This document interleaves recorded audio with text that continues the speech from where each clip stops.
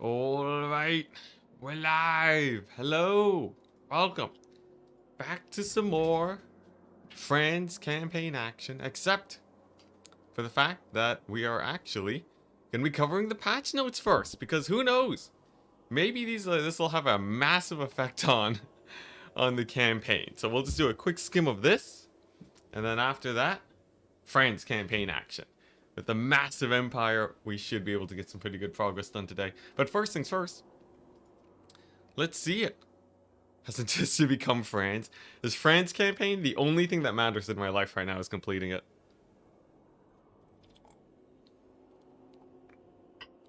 Alright.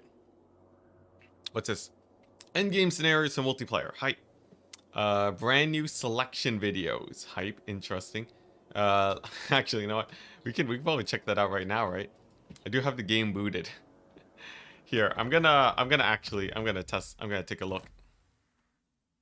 Did your save break? No, the save did not break. It's actually completely fine. Alright, here we go. Quick check. We must see. Whoops. We must see. Oh, look at that. Look at that fancy new intro. Franz walking around, right? Pretty good. Looking at the Sigmar statue. Oh my god. Sick. Look at that. Oh wow, it just keeps going. Hey, nice. Pretty cool, pretty cool. I remember like the old intros would really like they'd be like super blurry. Be pretty short, they'd loop really hard. This seems pretty great. Oh, look at that, the golden hounds going in the right direction. Oh no, he's surrounded, that's why he's doing it. Okay. Nice. Nerfed war wagons. Oh, war wagons got nerfed. Oh no.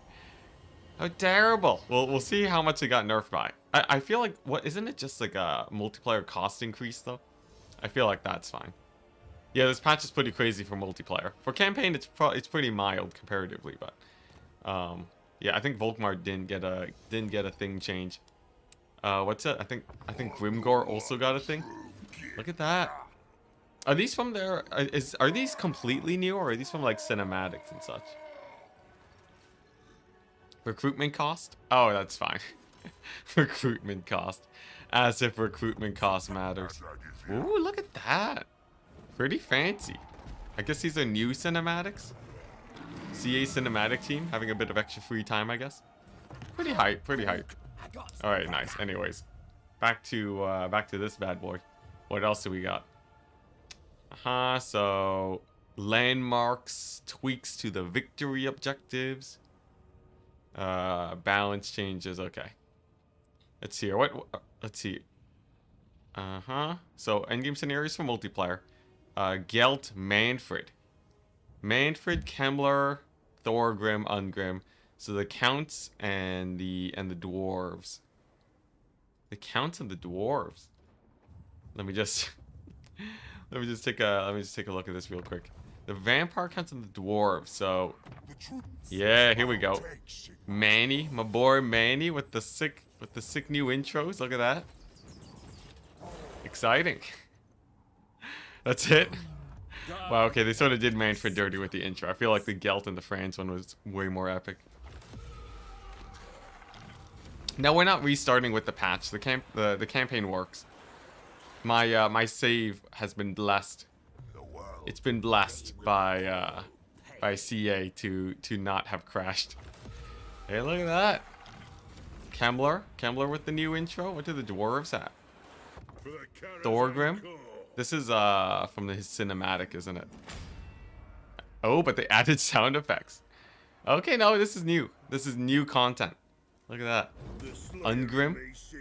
Of course, it's a dead dragon. It's a big blue dragon too. Is that Imric? You just killed Imric. Hey, and I've been catching up with your VODs for this campaign. One thing I noticed is your formula for army losses is wrong. It should be 1 more dwellers times 2. Formation attack. Oh yeah, formation attack is weaker now. Cathay hot garbage patch for Cathay. No, they're probably just fine. Although that is a -5 melee defense on basically all of their front line, but It means they'll probably be more in line in for land battles, but probably much worse in domination nowadays. Although they were sort of coming back. Good evening. Hello, hello. Let's see here. Anything that affects the France campaign, though. So, let's see. Landmarks, 10 slots. More landmarks, Savage Orcs. Batonia, we chivalry stuff, so we don't gain chivalry from Batonia anymore. Fix the ambush chance thing. Let's see here. Queuing up to enter a single breach. Yes! Siege battles have been improved! Improvements have been made to unit coordination when queuing up to enter a single breach. Does that mean that they'll actually listen to your commands now? Sick. Alright, that's one win. That's one win today, guys. That's a big change.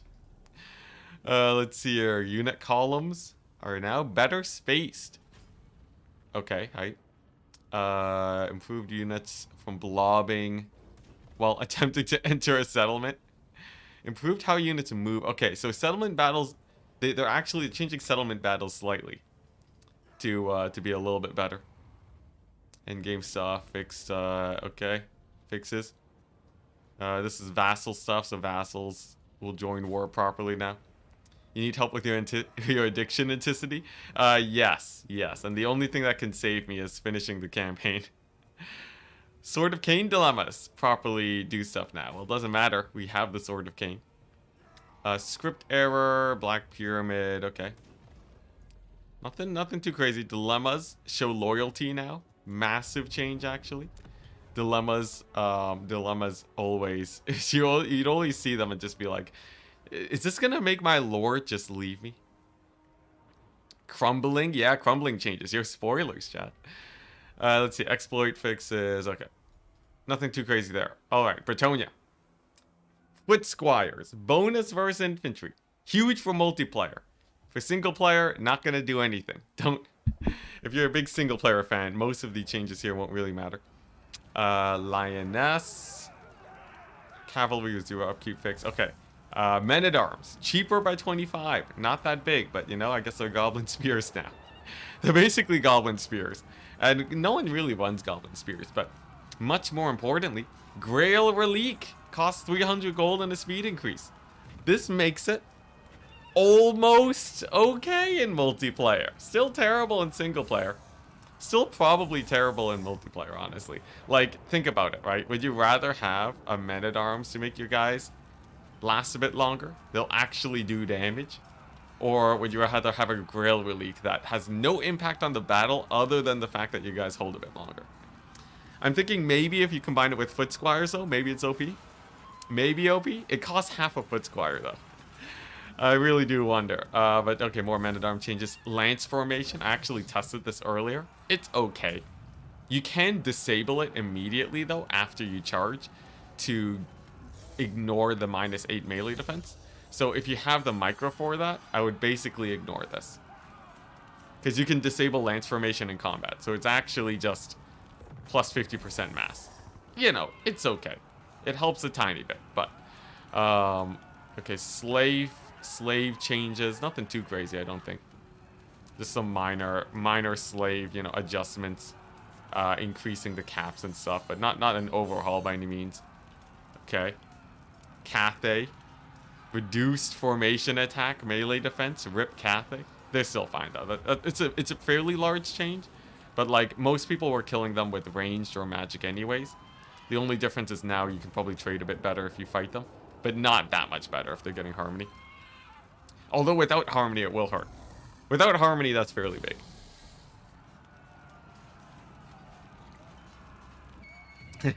The Bretonian infantry blob with reliques. If only. Grom. Just fixes, right? Change the starting location. So, okay. You got shifted around a tiny bit. Nothing crazy here, though. Savage Orcs. Look at that. Savage Orcs got cheaper. The Savage Orc Cavalry used to suck, so that is a minor plus for them. High Elves. Nothing crazy. Just some fixes. Technology stuff. Small bonuses. Okay. Scarbrand. So this is not Chaos Knights, this is actually Forsaken of Khorne. So Khorne's Forsaken are slightly cheaper now. 12 leadership and ITP for Bretonnian infantry is actually huge. For 300 gold, think about it this way. I've did a lot of testing with Grail Reliques. Think about it this way. Would you rather your infantry have plus 12 leadership, or would you rather they have plus 8,000 HP? Think about it. Think about it long and hard, alright? 8,000 HP. And on top of that, they also do 25% more damage. Which buff seems better? Which buff seems better? Because what I'm describing right now is an extra men-at-arms. Maybe even you give them spears. Maybe you give them spears and then it's like, wow, look at that. Anti-large bonuses to cavalry for the low price of 300. Plus 12 leadership is nice, but yeah. But Grail Relique? Yeah, I think the common argument I see is like, look, it does something.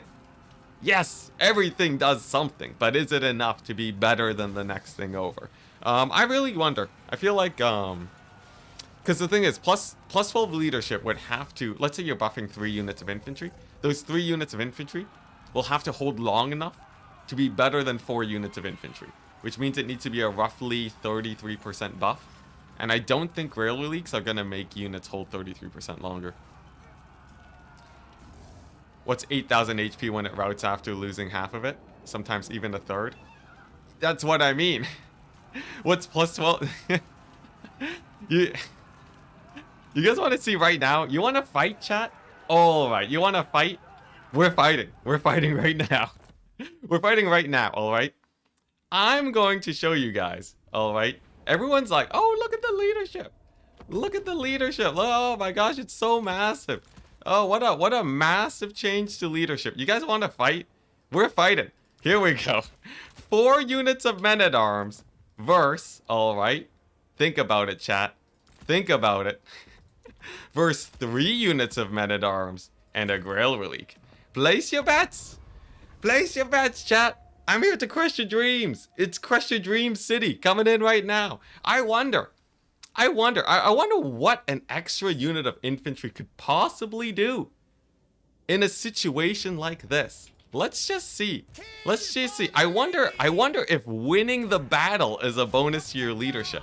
Before you tell me that the AI doesn't know how to control its troops, if you truly think the Grail Relique is good, it should be a heavy swing in the favor for the AI, alright? It should be a massive swing in the AI because obviously it's so advantaged over having an extra unit of men-at-arms, right? Obviously, it's just so much better.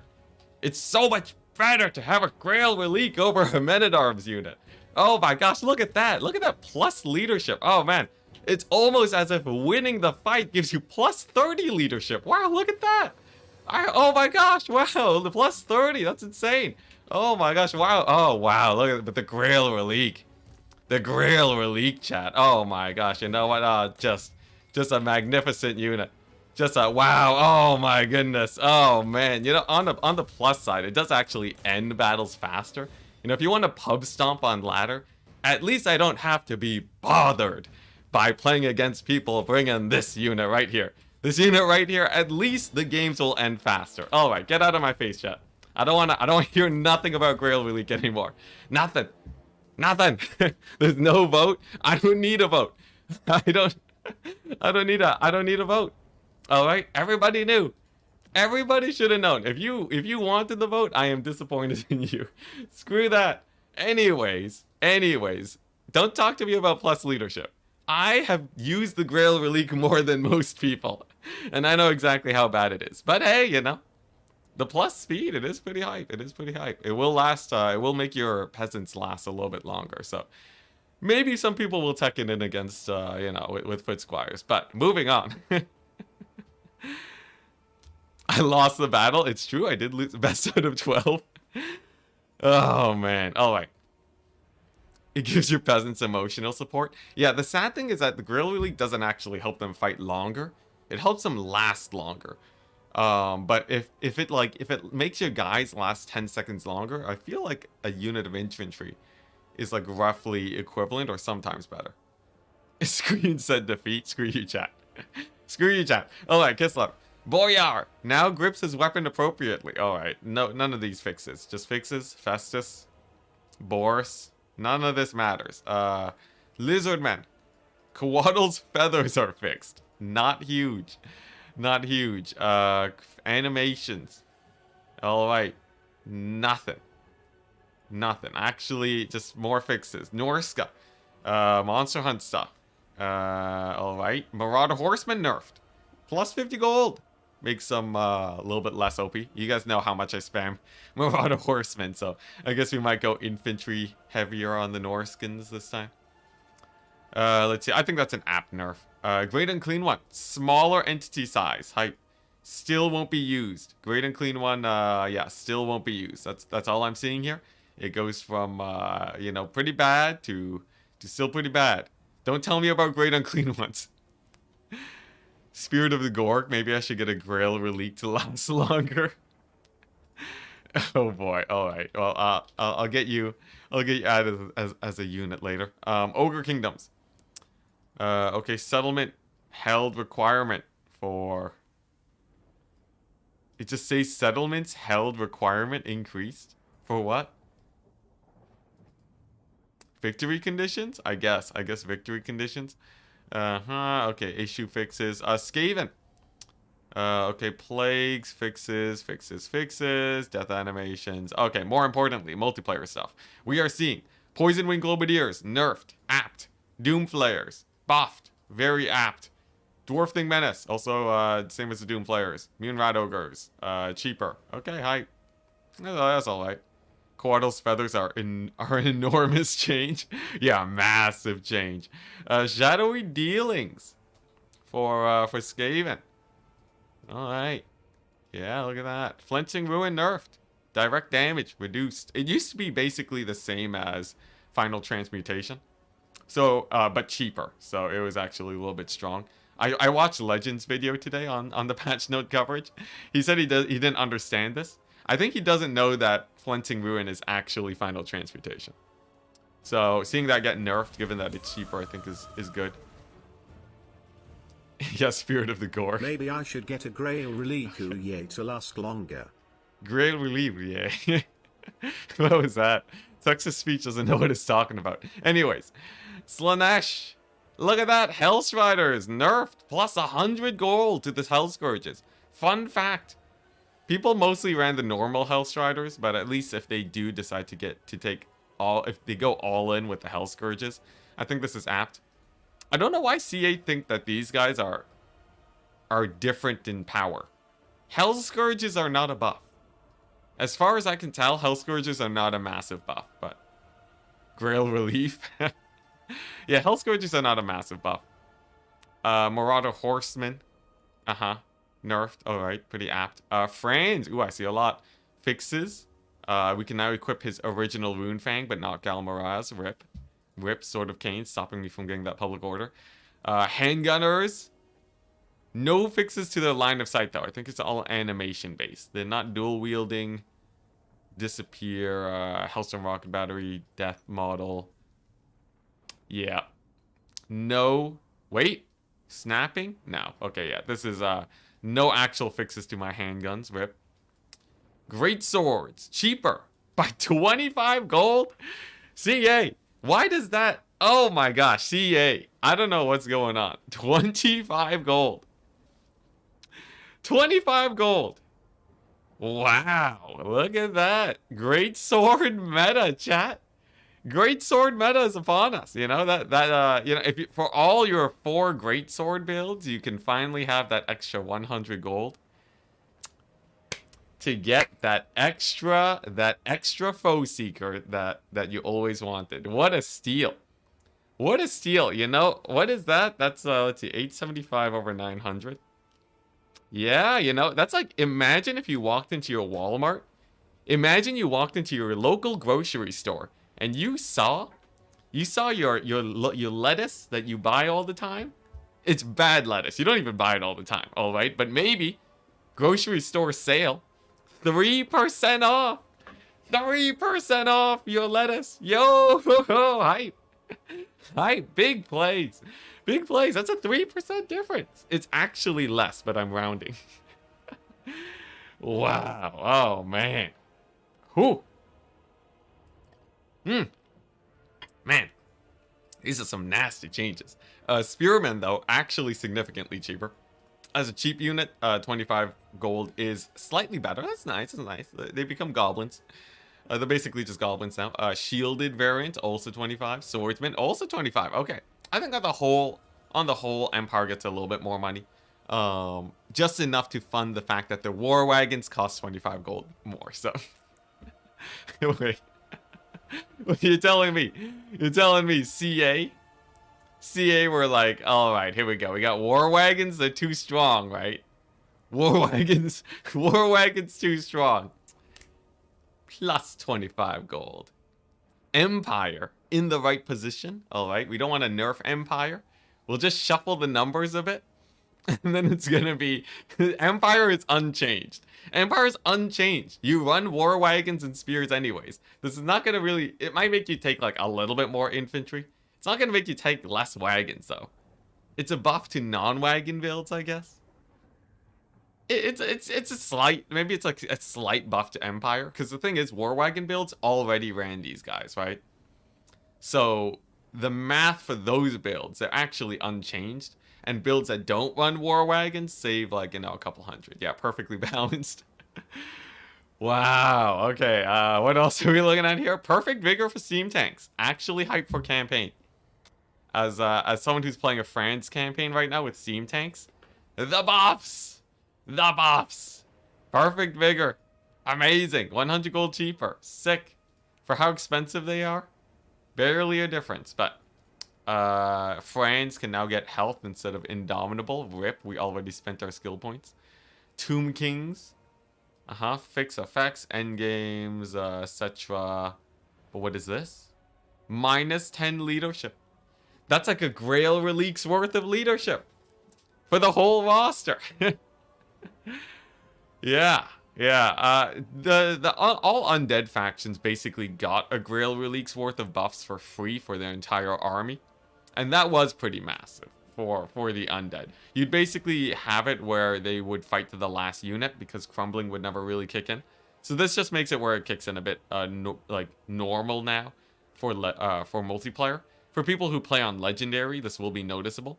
I think Legend mentioned this where, you know, your basic front line of skeletons at 35 leadership. Legendary debuffs will screw you over. This is not a problem with the leadership of Tomb Kings. It's a problem with the balance of legendary difficulty. Legendary difficulty shouldn't give a flat leadership debuff. It should give a percentile leadership debuff. And CA have yet to realize that. So unfortunately, none of that business. Tomb Kings nerfed into the ground. Not really. This actually just makes them normal. Tomb Kings were one of the top factions in multiplayer. And I suspect that this will put them either mid-tier or maybe slightly below mid-tier at best. They were the most dominant faction. In global ban systems, I'd ban them. Realm of Souls reduced healing, though, is pretty massive, though. I would say Tomb Kings are probably slightly below mid-tier. But hey, now I can... The thing is, Tomb Kings players actually see this for multiplayer, and they're like, yo, hype, I actually get to play Tomb Kings now? Thank goodness.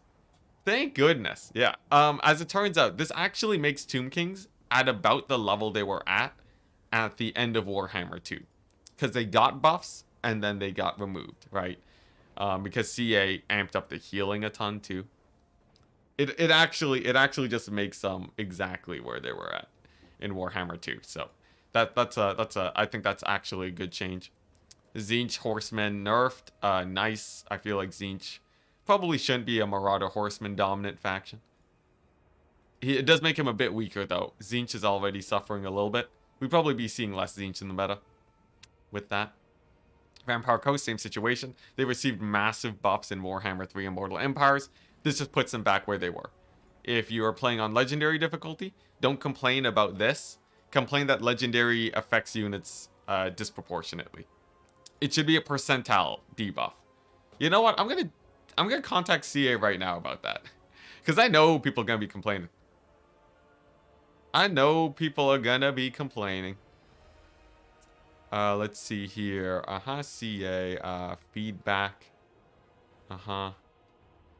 Here we go.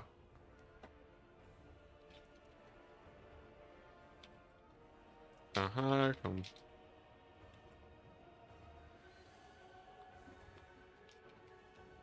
Debuffs for undead. Legendary. Legendary. Legendary. It doesn't show up later in the patch notes, right? They didn't change legendary difficulty. Let me double check chat. Tomb King's healing thing is kind of big. It's pretty big. It's like a minus 15% HP regen. But the thing is, it puts them where they were at the end of Warhammer 2. The changes don't make them weaker than they were in Warhammer 2. This just puts them back where they were. So, yeah. It's not if Tomb Kings in multiplayer were actually the strongest faction in the game in domination. So it's fine. All the undead were pretty top tier. So whether or not they'll still be top tier is a different issue. But if it shakes up the meta, I'm happy.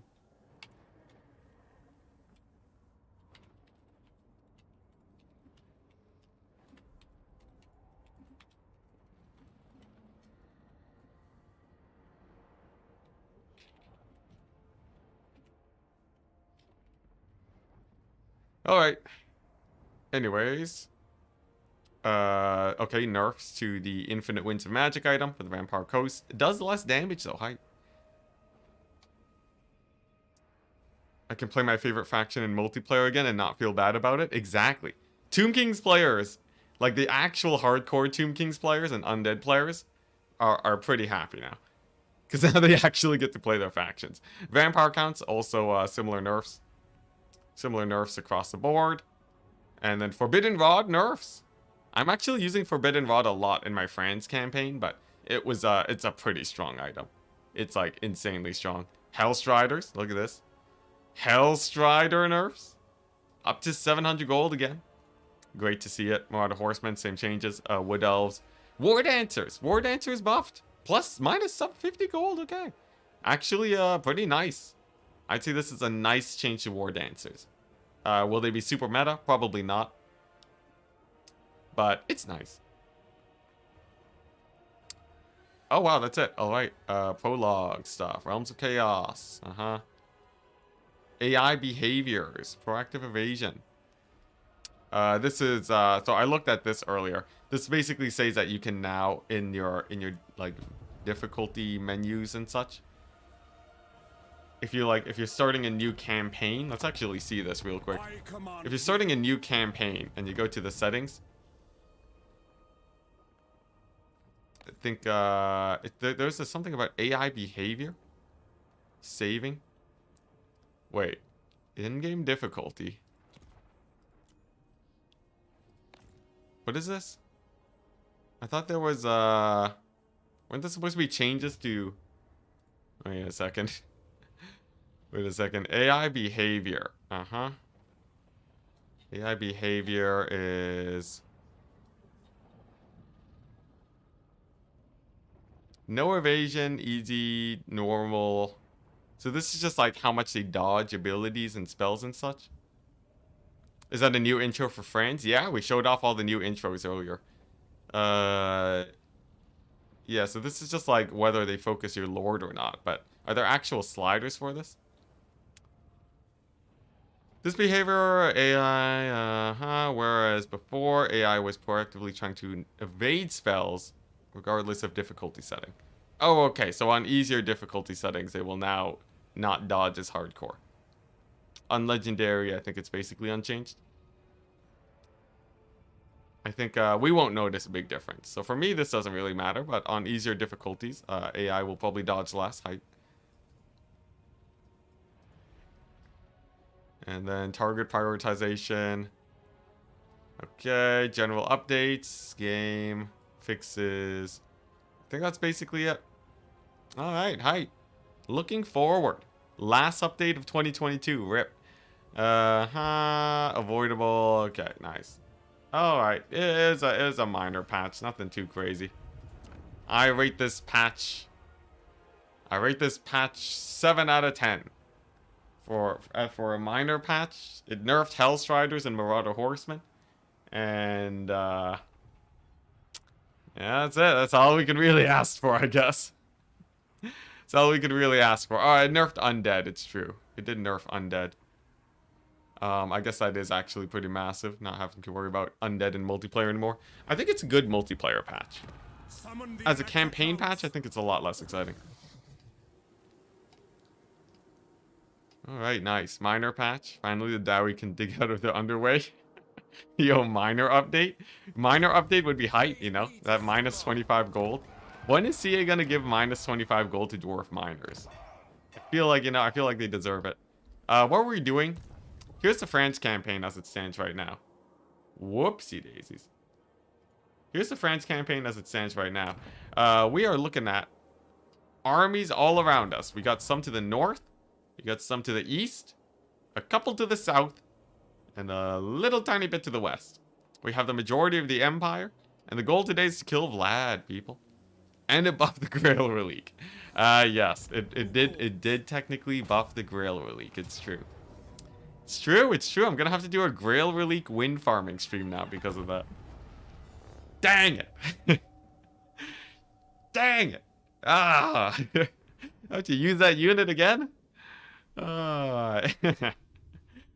Anyways, I'm just fooling. I think it's an okay change to the Grail Relique. I think it makes the Grail Relique good enough for memeing. And maybe good enough for some builds too. I'm not entirely sure if it actually will be great for many builds. But there's a chance that we will actually see the Grail Relique in the meta now. Which is so like that's so off from what I would usually expect. It's pretty massive if you think about it, right? Now, if I had to place my bets, if you asked me to bet $100 right now, if we would actually see the Grail Relique, actually, I guess closer to I'd be pretty happy betting. I'd be pretty happy betting. I would say $50 maximum. I'd be a bit uncomfortable going more than that. Maybe $50 that we would see the Grail Relique in the meta with its buffs. But I'm pretty sure we won't. Like, I'm pretty sure, like, I would bet that in a couple months, right? I think by the end of this year, honestly. I feel like by the end of this year, we will no longer be seeing people running Grail Reliques. If we even see them at all. But you never know. You never know. That's why I'm capping it at like $50. The thing is, I can't really, there's no easy way to hold up to that claim. I don't know how I can give chat $50 if I'm wrong, but that's what I'm feeling. Care to make it more interesting? What would make it more interesting? Grail Relique next War Wagon? Oh man, yeah, I vastly prefer War Wagons to the Grail Relique. Whoa, whoopsie daisies. Letting my War Wagons die while I'm mulling over the Relique.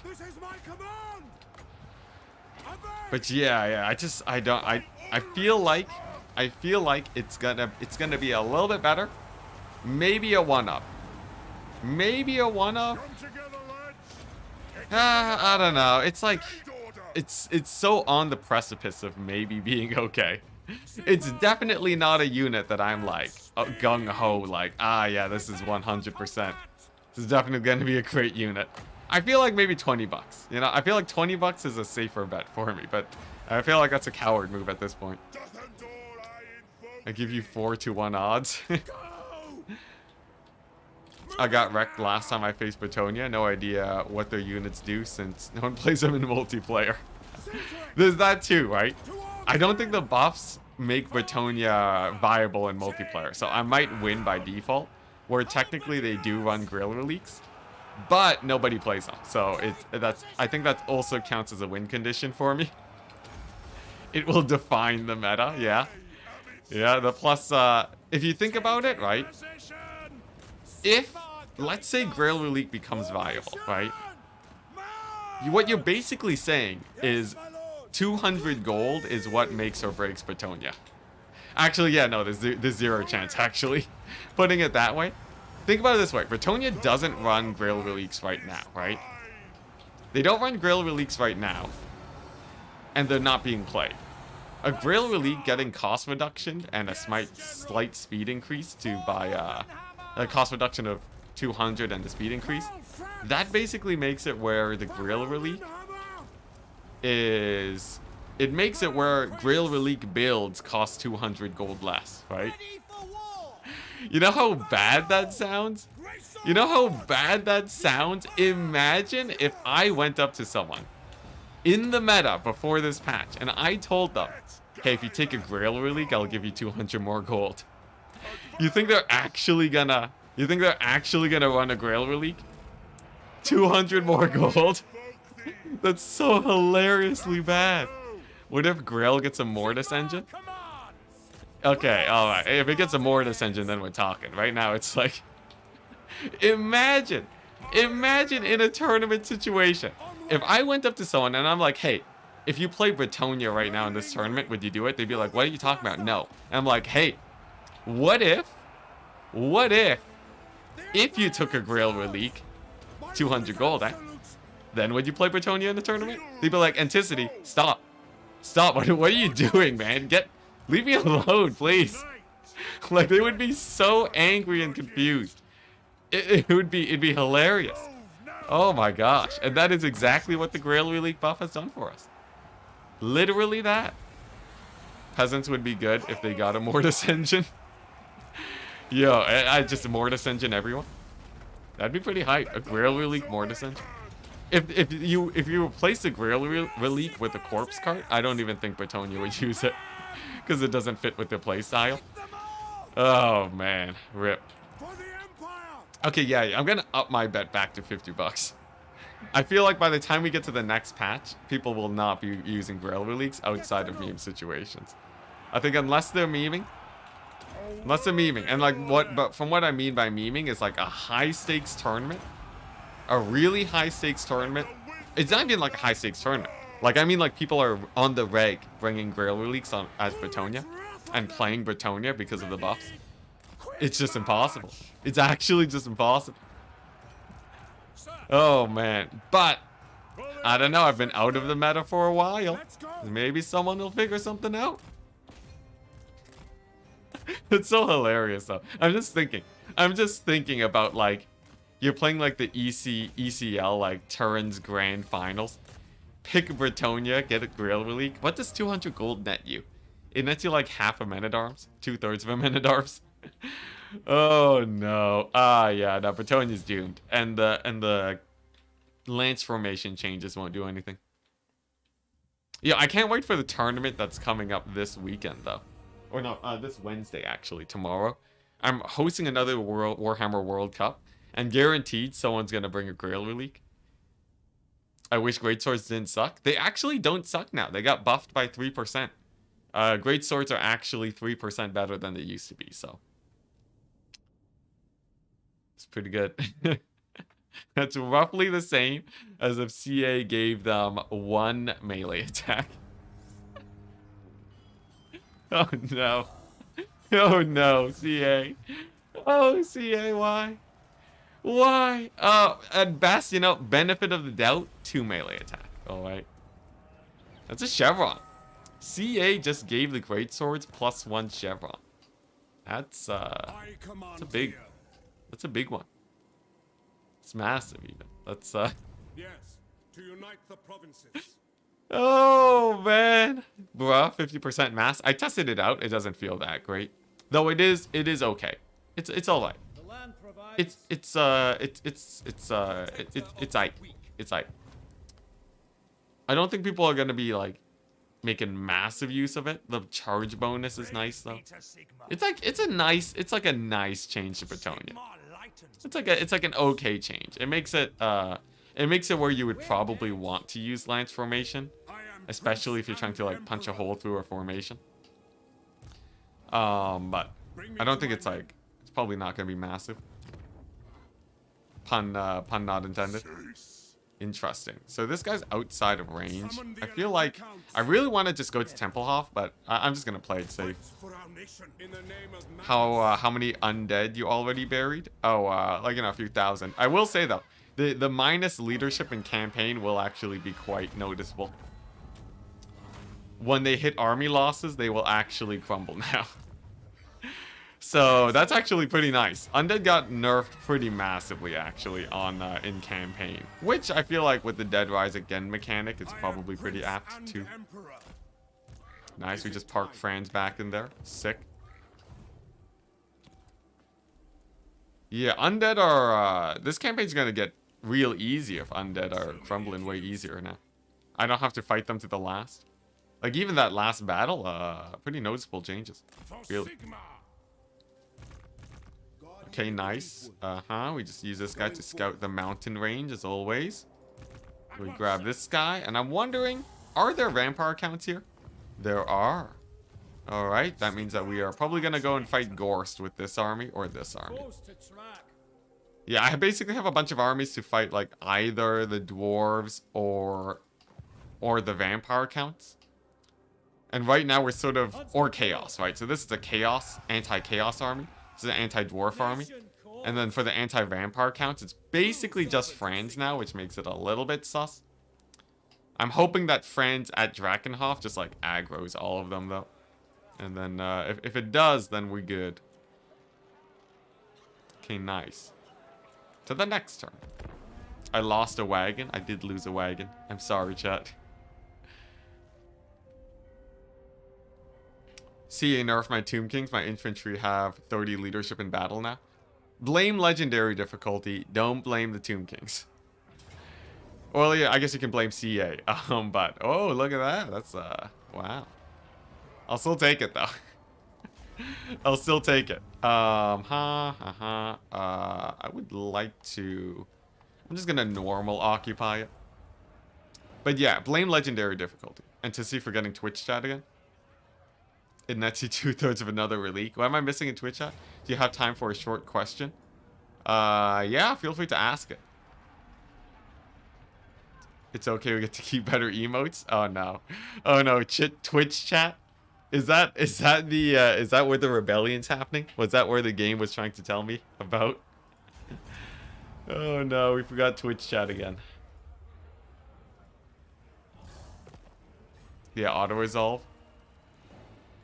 After harassing Kemmler with your Imperial armies for multiple streams, do you have some advice on the Kemmler's campaign? On the Kemmler's campaign, dang. I would say my advice would be, on a Kemmler campaign? You know what? I think what you should do is you should just head up and to the right and settle where Festus lives. The Festus location is actually really, really nice. From what I can tell, or I guess if we talk about opposite borders, if you hold the forts, that offers you a fairly good choke point. But I feel like sort of where Festus is like the optimal start position if you have a lot of enemies. If I played a Kemmler campaign, my instinct would probably be to migrate there. Because in a Franz campaign, it's also pretty great. It's also pretty great to live there.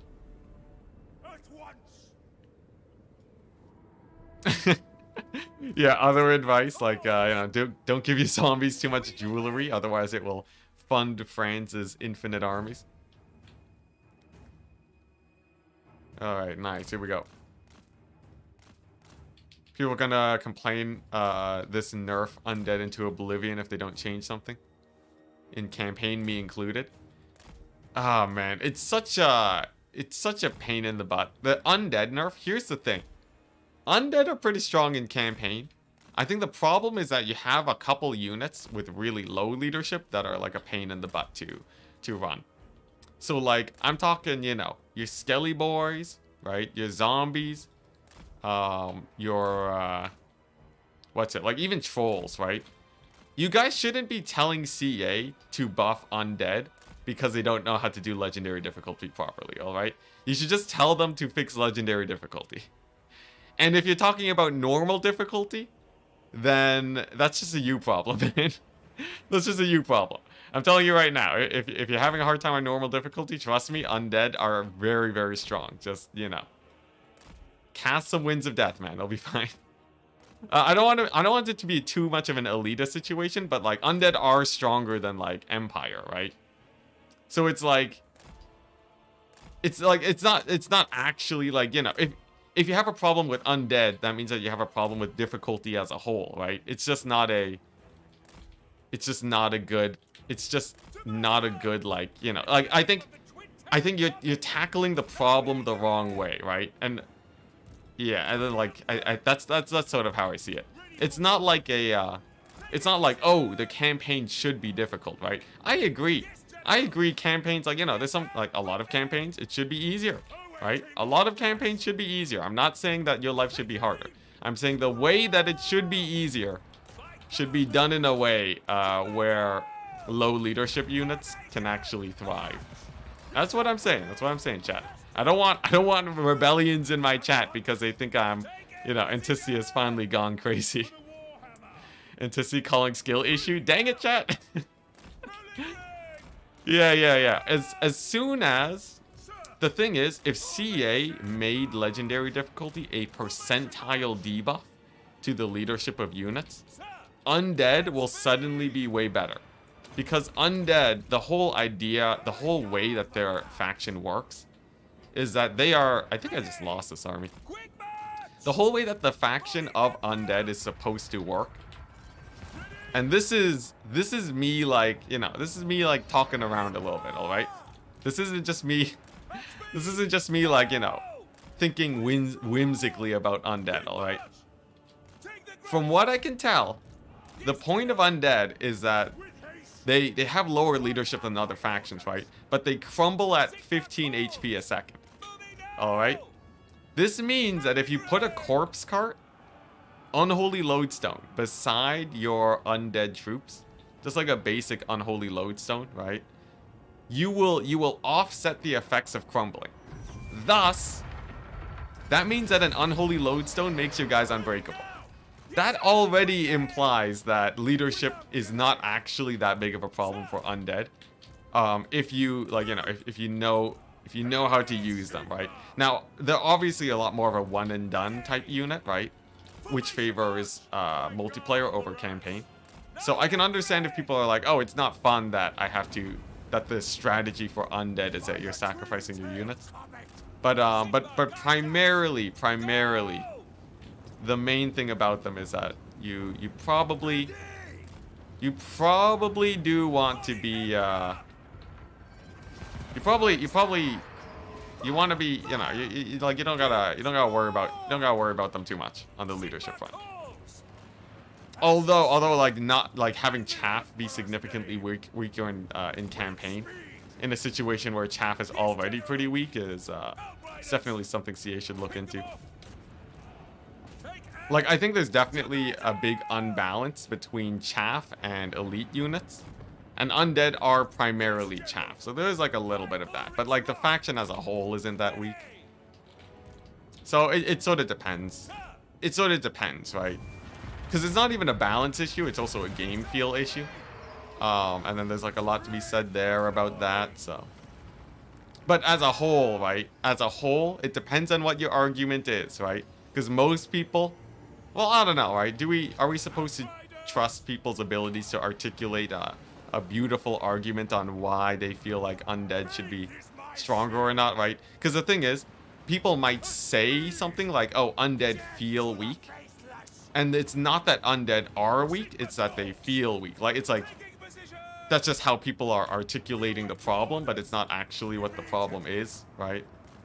There's like some stuff about that, where they're like, oh, it's not that undead feel weak, it's the way that I want to play undead feels weak, and I like playing, you know, skeleton armies instead of cheesing with magic.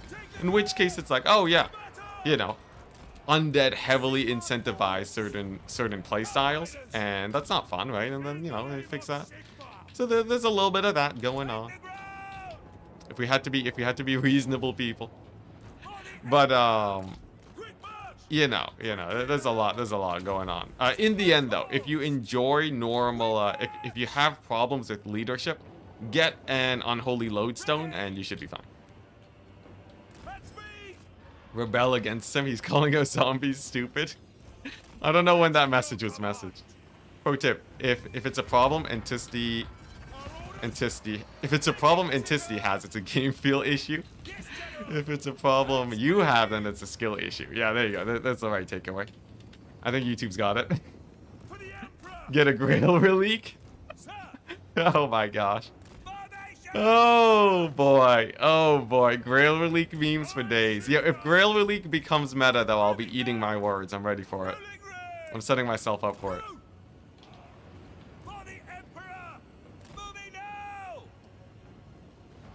Carl Franz has mechanics that make the campaign less fun. Yeah. The thing is, though, like, yeah, the vampire counts in terms of, like, the thing is, right? I think vampire counts are probably fine. I think vampire counts are probably fine with the changes, though it will be on legendary. That's where you'll notice the biggest things, because your units will just start crumbling and they won't stop crumbling, and they can't stop crumbling. Really with a damage over time aura and a regeneration aura, and a little bit of maybe like a little bit of like extra winds of magic too. Slap that on.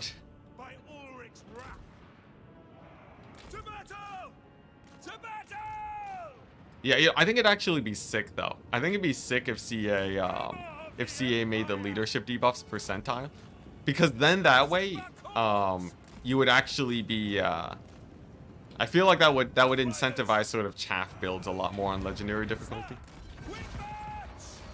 Nice. The general's almost down, and there's only a couple guys left that we really have to worry about. Just a chariot unit and a unit of marauder or horse masters.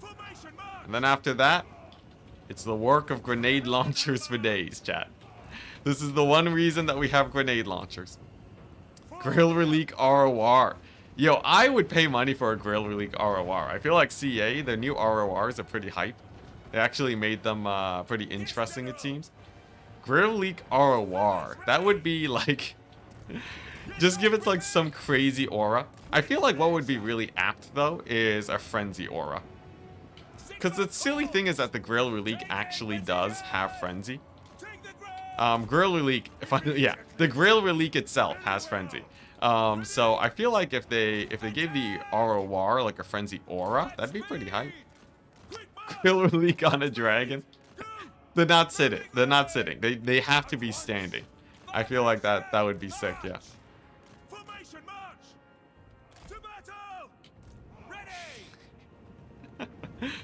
300 is a pretty good deal. I'll bring 3 at least. I hope either you're not serious or you missed my rant earlier. If I told you in the last patch that I would give you 200 gold to play Bretonia and bring a Grail Relic, would you do it?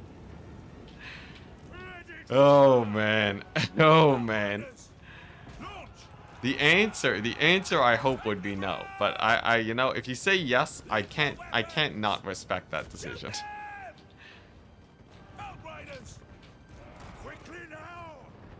War Wagon Grail Relic?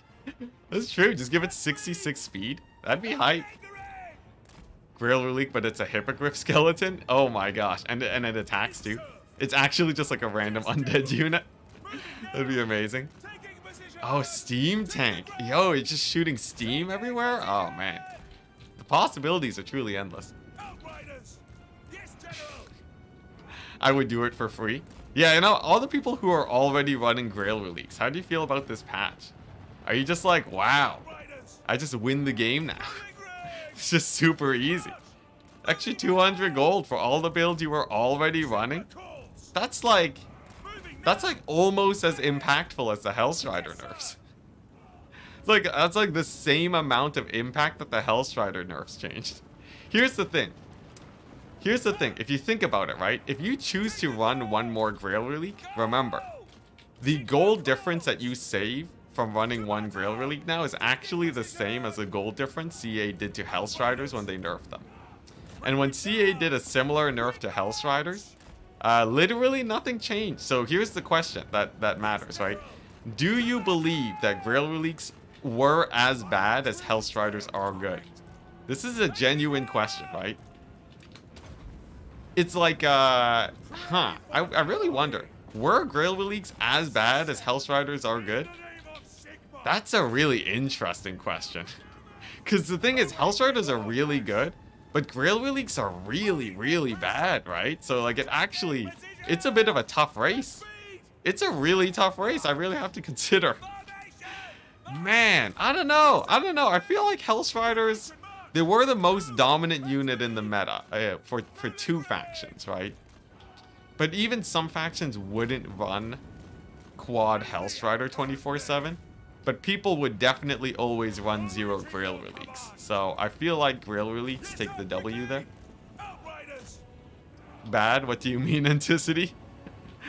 Yeah, my bad. For the few people that are pro Grail Relique, I guess this conversation doesn't matter for you.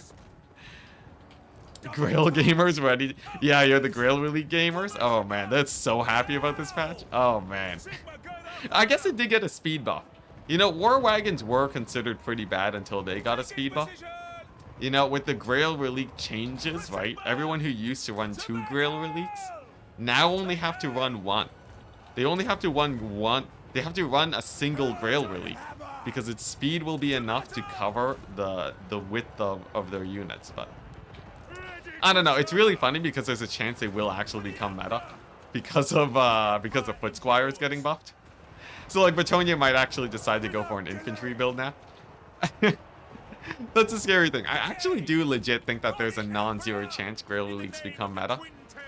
With the buffs to Bretonian infantry.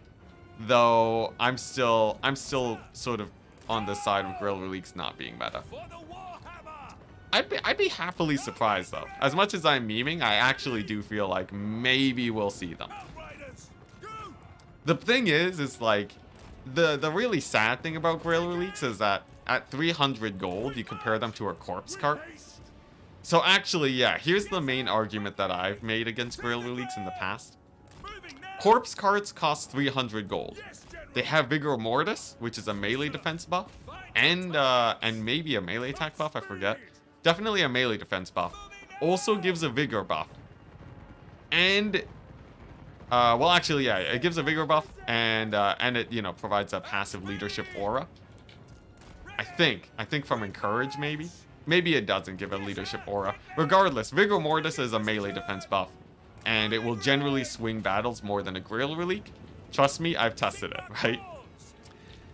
Corpse carts for 300 gold don't get run by the Vampire Counts, who are the de facto faction to be running an AoE buff engine, right? Vampire Counts are the most likely faction to run vanilla corpse carts, but they don't. They actually prefer running the 500 gold regenerating corpse cart because the healing has a much bigger effect.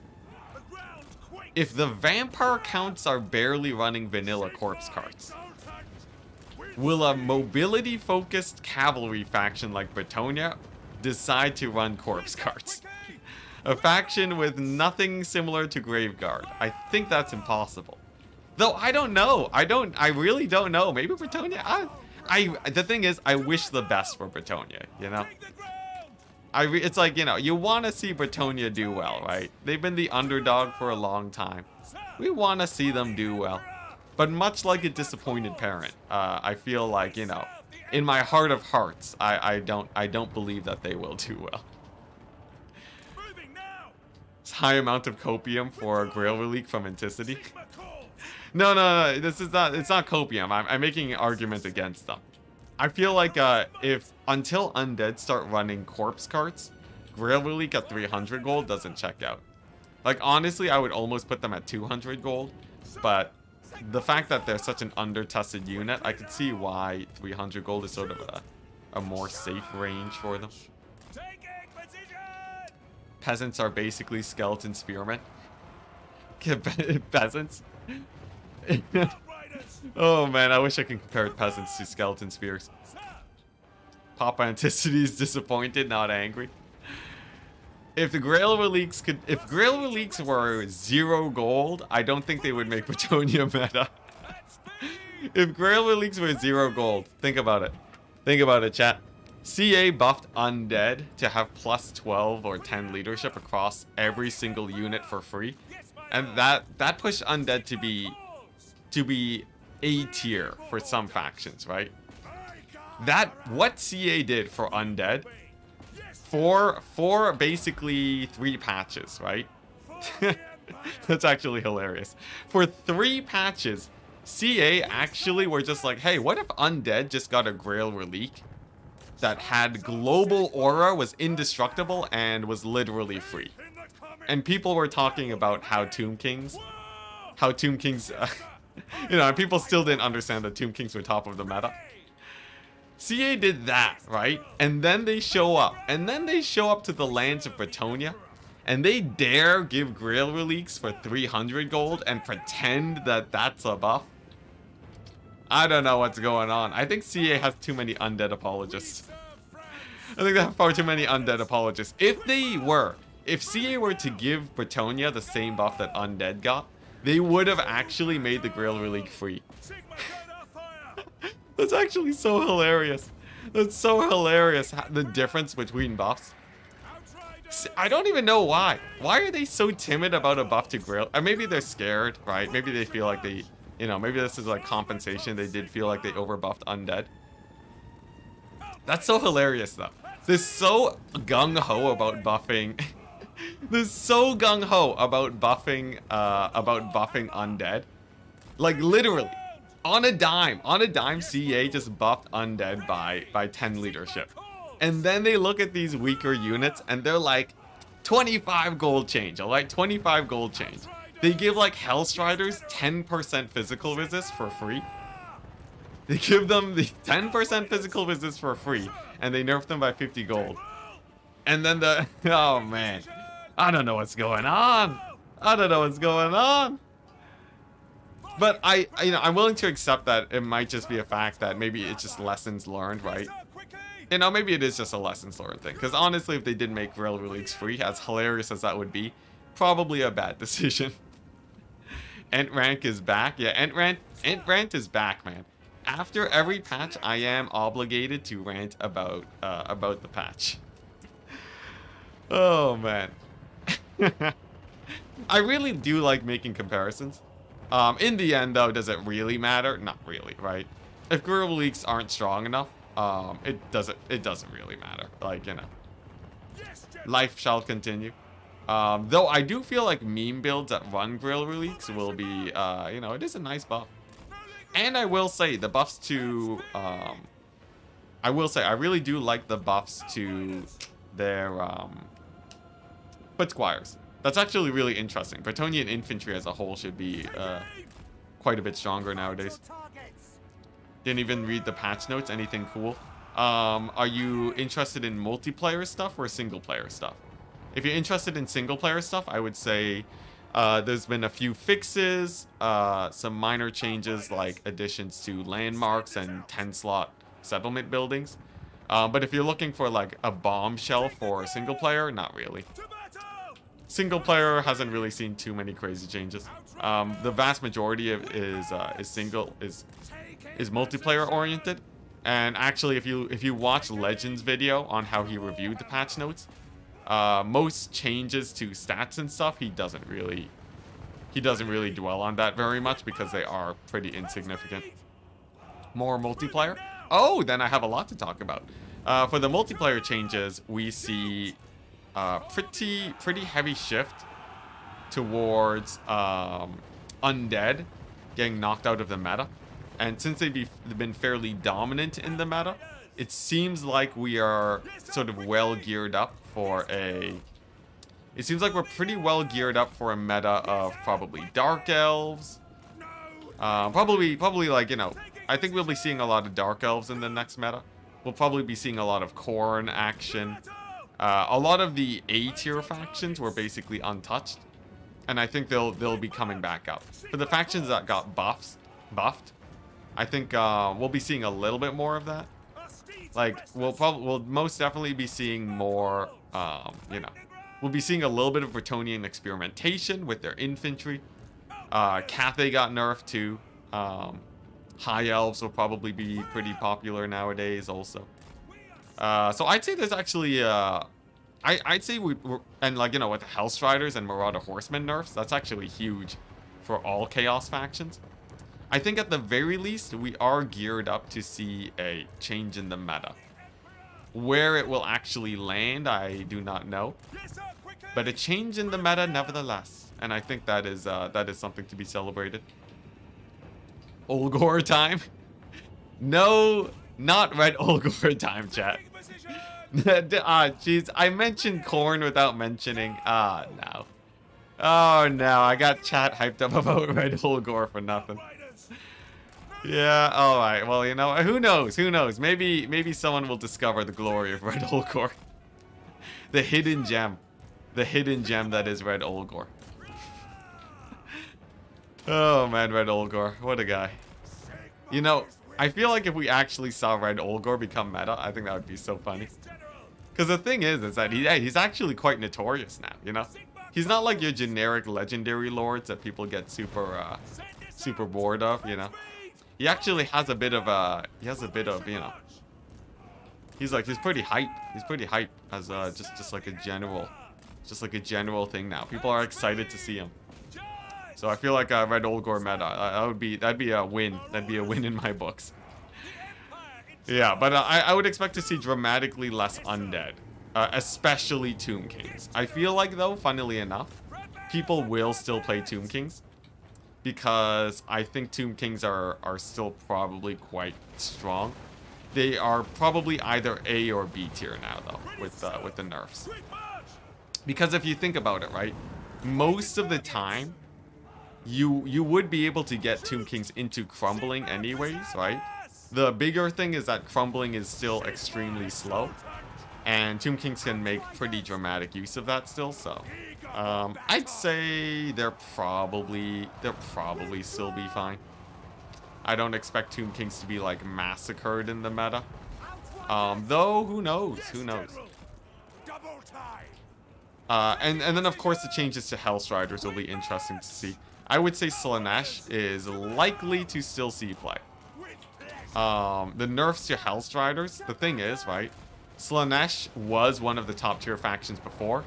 And with the other top tier factions getting nerfed, I think it actually puts Slaanesh in top tier still, just beside more factions, which I would say is a good thing.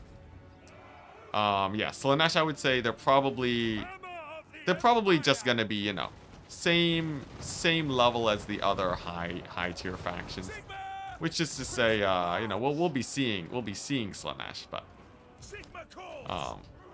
but they probably won't be perma-banned anymore, which is a nice plus. I'm honestly really interested to see how this meta plays out. Because the thing is, it's like we get to see top tier factions, but actually fighting against other factions in a fair setting now, right? So the thing about Hellstriders, the thing about their nerf is that you commonly see Hellstriders get as reinforcements for Slaanesh, for domination. So in a domination context, Hellstriders are actually quite significantly weaker. Because you would always see them, right? You'd always see resummons. So if you, in a normal game where you would usually see 8 Hellstriders get summoned onto the battlefield, a plus 50 gold increase is actually minus 1,600 gold for Slaanesh. Wait, no, that's not right. 1,600? There's no way that's right. Is that actually right? No, 50... Wait, no, 400. Yeah, my bad. Jeez. I multiplied the wrong way. That's a minus 400 streamer math, man. Never trust streamer math. Minus 400 gold difference for Slaanesh is enough to start getting pretty sizable. So, like, you know, we'll actually be seeing games where it's like Slaanesh versus Dark Elves now. That's actually pretty exciting. I would say, I think that's very high. Really wish Slaanesh played more than just Marauders and Hellstriders. There's that too. Slaanesh is still going to be very Marauder Hellstrider focused. Though I feel like people might start running Seekers of Slaanesh more often now. specifically as a tool against armored cavalry. I could see people probably start running, I could see people legitimately running Seekers of Slanesh in today's meta at the highest level. Because like Seekers of Slanesh, right? They you know, they're still good. They're still good cavalry. The only downside is that they don't resummon like Hellstriders, but with the recent changes, I think Slanesh will still run one Hellstrider unit. Oh, it's so silly, but like legit, right? You farm up their passive really well to get that 20% ward save. So I feel like Slanesh will legit actually continue to run single amounts of. I think they will continue to run single amounts of Hellstriders, but they'll probably start mixing in some Seekers. And then Bretonia. Bretonia will be in the same category as Ogres, or I think, unless Infantry Tonya takes off. You know, there is a blessed reality where Infantry Tonya takes off. Where it's just a million units of, you know, foot squires and such. I could maybe see that happening. Maybe. They get a little bit cheaper, you know, men-at-arms spam. There's no way it would be top meta, though. I think that's impossible. Top meta Infantry Tonya. What a world that would be. Oh my gosh. Infantry Tonya meta. Oh boy. With like marauders. With marauders of, devoted marauders of Slanesh roaming around. Impossible. We can dream, though. We can dream. Okay, so these Chosen, I think they barely win this fight, which is pretty sad, but fortunately it seems that will be the way. We barely didn't play well enough this battle, chat. Barely. I guess I still have this unit of grenade launchers, though. Here, maybe I can kite out their general, right, and use this grenade launcher to pummel the rest of these guys. Of course, their general is a menace. I'll have to be very on point with my cycle charging here, but I also don't want them to regenerate shields, so we're just gonna micro at our best. Okay, there we go. Good cycle charging. This is gonna take a while, chat. Okay, there we go. Yeah, no, we're doomed. Dang, very close battle. Very close battle. How good are Noblar Trappers in multiplayer? Fairly good. Fairly good. They're a nice anti-infantry tool. If someone's spamming spears, Noblar Trappers are good. If someone's spamming missiles, weirdly enough, Noblar Trappers are good. Not because... Well, actually, the thing is, Noblar Trappers for 400 gold can outduel a lot of missile units if you are keeping even in price. It's because the Noblar Trappers have, like, a lot of missiles that shoot out, and most missile units are quite unarmored. It's actually, you actually get a lot of mileage out of them. And they buy so much time for like your Ogre Bulls to get work done in multiplayer that I would actually really recommend Noblar Trappers versus factions like Kislev and such. There's gonna be an update 2.3 soon after you try Empire again. After you can try Empire again. Oh. Well, like, the update is out. What are you talking about? Patch 2.3 is out. We're playing Empire. It didn't affect this campaign enough where we'd be restarting or anything. So long as Flying Taco still lives, ogres live? Come again? Enticity, are you satisfied with the changes overall? Yeah, I give it a 7 out of 10 patch. I think it's just enough to shake the meta. And I think fixes are nice for a campaign. But I don't think it does anything that's very exciting. And I think it was far too timid on some things. Like, I think the Greenskin Savage Orc cavalry changes are pretty timid. I don't think that really changes where Greenskins are in the meta, right? I think the Grail Relique changes, of course, are still too mild. I feel like they should have given it a Frenzy Aura or something. Something to actually help in the fight. The funny thing about leadership bonuses is that if you're still losing in the fight, it doesn't matter how much leadership you have, unless you're trying to hold the line a bit longer. But you know, we've gone through the testing there, so. Summon the Elector Counts. Yeah, and then like I think the Cathay changes were apt. You know, they got the work, they got the job done. Cathay changes, they got the job done. You know, Champion of the they did some work. There was indeed work that was done. I will go. Does this guy? Oh crap! The army doesn't actually support. That's a bit awkward. Here, can I shenanigans this?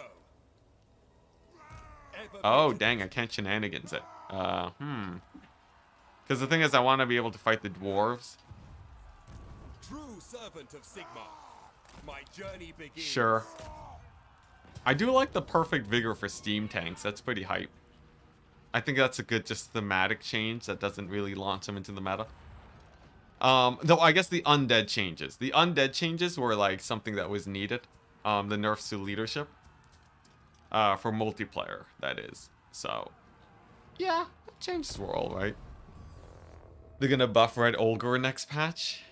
It came to me in a dream. A Red Olgor buff would actually be really hype for Khorne. Because it's really weird right now. Khorne isn't actually... Khorne has a hard time sometimes winning single entity duels. Though from what I heard, the meta has actually shifted to people taking a lot of the smaller single entities on Khorne's faction.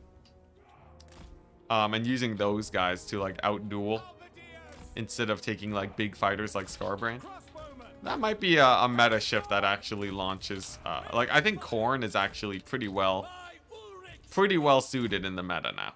Like I feel like Khorne is pretty happy about these changes. Like anyone who has a hard time versus undead will be very happy about these changes. So I think it's pretty cool. Yeah, the meta in multiplayer will be shook. Army in the city is still in force march. Oh, well it's fine. My steam tanks have perfect vigor. It's all good. I think they have perfect vigor. Yeah, they have perfect vigor. It's all fine. But yes, that was a minor misplay on my part. Undead is more gimmicky than difficult. I guess. Undead are gimmicky in the sense that they're gimmicky in the sense that that's the most optimal playstyle. But I've played undead normally before, and have been able to do fine. So it's a mixed bag situation, I'd say. The thing is, if the game heavily incentivizes you to play one playstyle, then that's a problem. The solution is to not just ignore it, because that's just bad game design. It's just bad game design, right? You shouldn't need your players to force themselves to play the game the right way. So there's something to be said about undead sort of being too focused on like their magic spam and hero squads. At least, you know, in my expert game design opinion. Full disclosure, my game design knowledge is limited to me listening to Day 9 talk about game design. I have very little actual professional game design knowledge, so I wouldn't take I wouldn't take my word for everything. But it is something that I'm very interested in. So if you have zero experience, then it, you know, it's something to at least consider. You know, have a little bit of a sit down, think about. No blobbing. Yeah. You can play undead without blobbing. You guys want me to play an undead blitz campaign just to show it? Like legit, you just take infantry and cavalry, and then you're basically fine. Like Graveguard are like you can play Empire with infantry builds, and their infantry's pretty trashy, right? You just take like Graveguard, and then like you have Blood Knights, which is like some of the best cavalry in the game. Oh, is that what the problem is? Is that what the problem is? People don't respect Blood Knights? Blood Knights are sick. Even Black Knights are amazing. You know, take Crypt Horrors, go for like a monstrous infantry style. go a bunch of dogs, you know. I played an Isabella campaign with a dog build. They do like 1,000,000 damage, man. Armor piercing direwolves, it's insane. It's insane. You lose units, they get the dead rise again, easy peasy. And you just have to babysit your units. So like, the thing is, undead, you really have to pull like, I remember back in the day when I was learning Warhammer, I would have a very hard time keeping my units alive, the unbreakable ones, just because I didn't have the micro to really pull them back. So obviously this is like a harder thing to pull off, and we can't expect, you know, everyone to have 6,000 hours in this game. But if you just disengage with your units, they'll mostly be fine, and you can like keep your cavalry alive. I think the bigger problem, more than undead being weak or too strong or what have you, is that, let's be honest, the most optimal way to play undead, the strongest way to play undead, is to just blob up. So like, even though I can play undead with these like fancy maneuvers and everything, the most optimal way even for me to play undead with all of this multiplayer experience under my belt is to do literally the lowest micro thing possible and just blob them up and then, you know, Wind of Death them. So I'm not saying it's not a problem. It's still 100% a problem. I'm just saying that you don't have to do it to play it that way. It's a distinction. It's a distinction. We don't have to worry about canceling Enticity, right? I think I disclaimered enough this stream. Oh man, but like, no, there's always like new viewers to the stream that get like the wrong impression of what I'm trying to say. Because I also really reject the idea of like the hyper elitist mentality I really do reject the hyper elitist mentality of like, oh, you know, the whole just get good. There's some instances where, you know, you should consider that skill will be a factor, but yeah, you know, there's a lot going on. It's a complicated issue. So yeah, so I disclaimer 24/7. Anyways, what are we talking about in chat? I haven't been keeping up with chat. I'm so sorry. Let's see here. I'm a new viewer here. Focus on single player. Hey, well, there you go. Congratulations. You got Disclaimer City. You got Disclaimer City for the day. Let's see here. Why no Sunmaker? Oh, crap. Oh, jeez. Oh, jeez. Oh, no. Oh, I totally forgot about the Sunmaker. Look, sometimes you're busy talking to chat, and sometimes when you do that, you totally forget the strongest unit in your army. This is what I mean, you know? You can play on Legendary and just botch up your Sunmaker. It's totally fine. This is me pretending that I'm making a point about things when actually I just sometimes it just sucks to suck. You know what? Enticity immediately discredited. Oh, wow. Look at that. Just Sunmaker. Would you look at that? What a nice artillery piece. Wow. That's so much damage. Crazy. Oh my gosh. I get those flame cannons. Yeah, we finally got them. They're down. Shh. Yeah, you know, the reason that we don't talk about elitism is because obviously Enticity ain't that elite. Let's be honest, right? Let's be honest. Enticity, sort of a noob, honestly. Really, you know, he Alt F4s all the time. He forgets to turn off fire at will. You know, just losing units left and right. Look at all these lost battles. Oh my gosh. Okay, there we go. So, I believe Steam Tank should be able to kill off their general. Should be good. We are your strongest enemy. Yeah, the chat distractions. Chat used distract. It was super effective. Alright. Thankfully, we do win this battle, despite being in March stance and also despite forgetting my artillery pieces. We do manage to win this battle. Fun fact, you can manual fire. Yeah, friendly fire. That was the worst manual fire I've ever done in my life. Did I just shoot my own cannon? Okay, alright. Take two. Let's see here. Page up. Oh, yeah, here we go. The better manual fire. Prepare to meet your maker, dwarf. Yeah. All right, what are we doing? I have a battle. We lost a steam tank. Doesn't matter. Saves me money. We're just having fun. If you're new to the stream, this is how I play campaign. I play on extreme difficulties, and then I meme. That's how we like to roll. There's a lot of variety in every game. I'm like, I missed out. I haven't been able to read chat for a hot second, so I'm a little bit behind. I'm sorry to say. Let me catch up with chat real quick. Did that go over his head? It might have. It might have. But sometimes the shots penetrate, so I don't know if it actually went over. The penetrating shots are actually a factor. I didn't just straight up miss, chat. All right. I swear, we did useful things with that shot. Trust me. Trust me. It actually does. It actually does. Legit. Page up. Shoot up. Yeah, no, it's just shooting through him. That definitely went through his body. Or maybe it went under, because he is floating right now. It's true. He do be flying. Where's my other steam tank at? Okay, nice. My dwarf armies, my dwarf armies struggle. Find vast amounts of utility lords, and ruins are too underwhelming. What do you mean?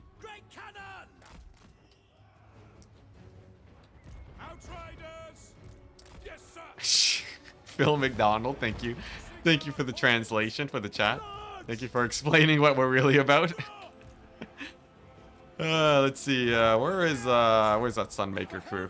There's a chance that I might just botch this battle and just straight up lose it, but I feel like with the small amounts of handgunners we have, it shouldn't be a problem, right? I have like a few handgunners and grenade launchers. Handgunners can kill these guys. Grenade launchers for the more massive amounts of infantry. So I think we're good. I believe we're good. I think he meant runes. Like, what's he talking about? Runes? Lords and no, like not like I know he's talking about runes, but like you're just saying like you don't like the play style of mass runesmith. If you want to play the dwarves, in a way that is sort of less hero focused, I would recommend going 75% infantry, 25% ranged. And what you need to do is make sure that your range is firing 90% of the time. If they're getting line of sight issues or if they're not firing, then that's a problem. But the vast majority of the time, I think the big problem is that people are going too much ranged. That's what I found when I was learning how to transition out of the box sort of play styles, was that I would take way too much ranged because it's like you're just trying to beat smaller armies easily. But if you go very heavy on the infantry, take a bunch of long beards in the mid game, it's pretty great. Yes, 75% melee infantry for the dwarves. Because the thing is, they're gonna hold for a very long time.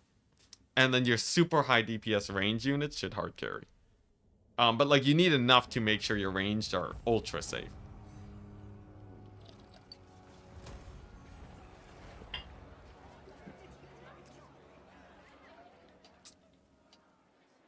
Yeah, dwarves have the best range units in the game.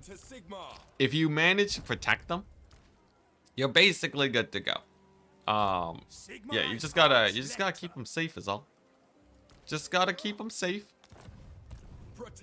Easier said than done, I know, but you know, it's gonna be more difficult if you don't corner camp and such. I'm gonna go to Averheim, defend the moot. Fran's got his turn of replenishment, but we are flanked by the undead. This guy technically can't attack Drakenhof, so, but these guys can. If I attack here, I don't think there's an army at Templehof. Interesting. Give the dwarves a Gatling gun. The flamethrowers are good enough. Flamethrowers are good enough for the dwarves. Iron Drakes, but they require a lot of maneuvering. So I wouldn't say it's an easy task. I would say dwarves are actually, you have to really know how to get your positioning well. Though I guess if you go for Chevron frontline, and by Chevron frontline, I mean, like, if you make your frontline like this, right? And then you put your range, like, you know, here and here. the AI tend to aggro onto these guys, and then you get like sick flanking shots. That's sort of the easiest way to make an infantry build work. So I'd sort of try that out, and then if that doesn't work, then you blame CA, and you blame the developers and tell them to give your entire faction plus 10 leadership, because apparently, okay, I'm not. I shouldn't. I really shouldn't, because at some point it becomes a legitimate rant. At some point, it just becomes Enticity ranting 24/7. In moderation. Moderation. Rant City can only live for so long. Oh, man. Yeah. Have to go cook? Alright, peace out, Phil. Peace out. You like the Gatling gun engineer hero as an option? Yo, I cannot wait till we get, like, a new mount for engineers. Look, when CA finally add the Thunder Barge to, when they finally add the Thunder Barge to Warhammer, I think then engineer heroes will get a gyrocopter mount, and then the world will be amazing. Enticity becoming legend pretty fast. I'm like the legend of multiplayer, alright? On the single player front, because the stakes are so much lower for me, right? I have nothing to be salty about. But on the multiplayer front, right, it's like endless, you know? We can talk about Hellstriders for days. We can talk about, you know, how little work CA puts into multiplayer. So easy, you know? That's great. In the end, though, if you actually ask me if I'm truly upset, I'm never truly upset. In the end, it is at worst case scenario, it's just an unfortunate situation is all. Except for the one time CA only nerfed Hellstriders by, I guess the first, you know what, maybe the first nerf to Hellstriders, then I was a little bit upset. The first nerf to Hellstriders, I was a little bit upset, but I'm still not going to blame the devs about it. Maybe a little bit, maybe I'll blame the devs a little bit. I still don't understand why. But oh man, that Hellstrider nerf. I don't know. But at least they nerfed it this time. I guess that's a big plus. Oh man, because the thing is, right? The thing is, you know, if CA didn't nerf Hellstriders again this patch, then we're talking, right? That's CA putting their foot down and saying, Enticity, we know more than you, alright? Just calm down, we know better. We know better than you, alright? You just accept the patches. You're just a single man, we are a company. You should, what is going on here? If CA didn't nerf Hellstriders this patch, I would actually just sort of be like, alright, you know what? Maybe CA just knows something more than me. And I just shouldn't be complaining.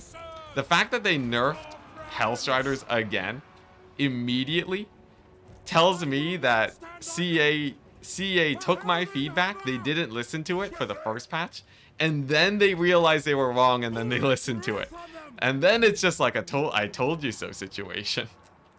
It still doesn't change the fact that CA are probably understaffed for their multiplayer balance team. It doesn't change that side. But it still changes the fact that I wasn't listened to. Oh man, what a situation.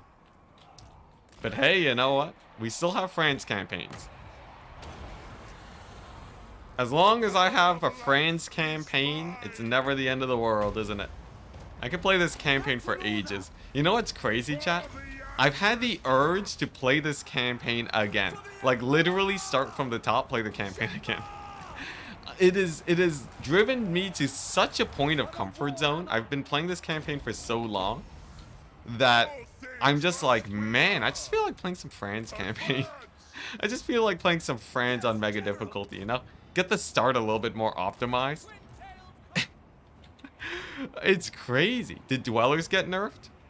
Dwellers, 15 seconds. I don't think Dwellers got nerfed. Did Dwellers get nerfed? Let's see here.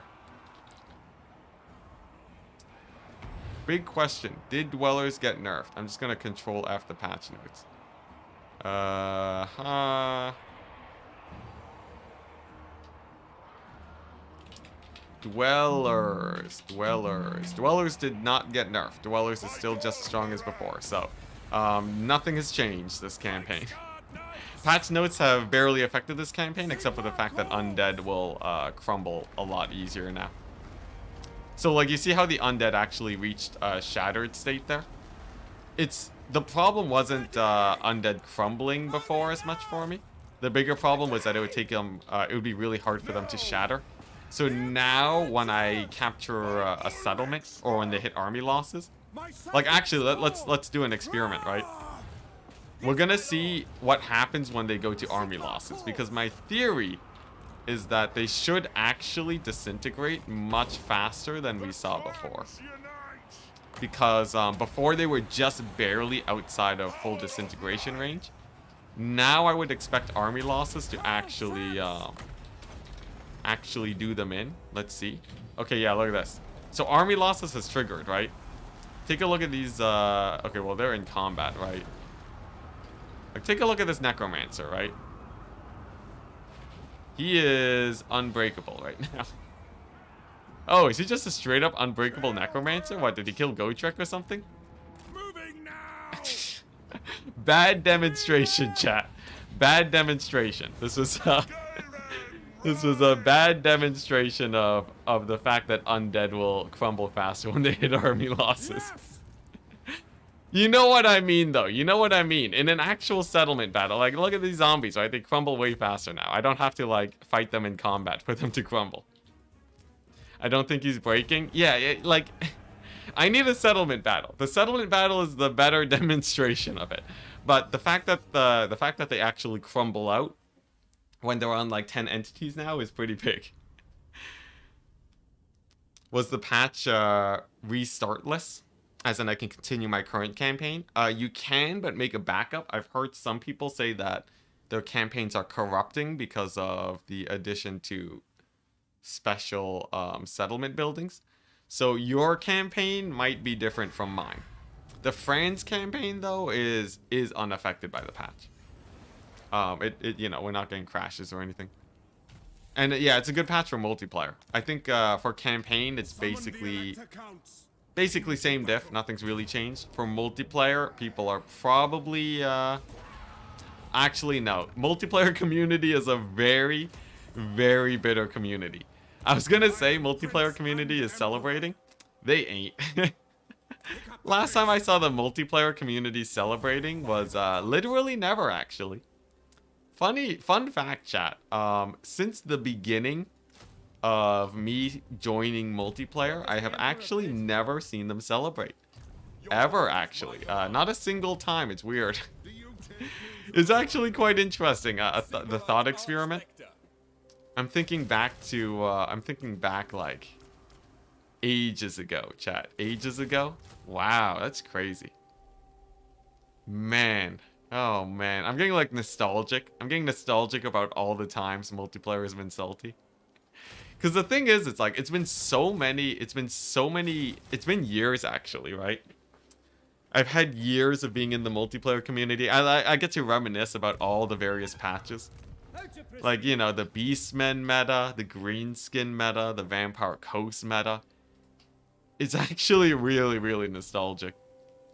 And then, like, I get to remember all the times of, like, players that are like, this is the last time I'm playing multiplayer ever again. You know, they leave the community, they come back later, because then they realize nothing's going to change. It's great. Once upon a time, Ent was in the multiplayer community. Dang, what is that? What is that? I'm casting the Warhammer World Cup tomorrow, man. Wow, oh my goodness. But we are sort of a retired player now, I'm not gonna lie. I am sort of retired from the proper, like, Warhammer multiplayer proper. I'm gonna move this guy to kite out the Chaos forces now. It is his job to defeat the forces of Chaos with his massive quantities of war wagons. Can I bait them out into attacking me? Because I feel like the war wagons kill these guys, right? They're not replenishing very much. Sure, let's just go on the aggressive here. I will do anything for Sigma. Hi, Enticity. Do you think multiplayer meta has changed due to the patch? Yes, enormously. Undead have had a fairly large impact on the patch, or in the meta, for a while now. And I think the loss of undead, the undead in the meta will make some splashes. Like, I think Tomb King's getting weaker, and Slaanesh getting weaker, and Warriors of Chaos getting weaker. All of those, I think all of those is fairly impactful, yeah. Yeah. I'd say pretty large change. I would be very surprised if the meta did not swing heavily. Obviously, you know, the Grail Relic changes. Did you see the Grail Relic changes? Yo, that's massive. Think about it. It's like that. Like everything has changed with that. You know, like the Bretonnian infantry foot squires. Have you seen foot squires before? Let's see here. I do think it is a nice change. It is a nice change. As much as I like to make fun of it, it is actually legit. It is a nice change. Let's see, what else though? What else? I think mostly the undead changes. Like all the S tier factions are probably A tier now. Yeah, huge Grail Relic changes. 300 gold OP. But yeah, what happened is that all the S tier factions are A tier now. Which means, right, the actual playable factions. So the way I sort of evaluate the meta is based on the playable factions that we're seeing. What has occurred is the playable faction pool increased from 5 to about 10. So instead of it being Slaanesh Tomb Kings, Vampire Counts, maybe Vampire Coast, and then, what's it? Who else was top? Total Tavern. Oh, TotalTavern.com. Instead of it being like, you know, Slaanesh, let's see here. Slaanesh Tomb Kings Chaos, Vampire Coast Skaven, Norska. I think it's going to be all of those, plus Dark Elves, High Elves, Empire, Khorne, you know, that sort of pool of units. So I think like the actual, you know, what we'll be seeing in tournaments will be a lot larger. I think I finally articulated that in the way I wanted to. Yeah, and I think that's super exciting, man. I think that's very, very exciting. Huntsman General. Defender of Okay. Vampire counts. Nice. So I think Vlad, there's only so many more Vlad armies. There's only so many more Vlad armies, and then I think he's basically out of the picture. I'm going to try a mixed army at Herkig to fight Vlad, and we'll see how that goes. So this is an interesting strat, right? Think about it, chat. Halberd, grenade launcher, cavalry stacks, right? What is this? Enticity actually makes a normal looking Empire army. So I'm going to do that and then get myself a few handguns. And it should actually be fairly strong versus a lot of what Vlad can bring to us. Okay, nice. Good turn, good turn. I'm going to upgrade this so I can get another, so I can get cavalry units there. And then get global recruit grenade launchers. Hey, McRightface, hello. Warriors of Chaos. Yeah, Warriors of Chaos were very meta for a hot second. Interesting, I'll take it. Or actually, no, Warriors of Chaos were very meta for a while, actually. Blazing Sun Cavalry. They take 2 turns to recruit, though. I guess I could have fit them in, but they are a little bit expensive. A little bit too expensive, I'd say, for me. Don't forget fixing the Coatl's feathers. Massive. Yeah, I do still rate the patch 7 out of 10. In fact, you know, the memes, you know, for the memes, I think I'd rate it 7.1 out of 10. The Coatl feathers, I think that's a big game changer, actually, for this patch. I think that's pretty great. Nice. Should be an easy battle. Do you still play multiplayer casually? I don't right now. I don't. But I actually don't do anything casually right now. The only thing that I'm doing right now is playing this France campaign. If you haven't noticed, this week alone, I've played maybe like 20 hours or 40 hours of France campaign. Actually, can someone do the math? How many hours of France campaign am I playing a week? I feel like I'm actually close to 30 hours. Like, as in this France campaign is literally my full-time job. In terms of hours played. So, you know, it's not like the multiplayer thing is sort of that's a second thing, right? People should be asking, are you touching grass still, Enticity? You know? So, yeah, but like I do like keeping up with multiplayer. Like from time to time, you know, if Torrent's streaming multiplayer, I'll watch that. You know, I've been keeping an eye on tournaments. I've sort of wanted to get some tournament hosting action going sometime soon.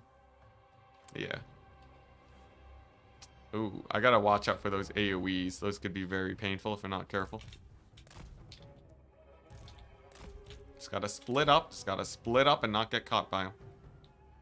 Handgunners technically got nerfed since they're no longer holding two guns. It's just a visual bug though, right? It didn't feel like they were doing 2x damage.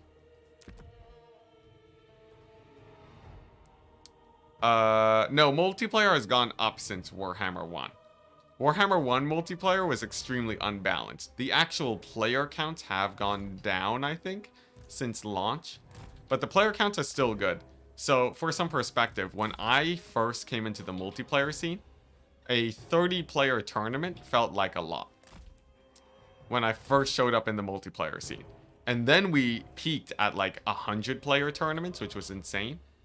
And now we've gone back where 30-player tournaments seem like not a lot, but it's still higher than when I first joined multiplayer. So I'm actually still quite optimistic about it overall. I know, like, you know, I have some clan mates that came into the multiplayer scene when it was at its peak, you know? So, like, when they first joined, they would see, you know, 100 people playing tournaments. And then they were like, oh my gosh, this is insane, right?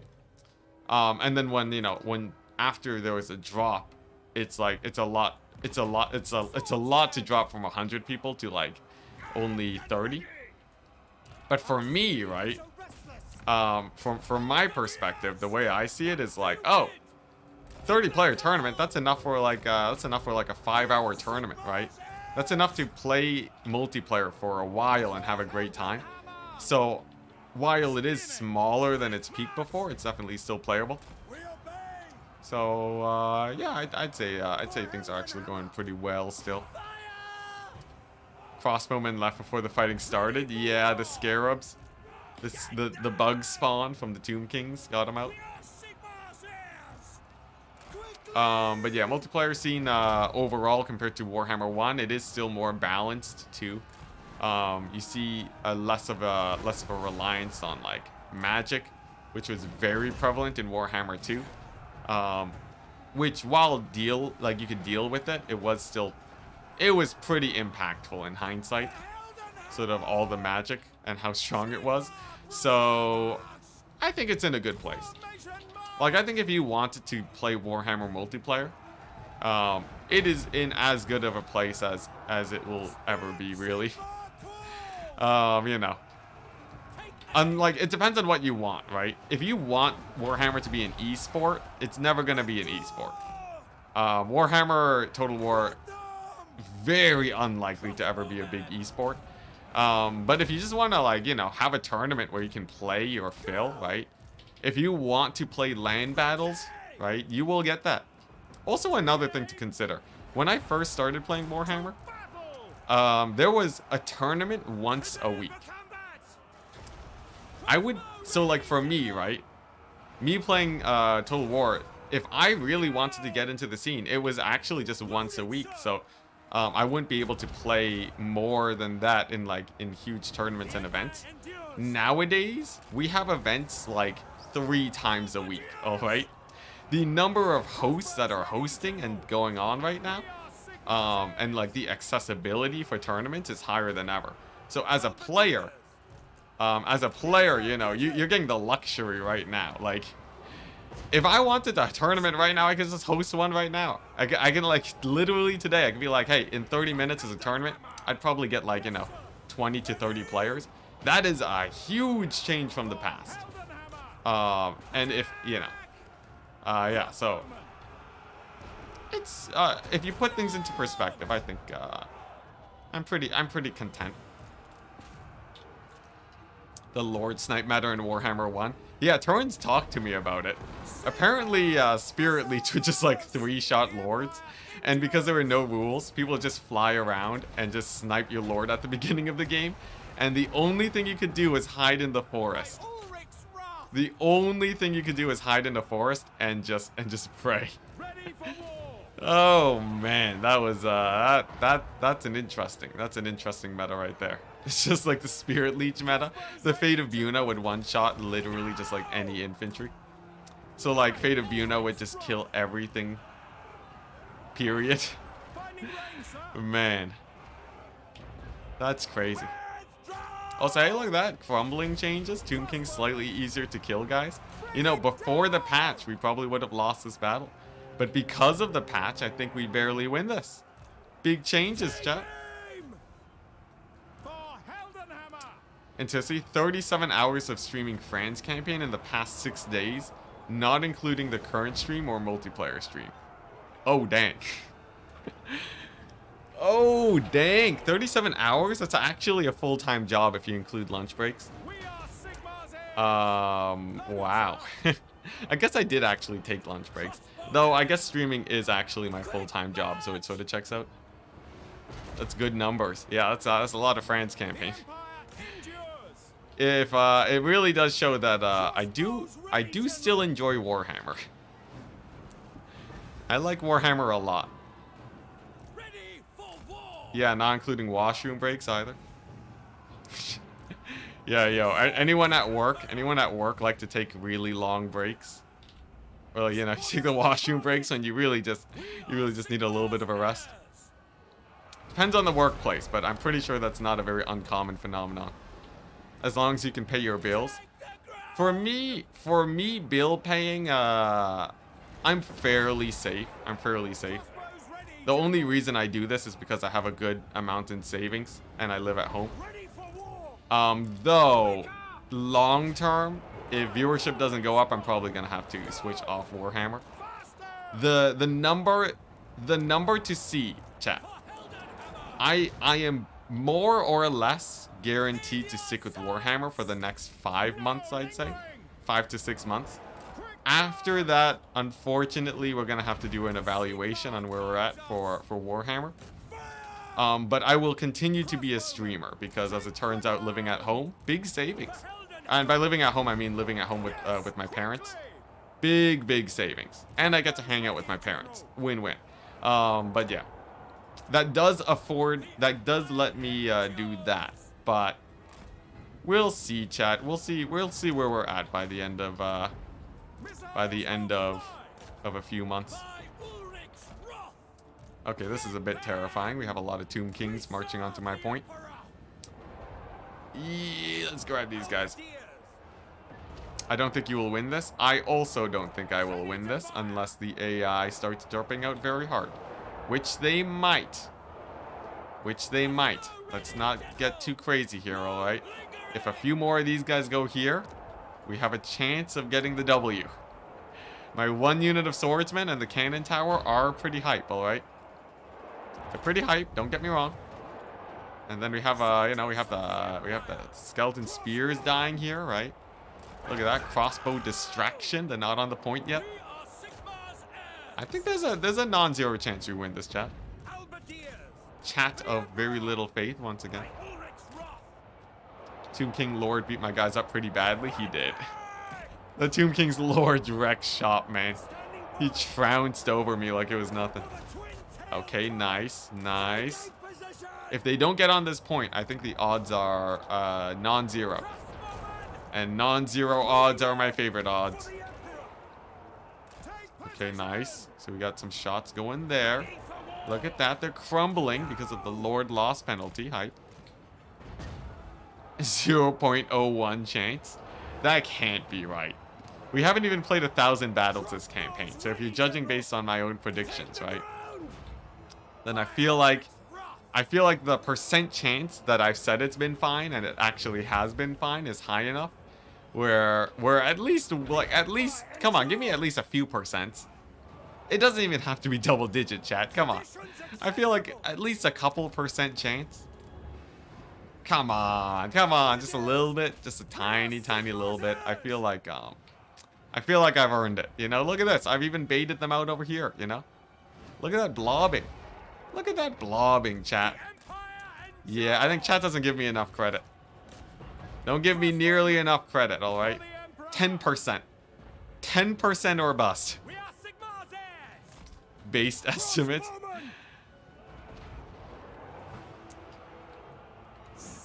I watch only 2 streams, you and a guy called Raptor. I feel like you could do what he does. What does Raptor do? I haven't actually heard of Raptor in the multiplayer community. Or in the Warhammer community. AI derps out to 20%. There you go. Yeah, the AI derping is a pretty big W here. Cause now I got cannon tower firing into this little pocket. Into that pocket over there. These guys are crumbling, so I can use this tower to also fire in the pocket. Great battle, but odds are greatly against you. Exactly where I like to be, good sir. Look at that. Crossbowmen for the second line of defense. Secure the flanks. Alright. Secure the flanks. Look at this tower. He's poking in over there. Crumbling, guys. Yeah. Look at that. Look at that blob action. You're indestructible. We might still lose this, chat. We might still lose this because of these guys. But maybe I can distract them. Looks like I'm going to have to use my crossbowmen to hold there. Oh, boy. Oh, boy. No, we're dead, chat. We lost. Oh, so close. So close. Alright. Alright, there we go. Yeah, they just keep coming. Chat was right. Chat was right. But I got you to think about it for a second. I got you guys to stop for 1 second and consider. Consider that your life choices just to debate you and lose anyways. It was a good fight, though. You can have Fort Soul, that's okay. Alright, what are we looking at here? We got the Steam Tank Goon Squad against the Gorst. Should be an auto-resolve. Good job, auto-resolve. I'll take it. Battle positions. Copium. How's the prize money changed from then to now? About the same. You don't play Warhammer multiplayer for the prize money. You know, for... Jeez, every time. Jeez, every time. Every time. Every time. I always forget about the Dead Rise again. I should have played that battle. Yeah, you don't play Warhammer Total War for the prize money. It's sort of a bonus. Excuse me, on top of what you would, you know, what would otherwise be $0. But like Total War, you usually see prizes of like $50 from Turin and like maybe $5 from the smaller hosts.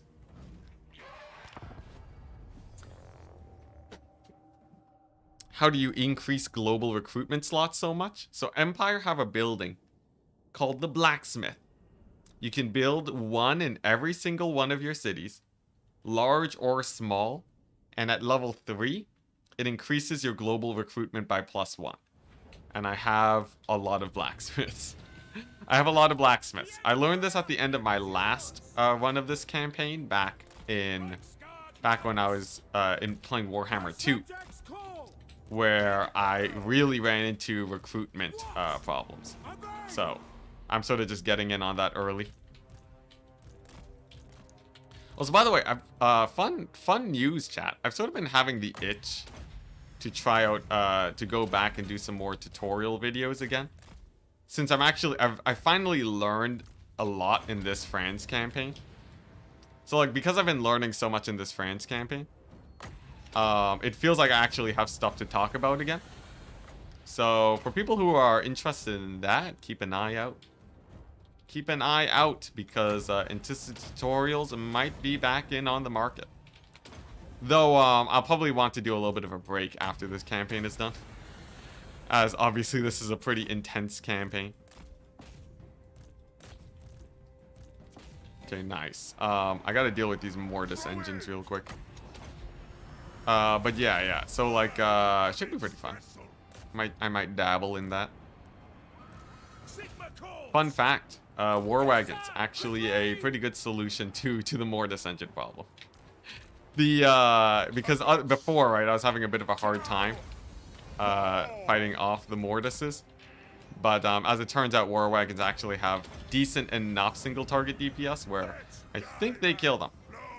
Though I guess we don't know for sure just yet. Let's get a few of these guys pulled out of here. Okay, nice. There we go, and get another dwellers. And then I should be able to win this without too many losses. Yeah, there we go, one more engine down. Maybe like, it's really weird. It's like the more I use the wagons, the more I use the war wagons, the more I get an appreciation for them. They're still not the Doom stack of choice. They're still not better than grenade launchers in many situations. But I find more and more uses for them. Also, yeah, this is a good example. So like, you see how these guys are pushing themselves into crumbling a lot faster? Before the update, they would not have shattered nearly as easily there. So, big pluses. Patch making undead actually a lot less terrifying in campaign.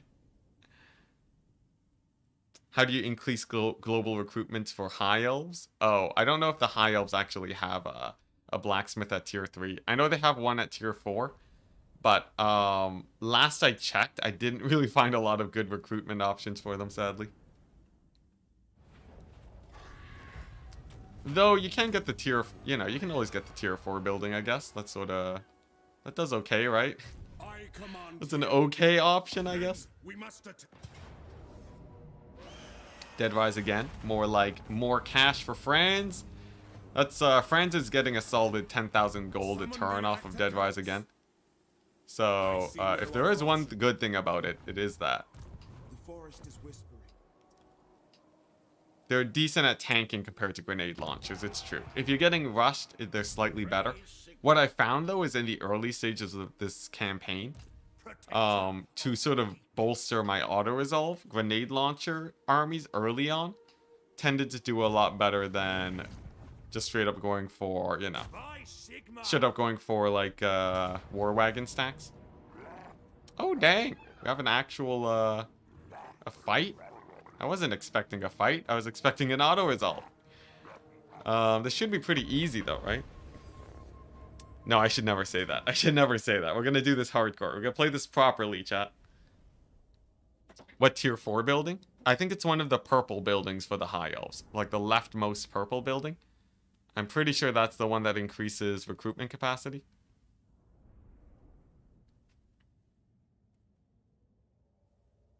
Yeah, grenade launchers are weird. They're really good until they're useless. I think that is probably the best description of grenade launchers. Don't you miss auto-resolve from when Warhammer 3 was released? Oh boy. That's true, yeah. Oh man. Release Warhammer 3 auto-resolve was like non-existent. It's just like don't auto-resolve basically. That was a pain in the butt. That was like one of the main things that slowed down my campaigns a lot. Or no, it wasn't even it slowed down my campaigns. It made me not want to play. Because most of the time was spent having to play battles that probably did not have to be played. I'm happy that we're past that now. Okay, nice. So we got the ranged core. Alright. I am lacking a bit on the front line, but I'm thinking maybe my skirmish kite build over here can handle that situation. Pretty good burning head, nice. We do a little bit of damage here. Get another burning, get maybe a flame storm on the skinks. Decent damage, decent damage. Actually pretty good damage. Not bad. Not bad damage versus salamanders. Oh my gosh, okay. Oh, the burning head over here. Okay, nice. And then we run for our lives. So these guys will just sort of pull back over here. Use the Arch Lector to tank these guys. And then the rest of the battle should be fairly straightforward. Just make sure I focus fire their big tanky boys. And not waste too much ammunition on the skinks. And then, yeah. I think as long as, like, I kill off all of their skinks, right? Then they don't have a lot of tools to tank my missiles. And then victory. And then victory, chat. Look at this. We might even distract a Carnosaur. Pretty hype.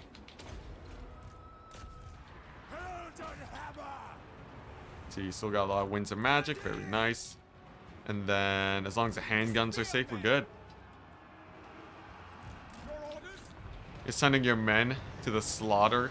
Gasp. To the slaughter? No, this is a pretty chill battle. We've had much worse battles than this. Lizard men aren't too terrifying, mostly because right now Masamundi is spamming out a lot of skinks. And skinks go down pretty quickly to most everything. And like AoE and such, so I think we're good. I think we're good. Just gotta get the focus fire on and make sure that my front line doesn't collapse. The thing about range builds is that your range build lives only as long as your front line lives. So you see how these halberds, how these spears are routing on the flank? That is what you would consider a bad situation. Though I think my my spears over here should be able to save that. Nice.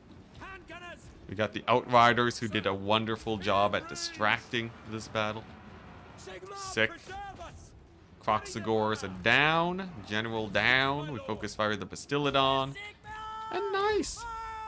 A little bit sketchy. It got a little bit sketchy at the end there. I think if the Lizardmen had like if they had like a few more Saurus warriors, we'd be super doomed.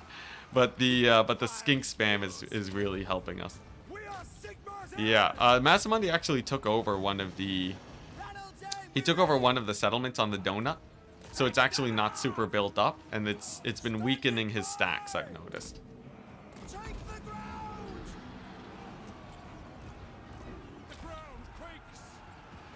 Whew. It's fine. It's fine. What can happen? Not like this.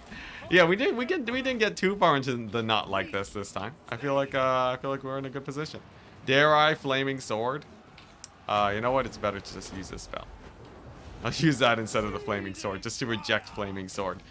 I guess I technically... You know what? Yeah, no, I already talked earlier. Fireball does more damage than Flaming Sword. I should just be spamming that. Reject the Flaming Sword, Enticity. Reject the Flaming Sword. It's not as... Technically, it has numbers, but it will never be as good as Fireball. There we go.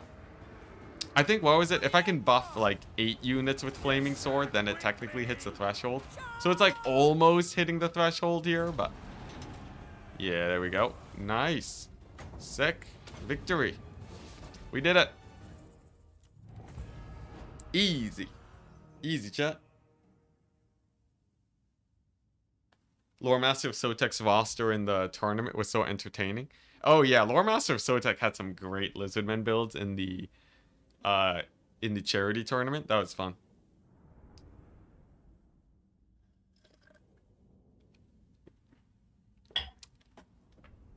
I really, by the end of that tournament, I was really itching to play. I was really itching to play. I'm like, man, I wanna play in a free for all. When do I get to play? When do I get to play in a free for all? Yeah, but we were just a caster that day. Interesting. Okay, nice. This is a pretty bad stack. I wish I had grenade launchers here. We're sort of stuck with the wagons for now, but this should be pretty good. He's already max level, but it might as well just in case, right? Nice. I think the wagons, I think they win it here with the handgunner support. I'm pretty sure. But you never know, chat. This is a really weird stack versus dwarves.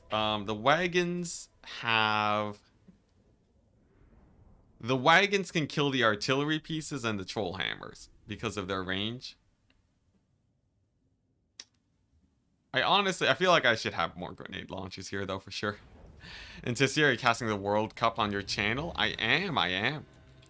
Yeah, we'll be casting some Warhammer World Cup. Tomorrow, actually. Should be pretty good. I'll still be streaming Fran's campaign, as always, but... keep an eye out, chat. Look forward to it. Yeah, Warhammer World Cup, I'm interested to see how, the stream will go with the new patch. That should be quite interesting.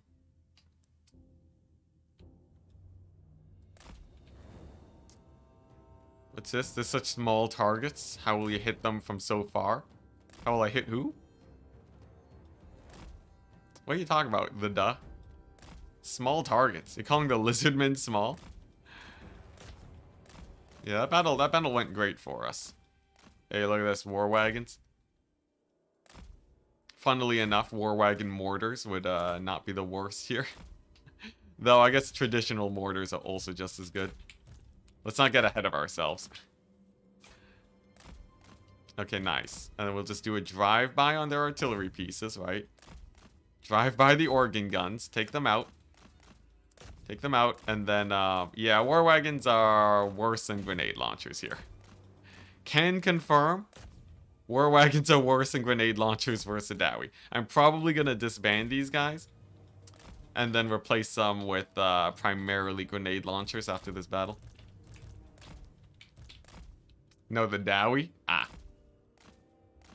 I see. We're just BMing the Dowie. Well, okay, yeah, classic then, classic. Let's see. Flamestorm? Big ol' bombardment. We got the mortars firing. Sick. At least the good... You know what the good thing about the wagons? They are easier to micro. So if it is a single Dowie stack, it does feel a little bit nicer. But, yeah, most definitely I prefer grenade launchers. Maybe I might stick, like... I might keep, like, 4 war wagons, maybe, just to help with the kite action. You know, they can kill off their general. That is pretty good. That's something that my handgunners can't do while kiting, so... Yeah, but still, grenade launchers. Grenade launchers, chat. Pretty good battle, though. Honestly, usually the dwarves give me a harder time.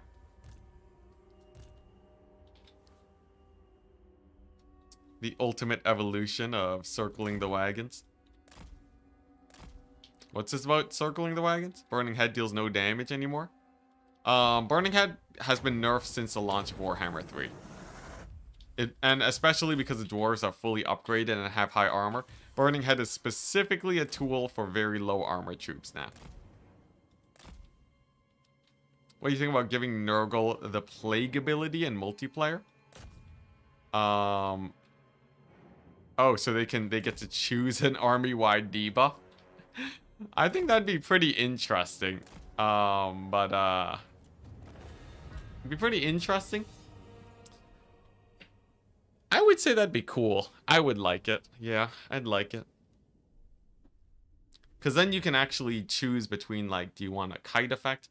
And it wouldn't be that hard to implement. You basically, on all of the legendary lords, you give them an ability that, like, you know, you give them an ability that they can choose to give an army-wide plague to.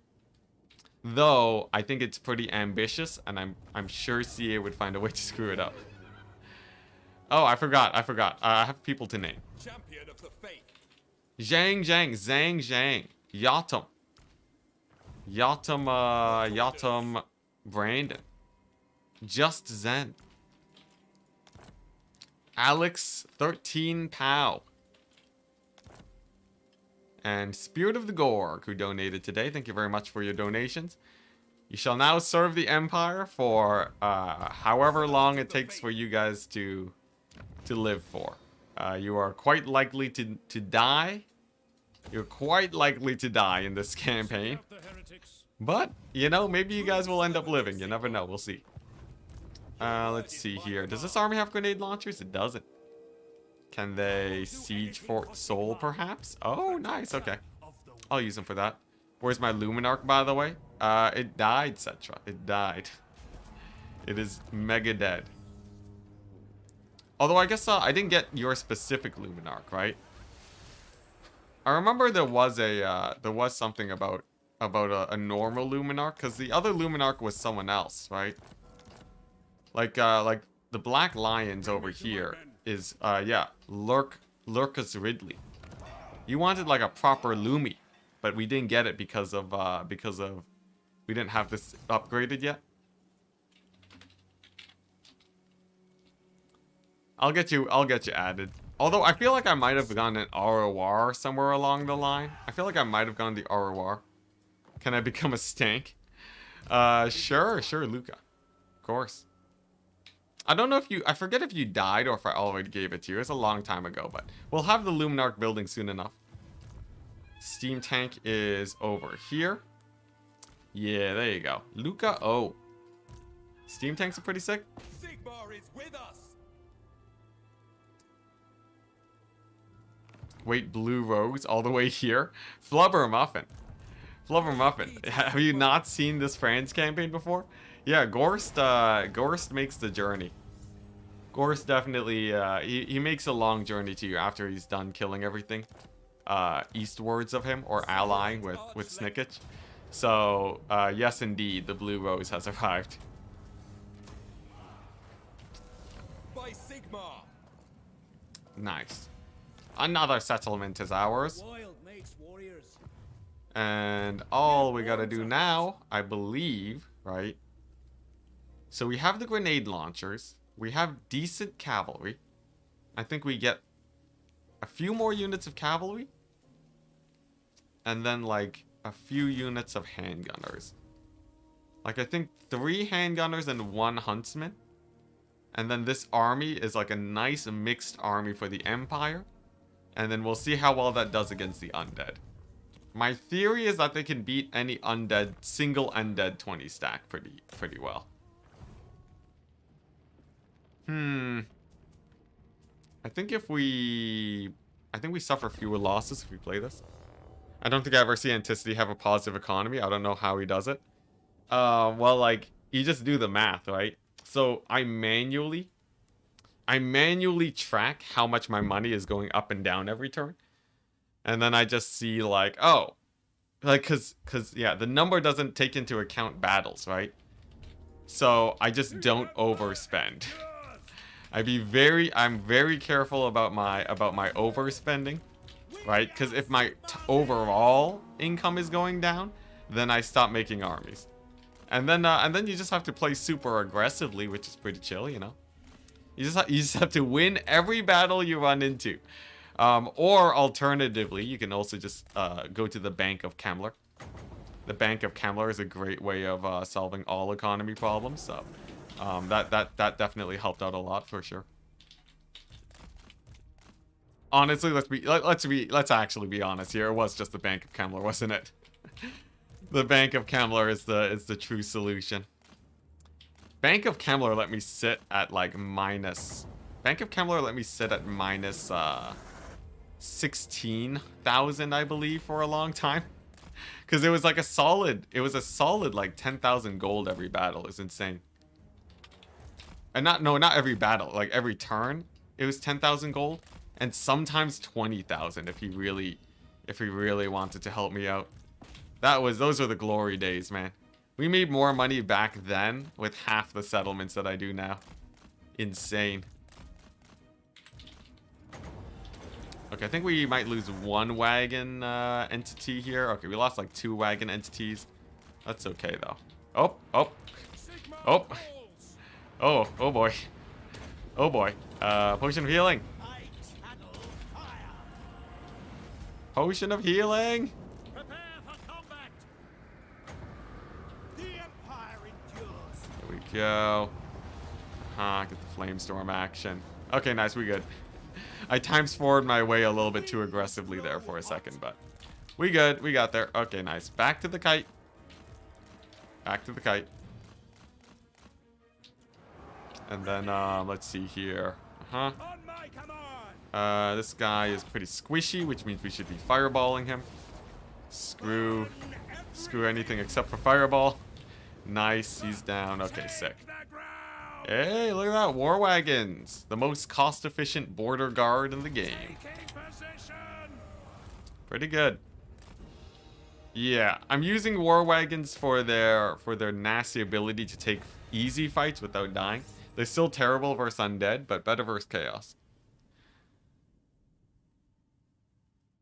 How do you not own all of Sylvania yet? Because they spam 8 armies a turn, man. And you cut me some slack. Can I have a throwaway unit? Don't have the cash to donate because poor student. Hey, if you're as a poor student, all right, you do have one way of being able to get a unit still. Of course, don't feel obligated to donate, but if you're able to make a nasty prediction, sometimes I do bets with chat, and if they win the bet, or if they win a competition on guessing the value of units, then I can give a unit. But that's pretty rare, though. I'm not gonna lie, that's pretty rare. So you know, but hey, you know, as soon as you graduate, man, get out of college, filthy rich. That's what college is for, right? I'm sure many people can attest to graduating and not being filthy rich after. In fact, almost the opposite. Actually, the opposite. Crazy amounts of debt. Sad times. I bet Enticity will win this battle. That's not how it works. Alright, here we go. Prepare yourself, Chaos. The wagon tide has arrived. Oh boy. What a weird army. It gets the job done, though. It's true. It does get the job done.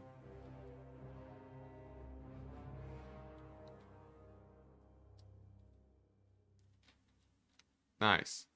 Success. I bet life outside Europe is great. Well, wait, are you talking about, because, what's it? There are a lot of countries that give, like, that's true. There are a lot of countries that don't have student debt, where the government actually pays for the majority of, thing. Doesn't Germany have a, doesn't Germany have, like, super cheap education? That's crazy, man. Also, this is insane. This is probably the best showing of war wagons. That blob of horsemen. That blob of horsemen just gave the best showing of wagons I've ever seen. And the concave that we have here. That was sick. Yeah, or like, it's just like a lot of European countries have free education, basically, right? Taxes are higher. Okay, yeah, like, that's a great thing about taxes, you know? Taxes tend to affect the working people more. I'm not gonna, well, yeah, I don't know. There's stuff to be said about having there be lower taxes, but I will say it. As a Canadian, I can appreciate having easier access to healthcare. You know, I feel like that's a nice plus. That's a nice plus. I don't want to get into a full political debate on higher taxes or not. I'm just gonna say that I enjoy my healthcare here. I know someone, I have a Canadian friend who literally went to Germany, though, took their classes in Germany, and then moved back to Canada.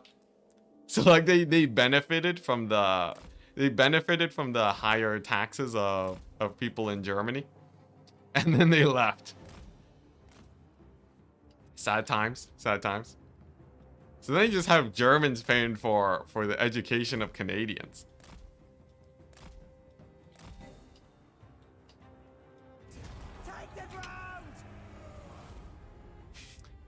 I don't listen to the opinions of people who drink milk out of bags. Okay, don't get me started, man. Don't get me started. Look, you don't diss my heritage like that, all right? Jeez. That is my culture. It's fine, we can afford it. Dang, look at that. Germany flexing. What is the counter for my army? Enough shields and units. Cavalry builds and especially undead tear apart wagon builds. Wagon builds are really good at looking good when they're ahead and being terrible when they're behind. It's similar to ranged armies. Max range armies run into similar issues, and because we're fighting so many enemies in this campaign, it's very rare that I would, it's very rare for it to be worth it to bring armies like this. Only in situations where I'm very comfortable against the enemy do I feel like I can make a wagon army like that work. Which is why we're sending them into chaos. Yes, my lord. Enticity bag boy. One of nature's greatest miracles. It is. It's a wonder. It truly is a national wonder. Let us move. All right, sick. So the mixed army's getting built. Gorst is pushed back. Fran's doing great. I think we're in a pretty nice position right now. And then this army, this janky army. It has to fight a mix of armies. So I feel like similar situation here. We'll get him the wagons. We'll get him the wagons. End of sentence. But like just a light sprinkling, you know, because the grenade launchers are in case we run into more infantry. Nice. Looks like not a lot of vampire counts there. I think we kill Vlad today, but I'm not positive. And 'tis an international wonder. Chat, I don't need this level of praise.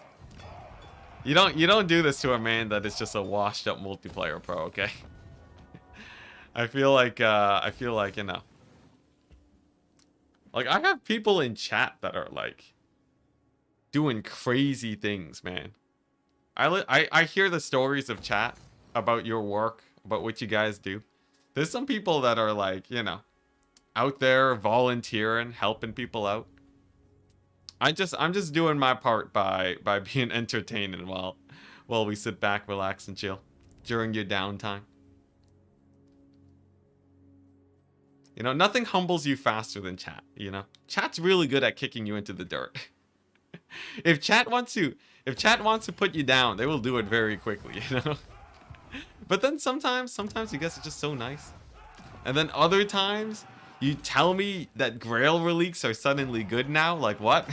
Come on, chat. Sometimes chat has the worst takes, and then other times it's just so nice. It's very conflicting. It's very conflicting, you know? And it's the same people, too. It's not even like it's different people. How am I supposed to reconcile the two sides of chat? It feels like almost an abusive relationship, you know? You kick me in the dirt, and then you tell me I'm great. You kick me in the dirt a little bit more. Anyways. Yeah, chat's got the good banter, it's true. Let's see, what are we looking at? I don't want to spend too much money because I want to get back into the negative economy. Because it means that I have more armies to defend my borders. So, we're going to be keeping to that. As for, let's see here. Angron, Belagar, is strength rank 9 now. Our quarreling with him has actually kicked him down pretty hard. So he's actually not too great of a threat. And we might even be able to take over this entire region if Belagar continues to be weak sauce. That could be pretty huge. I think the biggest players right now is Gorst, and Grombrindle, surprisingly enough, still leaves me alone. I don't know why, but I shall take it. In fact, we're even stronger. We're strength rank 5, so we are higher strength rank than everyone but 4 factions. Good place to be in. Very good place to be in. Okay, end turn time. Fingers crossed. Grombrindle is number 1. Yes, he has 100 settlements. Like, come on.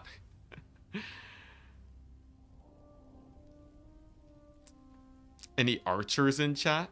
Archers as in, like, actual archers? Or is this referring to something else? There's a real need for entertainment to keep up the good work, I guess. Phew. You know, I gotta say, entertainment market, pretty good. You know, if the world ever does get taken over by the AI, AI is still pretty bad at doing entertainment. Because here's the thing, right? Programmers thought that they were safe until they programmed an AI that could program. They thought they were clever. They thought they were so clever, you know? The programmers were like, hey, I don't have to work anymore if the AI does the work for me. Big brain plays. And then Pikachu face. Oh no. As it turns out, if the AI's programming for you, you're screwed. Yeah, legit. I watch 2-minute papers. You know I watch 2-minute papers. Great channel, by the way. Yeah, he talks about AI improvements, and it's sort of crazy right now. AI, it's still not better than programmers, but it's like, you basically type in what you want, and like, it will sort of get a rough approximation for what you want. It like does all the CSS, and like it's like a browser thing, I think. Yeah, it's crazy. It's crazy. Though on the whole, right? It's sort of like factories. How people were talking about like, or like, you know, in any situation where machinery starts taking over work, in the long run, it tends to be better. Like, you know, like doilies. You know doilies, chat. Yes, General. That used to be people used to have to make that by hand, right? Like, the amount of things that don't have to be made by hand now lets us focus on doing things like playing Warhammer France campaigns, you know? How is that not just the progression of humanity? You know, we get more France action. You know, if I had to sit back and do farming.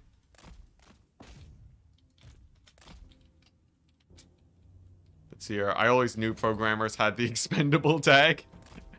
Oh man, yeah. Oh man, that'd be crazy though, right?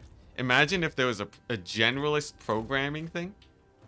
Because the thing is, it's not even like, so I think most of the time it's not that all the jobs will go away. I think we will still have programmers, but the vast majority of like intern programmers, right? I could see it where like, you know, where companies will hire a guy to just like do the basic CSS of a website, just like to make it look nice basically, right? Instead of hiring a developer for that. You know, or like, you know, if someone's like, even for Turin, right, on Total Tavern, there's a lot of basic programming stuff that probably won't be needed anymore if people develop this enough. And then it'll turn out that, like, the demand for programmers could go down dramatically. I think that would be interesting. Because the thing is, there are a lot of really low-level programming positions that could probably get taken over by like AI if it gets developed enough. And then they have to either they start, actually no, they don't start working at McDonald's. I forgot. Canada increased minimum wage again, and in classic McDonald's fashion, they instead of paying their workers more, they automated more. It's so sad. But yeah. So I guess they won't be working at McDonald's. I don't know what happens. What happened to all the workers in factories when their jobs started getting replaced? I need to consider this in case I ever become a software developer again, chat. You know, who knows how long the streaming career is gonna last. We might be way off. Yeah, that's a weird thing. We might be way off, but we might also be super close. Like, you know how cell phones just changed everything? Cell phones changed everything. So like, I don't know if we'll be like, if we're super close to like some crazy revolution, or if we're like, you know, 80 years away. It's always really hard to tell with like these things. Otherwise, you know, it'd be done by now, so.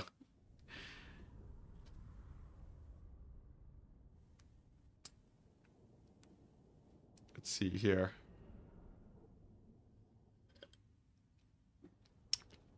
That's when we got unions. Abolish work. That's the optimal situation. Optimally, things get optimized to the point where people don't have to work as much for higher standards of living. That's what we really want at the end of the day, right? We want the standards of living to go up, and we want the work to go down. I wonder, like, standards of living on the whole over the last 100 years has gone up because of I'm pretty sure it's gone up because of like because of just general like health, right? Medicine advancing is a big plus. But there's also pretty massive downsides that, you know, we don't think about, where it's like, you know, people overworking themselves and all that business. So, you know, it's like real mixed bag, right? Real mixed bag. Oh, whoops, I don't have... My Outrider grenade launchers keep phasing in and out of Global Recruit. I swear. What do I get against chaos then? Against chaos, I guess we'll just keep spamming wagons. Why not? Yeah, yeah, and like I don't want to hear the classic just super pessimistic stuff. I mean like legit, right? On the whole, technology advancing has been a plus. I am France. Like maybe it's not like a massive plus, but like, you know, kids aren't dying at age 5 24/7 anymore. I think that's a big bonus. Oh, what the? Killed a wagon? Ah, that's fine. But then also like, you know, it's like as much as things change, a lot of things stay the same. Yes. It's an interesting topic, and I'm not gonna say that there's a right or wrong answer here. Because obviously we're not super qualified, and it's really weird. It doesn't show that the wagons should be dying in the auto result, but they die anyways. How strange, how strange. Oh, did we just lose our hero? I think we did. That's not good. There goes my scouting. I guess France could just keep grinding it out here forever. Why so many wagons? Come back to the light. The wagons against chaos is because I don't want to have to focus when I'm playing battles against chaos. And wagons are a nice way of just having an army that can trade into them on times 4 speed without suffering losses. To me, men! The Empire endures! Let's see here. What are people talking about in chat? I am life! What is this? What is chat talking about? Uh-huh. That's an order! A worthy order! They are talking about... It's a mix of wagons and I think whether or not life has gone better. I had a discussion a while ago. About how, with someone about how the world, right? How, like, the next generation is screwed over. Because, like, the last generation could afford homes. And now this generation, like, now we can't afford homes. And then because of that, like, you know, there's, like, the worry of not being able to benefit from, like, the work of your parents. Unlike before. This was a really interesting discussion. And of course, we're not pulling any conclusions here, all right, chat? None of us are experts here. The odds of people here being experts is very low. But yeah, in the discussion, overall, and I'm very skewed here. I'm obviously very biased. But I can say for me, my life is dramatically better than my parents. It is dramatically better than my parents. Because and a lot of that is because they had to flee Vietnam. All right, because if your life consists of fleeing your country, I think that's a pretty good sign. That's a pretty good sign that your life is better, right? So like, you know, on the whole, right, I might not be able to easily afford a house, right? But like I got to go to university, right? So like I feel like while, you know, like my parents, sure they could like my dad could get like a good office job, right, and a great pension and then afford the house, but like there's like a lot of things that I get to benefit from that he didn't. So I feel like this is why I generally have a pretty positive outlook on life, because I always look around me and I always feel like, oh yeah, things could be way worse. Things could be way worse, and they were worse. So like for me it's always really hard, but like obviously it is just me, right? I think I do have a fairly large bias because of that, so I'm willing to accept that I could be wrong. It's just something, you know, something to think about. I think yeah, because it would be really easy for me to be like, you know, oh, life is terrible, you know, housing is super high, markets are crashing, you like whatever, pandemic stuff, right? It's like I don't know. I didn't have to live through the Cold War too, you know? It's like, you know, that's a pretty big plus. That's a pretty big, that's nice. That's nice. But like, you know, there's also areas in the world that are much worse. So, but it's you know, it's just I think it's a sign that things warrant being thought of more, not as a full-on blown conclusion. It's just a sign that that, you know, well, we shouldn't. It's a sign that we shouldn't be jumping to conclusions. Yeah, I think that's about right.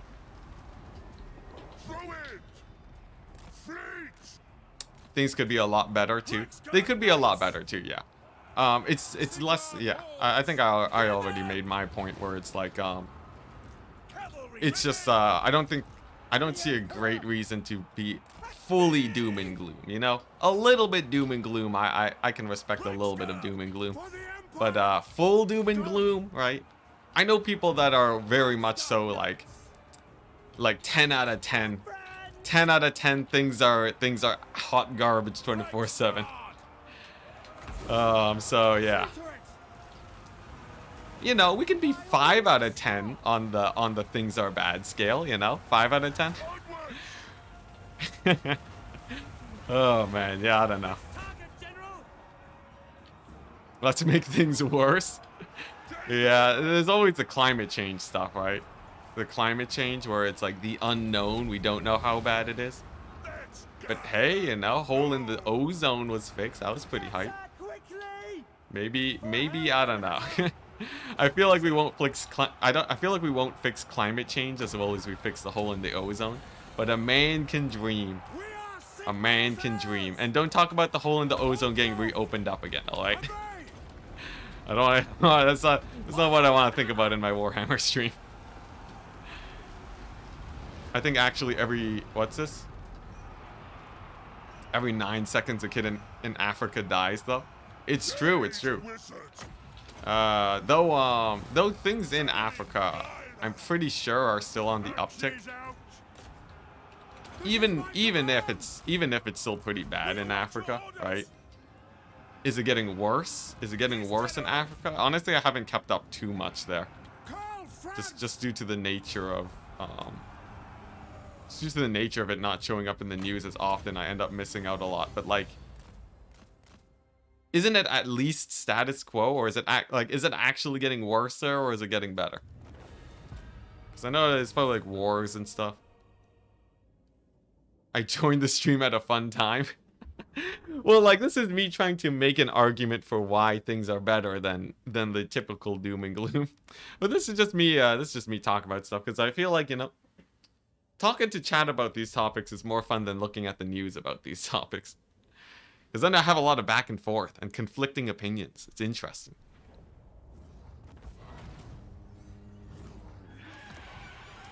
Bad development, wars.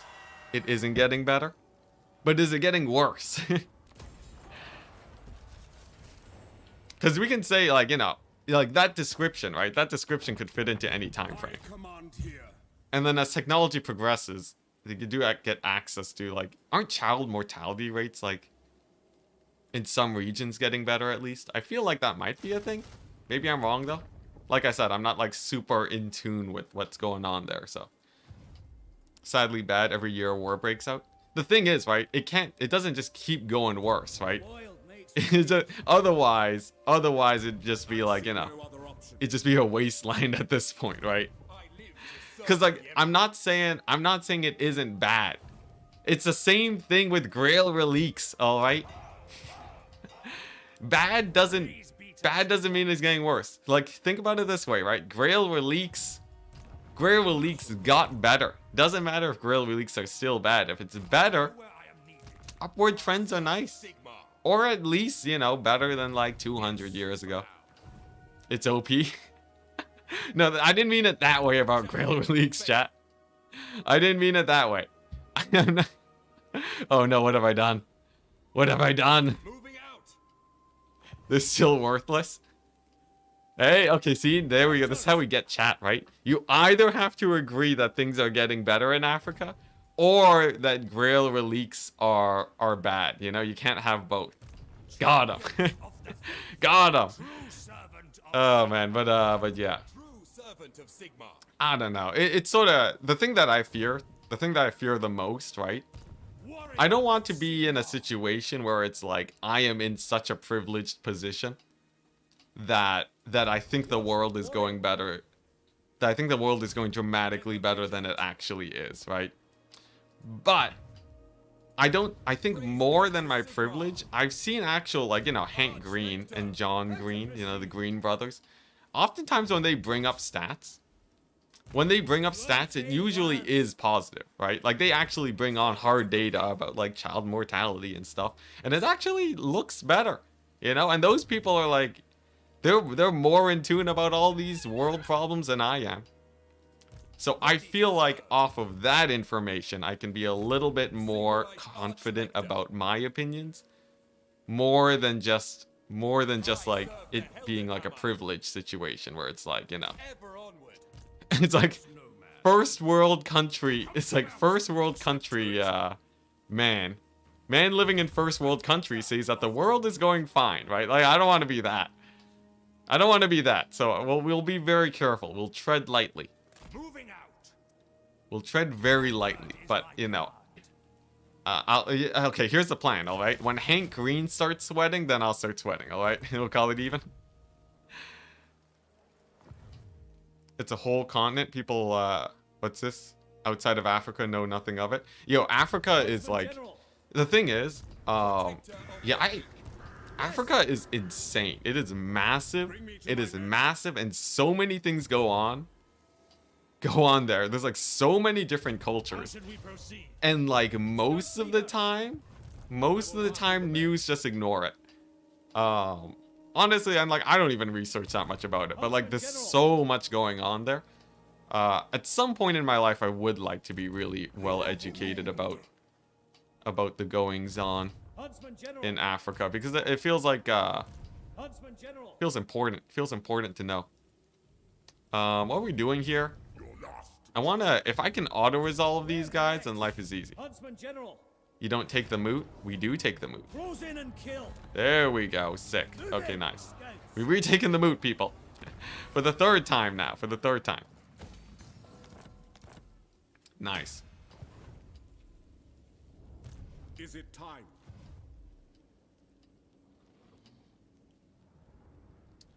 Yeah, no. I'm aware that there's a lot of warring going on in Africa. There's like a lot of stuff that just goes under the radar. I need like anyone have like a good news source for that?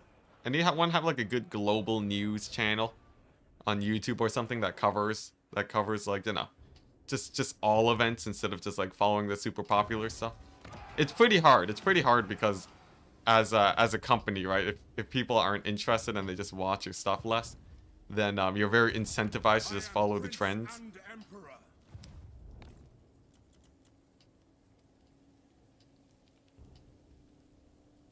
France 24, German channel, preferably English speaking, just because you know, as just because I have yet to be able to spend time to learn languages.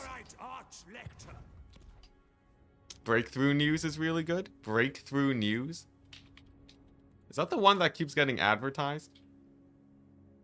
Breakthrough News? Is that the one that like people keep getting sponsored for? Or is that a different one? There's like so many. BBC?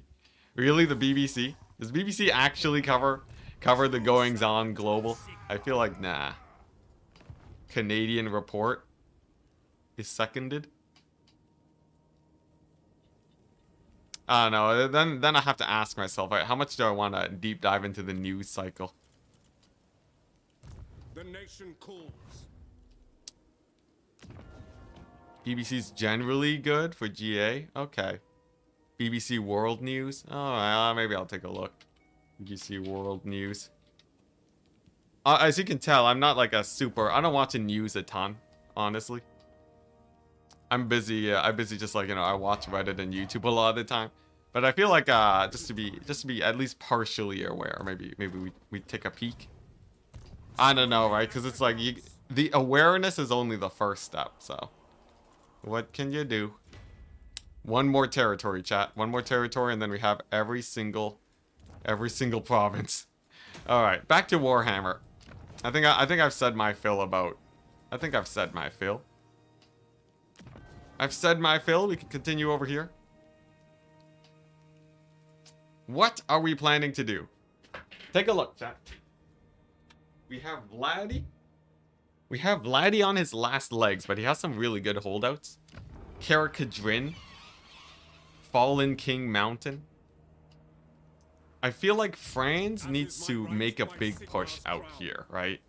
I feel like we leave Drakenhof. Take Tempelhof, take Oberscythe with this army. And then I think we're good. I think with like the extra supporting armies. I think the extra supporting armies, I think they win it. And then after that, I'm just going to spend a bunch of turns. I'm going to disband a bunch of armies and just defend for a bit.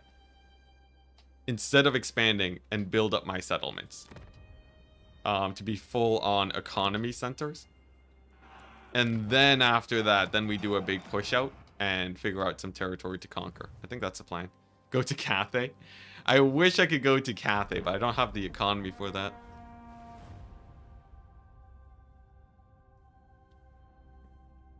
BBC is obviously British biased. I'll take a look nonetheless. Anyways, what are we doing? Peace treaty. Weird. I guess it's a reliability medium. Noctilus wants peace with me. Oh, nice. The Dowie. The Dowie. I'll just auto-resolve this. If chat has taught me anything, it's to auto-resolve all the battles.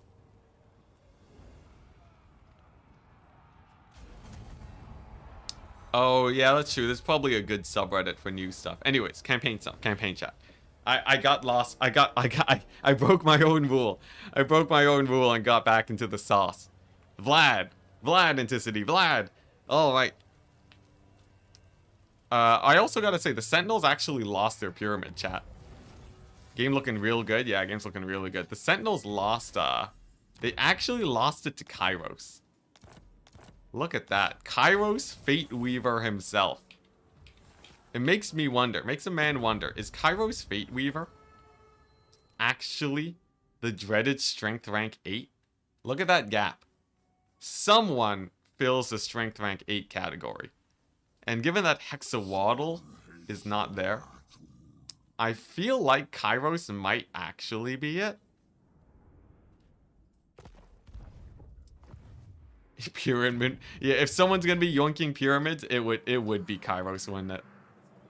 Yeah. So that's a little bit sketch. Oh, speaking of sketch. Interesting. We got a Tomb King's army over here. Nice. Don't mind me. Oh, okay. It's just all skellies. Okay, that's actually pretty chill then. So here's the plan, right? Drop off these guys. Keep the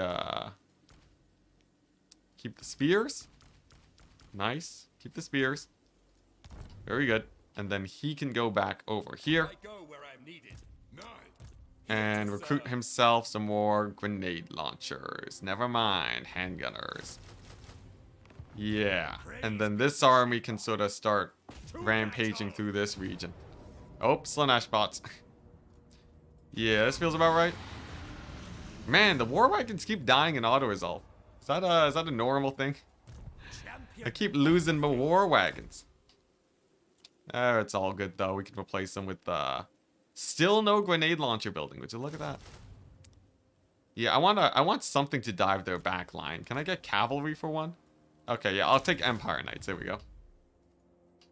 What faction poses the greatest danger for France at the moment? In the long run, Grombrindle.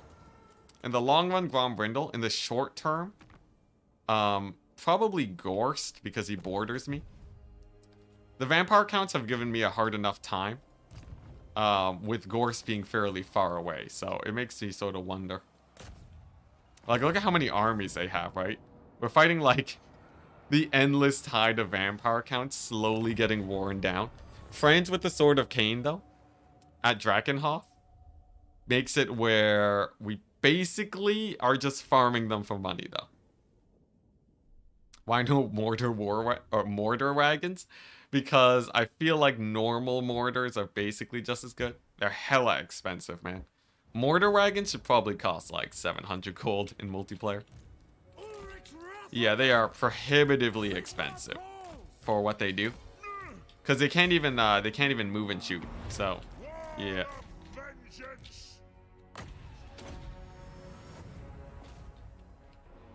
But the mobility? Yeah. Yeah, it has mobility. You know. It does have mobility. Does the mobility kill anything?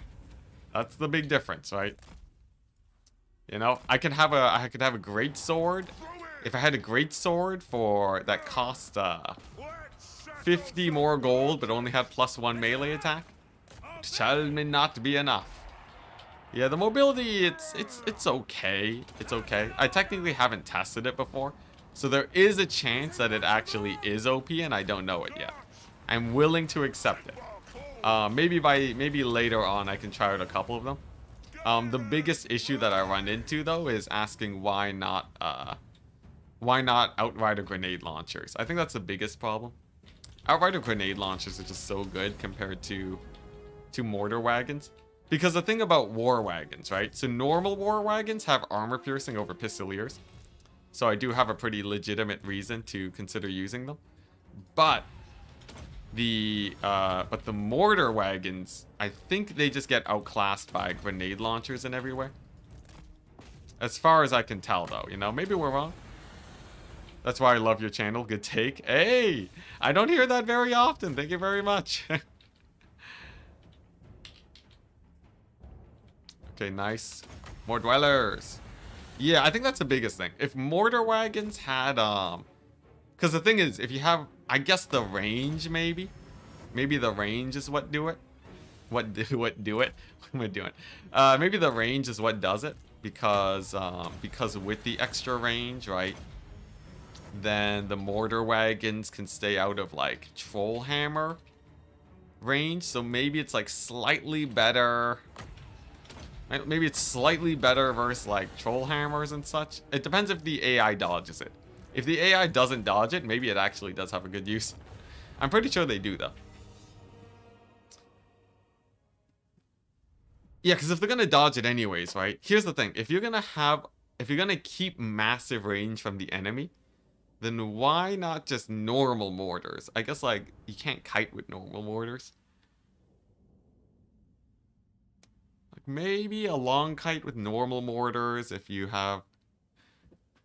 But then like why not just normal war wagons? Okay, let's say range is the thing. Okay, so specifically versus thunderers. Specifically versus thunderers. Will it be better? I think if you had a 20 stack of grenade launchers against a 20 stack of thunderers, you would take more damage than if you microed perfectly with war wagon mortars. I think that is the truth.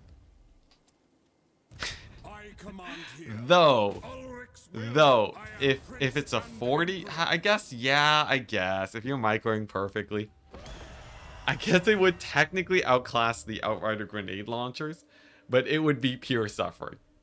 I think Legend of Total War would do better with Outrider grenade launchers, or I think he'd do better with mortar war wagons than Outrider grenade launchers. But I would do better with Outrider grenade launchers and mortar war wagons. And I think the problem is a patience issue. I have no patience. And I think you would have to be so patient about kiting out the dwarven infantry with your wagons that it would just be hell. It would be hell. But I think technically you would do better than Outriders there. I think in a perfect world, right, on the biggest, flattest map ever, I will concede that the kiting would go better. You could probably get, like, a lot of value, honestly. You could probably get a lot of value if you really were tryharding it. Man, that battle would last a long time, though. Man, we're still talking about news? Alright. As long as no one's feelings are being hurt in chat, feel free to continue talking about news. If it starts getting heated, though, then we will shut it down. Just a general heads up. Fight. Just a general heads My up. subjects call. To arms, men. Doesn't Awakening of the Woods do more damage per Winds of Magic? No, it doesn't. So, like, Dwellers is 4 armor piercing. 4 armor piercing for 15 seconds, right? That's 60 armor piercing damage to Awakening of the Wood, which would cast 3 times for 60 non-armor piercing. Yeah, Awakening of the Wood doesn't get you more value. And also the Dwellers has a damage over time effect. You see that down below? It's just called Dwellers below 1 second, but 16 to 33 damage per tick is actually pretty significant. It's basically... It actually does more damage than you would expect for what the numbers say. I don't know if it's because it actually hits multiple entities or what, but the effect actually, it chunks down monstrous infantry really, really well. Like, I think it does its sum total of, like, I think last time I checked, it did like 1,500 extra damage on top of what the AoE already does. So it's like, it's massive, man. It's massive. Dwellers is way, way better than the other spell. The moral of the story is don't read the tooltips. Never trust the tooltips. This whole entire channel grew up on the fact that that tooltips were broken. So yeah, never trust them. Never trust them. They're always out to get you, man. I swear. The tooltips, they'll backstab you faster than Skarsnik. Hey, and I was wondering if you'll be keeping up with the World Cup, considering that Canada qualified. Well, like I'll be playing in the World Cup, yeah. Wait, oh wait, no, you're talking about not the Warhammer World Cup. Are you just talking about football? Are you just talking about football? No, I'm not keeping up with that, no. I thought you were talking about the Warhammer World Cup. Come on, man, you gotta clarify. You gotta clarify. I'm like, Canada qualified? It didn't check out until like a few seconds. I was like, oh, I see. You're talking about not Warhammer. Because I was like, oh yeah, I qualified for the Warhammer World Cup. That means that counts as Canada, right? Yeah. Okay. Yeah. Okay. We got there. And in the football World Cup confirmed. Yeah, that'd be pretty exciting. I think I'm too old now, though. I feel like I'm too old. No, I think I am in my... I'm too old for competing in... I'm too old to compete in gaming events anymore now. Like, to be top of my gaming career. But I think I am young enough still to be in my athletic prime. Alright, Slanesh bots. Not now. Not now, Slanesh bots. There's a time and a place. Time and the place, Slanesh bots. This is not the time or the place. By a rather large margin, actually. Yes, the Life Wizard is actually psychopathic. He suffers no problem just Dwellers belowing the entire, you know, be it undead, be it living. He will Dwellers below you out of existence. It's true. I am its vessel. Slanesh bots always welcome at my place. You know, I do sort of wonder if it is actually just an advertisement or if it just leads to viruses. I wonder. Maybe both. Maybe both. Any explorer, you know, born too early to explore space, born too late to explore the world's oceans, but born just in time to explore if Slanesh bots actually give you viruses. So if you guys wanna anyone feeling risque, you know, now's the time.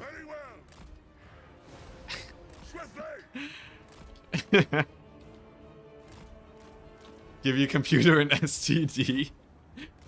Yeah, YOLO. Honestly, don't actually though. Don't actually unless you have a what's it called? What's the thing called? What's the thing called when you have like a fake version of a computer running on your computer? An image or something? I'm a computer scientist, but I forgot. But like, yeah, there's a way you can make a fake version of your computer on your computer to keep your actual thing safe. Virtual machine, yeah. If someone legit has a virtual machine, you know, you can test it out. Jeez, I'm so ashamed. I'm so ashamed. I haven't done actual programming in so long. I haven't done proper programming in so long that I've forgotten so much, man. What's an if statement? You asked me to set up a server? Well, actually, I guess I never knew how to set up a server. You know what did school teach me, honestly? Did I learn anything? Did I learn anything from school? I feel like I barely learned anything. Cause like they sort of teach you the basics of a bunch of stuff, and then like that's it. They teach you like the most bare bones thing, sort of as a way to get you interested, but you don't actually learn about it unless you do a master's. I feel like the master's people, that's where they're actually learning about algorithms and doing research. I know about these things, and that's it.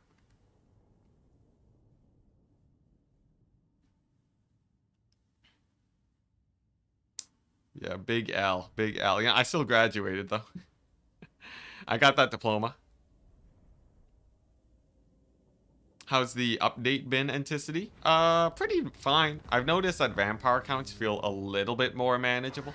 A lot more manageable, no, but a little bit, yes. Vampire counts are crumbling slightly faster than they did before, but they're still very hard to kill, especially with the Dead Rise again. I'm looking forward to the multiplayer, though. I think multiplayer might actually see a fairly good shakeup, and the top tier factions will probably be a little bit, you know, bigger now. The pool of top tier factions. So I'm actually quite looking forward to that. Maybe I'll play in some tournaments, but my main goal right now is I want to finish my test with the uploading edited campaign videos. I want to see if that's a viable strategy for YouTube. Right now it's not doing super hot. But there's a chance that it might just pick up as a series once it finds the right audience for it. So I want to finish that test. And then after that test, then we see what's up. But like I want to get that done because once we sort of well, you know, or at least know what I'm doing in that sort of field, because once we get like DLCs for Warhammer, right? Once we get DLCs, I want to know what type of content I can make in case I run out of like, you know, random cool facts to show off. And then if it doesn't work, I'll just settle for the plan B, which is just to go back to some cool facts and then sort of stick with that. That's my rough content schedule, rough Enticity content schedule for the next while. Is Plan C OnlyFans? Actually, like, you know, it's mixed in with Plan B. You know, I didn't want to announce it early, but yeah, you know, desperate times call for desperate measures. You know, maybe I just start clicking the Slanesh bot links. Hot Enticities in your area. Yeah, that's what you'll find me doing. You know, I'll be on Turn stream. I'll be putting up the ads for you guys. And then, you know, you think I'm washed up now? You know, there's still a lot more we can fall down, chat. There's a lot lower we can go in more ways than one. Wink. Oh man. The sad part though is that there's no way. The thing is, it's still legit. I think actually breaking into that market is actually a lot harder than you would think. My gut tells me that it's actually a lot harder to make money there than you would expect. Because here's the thing. If you could become a millionaire doing that, right? Everyone would be a millionaire. The fact that not everyone is like, you know, making millions off feet pictures, I feel like that's a sign that that what actually ends up happening is that you post feet pictures and then nobody looks at it and then you get sad. I'm pretty sure that's what happens to the vast majority of people that actually try it out. Although, who knows, right? Maybe the underbelly. Maybe it's just my lack of exposure to the OnlyFans underbelly. You know, maybe it actually is. Maybe you do make millions. Do I know? Have I been looking at, like, the OnlyFans channels? No, I haven't. And I know me saying that already makes chat a little bit sus about what I'm talking about. But, like, who knows? Who knows, right? Maybe there is a big market. But I'm not going to explore that market until after, you know, after all things gaming have fallen apart, alright? So don't get too excited yet, chat. We have a few years to go. We have a few years to go.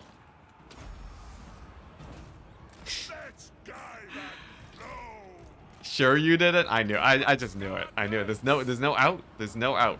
I have to embrace it now. Sounds like the next campaign will be Azazel and Nakari. Yeah, Nakari campaign seemed pretty fun, honestly. Who's at the door? Weird. Random people at the door. For the Emperor! At once! Only a few years from now. I feel like that's the thing is, right? Okay, the only way I'd go down that route is if, like, I feel like legit plan not plan D, not plan D, chat, all right?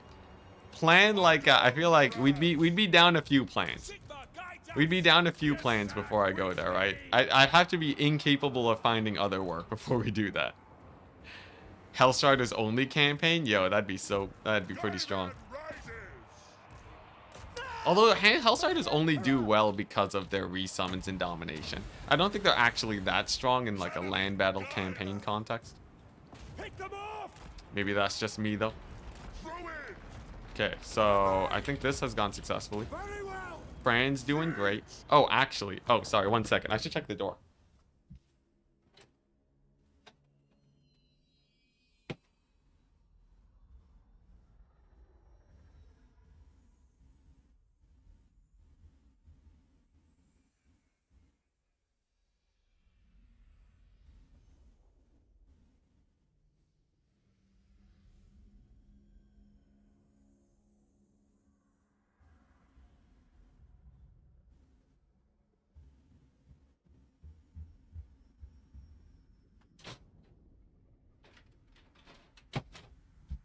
Okay, no, we're good. We're good. We good. I thought the house was empty.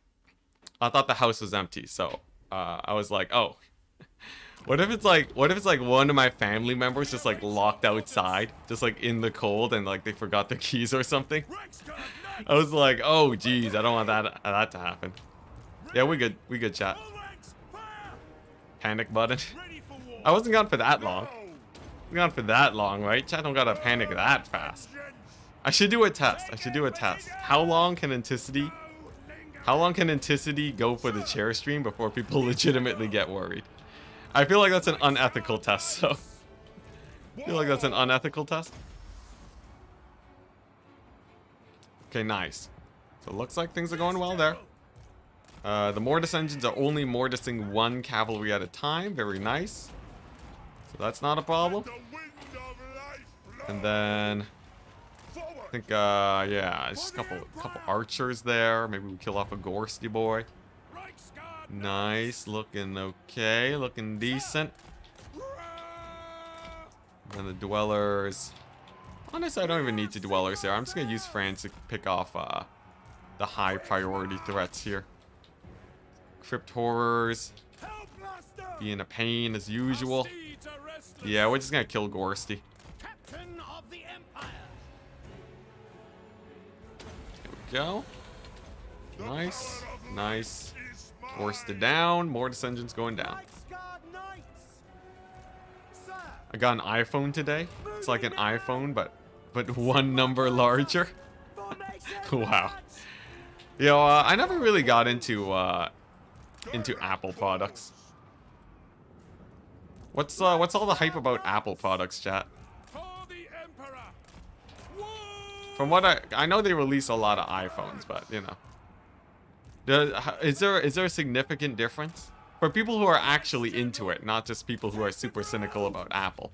How are the new iPhones and such? Is it like a minor upgrade? Is it like when the graphics cards, you know? Is it like graphics cards? You know what? Here's the thing, right? People meme on the iPhones and stuff, such. But then you also have people that do the same thing for graphics cards. Like you always buy the next generation of graphics cards. Because honestly, right? Does an iPhone have that much of a difference compared to the next gen of graphics cards? Legitimate question, actually. It's the ecosystem. The ecosystem. What is this ecosystem you speak of? Is Apple in the tree growing business now? The ecosystem. What is this? There's the luxury about it. Ah, I see. I see. The luxury. I can see that, honestly. There is a lot of appeal on if you just look at how skins make money, right? There's a lot of there's definitely a lot of appeal just by having there's a lot of appeal that comes with just having something that a lot of other people don't. So like you know, I could see that being a thing. It's like flexing. It's like having nice clothes. But what you're telling me is that it's not for me. That's what I'm hearing. Everything that I'm hearing right now is just like, yeah, not for you, Enticity. Only ecosystem I need is Warhammer. Warhammer for life.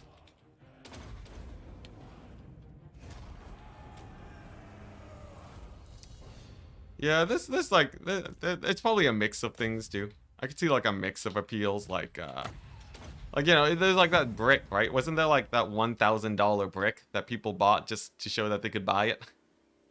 There's like weird stuff like that. I don't think Apple goes all the way there, because obviously does have like some bonus stuff, I guess. I don't know.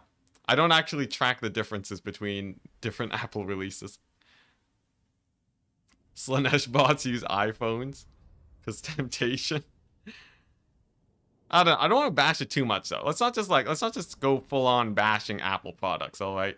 There's a lot of people here that are probably watching on Apple products that have a lot to say about it, that are just feeling like drowned out by the million people that are just bashing on it because it's easy to bash on. Remember, chat, nuance. In the name of Magnus. I guess I shouldn't be going to YouTube chat for like massive amounts of nuance, so should I? I feel like probably YouTube chat not the place for that. We should bully them. Summon the Elector. Look, you're only allowed to bully Twitch chat, alright? Let's go. You're only allowed to bully Twitch chat, YouTube, alright? YouTube chat's gotta stand united. Alright, the moment you give them an inch, Twitch chat's gonna show up. You better watch out, man. Okay, then I'm just gonna do this for fun. There we go. Boom. Sick. I am Prince and Emperor. And to see you asking YouTube chat for nuance. Feels like my work. Bring me to my men. What did we do? Feels bad, man? Oh, yeah, YouTube chat hates Twitch chat, Zeno. Yeah. They have a superiority complex over Twitch chat. There's nothing I can do about it though. You just have to you're just gonna have to live with it. Okay, nice. Nice. Things are looking good here, over here, looking decent. I think we can take Grenzat. Grenzstat? Man, it's like a Twitch, it's like a YouTube viewer name. Why? Why? Ask YouTube chat, man. Why don't you go to YouTube chat and ask them? Breaking news. Streamer encourages hate crimes between chats. More at 5:19. Since YouTube chat is perfect. See, there you go. That's why, Zeno. Because YouTube chat, according to YouTube chat, the reason that they have a superiority complex is because they're better. Obviously. What the ambush? Well, we're screwed. Rip. Get your F's ready, chat. We got ambushed by the Dowie. I did say it was a no ambush stream. Doesn't mean that I can't get ambushed.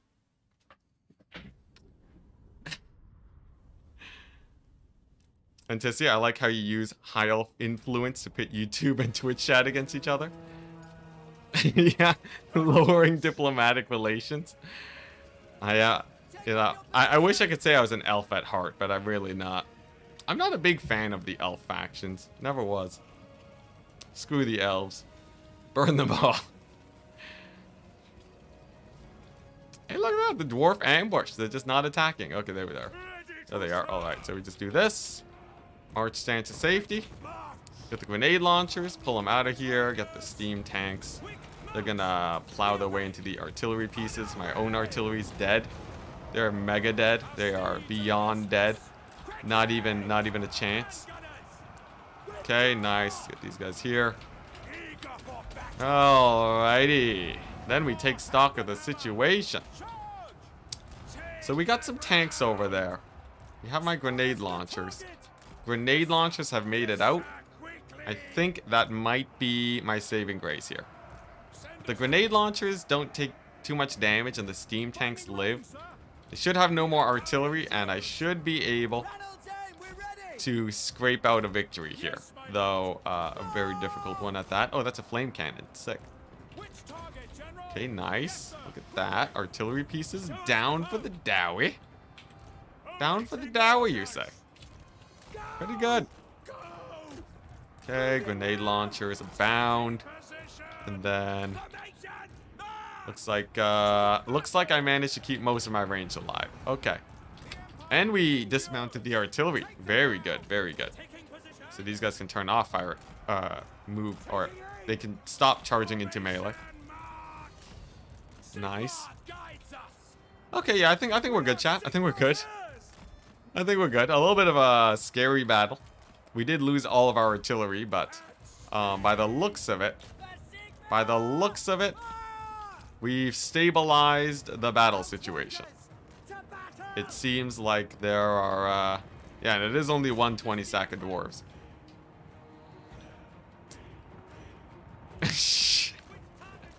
Yes, John. There we go. That is the nuance that I'm looking for. See, here's the thing, right? If you are totally accurate, that is actually as much nuance as is needed, you know? So, you know, if you full well believe, if you full well stand by it, then it's actually just true, you know? Nuance doesn't mean that you have to like the other side. That's the best part. You found the loophole. Okay, how we gonna do this? So I have my cannons on the steam tanks. I have my general. The gyrocopters, I might just burn them out of ammunition as the next best thing I can do. Maybe we just go for an ammo burn on them.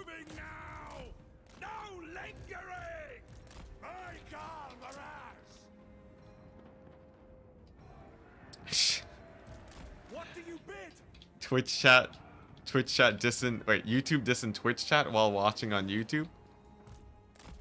Well, yeah, of course. What, they're gonna go onto Twitch to diss Twitch chat?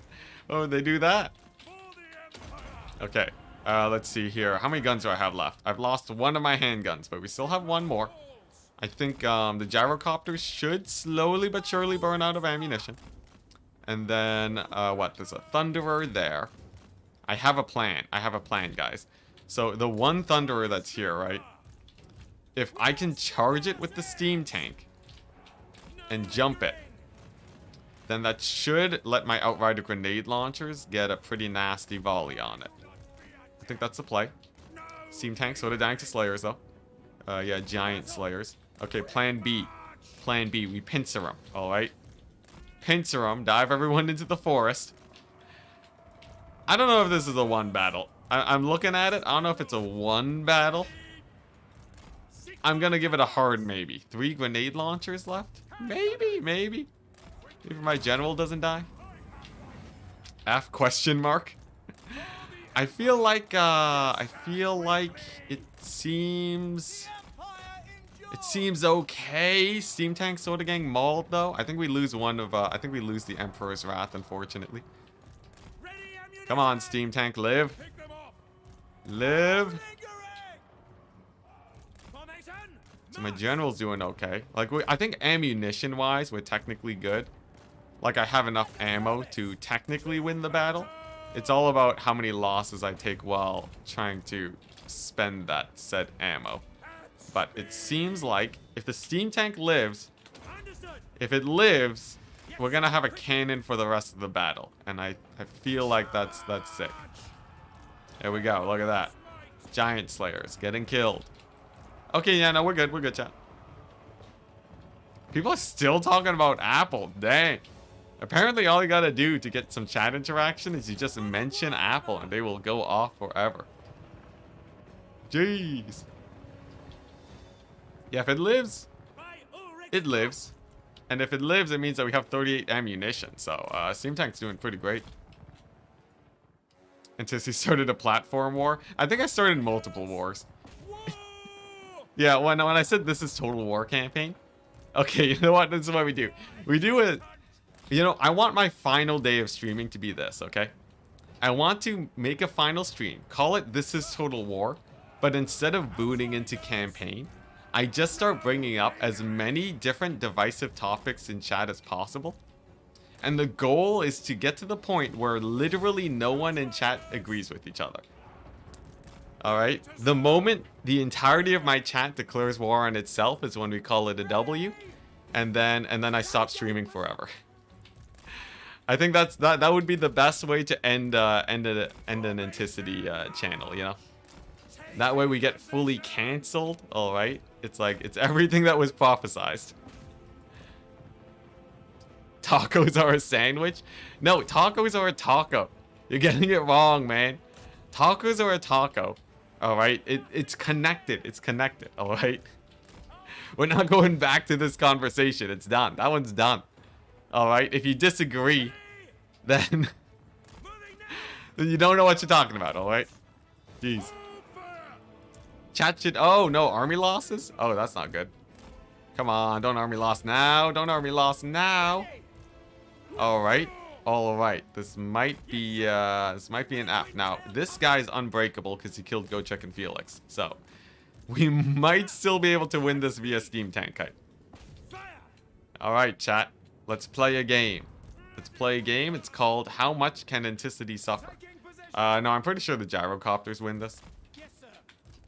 I think the gyrocopters win this. I don't know. Does my general beat this guy? Dang it.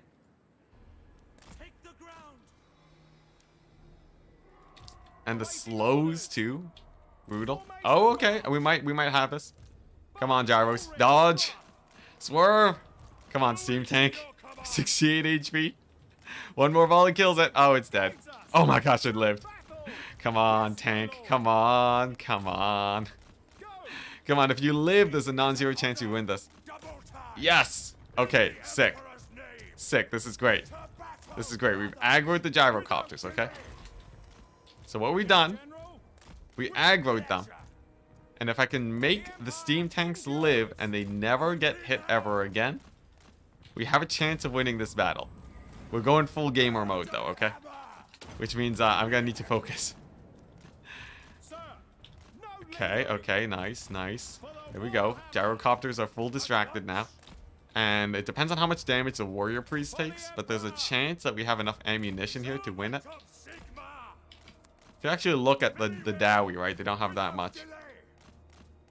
There we go, nice. Okay. Sick. This general's gonna save the day. His unbreakableness shall be unparamounted. I guess we also have some quarrelers here that I have to run down. I guess we'll figure that out in a second. Okay, nice. He's run from the quarrelers. Oh, jeez, my general's taking so much damage. Come on, duck and weave, duck and weave. I guess we could just retreat, right? We could just retreat off of here. That's probably the better. It's probably the better option. Let's be honest. Let's be honest, it's probably a little bit better to just straight up retreat. Yeah, I think that's just better play, because then I get to keep the steam tanks for later. I think that's the better play. Alright, you know what? We'll just retreat. He saved the steam tanks. That's what matters. Oh, boy. Alright, here we go. Alternatively, we could just win it, but I think this one gyrocopter has enough ammunition to win the game now. Alright, we'll pull back. Sigma commands. Yeah, he got annihilated by those gyrocopters. Will he get annihilated by 2 Slayers, though? Look at that. Double time. Pretty good charge. Pretty good charge on the Slayers. Killed 1. The Empire endures. Oh, man. If I knew, we actually might have been able to win this. The Emperor If they didn't have 2 gyrocopters, I think we actually had a decent chance. Okay, here we go. Retreat. Live another day.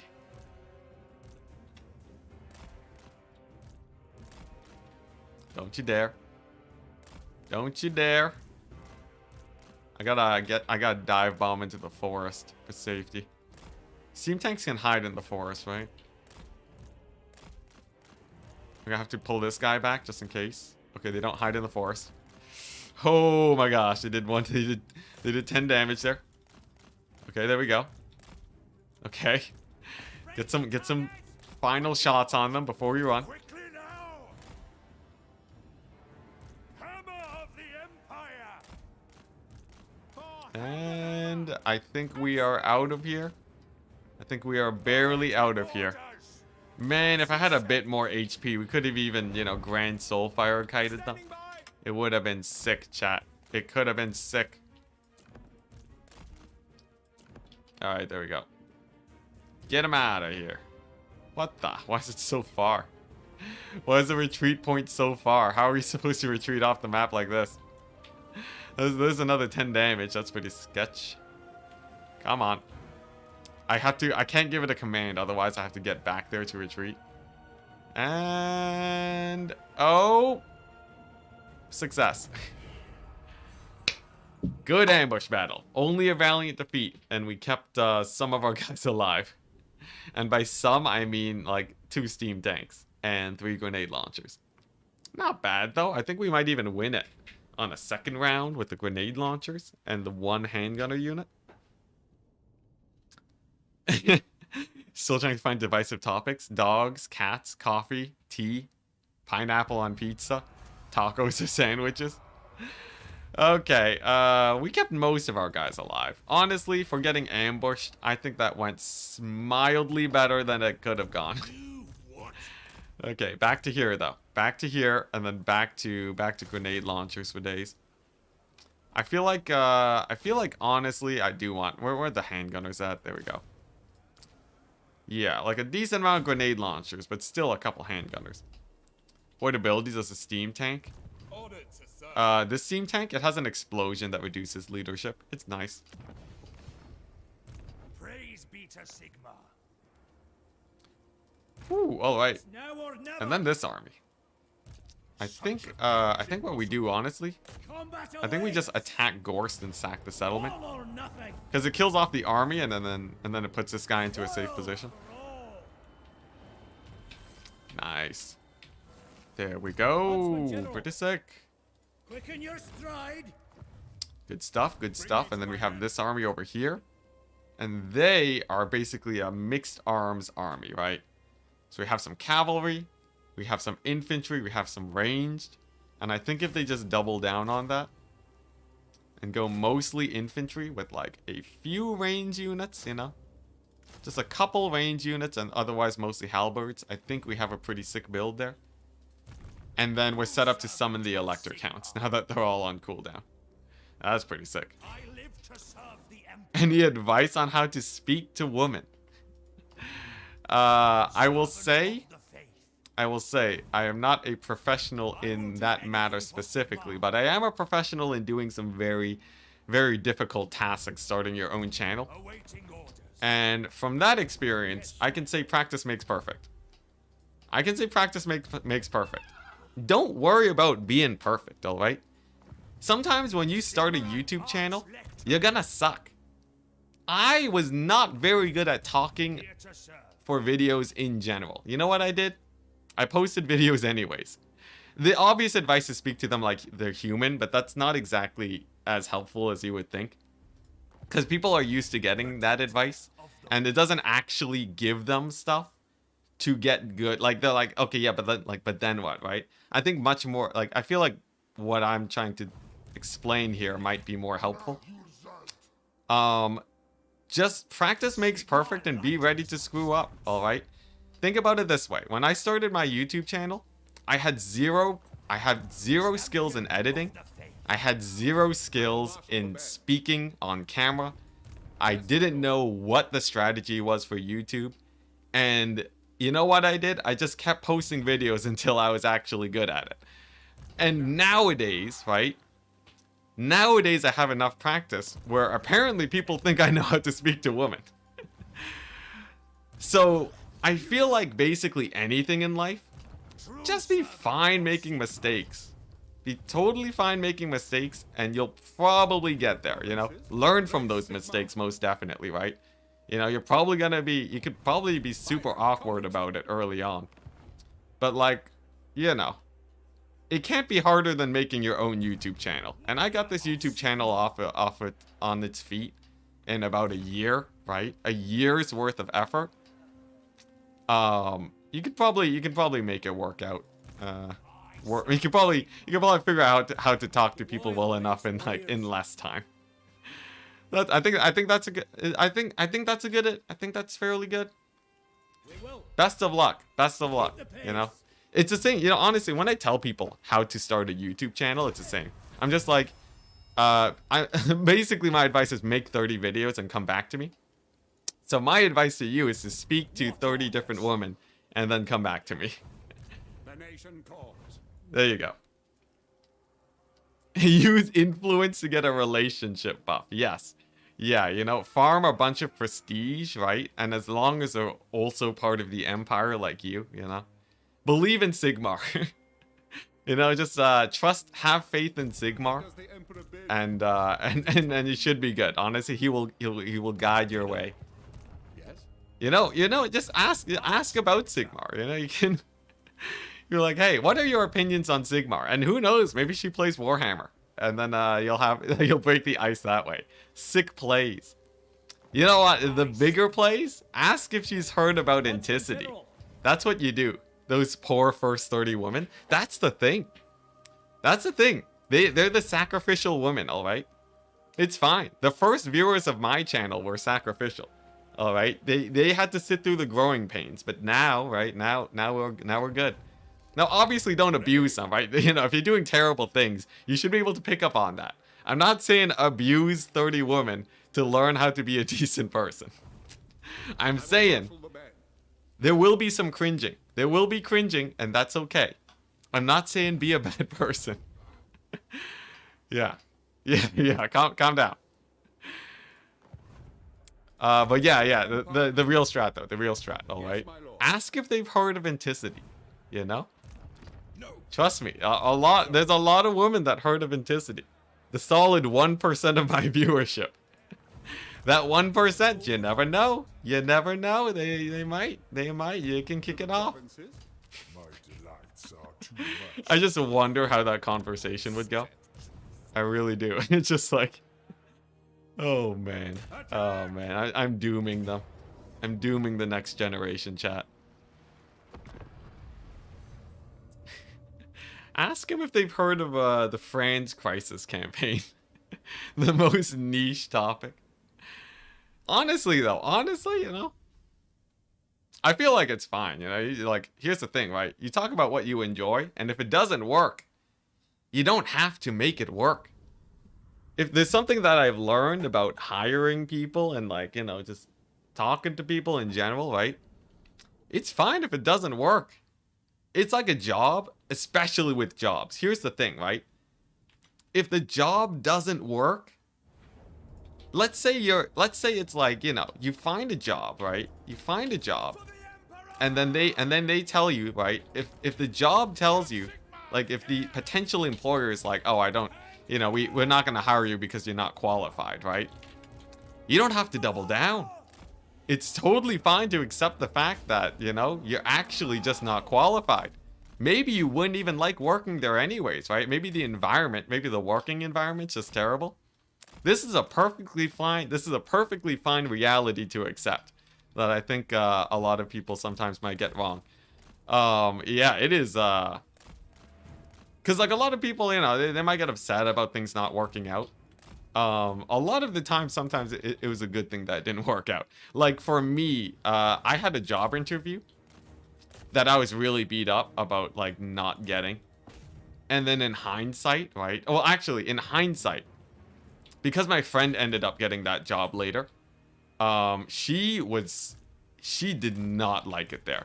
Like, the way she described it, she was like, oh, this workplace is so, like, it involves so much work, right?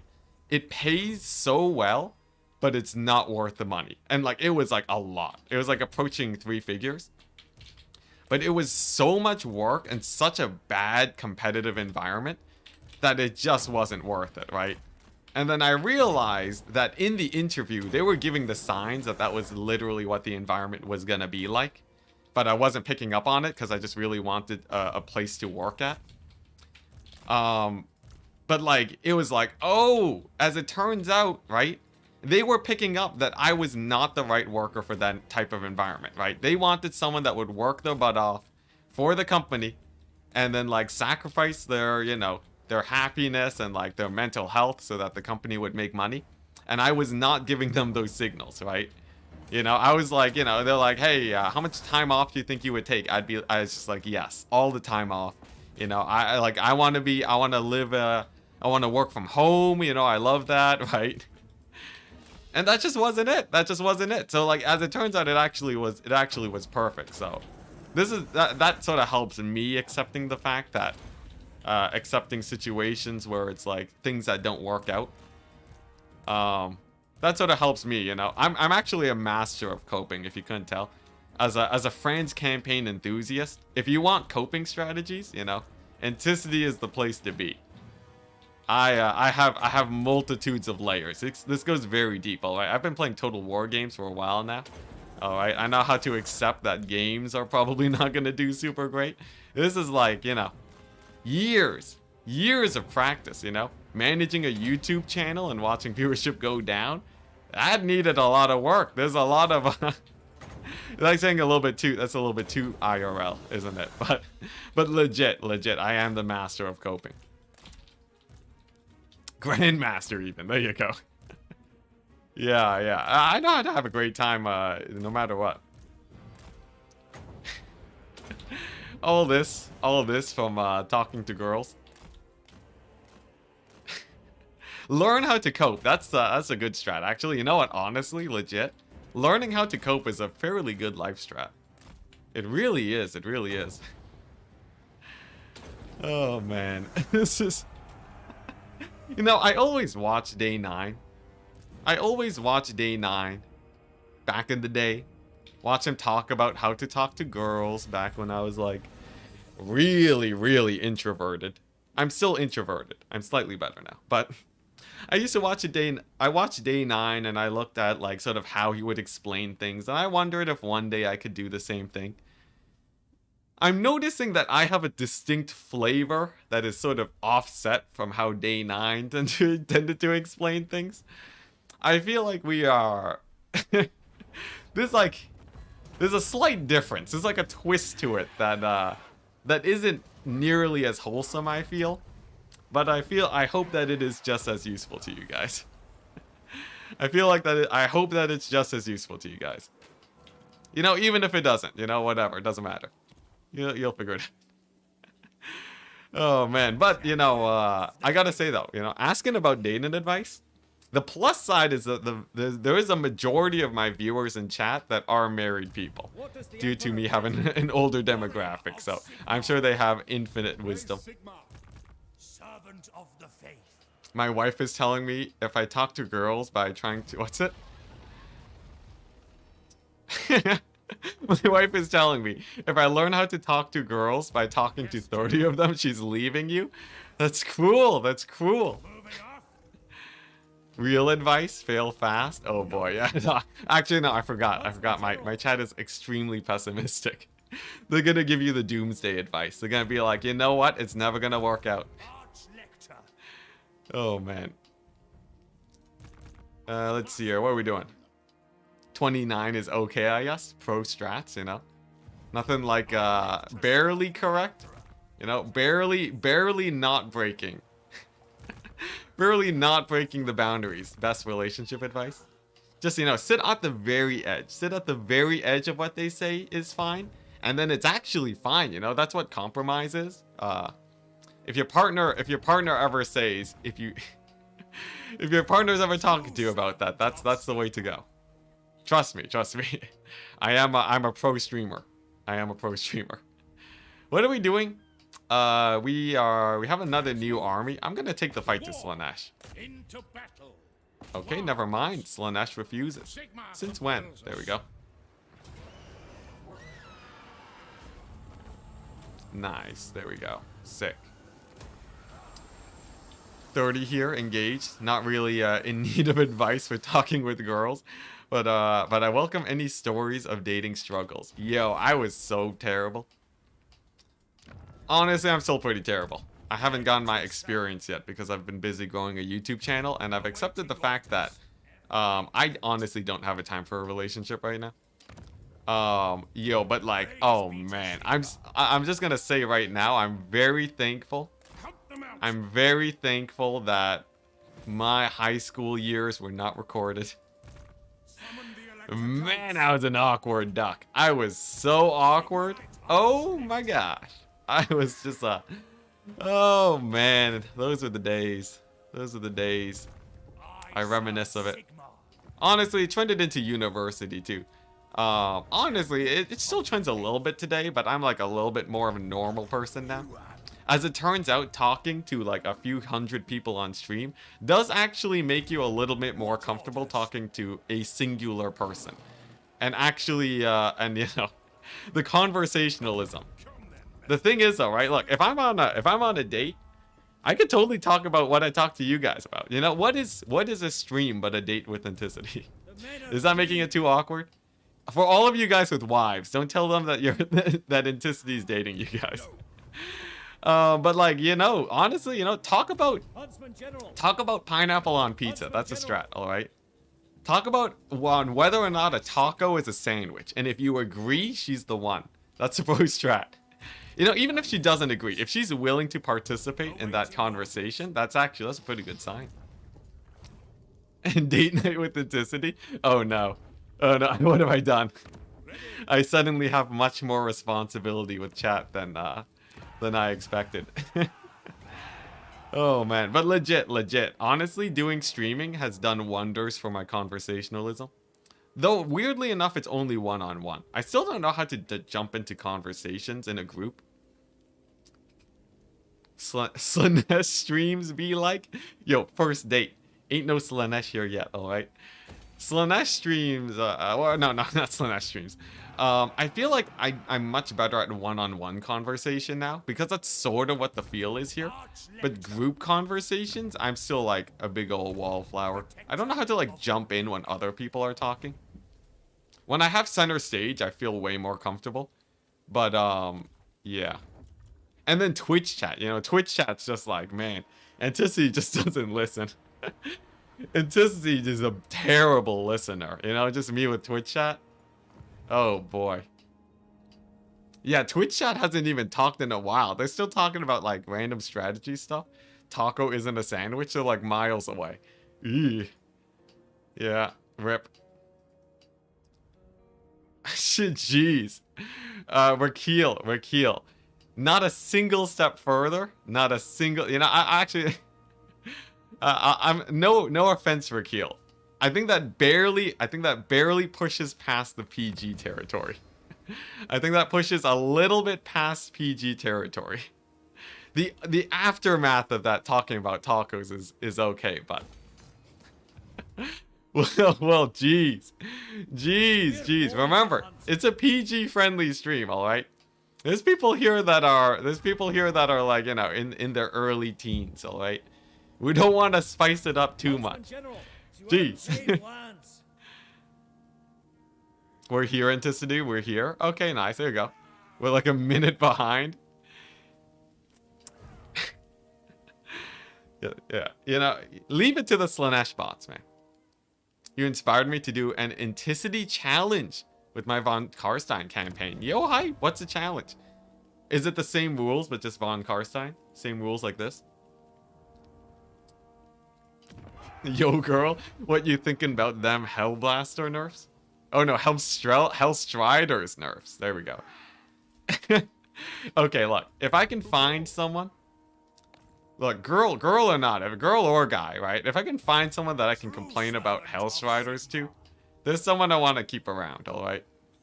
That is a very valuable relationship that I value.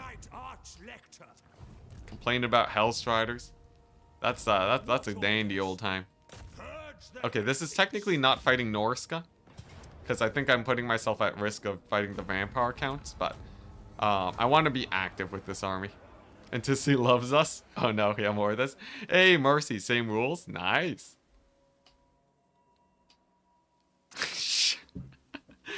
You want to steal a horse skeleton so he can be a Grail relic? Phil McDonald. Phil, there are people in the Warhammer community that would not get that. There's people that play Total War that would be like, what's a Grail relic?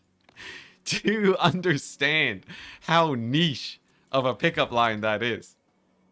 That is amazing. That is amazing. That's how you find the one. That is exactly how you find the one. For people, well, actually, you know, you'll find out yourselves. I was gonna say for people who are actually looking for dating advice, that is not how you kickstart it off. Maybe a little bit too niche, you know. Maybe a little bit too niche. All right, you don't. But you'll find out what is too niche and what isn't too niche. I don't have to tell you guys. And you know what? Maybe you get lucky and it works. But oh my gosh, that is hilarious. I love, you know, if I can influence a single person to actually use one of these pickup lines, I will call it a win. Maybe we'll do an Enticity IRL stream. You know, Enticity dating stream where the Enticity challenge. All right, true Enticity challenge. Get a date while using the pickup lines of Twitch chat. So like I'm hiding the pickup lines under the table. Chat chooses what Enticity says. Oh my gosh. Yeah, that would be amazing. That would be amazing. Oh man, that would be oh man, that'd be great. Oh man, that would be the most difficult campaign, I think. I think it doesn't get more difficult than that. Oh man, I love the idea of that. That's amazing. What is love? Mostly chemistry, honestly, CF Bomber. If you take a look at it scientifically, what is love can be answered in the most boring way ever. It really is. Like, you can actually draw a pretty strong line. You can categorize it. I'm pretty sure love is probably one of the most scientifically studied things ever, right? A lot. Well, I guess the brain is pretty complicated, but still, it's like, you know, it ain't that difficult. It ain't that difficult, all right? There's like, you can cheat it too, all right? Like, they did a test. Literally, there was a test where they what's it? So they have two people, right? And the person testing people, right? They are actually part of the test, right? So they're on a bridge, right? And then they ask them a bunch of questions. And then they see how into it, like, you know, how interested the person being tested is in, like, the person with the clipboard, basically, right? It's like, oh, like, how interested are you for them, right? And as it turns out, the people not on a bridge, because they did the same test not on a bridge, right? As it turns out, being on a bridge, the fear response that you get from being on a bridge will make you more likely to be interested in the person you're talking to. At least I'm pretty sure that's like the rough approximation for what this test was. Maybe I'm totally butchering it. If I am, chat will let me know, and then I can say I was wrong. But like, I'm pretty sure that's what it was. And just hearing that is like, all right, it's not.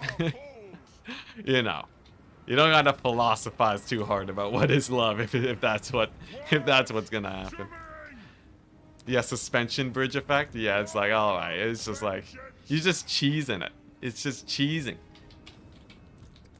So I feel like, you know, it ain't that deep. It ain't that deep if a bridge is gonna do you dirty like that.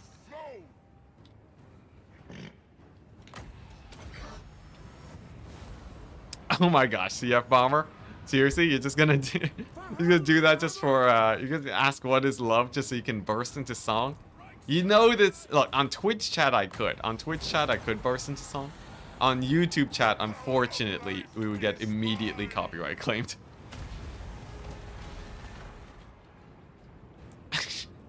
Yes, yeah. If you can find, if you can schedule your date while in mortal danger, you can actually increase your odds of keeping them around. It's true. So, you know, the pro Enticity strats, right? You can, that is an option. Alright, anyways, enough about dating. Enough about dating. Y'all's are, like, 50% of you guys are married men. You don't need this. No, I think it is, it is just... It was a fun conversation. What are we doing now? Yes, we're trying to kill Vlad. I might go, I might go grab a bite in a bit, though. Maybe in the next, 20 to 30 minutes. And then we can do the rest of the stream after. Because we have the tournament stream coming up, right? So I don't want to, you know, I want to make sure I get my fill of France campaign today before the tournament stream. I think that's the plan. For the Chase. Chase, don't make me put you in horny jail. Not like this.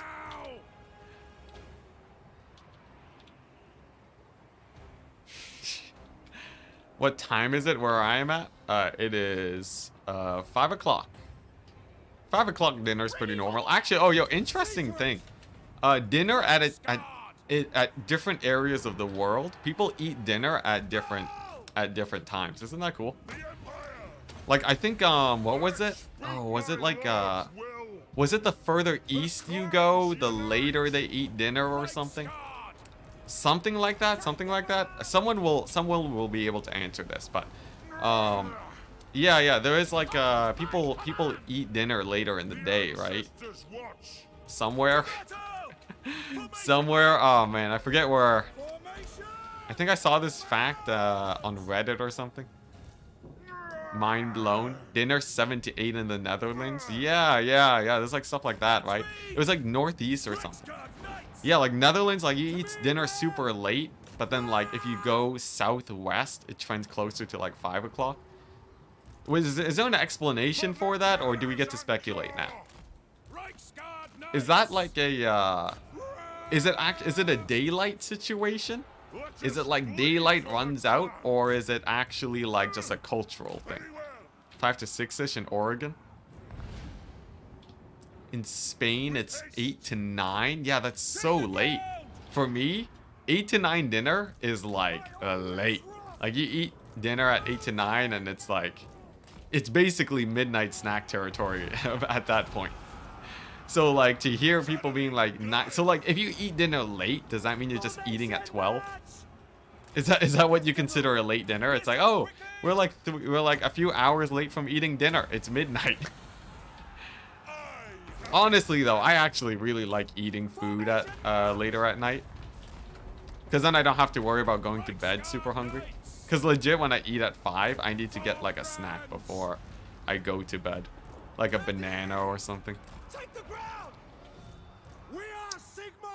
Oh yeah, that's true. Working parents. For working parents, it's different, yeah.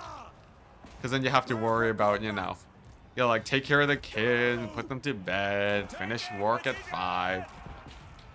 So I could see that depending on like where you are in life. Really interesting though, because yeah, I was raised, you know, eating dinner at like 5. It varies from family to family, definitely, but like it actually changes by region. If you look at the average, so like so it's not just like a family thing. There is actually like something either about culture, or like where you live, where your eating habits will be different on the whole. It's about temperature, really.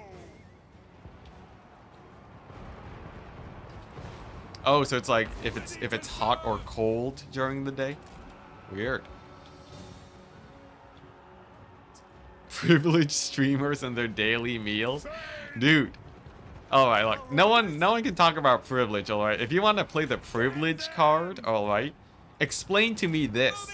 How do you have internet and are not insanely privileged? Alright? Alright? Fair is fair. Alright, we can talk about privilege, but we're in the same group, my dude. We're in the same group. I will not accept it any other way. Alright? The only solution is to not be allowed to play the privilege card. I know you're just joking, but it's a thought that I've had, that's for sure. Yeah, it's so hard. It's the whole the other people have it worse argument goes so deep. It goes deep to the point of being useless. Because then yeah, it is like, you know, if you have the time to argue about privilege, you are privileged. You can go real hard on it. Yeah, there you go. Get wrecked, everyone in the world. Get wrecked. You know, everyone alive in the world. Well, you know what? You know what? You're alive, so you're too privileged to be talking. Only the people who can't talk. Only those people, maybe they get to talk about privilege. Alright, for them it's fair. For them it's fair. Everyone else, get out of here.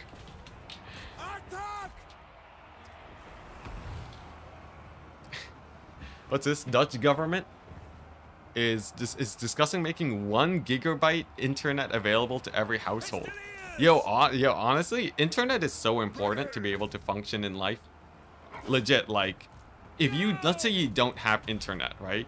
The vast majority of jobs actually aren't available to you. It's actually quite similar for cell phones too, right? I feel like, well, at least cell phones are relatively cheap. So most people can afford cell phones, even if you are like homeless. But like, but legit, right? I feel like people really should have access to cell phones and internet. Because like it is getting really important. Like there's places where you can't eat without a cell phone. It's crazy. My subjects call. My tax is already high enough. Yeah, I guess for some people that's already. I'm just saying though, right? Like, you know, taxes or not, right? I feel like people. I feel like it's pretty important.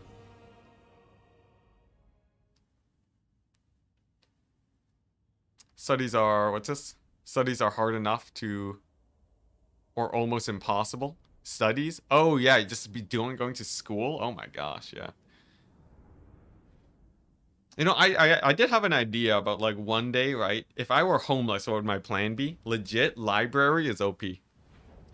I don't think I'll, the odds of, you know, I think the odds are quite low considering how, you know, obviously the privilege, but, yeah, I was thinking, actually, one of the thoughts that I had was if I had nothing, right? House got blown up and there was no insurance to cover for anything, right? And I was on my own and I had no family to support me. I think legit, if I lived off the library and used the internet there to get most of my work done, then get a phone, right? So you can like beg for enough money to save up for a phone. And then what I do is I make a YouTube channel about being homeless. Think about it. Big brain plays, right? Because this is something that most people don't really get to see very often, right? So I discuss about that, right? And if I can get enough, like, you know, if I can get like enough traction on the channel, then I can get out of homelessness with the channel. But then the problem is that me getting out of homelessness kills the channel, right? If I start making enough money where I don't have to live the welfare lifestyle anymore, people will be like, oh, he's just a normal guy now. He's just a blogger. And then we're screwed. It would be amazing. Oh my gosh. And then we make a separate channel discussing the life and the ups and downs of that. And then we're set. Like, I feel like this is like the perfect situation. I feel like that's the most hipster homeless I've ever heard of. It is quite hipster. But like, I feel like, especially where I live, I'm close enough to be able to get a phone. I have access to the library. I could probably make that work. But who knows? Life is very hard, right? Like, it's not like there'd be a lot of other challenges, but I feel like it'd be an interesting idea. That would be the first thing I would try if I was ever just suddenly on the streets. But with that battle done, the famous homeless channel paradox. Okay, anyways, with that done, I'm gonna go take a quick break to grab me some dinner. Let's see here. There we go. We're gonna do this. Is there like any good music I can do? Can I do the Tomb King's music? Let me know if you hear the Tomb King's music. And then I'm gonna go ahead and should be good. Let's see here. Google stopwatch. Yeah, can you hear the sick Tomb King's soundtrack playing? You hear it, chat?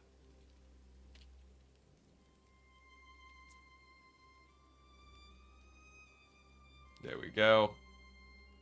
Do some of this action. And I will be gone for 30 minutes this time. A little bit longer than last time. Nice. Whoops.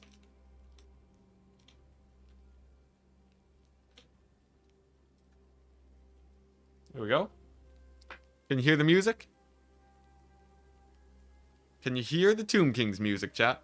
If you can, then I can leave for my 30-minute break.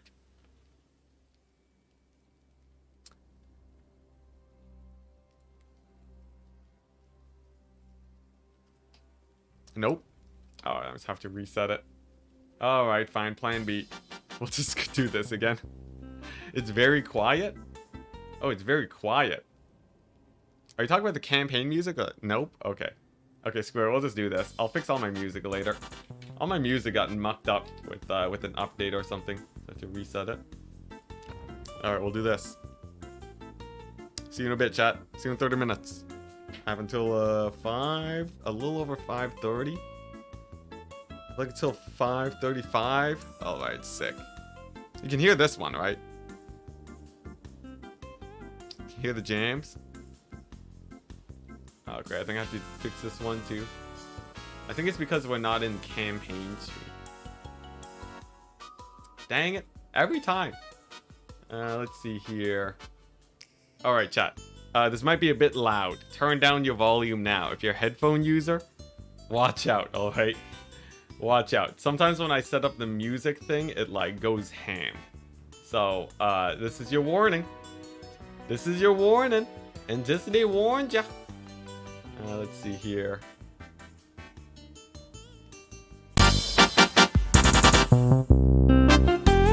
Okay, there we go. There we go. Alright, nice.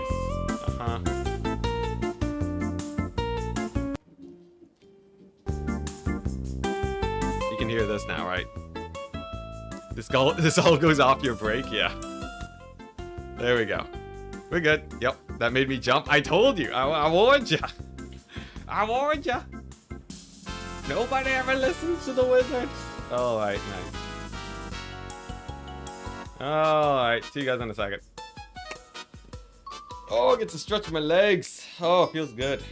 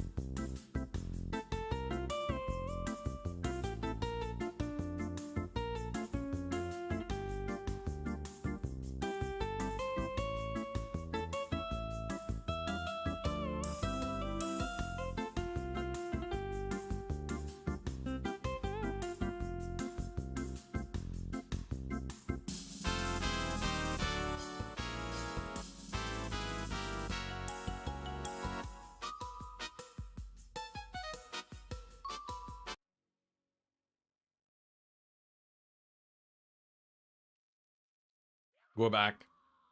We're back. I accidentally forgot to set the music to loop. I forgot to make it loop. Y'all were sitting around in dead silence for the last like 15 minutes.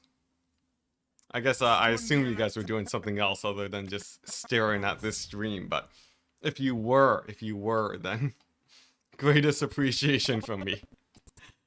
All right. What were we doing? What's that weird sound? It's like some weird playback happening.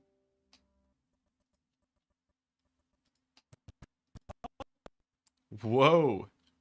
Whoa. The chat's all weird. You guys hearing that? Sir. Sigmarite Archlector. Okay, they just have to warm up a bit. Leader. Whoa, yeah, no, audio is weird. Audio is weird. Audio is really weird. All right, I don't like that. All right, yeah, okay. Here, I'm gonna do a quick fix. We're gonna restart Warhammer. Restart Warhammer, and hopefully we don't get the creepy stuttering sounds anymore. Oh my gosh. All right, nice.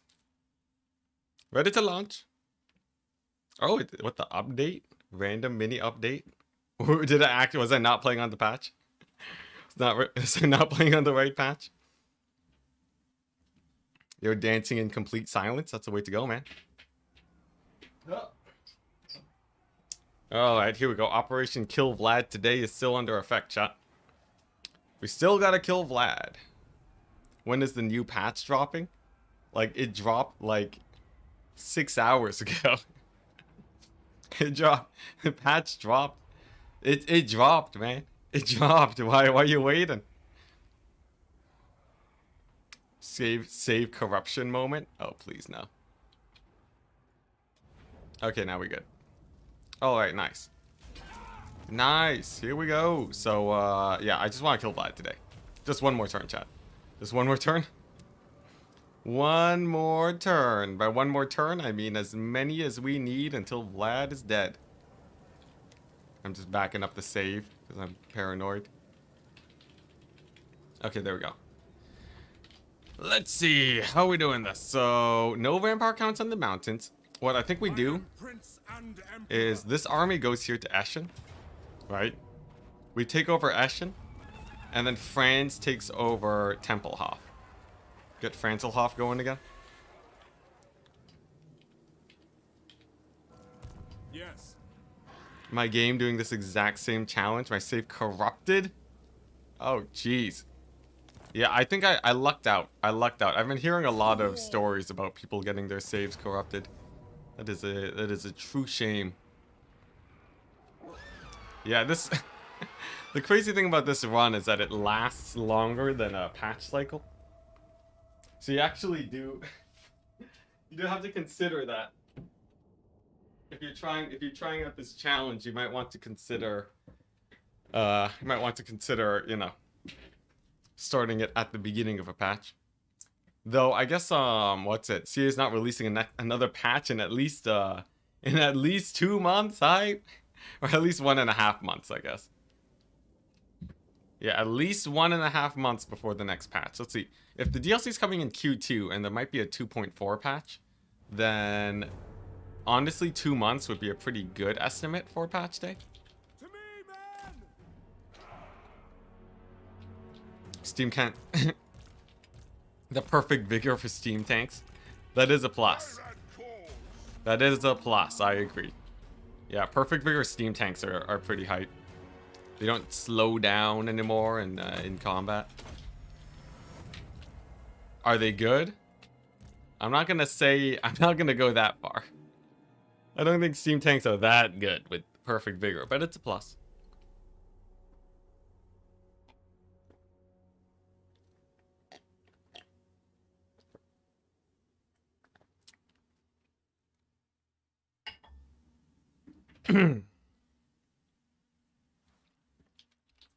Oh wow, so you're doing the exact same challenge, dang.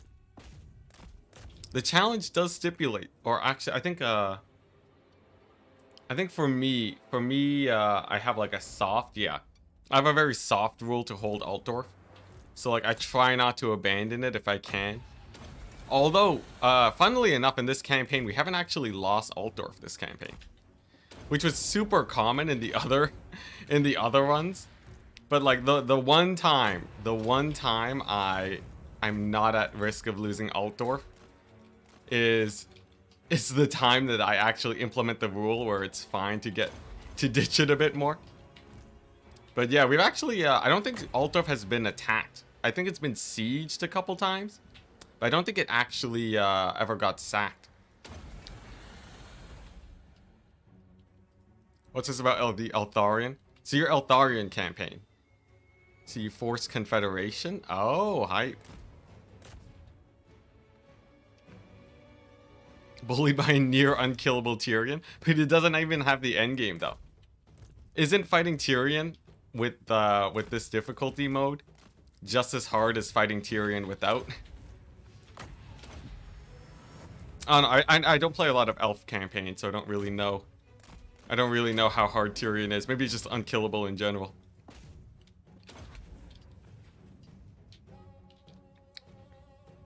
Not keen on Tor of Rest right away? Really?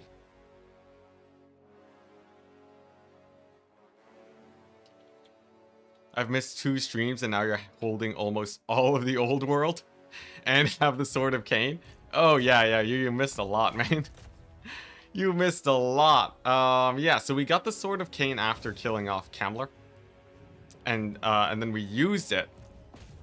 Or no, we got it at about the point where we killed the Wood Elves. Yeah. So we killed off the Wood Elves. And then we got the Sword of Cain. We used it to fight a couple dwarf armies. But mostly we just beelined it straight to Vlad. Because I just feel like, you know, it's just it's just the best use of the Sword of Cain. Just like just bunker busting these super hard to kill factions. And I've basically just been using Franz to just battering ram any problem. Any problem that I run into can be solved with Franz. So yeah, that's basically what we've been doing. Okay, nice. I think it's time to bring in the Reichsguard.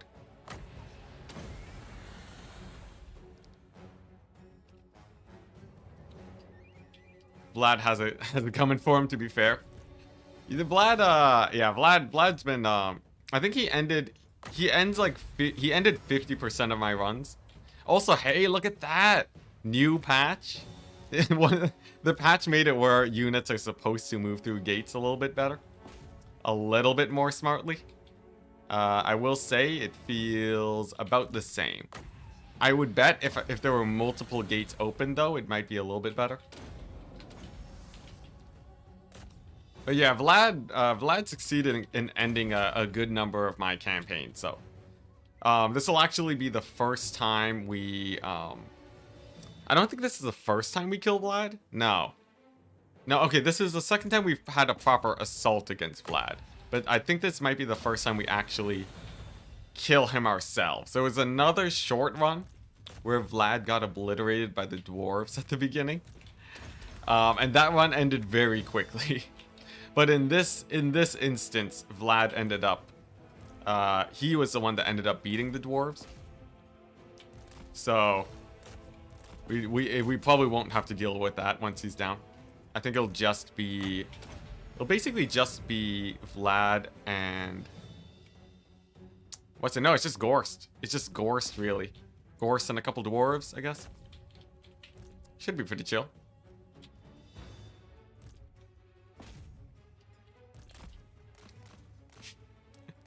Any problem can be solved with France. I feel like there's a. I'm not gonna get into it. I'm gonna make French jokes. Not on this stream. Not on this stream. Okay, there we go. There's army losses. Nice. And you'll notice now that despite the leadership changes, the AI still doesn't get army lost. Dang it. I was really hoping that the leadership changes would make it would make them, you know, crumble to army losses a bit faster once the settlement's actually dead. I guess we were wrong. It turns out, Ultimate Crisis vampire counts do not actually suffer, they're still army loss immune. Would you look at that? At least they're easier to crumble, though. I don't have to dive into melee or anything. What did the ROR Reichsguard give? Literally only Vanguard. It was a bad choice. It was a bad choice for me to get the ROR Reichsguard. Basically the idea is I only get the ROR Reichsguard in an emergency where I need the 0-turn recruitment. But otherwise, they're actually literally the same. I guess they also come with full chevrons, but like that's a given.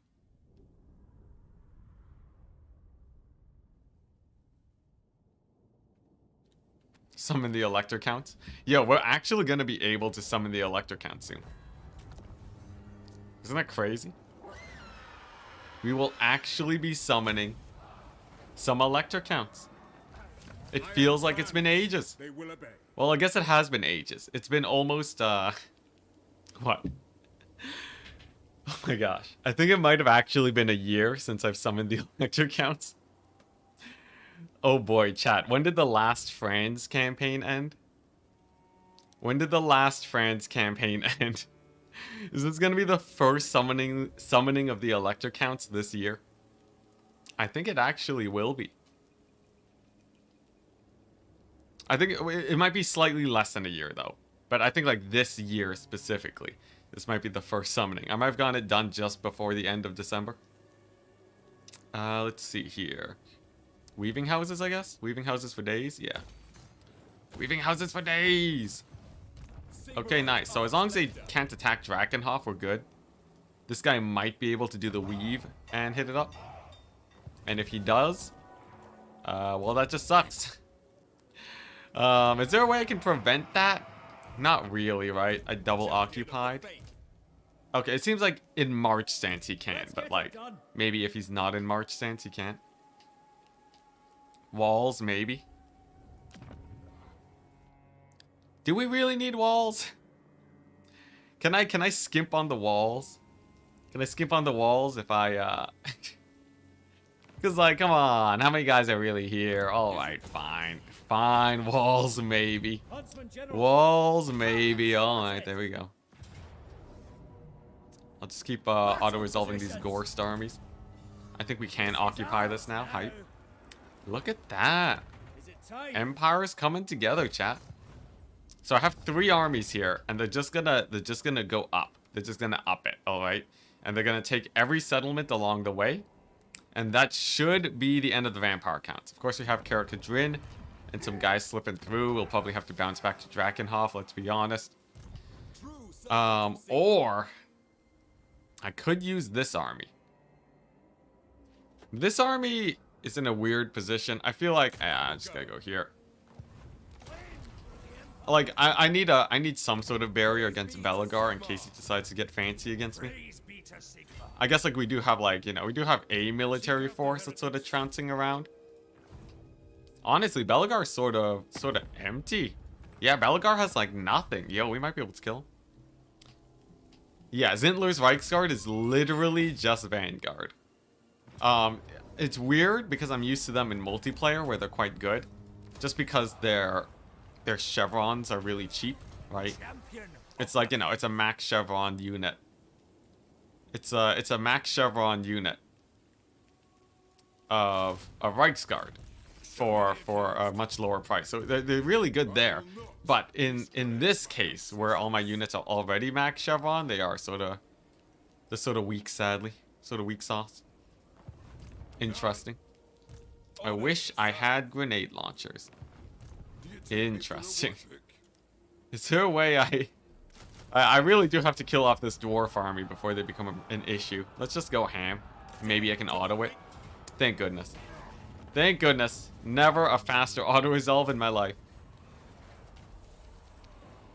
Found your channel and binged all the Franz content. Hype. Got straight into this campaign. It's been a lot of Franz. Oh yeah, I guess yeah. There's so much Franz content, man. There's so much Franz content. If you actually binged all of the Franz content, that would actually be enough content. That would be like that would be more content than like all of Elden Ring in terms of pure hours. I will say we have been doing a lot of friends. Sigmarite Archlector. I will say I've been converted. Having played this campaign so much now, I think I'm a Franz campaign fan. Orders. I guess that's not the most surprising thing in the world. But like previously, right? If you asked me what my favorite like, if you asked me what my favorite campaign was, I honestly feel like Franz is the way to go. It's just too great. Now. Excuse me. Okay, nice. We're just bullying Nakari a bit, because this army has nothing better to do. For whatever reason, Grombrindle stopped his aggression versus me, so I'm just leaving an army there to just, you know, just get some free kills on Nakari. It's fantastic. Yeah, that is a lot of Franz content. I have like 3 long runs. And one of which is extremely long. Along with a bunch of mini attempts at this challenge. I think I have like 4 proper attempts at this challenge that were streamed. Then again, I shouldn't be that surprised, right? I'm playing it, so. You know, it's not like... The thing is, I have experienced more Franz content than you if you include all the offline stuff. Although who knows, right? Maybe you're also playing Franz while watching this campaign. If you are playing Franz while also watching this campaign, then you might be able to surpass me in terms of hours spent. Would be nice to see me play other campaigns. Why does that sound like? Why does that make me sound like an absentee dad or something? Just like, you know, it'd be nice if you came home one day. Yeah, we'll get other campaigns, chat. We'll get there eventually. We just have to beat this campaign. We just have to beat this one campaign, and then we're on to the next one. It's not that far from now, right? And then I check the time. And it's like, oh my gosh, how long have I been here? I think I've been here for the past month. How long have we been doing this challenge? It might have been longer than a month. It might have been 2 months. I've just been subjecting chat to Franz for the last forever.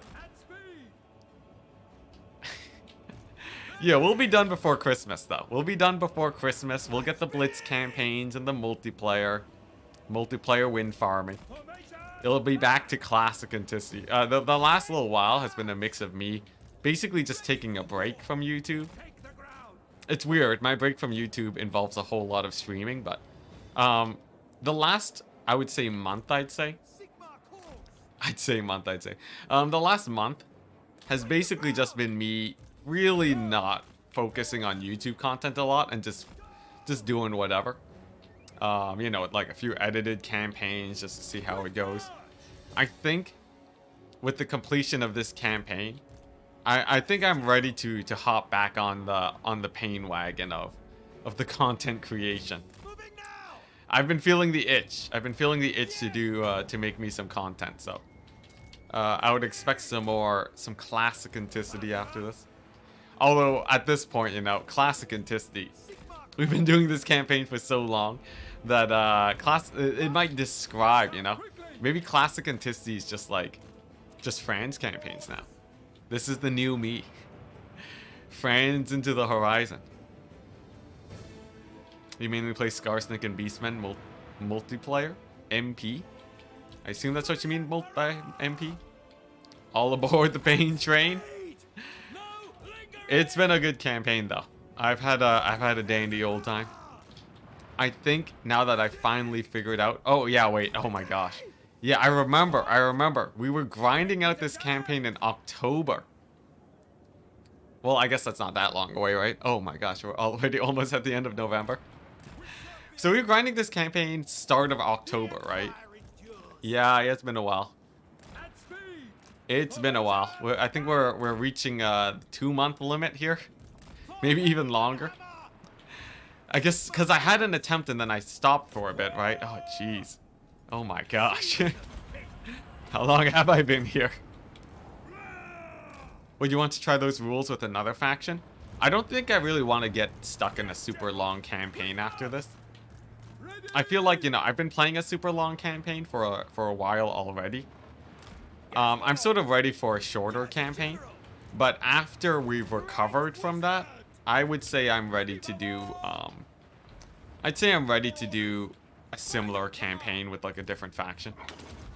Maybe some, maybe a faction that's a little bit stronger, you know? Maybe like a vampire account, so like a Skaven maybe. Or like a Scarbrand. But yeah. It might even be a Blitz campaign. So like I might do a Blitz campaign. Oh, I don't know. It sort of breaks the rules of the Blitz campaign. The whole point of a Blitz campaign is that it's the fastest vanilla experience you've ever seen. So, you know, it slows it down if we're just doing like some crazy challenge, right? The whole idea of the Blitz campaign is playing a faction. Is playing a faction without playing how most people would typically play the faction, right? Just play it super fast, no cheese, you know. Just like have as much fun as possible with it. So I feel like, you know, I feel like we'll save the ultra hardcore challenge for a different one. At the very least, I don't think I'd be calling it a Blitz campaign. Okay, nice. It only took me kiting them to the very edge of the map, but we did get there. And we still have about a third ammunition. Very nice. Should be a W. Should be a great old dandy W. This time for sure. I see this title every day and I love it. Oh man, it's we've been, the thing is, it's like my passion for ending this campaign has ended up giving me actually a super regular streaming schedule. If I don't continue, like, you know, streaming super often after this campaign, right? Let's say, like, you know, I want to make videos after. I feel like that might, you know, that like, it make chat feel empty, you know? I feel like after this, I probably will continue to stream quite a bit, though. I'm actually really liking the daily streams. It also helps a lot that we're getting good viewership for the streams, too. So I feel like after all this is done, I'll probably be doing like you know, just stream every day and focus on, and focus on, like, you know, the Blitz campaigns or what have you. The thing is, I want to mix in more videos, though. Right now, I'm not really doing a lot of videos, which lets me stream a lot longer than usual. So we'll be streaming less, but I'll still be streaming almost every day. Do you like the new title screens? The title screens? Oh, for like France and stuff? I think it's cool, yeah. Do I think it's like crazy? Top 5 campaign list? Campaigns that okay. I wouldn't say top 5 for everyone, but the ones that I enjoy the most. I like Franz now. I like the Dwarves. I like the Vampire Coast. I like Nakari. So like Slaanesh campaigns. Just because it's so fast. And then I like playing Skaven and Vampire counts for all the wrong reasons. I like the dog spam. I like the dog spam builds that you can do with Skaven and Vampire counts. Valiant defeat. How dare you, game? Slaanesh pacifist one. Pacifist ones, I think the idea is pretty funny, you know? It's like it makes for a good title. I don't think it makes for great content though. At least not my type of content. Because I feel like pacifist ones, they it's too much sitting around, I think. What orders? I'd rather just yeah, I feel like it's a lot of sitting around. I'd rather just, you know, go out and murder for myself. You know, that's like the whole point of the Blitz campaigns. I like me some fast. I like fast challenges. Either we finish quickly or we get murdered very quickly. That's my that's how I like it. Where am I? Where with students at? Scribe, servant, student. Nice. I'm just getting. I'm picking these guys up for the research rate. We've already got most of the research done, but you know, it might as well. Might as well finish up the last of it. Nice. Sick. Amazing. Alright, there we go. There's our general upgraded. Sometimes I forget to upgrade these generals.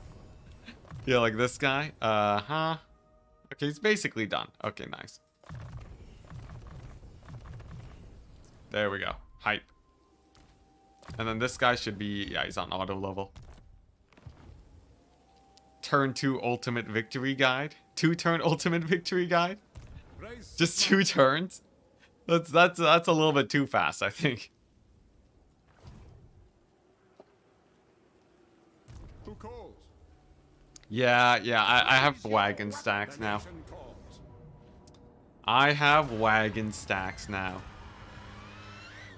So far, I feel okay about them. Ready. It feels like the wagon stacks to get the job done. Am I ecstatic about it?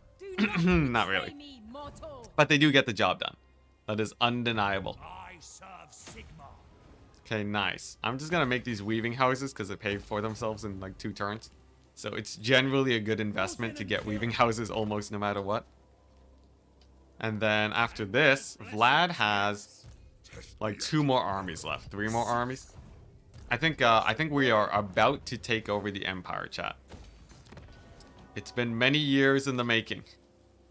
But the vampire counts are nearing their end. Finally. Finally. That's so many years. So many months of work. This is what we trained for. Anything good left? Honestly, I'm getting my research rates so late now. There's like nothing good. Oh, yeah. I guess the armor for the infantry is one of the last things. Yeah, the wagons are great. The wagons are, well, you know, they're great enough. I wouldn't say they're like super amazing or anything, but like they kill stuff, they shoot. That's what matters. Interesting. Carrick Izor. Do I need this? I don't. I'm gonna build walls there. Carcassonne. We got some random Bretonians, not a problem. I think this army can probably move in and deal with them after, and then the Nakari front going great. Sick. And we have a solid 2 turns worth of income. Solid, exquisite 2 turns of income.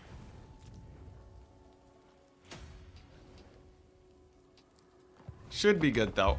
As soon as we conquer a little bit more territory, I can start disbanding armies. Smooth sailing to victory now? I don't know yet. It depends on how bad Grombrindle is and how bad Gorst is. Because I haven't bordered Gorst, but I feel like he's basically the same as Vlad. And since they're not teaming up with each other now, it should be pretty chill. Okay, nice. So we debated one of the armies to show up. I think we can retreat. Nice.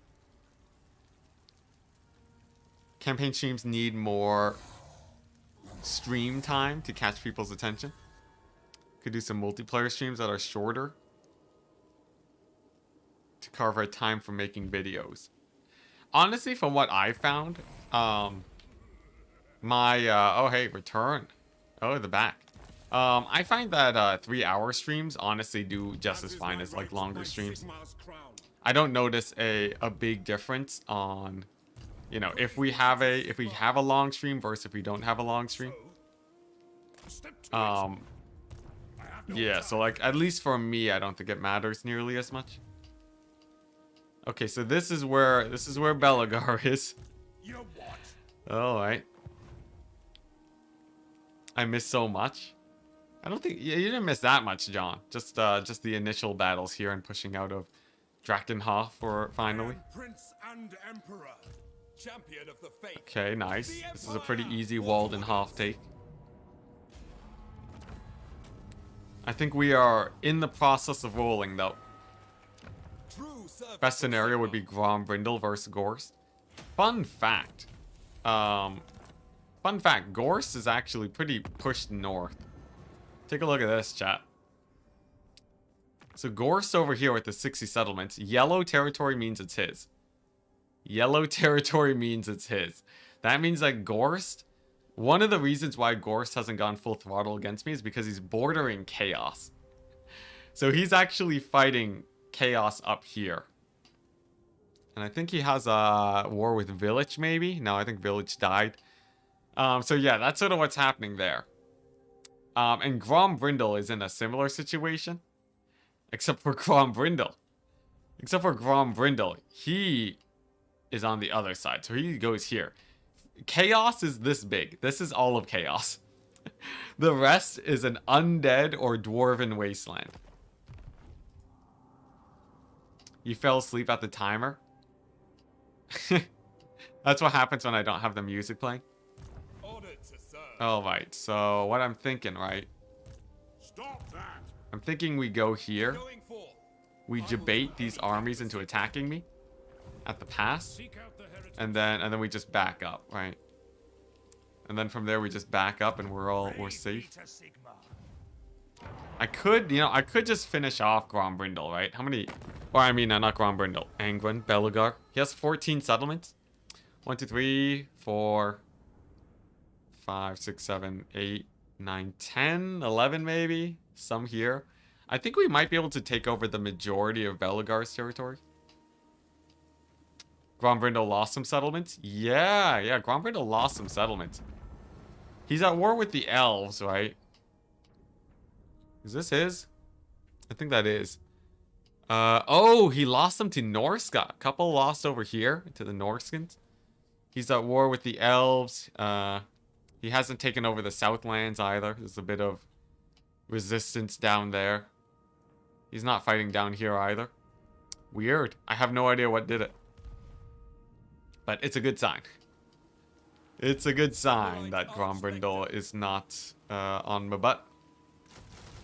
Okay, so what I'm thinking, right? We grab this army, we get ready to assault Barak Var. And maybe what we do is use that as my border state to the far south. You know what? I feel like I don't even want to build it up. What I'm thinking is better. I straight up just I'm gonna leave this as ruins too. I don't really want this to be my border. This is a little bit too wide to be a good border. I think what I do is I make this the wastelands, right? No man's land. Just a bunch of raised settlements and such. Oh, dang, it's Skaven. Okay, never mind. So we have Skaven. Yeah. So, like, you know, I don't want it to be super duper built up. Otherwise, like, they're just going to start pouring out of the woodwork. I'd rather have a choke point here, here, and then, like, maybe here. And then I can take over this area, right? But, like, this area I'm going to save for later. Talea and Estalia? I think yes. We're going to grab Talea. Estalia maybe shortly after.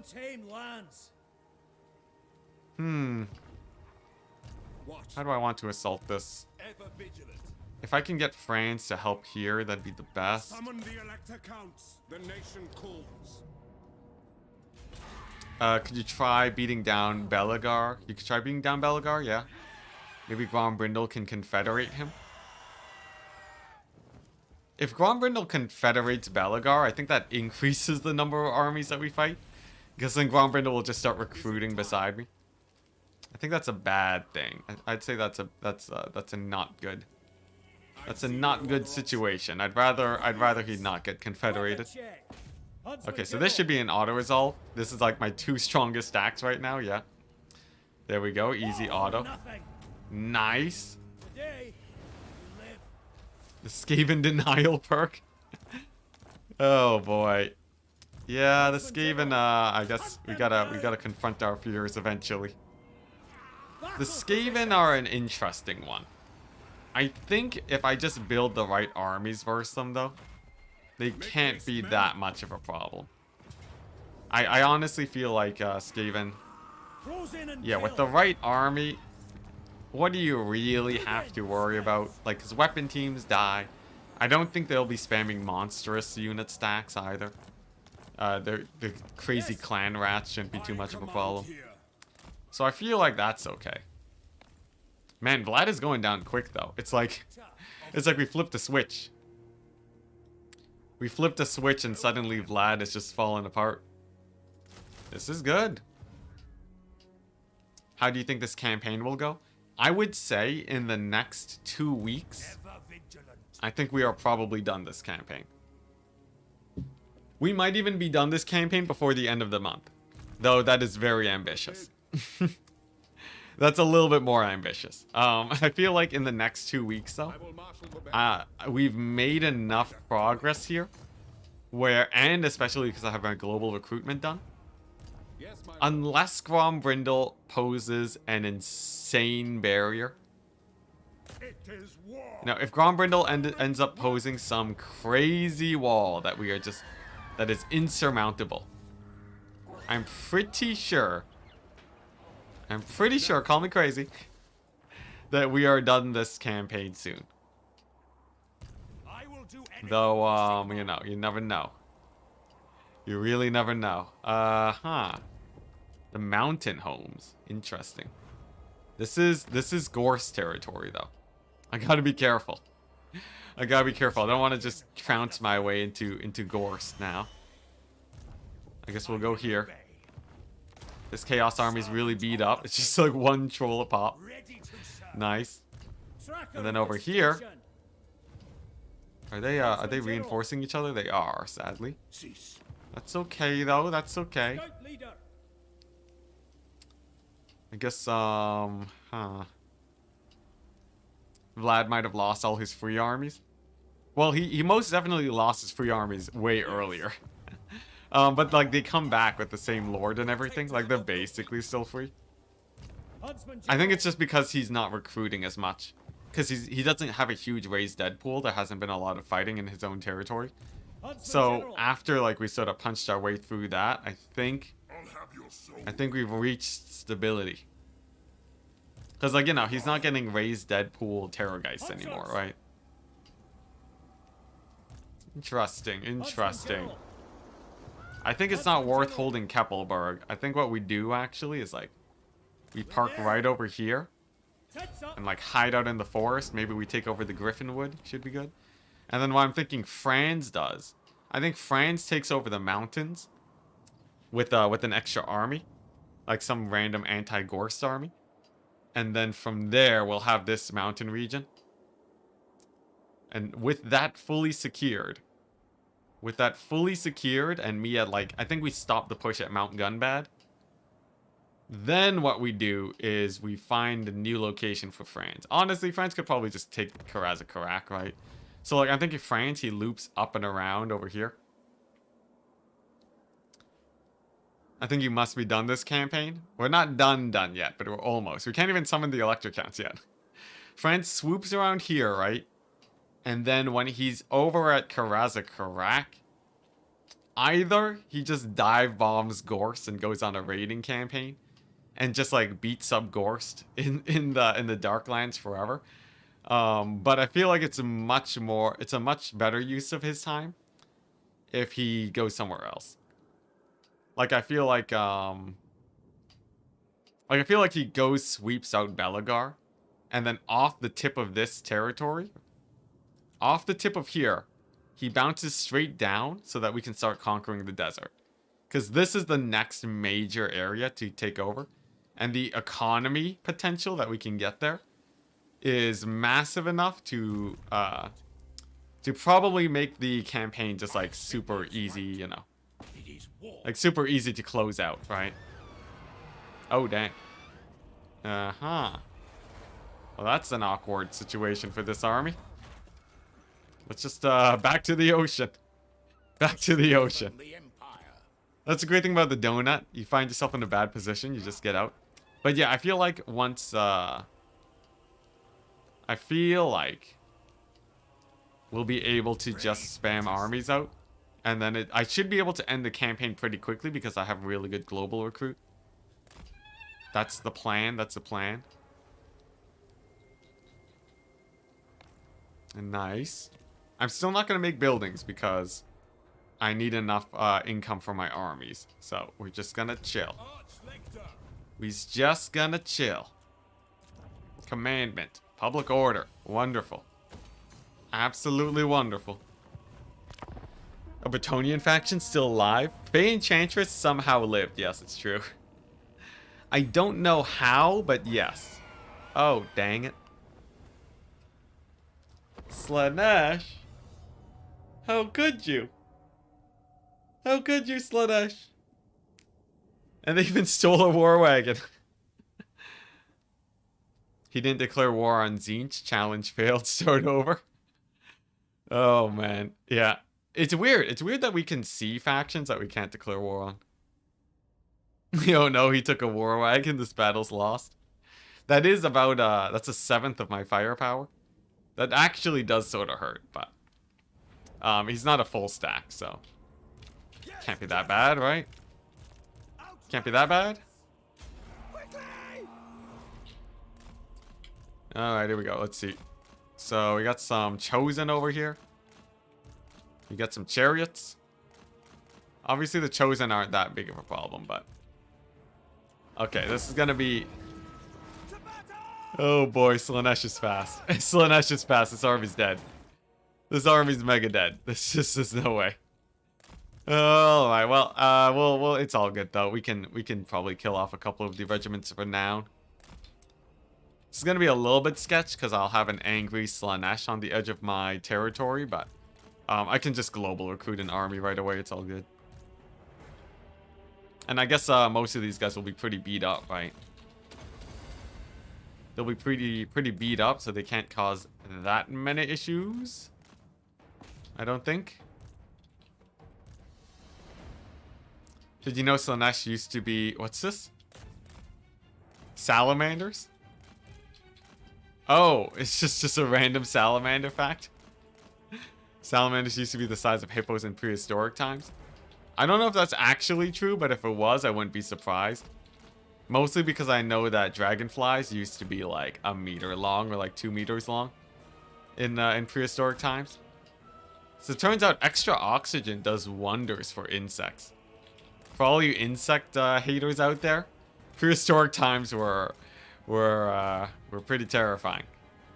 Dragonflies the size of your face, even larger than your face. Like I bet if it flew into you, it might even kill you.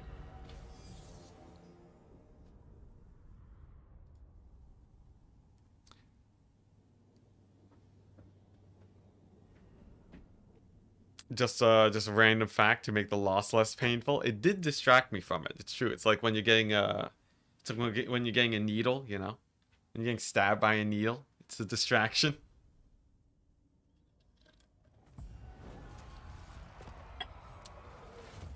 All good though. We'll just recruit another army. Slaanesh bots. The vengeance of Slaanesh bots. I will say, we are sort of disrupting the hive a little bit by poking at Slaanesh there. But it ain't too bad. Okay, nice. The Jabate. Yes, sick. The Jabate into retreat and then kill him.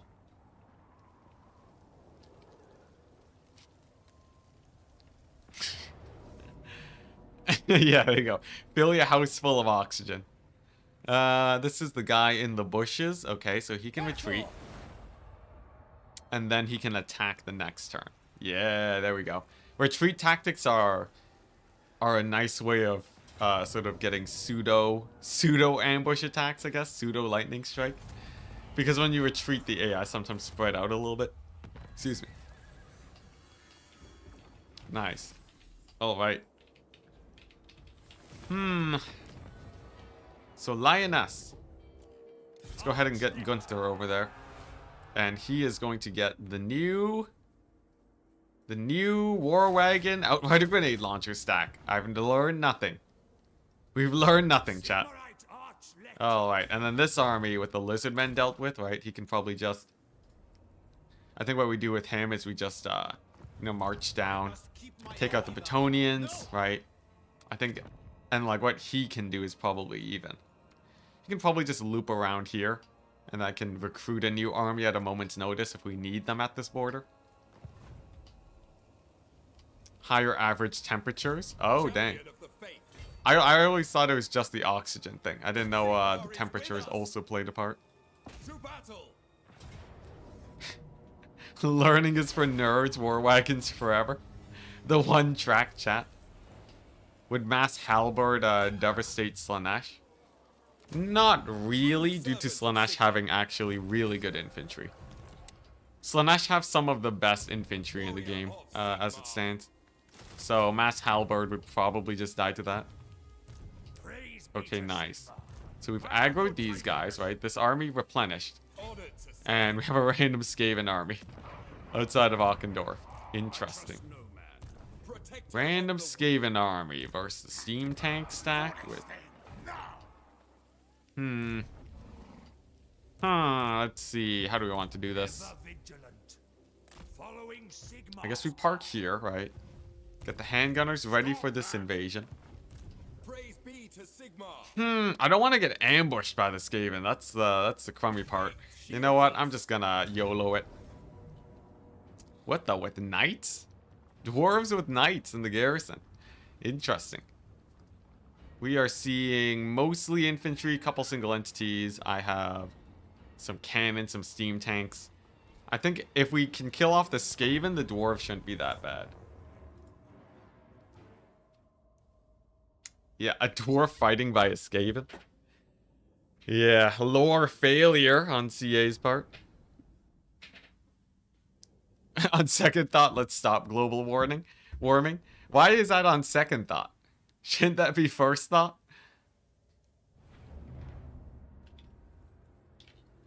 Yeah, dwarves fighting with Skaven with knights. Oh man, at least they don't have high elf units in their army. That's the one saving grace for him. Okay, nice. So he's just a random dwarf lord. I think we just, like, you know, maybe we choke point him, right? Maybe we choke point him like this. You know? Is that a strat? Yeah, and then the steam tanks tank his guys, his big monsters. I don't know. This is gonna be a janky battle, but at least the storm vermin will go down fast. Skaven dwarf combo is very dangerous, just because I'm hard countering the dwarves right now, and I don't really have a good composition for Skaven. As Tretch sort of goes more aggro on us, this problem shall continue until either we have a good mixed composition for them, or we just straight up kill the dwarves, which I feel like is the easier solution of the two. Also, I will say Storm Vermin. Storm Vermin do die pretty quickly to grenade launchers. The amount of worry that I have now is much lower. Those grenade launchers are something else, I swear, against infantry. Okay, nice. Sick. Grenade launcher, the rat ogres. The mutant rat ogres. And then the rattling guns are an interesting thing. I think I might be able to, if I just rush them, right? Yeah. Their skirmish mode will activate, and that'll stop them from shooting at me. And then, right, then the grenade launchers to sort of keep up the chase. And hopefully, somewhere along the way, they all explode and die. Is the plan. Seems like a pretty good plan. I have to be careful not to take too much damage on these guys, though. Because if they take too much, I won't have enough grenades for the dwarves after. Plague Claw catapults, that ain't good. Artillery, there we go. Maybe my cannons can take them out. Let's see, where are the dwarves? They're still showing up. At least the dwarves are taking their sweet time with this before they show up. If the dwarves were here immediately, we'd be pretty boned, but they are they're pretty slow about it. Okay, nice. You know, maybe I just pull back from this group, right?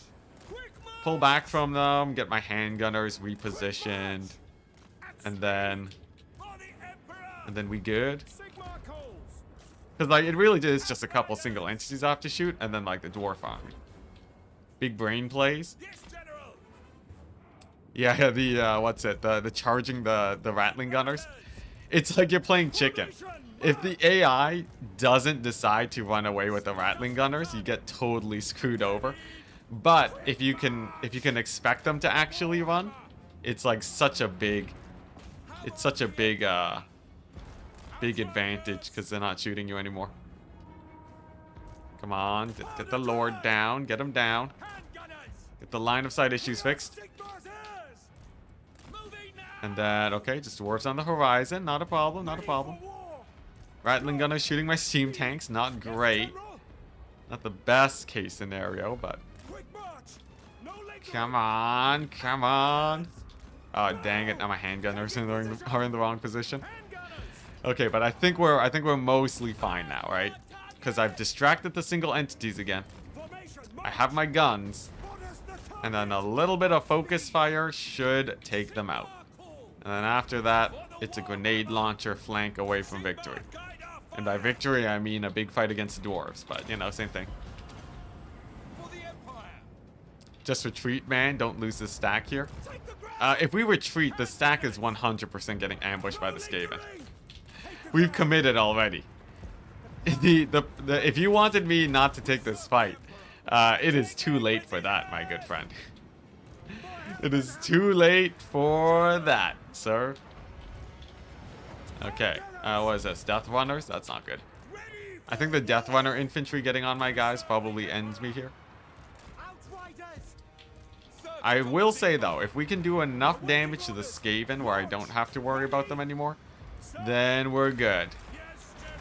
Yeah, looks like we got wrecked. There's like too many guys here. I'll settle for beating up the Skaven, though.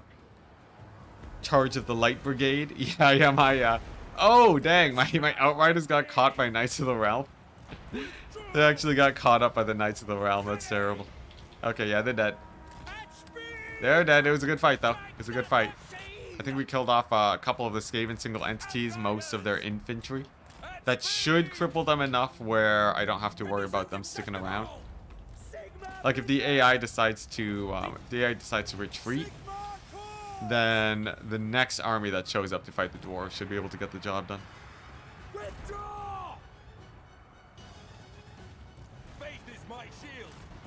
You can still, what's it? Yeah, you can retreat and make it back to your children. The horror. Yeah, screw that. Screw that. We have battles to win. Alright. I'll settle for... so here's the plan, right? We're just going to get as much damage on these Skaven units as we can. And then army losses hits. And then it's just a dwarf problem. And I can just sort of spec myself out for beating the Dowie. Oh, I forgot. This guy's unbreakable. Alright, well, I guess he's... maybe he retreats. The coward. The cowardly general. Nah, yeah, he's getting caught up. Alright. That's alright, though. I call this battle valiant defeat out of 10. And he's dead. Decisive. Not even a valiant game. Come on, I killed 800. I killed 800. That's almost one. That's over 1-to-1 trading. I killed both of the mutant rat ogres. Come on, game. All right.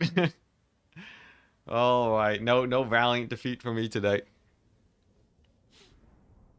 Outriders are often young people. Oh, really? Yeah, Skaven with dwarves with Bretonnian knights. A terrifying combination. There goes his armor. That's alright, though. What I think we do is we probably just get rid of this army and make a new one. Start anew! I need an army that... I need an army that can go up against... That can go up against this mass dwarf Skaven shenaniganry. Honestly, this is a little bit of a risky position now. I'm just gonna pull back from that settlement. And I could probably global recruit an army there. Yeah, that's the plan. Oh, whoops. I picked the wrong guy. Well, I guess we just have a random new general. This is a random new general. This will do. We can replace him with one of the others in a bit. What is the best thing to global recruit versus the Dowie? Obviously, we want to have some grenade launchers. I feel like 6 is a good amount. And then, obviously, we want to have some handgun action. Against a Skaven, honestly, 5 handguns. I think 4 handguns is enough if I keep them safe. And then the rest can just be like halberds. This is sort of more of an anti-Skaven composition than an anti-Dowie one. But the grenade launcher should be able to beat up most of the weaker dwarf stacks. Wagon time, baby. I'm not spamming war wagons with that army, no. Oh, I entered ambush chance. We broke the challenge, chat. Let's see here. Okay. Should be easy auto. Heroic. Sick. Yeah, I think we've done it. I think we've done it, chat. I think we've actually done it. I am noticing a rapid dwindling in the number of vampire counts armies that I have to deal with now. A very, very rapid dwindling of their armies. You know, we're plowing through them now. We're plowing through them like butter. We got Franz here, all right. We got Franz. He's gonna go all the way to Mordheim. Oh my gosh. Yeah, Franz to Mordheim. Wait, that's not Franz, that's Matthew Smith. And he wins it anyways. What a beast. What a beast. I wasn't even Franz. Oh my gosh. Okay, well that's just sick. Yeah, you go, Matthew Smith. All right, sick. I guess Franz can go ahead and attack this Vlad army. That should be hopefully an auto. Oh yes, that's an auto. Have the elector counts been summoned? I'm 1 settlement away from summoning the elector counts. The nation calls. Oh wow, that's great. Barely enough movement to win the settlement. Okay. Okay, chat. That's basically the end of Vlad. It always has been. It's always been Matthew Smith. Wow, yeah.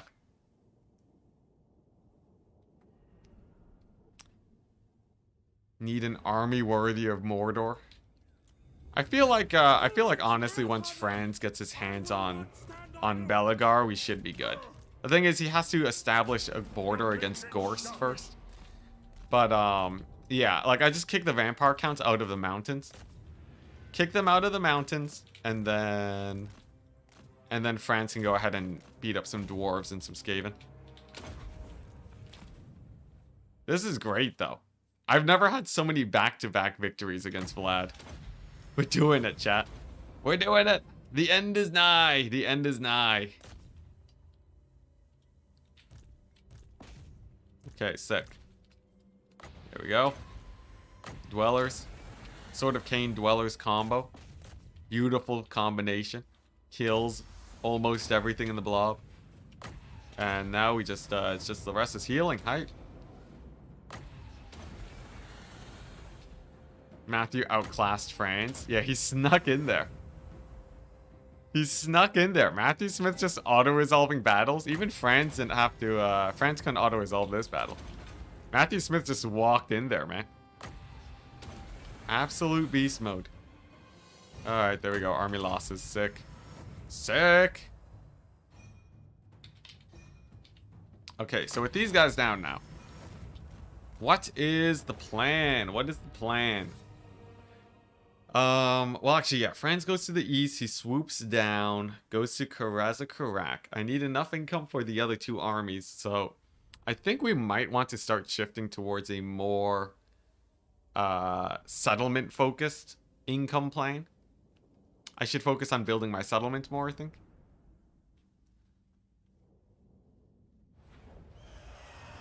Sick. Okay, nice. Go to Cathay. Everyone wants me to go to Cathay. It's so far away. I have to sail past Lustria to get to Cathay. It's miles away. Ages and ages away, man.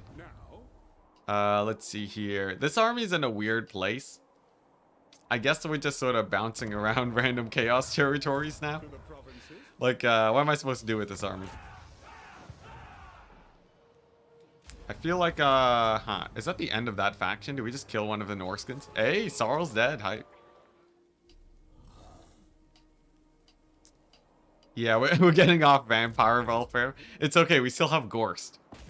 We still have Gorst for us. Okay, nice. So we do have a battle. Sick. Pyrrhic victory, auto. I think we play the battle. Yeah. Reduce losses. So we start picking on chaos in the north. If there's some rebellions, honestly, it doesn't matter that much. All this territory is red, right? So we're just sort of here to make use of this army and to slow down, you know, any possible like invasions of the north. But there's nothing really worth taking over here. Like an actual Norscan, fully blown Norscan expedition is like usually a pretty bad idea. Most people are pretty anti-Norscan expedition last time I checked. I think I did a vote and everyone was saying Norsca just sucks. On multiple levels, Norsca is just like, you get no money, it's constant attrition, it's just like a huge income sink. So we're focusing on mostly all the green territories that we can settle. Hey, Merrick, hello, hello. We're just here finishing up this campaign. Over the next 2 weeks. Over the next 2 weeks, I plan to get the full map dominance for France. I believe we are 2 weeks away from winning. Given that we finally weathered the storm of Vlad. Yeah, no, legit. It's against all odds. We actually we got past the early game, which was a difficult puzzle to solve. Then we got past the mid game, which was just difficult as a whole. But with the mid game done, it seems like the late game is going to be a little bit more kind to us. The late game hasn't given us nearly as many issues as before. And I might even be able to get full-on positive income soon. That's how crazy it is. Like, I might be able to just sit back, relax on positive income, and defend my territory at the same time. And I think the biggest things that helped this campaign was fighting at the forts. Actually, that was like the only thing that did it. Fighting at the forts, basically, I would say, I think that just won the campaign straight up. Like, the Bank of Kemmler strategy was an innovation, you know. It was an innovation that yet to be discovered. Because like, yeah, we turned a problem into a solution, and we milked Kemmler. That is really hard to say. Milked Kemmler until we had enough money to, you know, until we had enough money to spam like 3 armies. And then the initial expansion towards Middenland was what allowed me to actually survive.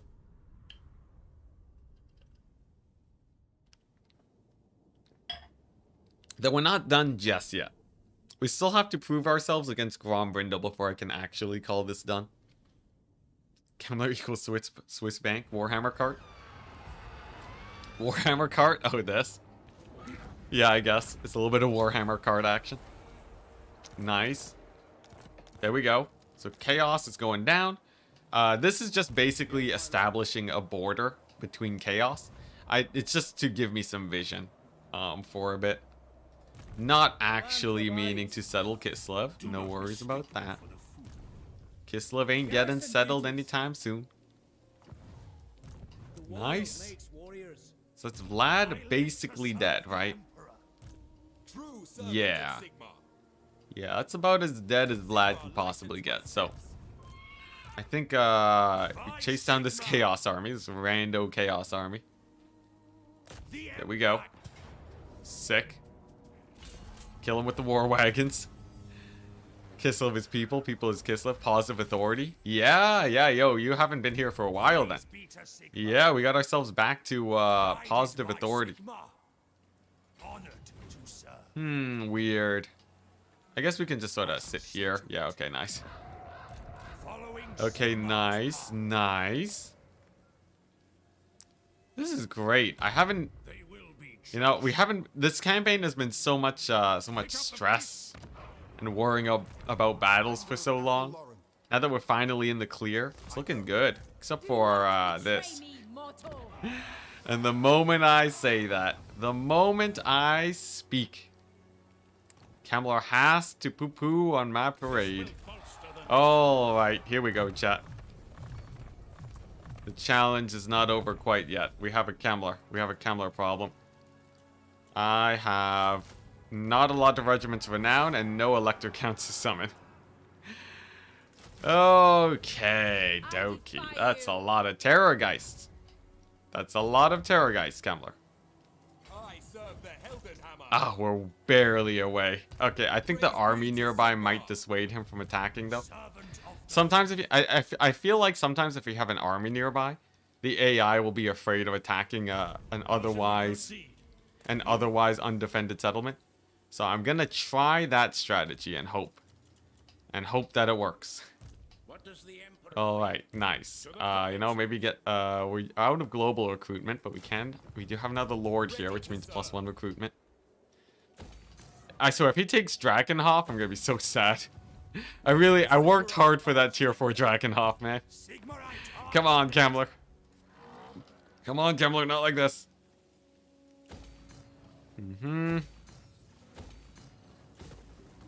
Alright. I guess we just suffer the end turn then. Come on, Kemmler, please. Please, Kemmler. One time. Norskin Monster Hunter kind of fun. They're like mini puzzles. It depends on how easy they are, right? If they're actually difficult enough, then I think they could be cool. Okay, that's fine. I expected them to take this settlement. Kemmler? Oh, my bad. Gorst. Gorst! My bad, not Kemmler. Yeah, Gorst not equal to Kemmler. Very true. Could we see all the traits France has acquired? Honestly, it's sort of weird. We haven't actually fought that many different enemies. So France, but I wouldn't expect it if France doesn't have that many traits. I expect a good few, but not that many. We can look at. I'll open it up though. I'm sure he has some interesting ones. Emperor Karl Franz, man of people, kidnapper. Karl Franz, Prince, Emperor, and Kidnapper. Alright, assault expert. No, Franz, no. No, Franz, not like this. Assault expert and kidnapper? Well, that's awkward. Headsman. Musterer.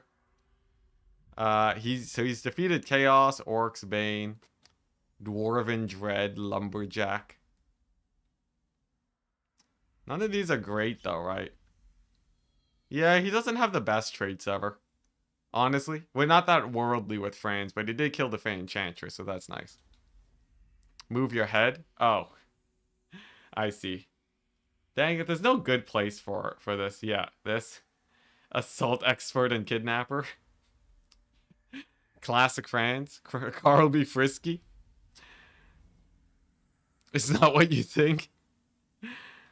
Yeah, he had a lot of naps as a kid. There you go.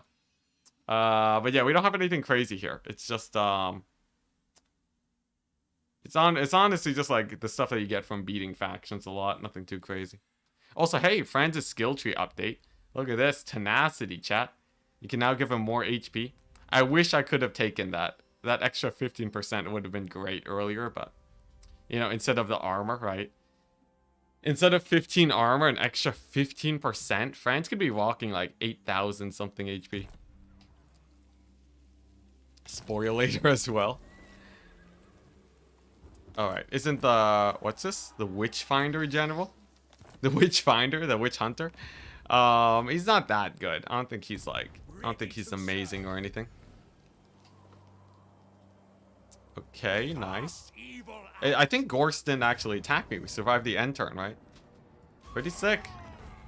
So, if Gorst didn't attack me, then I should be in the clear. Down here? Yes. Yes, there we go. Nice. Perfect. Perfect. Okay, that went about as well as it possibly could have. Franz the Flanderer. Champion of the faith. And let's see here. Maybe I can bring in some support. Yes, my lord. There we go. And then whichever units die, I can just merge them, right? Yeah. You know, it's fine, though. Okay, stick. It was a little bit awkward. We lost a lot of men. We lost a lot of very good men, but we managed to fend off Gorst. To a few losses. Just a few losses, chat. Just a few losses. There we go, and then we load them back up with halberds. Yeah, there we go. Nice. How many handguns do I need? I don't actually need that much. There we go. So we do that, and then Franz is gonna, I think he just slams into the counts here, maybe? Because this will take out Vlad. I feel like this is where I want to put him. Just like park him right here. Oh, Skaven too. Okay, interesting. Oh, wait, this is the first we've seen of Snickage. Ghostbusters. Yeah, this is the first we've seen of Snickage. So, interesting. He made it all the way from Cathay to here. Oh boy, you know, the age of the Vlad Gorst combo might have ended, but I think we're about to enter a new age of really ambush. Like, okay, thank goodness. I think we're about to enter a new age of Gorst and Snickage. Is it Electric Count summoning time? No, I need this. I need Beshafen. The great outdoors.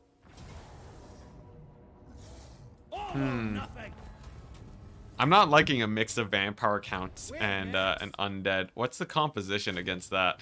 Oh, I mean, vampire counts and Snickage. Is it time? What is the composition for something like that? Interesting. Oh, he's attritioning, you say?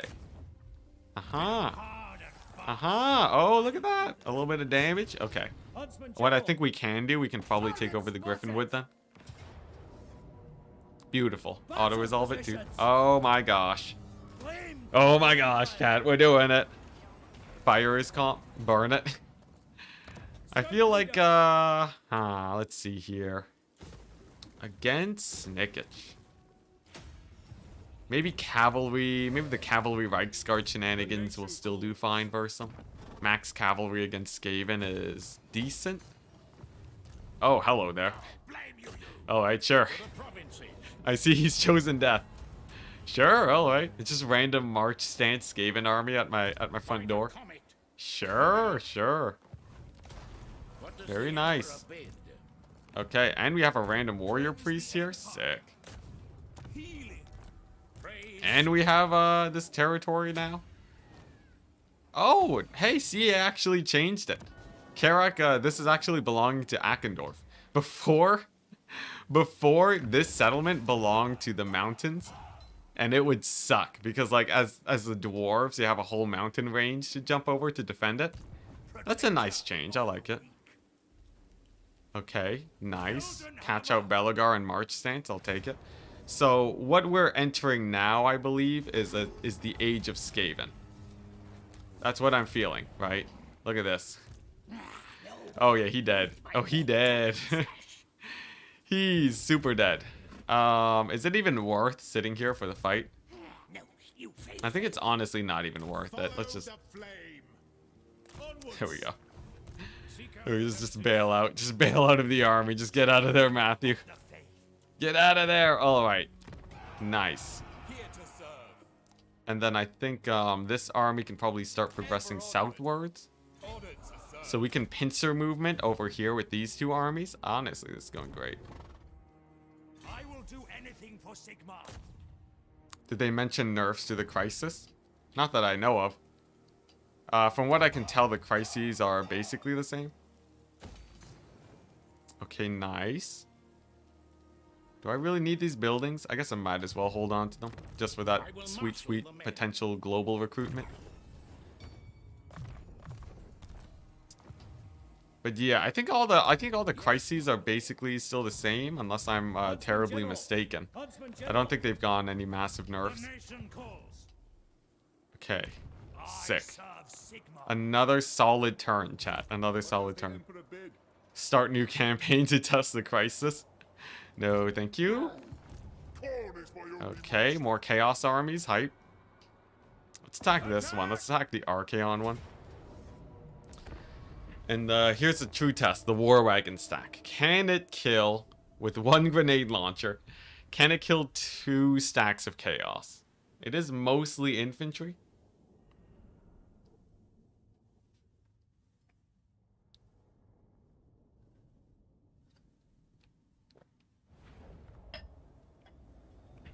Yeah, honestly, the crises are fine.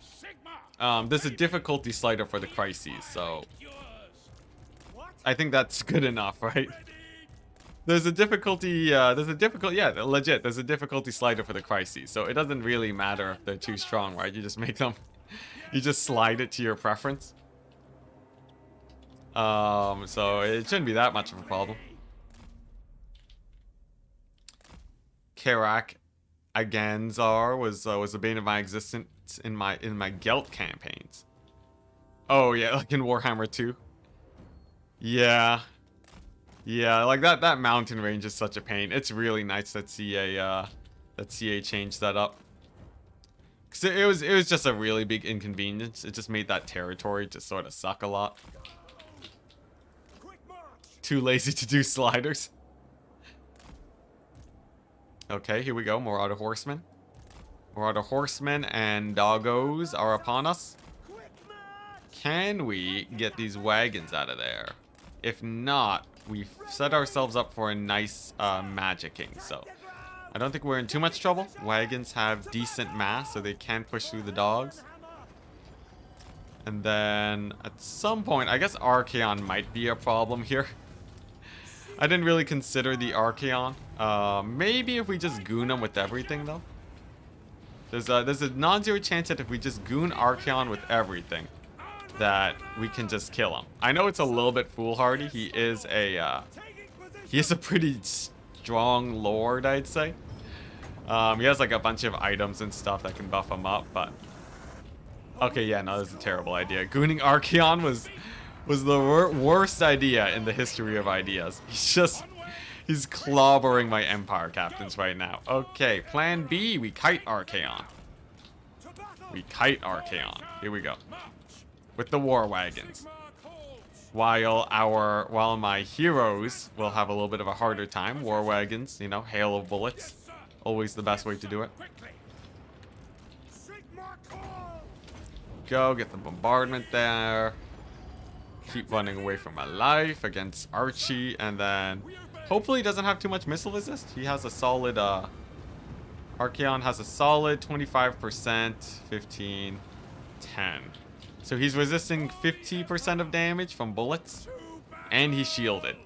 And he probably has some healing too, but, I think if we just pack, yeah, here we go. If we just get like a big surround with our guys, that should be enough to take him out.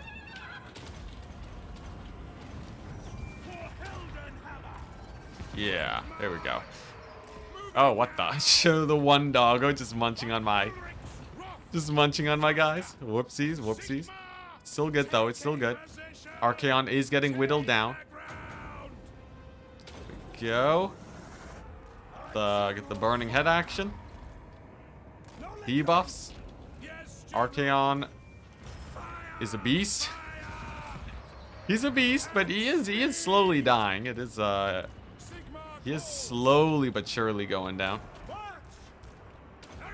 What do you guys think? You think Archaon's gonna die here? He's very slowly going down. It's mostly because my wagons are shooting at other stuff that's chasing them too. They're a little bit preoccupied. I'm gonna see if I can keep these grenade launches alive because they're pretty important for the times to come if I run out of ammo trying to kill Archaon. Okay. He's down to about 3/4 HP now. Nice. General, take the ground. Jeez, he's making burn and head jokes, chat. I thought you were better than this. I didn't think you were better than this, but you know what? Never mind. I didn't think you were better than this. I'm disappointed nonetheless, though. Come on, Archie. Come on, Archie. There we go. We have a couple shots going out on him. He'll go down eventually. I think Archeon will go down. I have full faith. I have full faith in that. And then, you know, over here we got a nice blob going. We still have pretty good ammunition on the war wagons too. So that's pretty nice. Come on. More AoE. No, I gotta say, these Empire captains in general are holding up in that blob really well. A lot better than I would think. I guess it's just because I spec them out with like the best gear I could find. As it turns out, gearing up your heroes, pretty good strat. And look at that, Archeon down to about half HP now. He's sweating. I think part of it is the fact that he's shielded in the front, so he's taking a further 75% resistance. If I start chasing him in the back with these wagons like so, that might do a little bit better for focus firing him down, I think. We're gonna try that out. We're gonna try that out. See how it goes. And once he dies, the leadership penalties that the AI gets should be pretty massive enough for me to survive this blob fight. The blob fight that's starting to go a little bit south. Go! I'll burn them! For the Emperor! Jeez, chat. Okay, there we go. He's still going down. This guy does not have... He's not resisting 50% of the damage. There's no way he's only resisting 50%. He's been tanking these war wagons for far too long. Come on, Archie. Come on. Whatever. You know, we'll just have him along for the ride. Why not?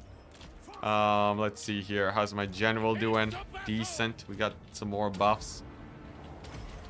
Yeah, if I can get my war wagons to loop around here, they might be able to do it. I'm noticing that my wagons aren't really focusing Archie down. And that is, that's what's causing issues, right? He's hugging my wagons so tightly that they're just not getting good line of sight on him. So he is healing up a little bit. Okay, maybe another bombardment will do. This guy, we're just gonna see, nah, there's no way we pull him out of there. Definitely not pulling him out of that one. He'll just have to suffer his fate. If he dies, he dies. He'll be back in 4 turns. Okay, here we go. Wagons are arriving. Very nice.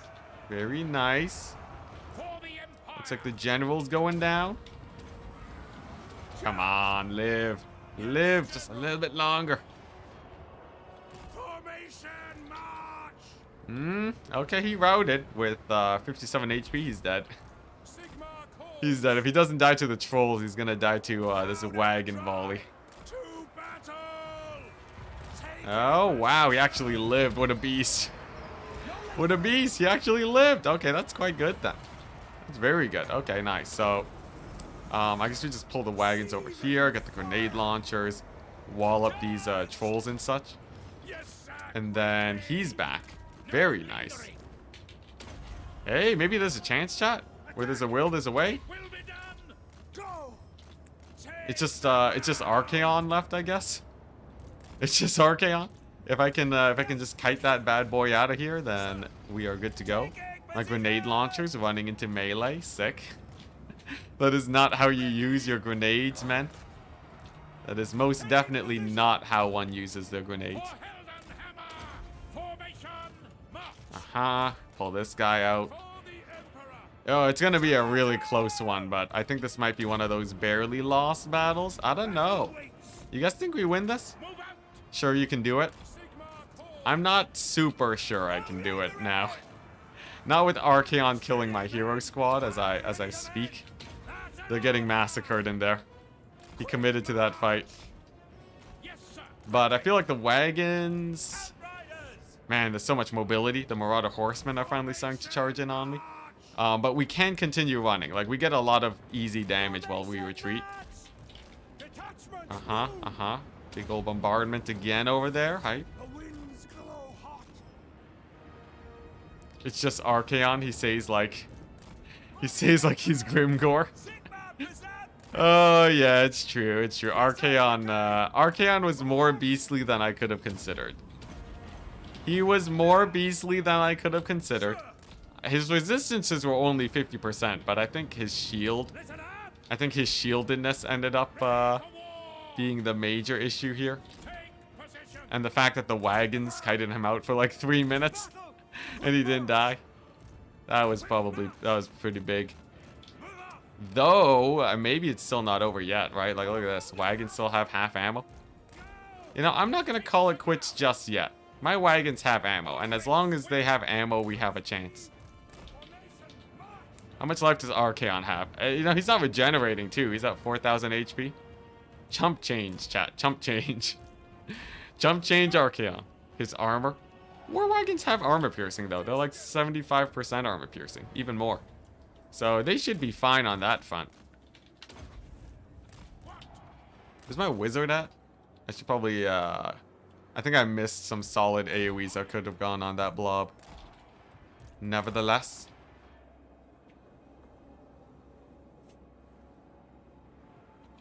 Not the heroes? It's fine. They're immortal. They'll be back later. Oh. Oh. Here goes my lord. There goes my lord. Nothing like the long-range spirit leech action to end me. What kept him alive? I guess it was just his shield. I guess it's just because he's shielded. Man, he has a lot of stats. I can't believe I thought meleeing Archaon was a possible solution. Oh my gosh. Okay. Well, we're gonna kite out the rest of his army first, alright?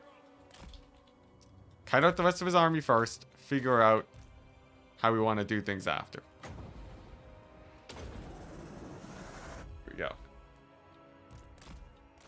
Yeah, because like the rest of this army probably dies, but I guess I don't have enough, I guess I don't really have enough to clear out these guys and Archaon. Very unfortunate. It was a well-fought battle, though. Well-deserved by Archie, however, as he's just a raid boss.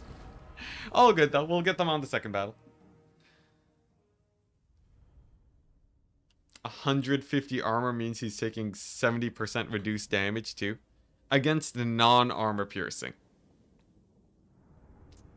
Against armor piercing, it's impossible to take 70%. Unless you're talking total on top of his resistances. But like at most, he only reduces 20% of the incoming damage from that. Although from the hero squad, he'd be taking a lot less. Okay, alright, Archie. You got me there. You got me there. You also got my general. Wow, that's a lot of wounded guys. Alright.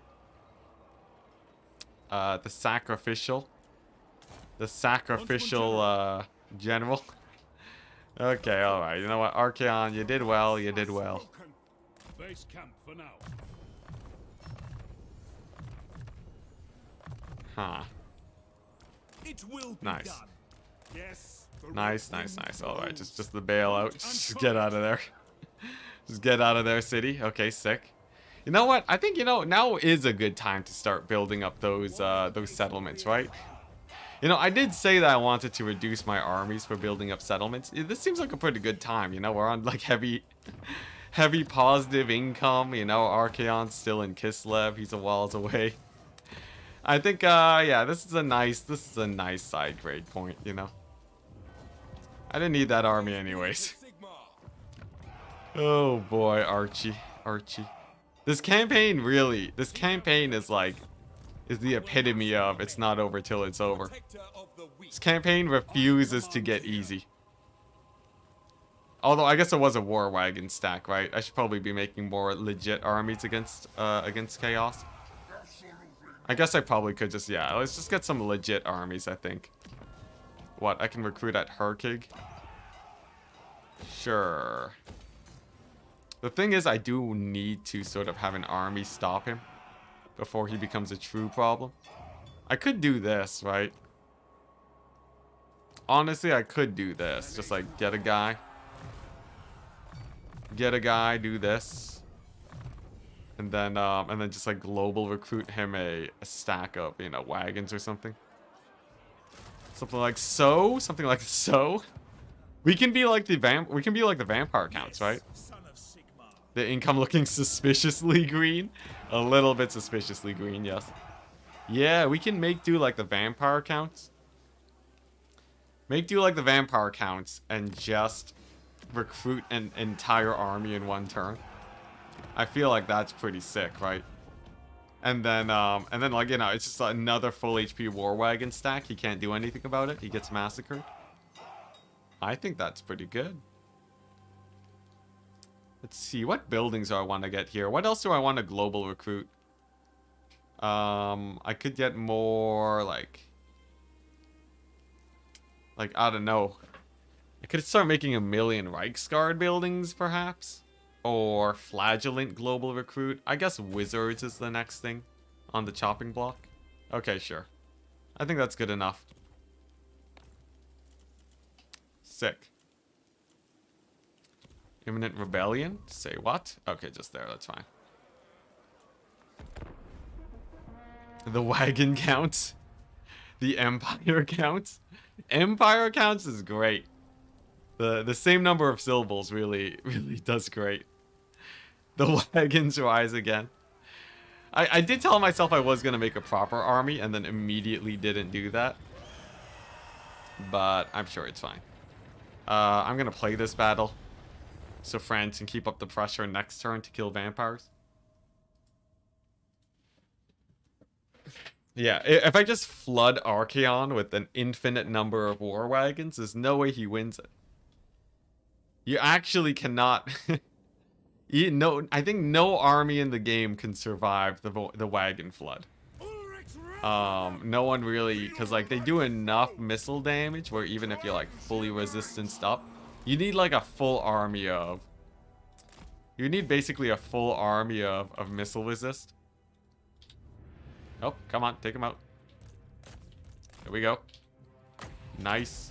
Okay, sick. We've done it. We've done it. We've killed him. Oh, jeez. There we go. Nice.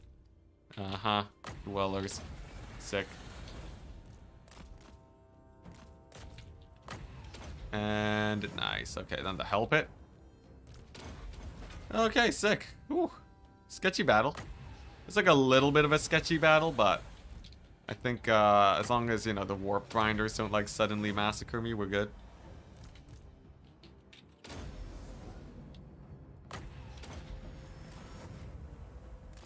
Okay, sick.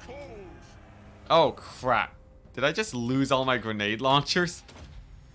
Did I just lose all my grenade launchers?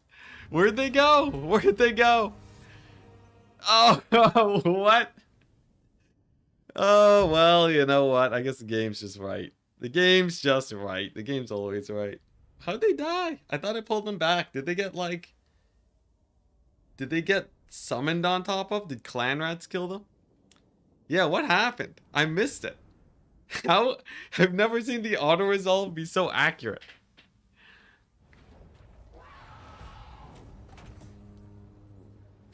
Really? How much Adderall are you taking? I didn't even have time to register. You'd fought the battle in your, like, sketchy battle. Look, I just like ×4, alright? Oh, that reminds me. I need to take my vitamin D. Speaking of drugs. I got some pills to take. This is what we trained for. We pour out some water, chap.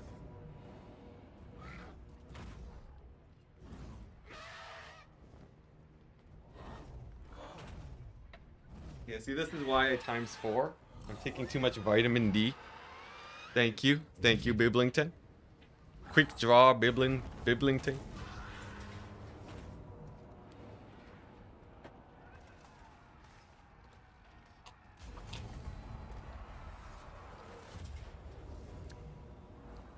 Oh, he was close. Well, rip wagon stack. There goes Zoinks. Alright. Minor losses. Some minor losses here and there. Let's see. What are we looking at? Though, I think we're about to get a big win. Chat. Chat, I think it's time. Just kidding. This guy doesn't have siege attacker. Dang it. Come on. Come on. Do I have a general? Thank goodness. Okay, chat, it's time. It's time. Oh my gosh. Valiant defeat.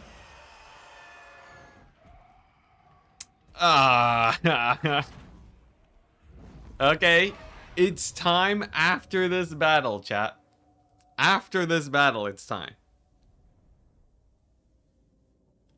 It's not time yet. It's not time yet. We have a minor delay.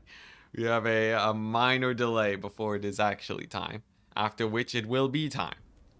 Thankfully, this settlement is one of the jankier settlements. It's massive, so the AI might have a hard time defending it. Come on, here we go. Here we go. All right, nice. Okay, just grab these guys. Go over here. Go get the cavalry going, right? These guys park back. Okay, nice. Here we go. All right, all right. So then the gate's gonna go down. I'm just gonna win by back capping instead of going for a grindy sort of range battle against them. Should save me a little bit of time, and then it will be time. Here we go. This is it. Now, some of the electric counts has a cooldown, right? It has a cooldown of like, it has a cooldown of like 10 turns or something, was it? Or can I just spam it as much as I want? I assume I can't spam it as much as I want. Does anyone know? Any electric count summoners in chat? Because this is sort of important. Yeah, because like I have a million prestige. That's the problem, right? I have like so much prestige that I don't know what to do with. So if I can just like spam it on electric count summons, that would be a big plus. 20 turns? Really? 20 turns? That's twice as long as I thought. Well, that's just hot garbage then. What's the point of owning the entire empire if you can't summon the electric counts at a moment's notice? What does summon the electric counts do? Oh, I didn't really explain it. Summoning the electric counts, it refills your special electric count unit pool, so that you can bring them. Yeah, so you can summon them again. That's some primo cheese Enticity of Total War. I know I could probably fight this battle and win it with the grenade launchers. All right.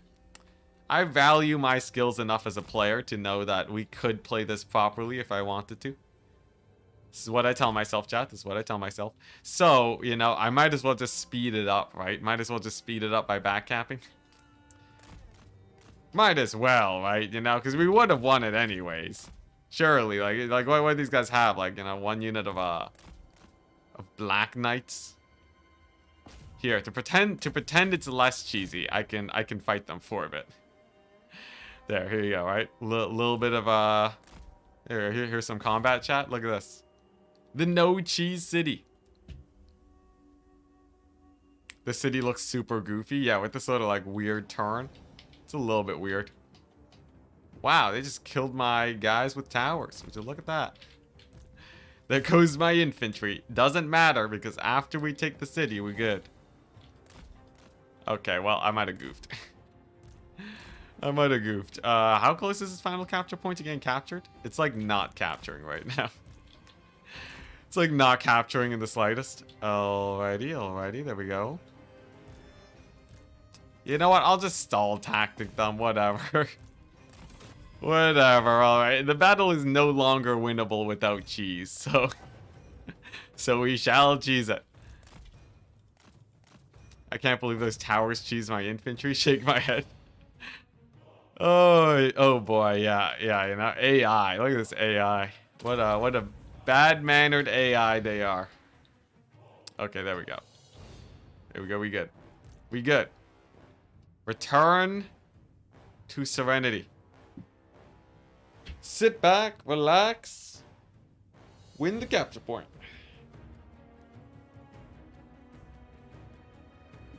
Ooh, and then after this, Vlad is out of the Empire.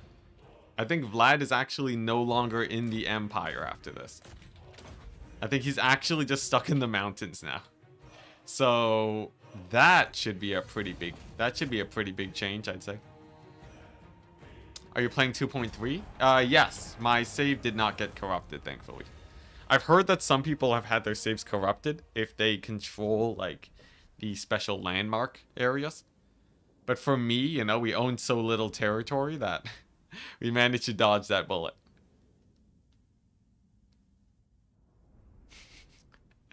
Trust me, guys, I could totally win it fair and square. Cue half the army dying in the background.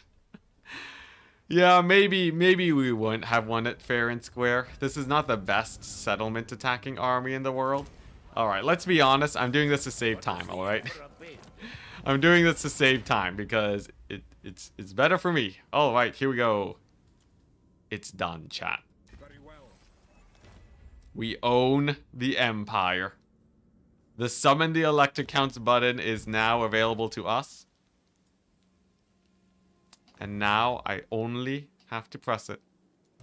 Let's see. Where am I gonna... let's see here. Sure, let's grab this guy. I'm gonna load this army up with like with the remaining Elector Count troops. Like do this, right?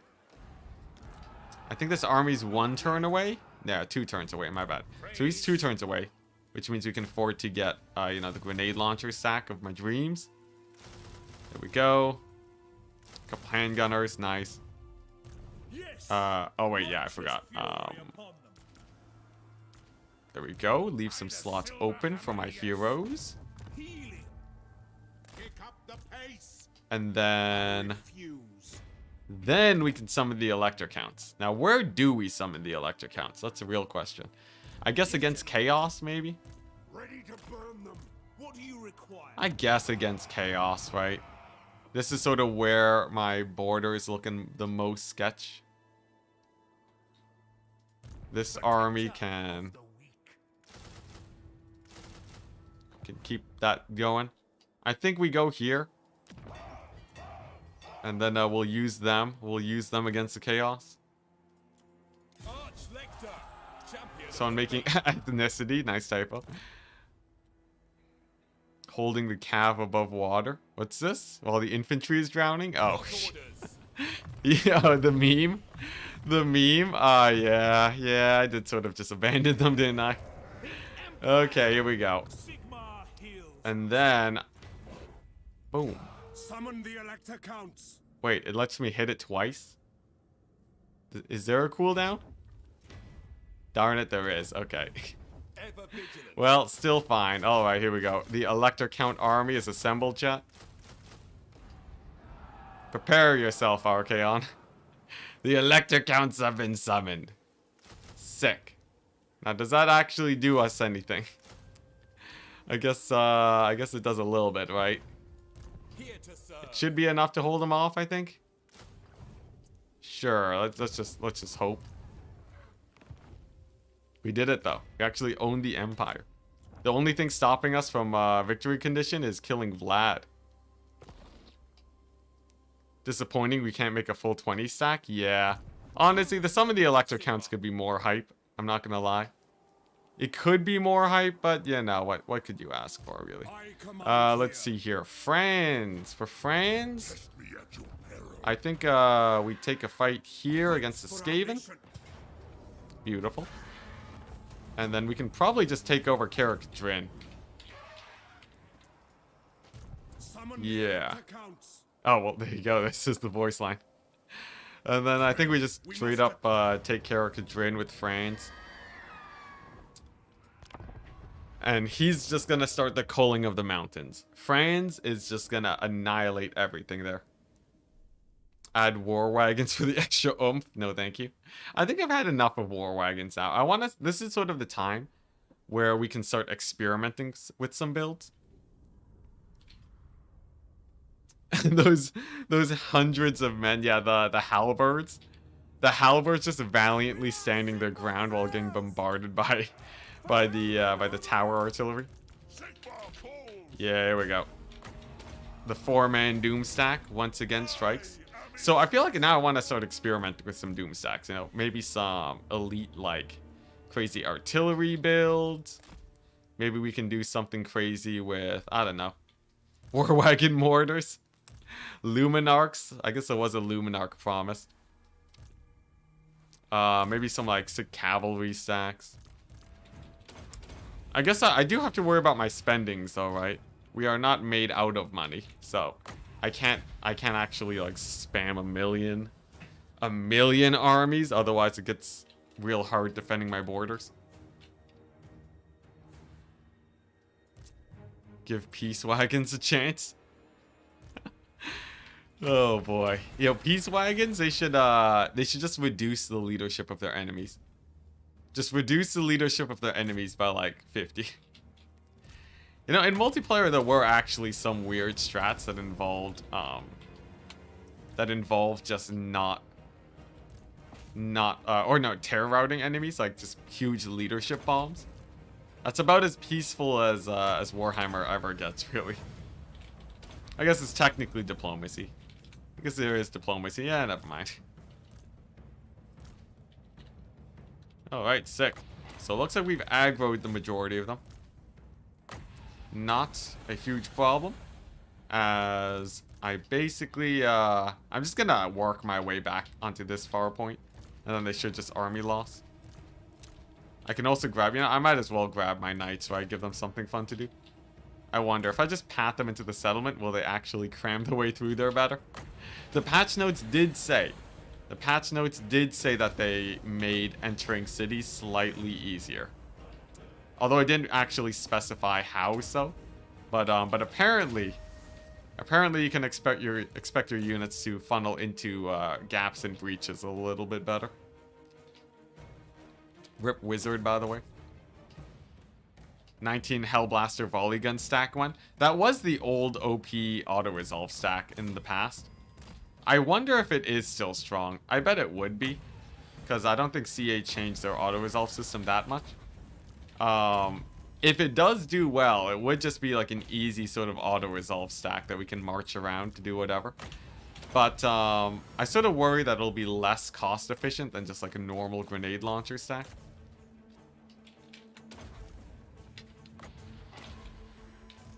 Alright. Looking good. I think he meant the pathfinding. Oh, well, yeah, like the pathfinding, I think it won't split your guys to climb ladders anymore if you give them a command to enter through the city. Hey, Merrick, peace out. Falling asleep? I won't witness you conquering those pesky vampires. At least you witnessed the conquering of the Empire. We got the full-on Empire situation sorted out, man. We're set. Set for life. Honestly, with the whole control of the Empire now, there's very little that can stop us, I feel. I think our economy is pretty through the roof now. Yeah, Franz is unholy, yeah. He is, Franz can win any battle that he wants to. Since he has received the Sword of Cain, he obviously has not lost any battles, so... I wouldn't expect any trouble for him. Just wondering who will attack first, Grombrindle or Nagash servants. Grombrindle already attacked me at the start of the campaign. And the Nagash guys, I think they did attack earlier. They've sent a few armies my way, similar to Grombrindle. Both have been sort of equally out of the picture though. At the current moment, I don't really fear either, thankfully. Okay, there we go, good Sword of Cain. Does that not friendly fire? No, it does friendly fire. I've just been lucky.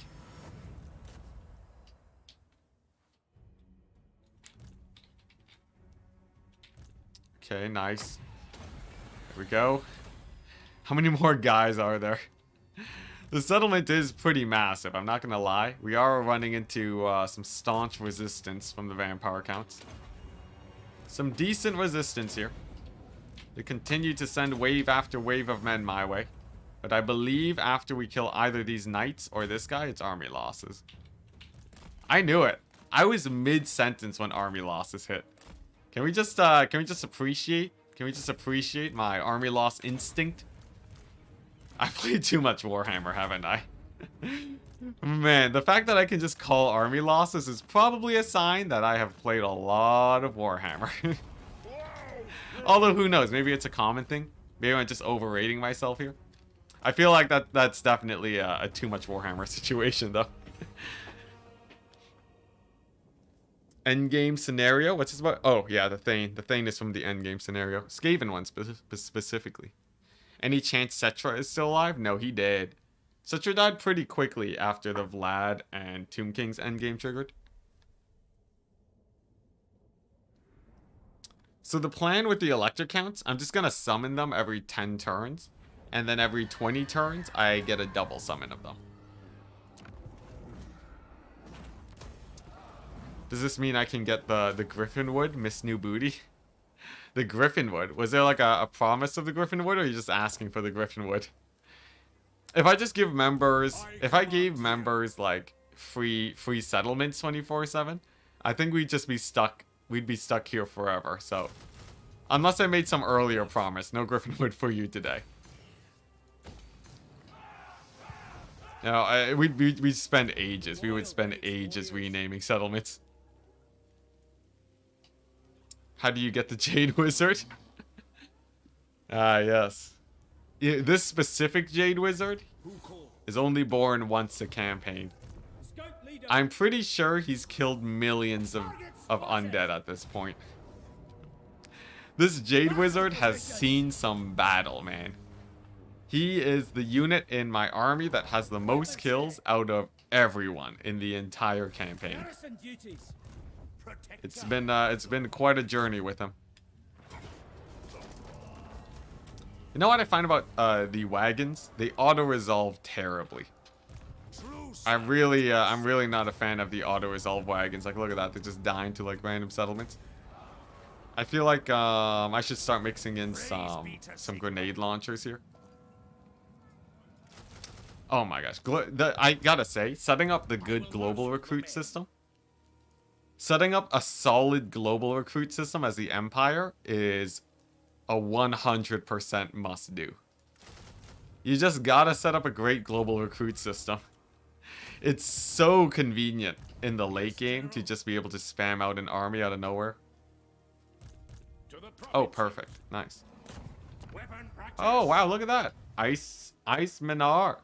Ice Manor. Raiding with 4. Happy to have you here. How's it going? Just to see how much, what's this? Alex saying, it'd be kind of fun if there were a little hero/lord tracker for things like damage. Oh yeah, that'd be really cool. It's small enough where I think the odds of CA adding something like that is pretty low though, sadly. Yeah, this is a border against the possible push from the north. Hey, hello. Henry Sagas, Iceman R, The Green Tide, nice, happy to have you guys here. We're just here playing the ultra difficult France campaign. The Ultra France Challenge, Ultimate Crisis, turn 10 max difficulty. No lightning strike, no ambush, and no abandoning Altdorf like some coward. And so far it's been going well. As you can see, we've conquered the entirety of the Empire and all of Bretonia. By turn 176. Honestly, the pace is pretty good. Once we got rolling, we were rolling. Now, I'm not gonna say it was easy, alright? It was a scrap and a half. It was basically an uphill battle the entire way through, but we finally figured it out. You guys are actually catching the tail end of this campaign where I think we've actually started to stabilize pretty well. Even following this insane challenge. It's been a journey. It's been a journey, but it seems like the pressure is starting to lessen on many of these guys. I'm noticing that it's getting easier and easier to sort of just plow my way through these settlements and such. Don't mind that auto-resolve, chat. Just look away. Just look away from the auto-resolve. Don't worry about it. There we go. Nice. Replaced with spears. As long as there's no army that attacks him right away, it is worth it. I just didn't want the Tomb Kings on my doorstep, alright? Alright, call me crazy. I guess if you're not used to an Enticity stream, you're probably not used to me the way I play and doing stuff like that, I very often just throw away units and armies. You get used to it eventually. Playing Empire like it's Skaven. That was a lot of death. I guess it was a lot of death, wasn't it? It's all good though, it's all good. It's all good, we fine. So Franz has it over there. We're gonna kill Vlad, because there's no way we kill him otherwise without chasing him down. Ah, dang it. He's gonna take over Eschen. Can I save Eschen? He already attacked Waldenhof, so... Sure, let's go here. What do you consider to be the most efficient composition with Empire? Early on, I would say the most efficient comp is an Outrider grenade launcher stack. Because it auto-resolves really well, and it clears out infantry really, really well. Maybe 50-50 with War Wagons if you're feeling spicy. If you're feeling like having a slightly better build, you mix it in with handgunners or halberds. That one's pretty good. And then you can basically just kite armies out super duper effectively. Oh, dang, we're out of cash. Yeah, that army feels pretty good. And then you have... I don't know, the Outriders really carried. Like, I basically had a full army of Outriders. And then Franz had a full stack of Reichsguard. And between those two, I was able to auto-resolve my way to victory pretty efficiently. Not like full auto-resolve 24/7. But like, that's what saved Altdorf from like 5 stacks of vampire counts. So that's my recommendation. Sick. Oh, it's a rebellion. Interesting. How's it going? It's going great. Going amazing right now.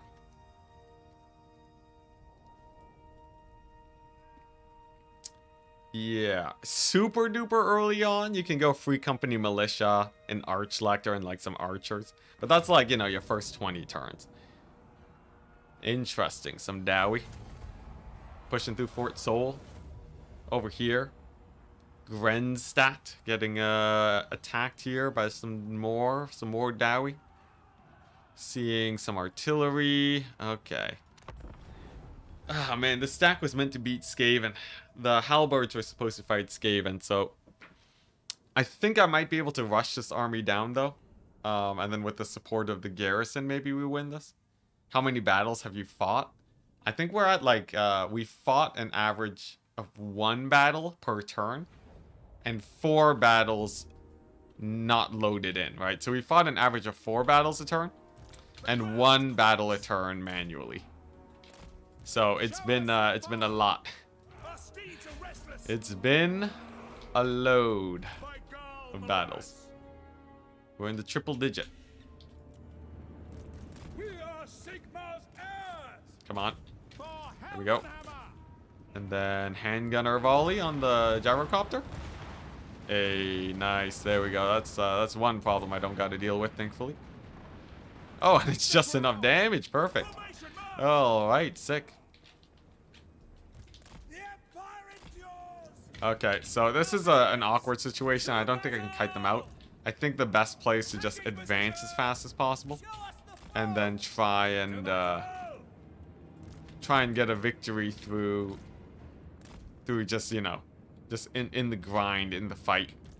Because they have quite a bit of infantry, so there's a chance that my Outriders, you know, as long as my infantry hold long enough, I think my Outriders can clean up. Should be almost 700 now, yeah. Okay. Handgunner line's gonna have the work cut out for them. Let's just, yeah, we'll park them over there. Grenade launchers at the ready. And then I'm gonna use my heroes to blob up some of their nearby range units, so the grenade launchers are a bit safer. Skaven, dwarves, what's the difference? I wish there were fewer differences. Okay. Alright, let the sketchiness begin. Let the absolute sketchiness begin. Warrior priest can jump those guys. Alright, nice. And now this is going to come down to how well I can micro these guys. So we have a whack load of infantry coming my way. And we also have their artillery that is melting the flesh of my men way faster than I thought it would. Okay, well there we go. We have no more handgunners, chat. We have no more handgunners. Or frontline. And this is why the grenade launchers are key. Oh, alright, that is spicy meatball. I guess if I did in advance, we might have been able to expose the cannons earlier, but whatever. It's all good. We can suffer enormous losses now. We have the Empire. We have the Empire. We can suffer enormous losses. Yeah, I know. Yeah, infantry against dwarves. Infantry against dwarves is a bad idea. That was terrible. I need like I need cavalry and more outriders in the stack ASAP. Because like a 20 stack of outriders is enough to sort of shell down most of their guys, and you can sort of kite them up. The cavalry can jump the artillery, and then you have like a few range units in the back to clean up. Oh, I forgot. We're supposed to get artillery. Like, I'm supposed to have cannons to shoot out their artillery. Yeah, that would have been smarter. What's everyone's favorite spell to cast on blobs? I think, honestly, Dwellers takes the cake right now for being the highest DPS. I just love seeing those HP bars drop. Okay, we've descended into Plan B today. Plan B being get as much damage onto this army before you get army lost. Flaming Sword of Ruin. Oh, Flaming Sword. Oh, Flaming Sword.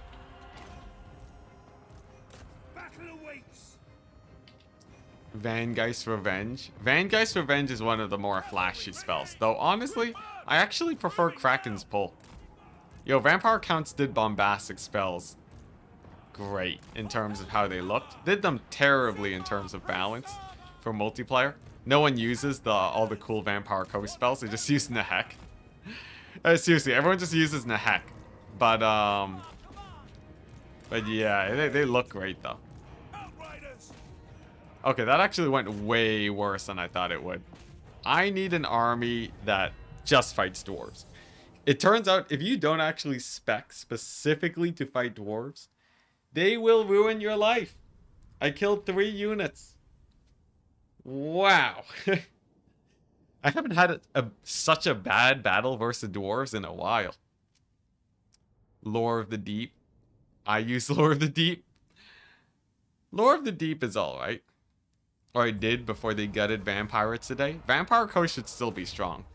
I wouldn't be that worried about them. Wow, 3 whole units, good job. Yeah, that was pretty rough. Tide Call's underrated. Nah, I think Tide Call's about right rated. Tide Call is, you know, it's good. It's not amazing though. Oh my gosh, Vlad. Vlad's just like chain sacking Eshin. I took his capital and now he's just nipping at my heels. Hey, look at that Festag. Or taxes? Oh, dang. Okay, I think that's just way better. -3 control though for 4 turns. I think we go taxes. That's just like an extra few thousand gold, right?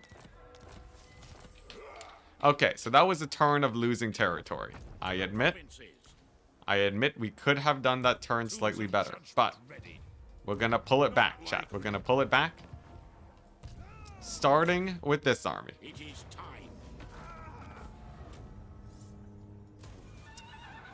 Triple Zinch Vortex. Oh, like the Zinch Vortex that spawns the Vortexes? Yeah, that one's cool. Okay, nice. So we go here, and then we debate the dwarves into attacking this army. I think that's a play. Over here, look at that. The dwarves are nowhere to be seen. Very good. So I think this one... Yeah, this one's just gonna recruit and just build up a bit.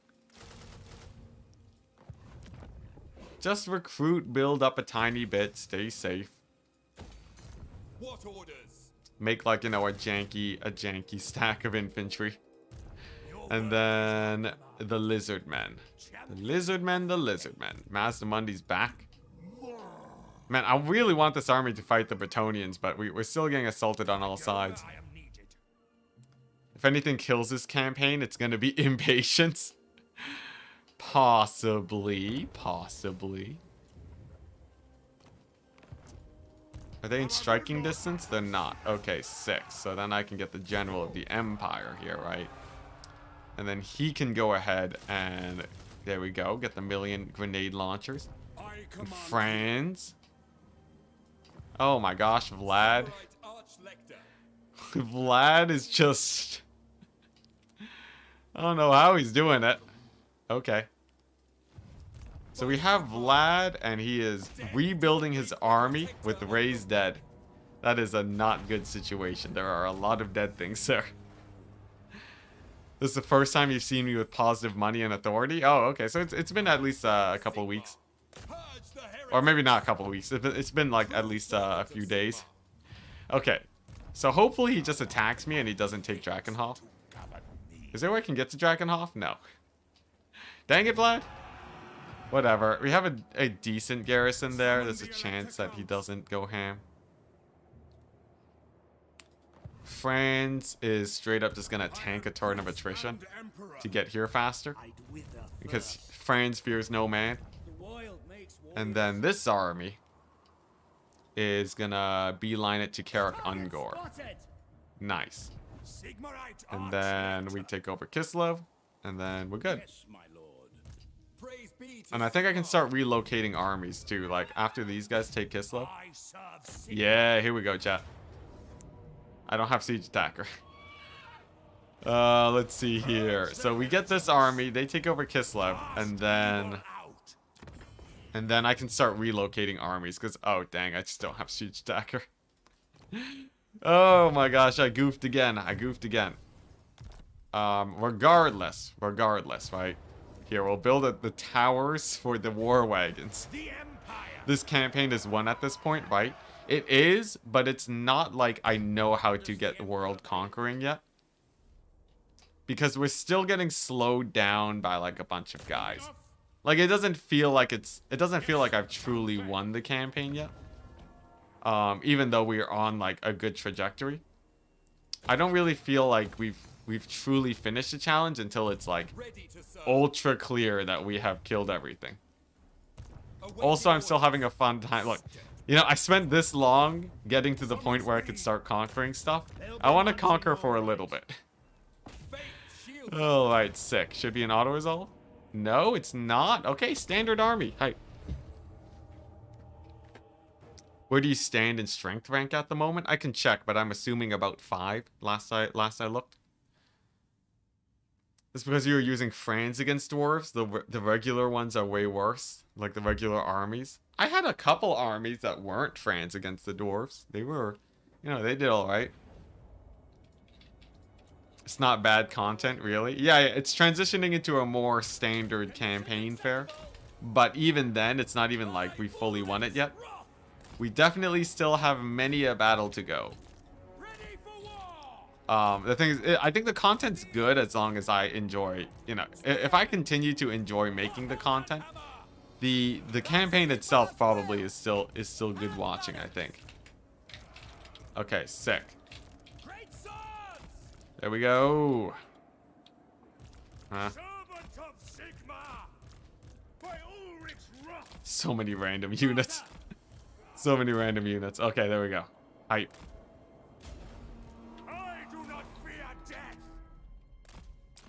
So let's see how well this Elector Count Doomstack works. Something tells me that the Elector Count Doomstack probably isn't that great, but I think it's probably better than you'd expect. Because, like, I guess with the cavalry, it's probably pretty nice. Yeah. Yeah, here we go. So, like, we just, like, focus fire this cavalry with my guns.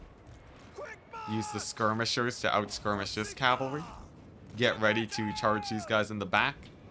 And then I have, like, warrior priest action over here to help out My lines. Yeah, this should be a pretty easy battle. That's why I'm not ×4ing it. I gotta get used to this army, alright? Alright, there we go.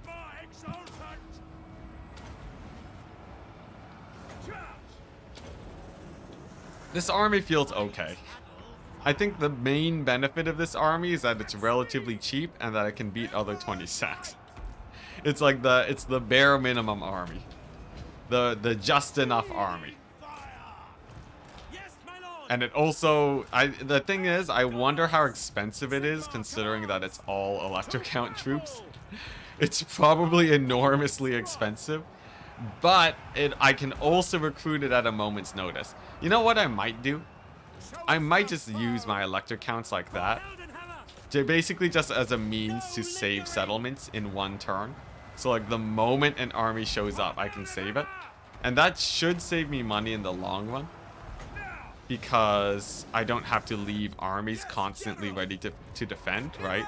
It's just like wherever I get attacked, just instant Electro Count army. I think that's a better way to do this than to just have it as a standing army. Okay, sick. Victory is ours.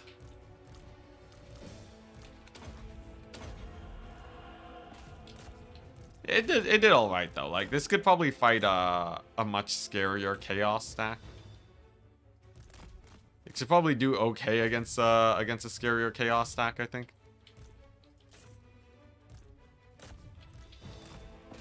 There we go. Army losses. Oh, not yet. Army losses now. There we go. Yeah. 7,000 to 8,000 gold? That's how expensive this army is? Oh, dang. Yeah, that's a little bit expensive.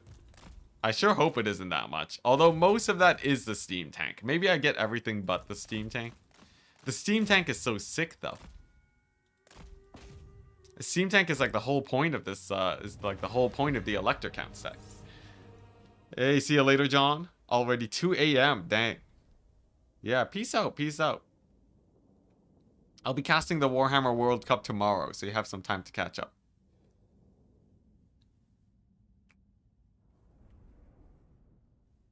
I can't wait till I get Franz on Belagar, though. Once I get Franz on Belagar, he's doomed.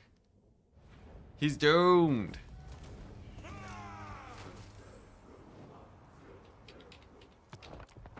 Okay, first things first, so we gotta retreat back home. I will do anything for Sigma. Okay, there we go. The best Doom stack. It costs 9,000 gold.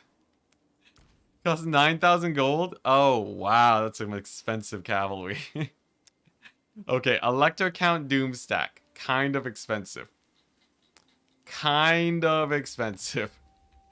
This army's 8,000. This army is 5,000. It's basically the same thing. This army's very elite in my eyes, and it's 6,000. Oh my gosh. Just a little. Just a little. Most of it is the steam tank, though. I'm not gonna lie. Like, almost all of it is the steam tank or, like, some of the cavalry, but it's fine. It's fine. We'll just win a few battles, make it back. Okay. Sick. Couple more upgrades now. Yeah, I'm just gonna dump money into my... settlements. Because I think our borders are mostly secure, except for this problem. And this problem. Other than that, the borders are mostly secure. Let's see here. This army's just sort of romping around here. I don't plan to take these at high level, because I'm busy going to be building up the empire. So I'm actually going to sack and occupy most of the settlements here. Okay, nice. If you play Volkmar, you can get minus 70% upkeep for Electro Count units. That's actually crazy. What gives that? What thing for Volkmar gives him that cheap Electro Count units? And to see, what state do I live in? In the state of Canada. I assume you're talking about, you know... if we're talking provinces, I live in Ontario. Uh-huh. Interesting. I'll just take it. Oh, but we lose our wizard. That was my bad. Books of Nagash. Oh, yeah, I forgot. I forgot he has all the book shenanigans. But you have to collect all of them? I get the minus upkeep is still pretty hype though, right? I think that's worth the cost.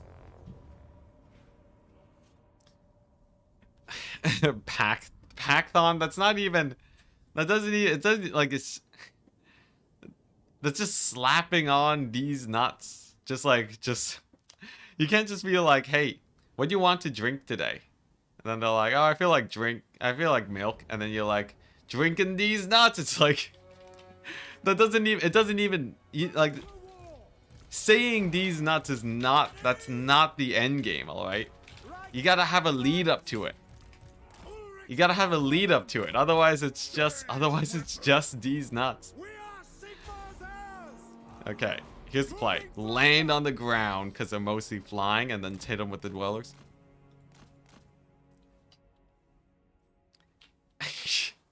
You can't say milk these nuts though. Exactly. There you go. There you go. See, that has some finesse to it. That has some finesse to it, alright.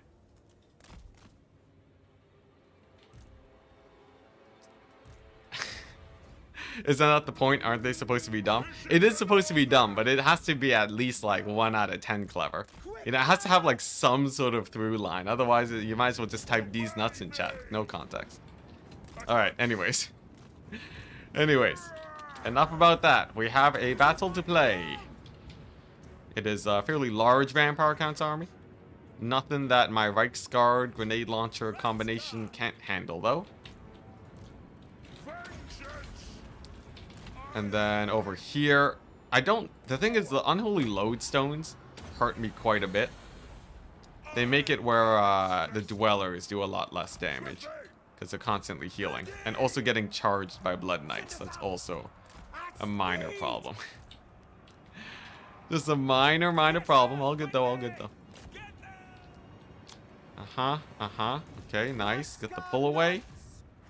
Get these guys to save that artillery piece.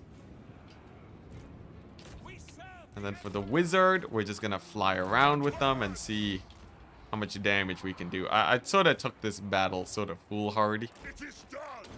This battle is actually gonna be a little bit more of a scrap than I had initially signed up for.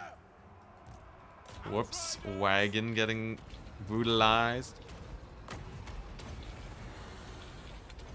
Okay, there we go. Nice. Wizard's just gonna keep on flying. Yeah, we're gonna lose a couple of Reichsguard again.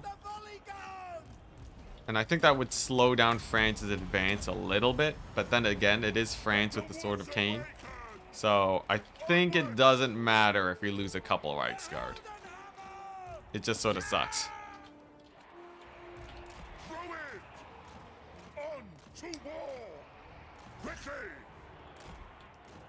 Unrelated.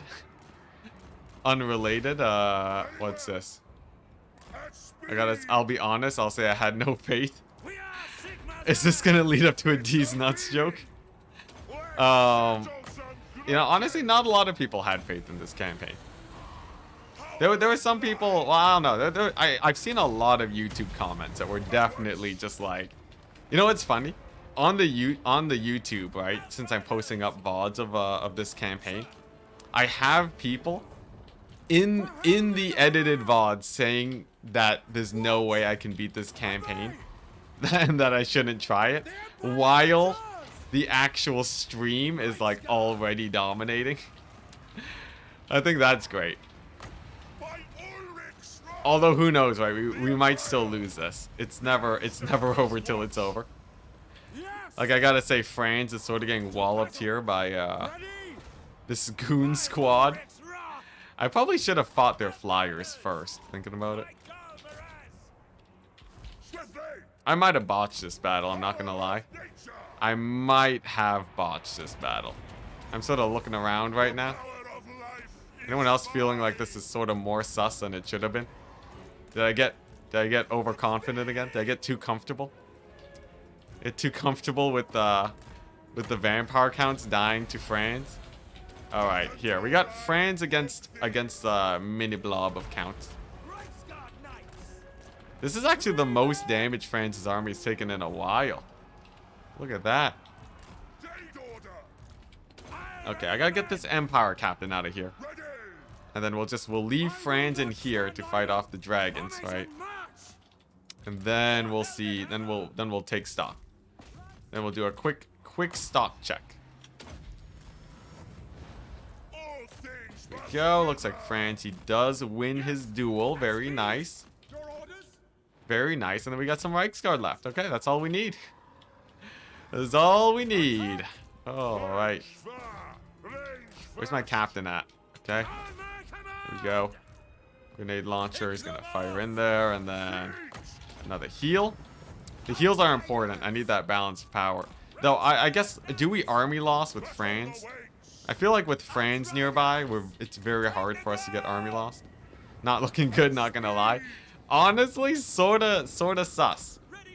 The Vargeist ended up causing a lot more issues than I would have expected, but France at full HP fills me with confidence. And it doesn't look like his HP is going down anytime soon. So if we just kill off these, like, you know, the Vargulfs and such, he should be good. Okay, nice. There we go. That's a rampage. Empire captain needs to get out of there ASAP. And then grenade launchers for the crypt horrors. Another heal. Another heal. Looks like my knights are doing well. Okay, I think we're looking good. I think we're looking good. France is still a beast in the end. In the end, France can sit in between a million dragons and not take any damage, so I think we won it. I think we won it at great expense to France. France's army, that is, not France himself. He's fine. And if the wizard lives too, you know, that's a big plus also. Ooh, so close, so close. Come on. Get in there for the heals. Nice. Woo. Woo, this is a close battle. The true emperor, to be sure. Yeah, nah. France isn't gonna go down that easily, not with the Sword of Cain. If he didn't have the Sword of Cain, he would have lost his fight. So it is sort of a W for the Sword of Cain here. You know, it shows that, like, you know, having the Sword of Cain is better than not having it. Or at least, you know, it definitely is giving me some upsides. Because if we were just fighting battles that we would have won without the Sword of Cain, right? Then, you know, then why even have it? This entire battle justifies it. We're gonna do another faction once this one finishes. I'm probably gonna do blitz campaigns for a bit. Blitz campaigns are basically campaigns where I play without any restrictions and see how quickly I can win the campaign. Those tend to be one day affairs. But they go by really quickly, and it lets me play a bunch of different campaigns. So it's just it's a nice way of getting more content than just France out there. Okay, nice. So just all of this left. All of this left, and then we're good. Looks like my wizard's routing though. That's not great. Though he is starting to run out of winds. Ooh, did you see that pickup out of terror? That was great. That timing. Got him to dodge away from the Terror Goose almost immediately. Yeah, I think landing on the ground was a bad idea. Because usually I outduel the Dragon Lords at the start. If I'm starting on the ground, it doesn't go nearly as well. But still not terrible. Okay, nice. So I'm going to send in the Reichsguard. They give extra physical resist to France. And other heroes in there too. Get the Dwellers. And then I think with the Wizard support, I think we won it. It was a scrap though. It was a scrap. Whew.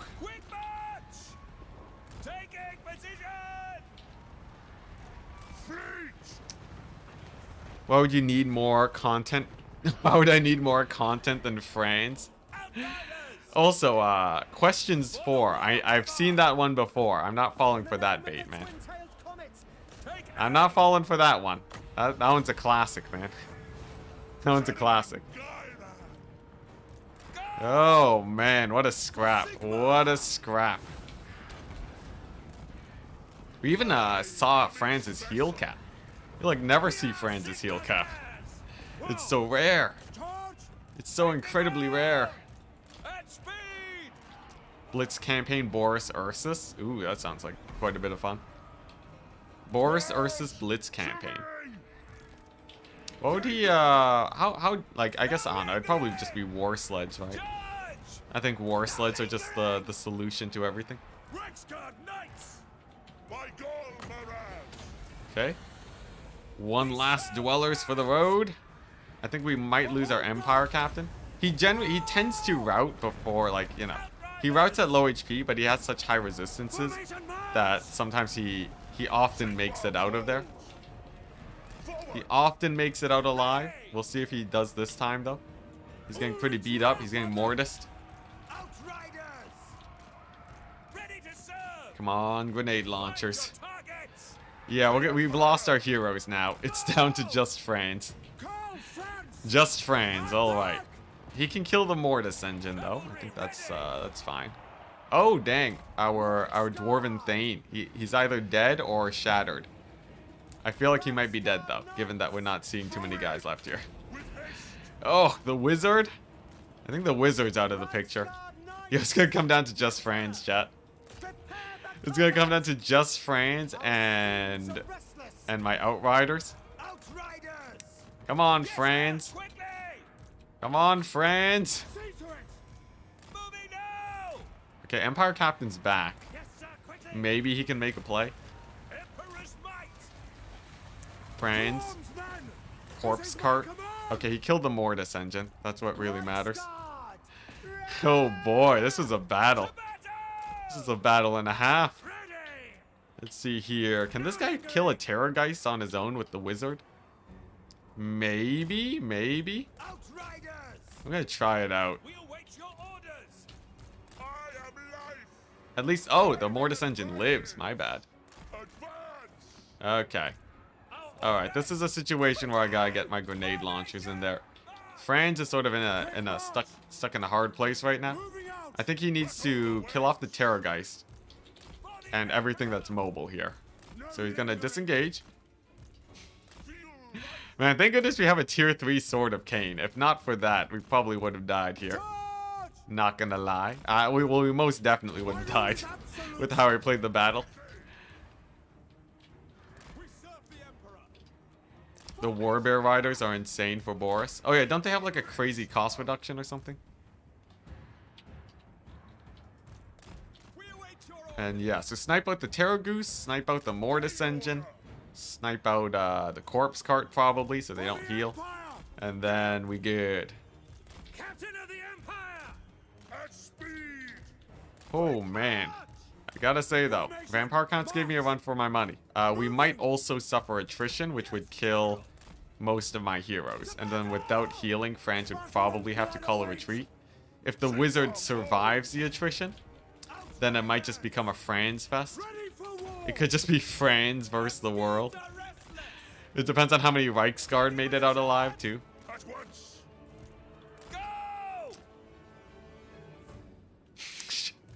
Franz's only weakness, the fact that he kills too slowly to save the rest of his army. Yeah, pretty true, honestly. Okay, the goose is down. The goose is down. The bad thing about Franz is that I do want him to have Reichsguard in his army, but it takes so long to go back home to recruit the Reichsguard that I don't think it's super worth it. I guess we can just replace with grenade launchers, though. It's not the end of the world. Like grenade launchers and like basic Empire Knights. But like his Reichsguard are so clutch compared to them. Or we one-man doomstack it. Yeah, that's also another great option. Okay, there we go. Those guys are down. So there's no more crypt horrors here, really. Very little mass overall. So I think Franz can just kill the Mortis. kill the Moringles. And then it should be it for the vampire counts. Difficult fight, though. Difficult fight. Whew.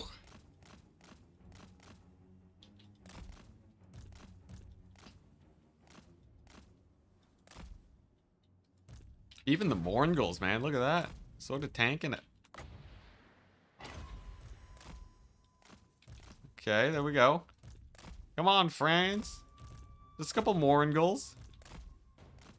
Oh my gosh, they're staggering him like crazy. You guys seeing that? Oh no, friends. The one thing that could stop him. Moringles just staggering him into oblivion. Every attack staggers him. Wow. Alright. So we actually have to microverse some Moringles. That's pretty crazy. You know, they shouldn't stagger if they don't hit. I feel like that should be a rule. Because there's no way they were actually landing attacks. France has, you know, 80 melee defense. I think it's just like a mass thing. Okay, there we go. Nice. Success! We did it! We won the battle! This feels like a Pyrrhic victory. Yep. Yeah, France not swinging. Rip. It's all good, though. It's all good, though. Thane is dead, however.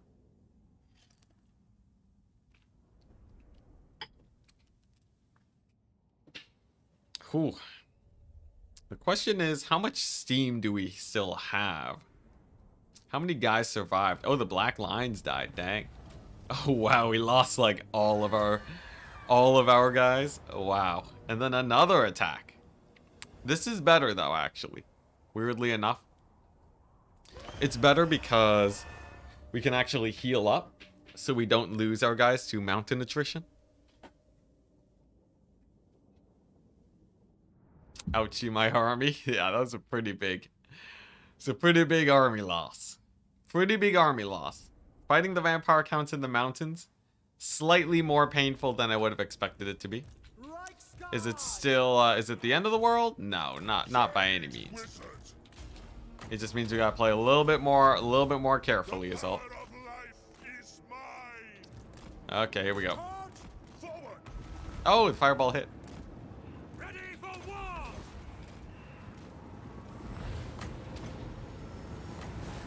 There we go.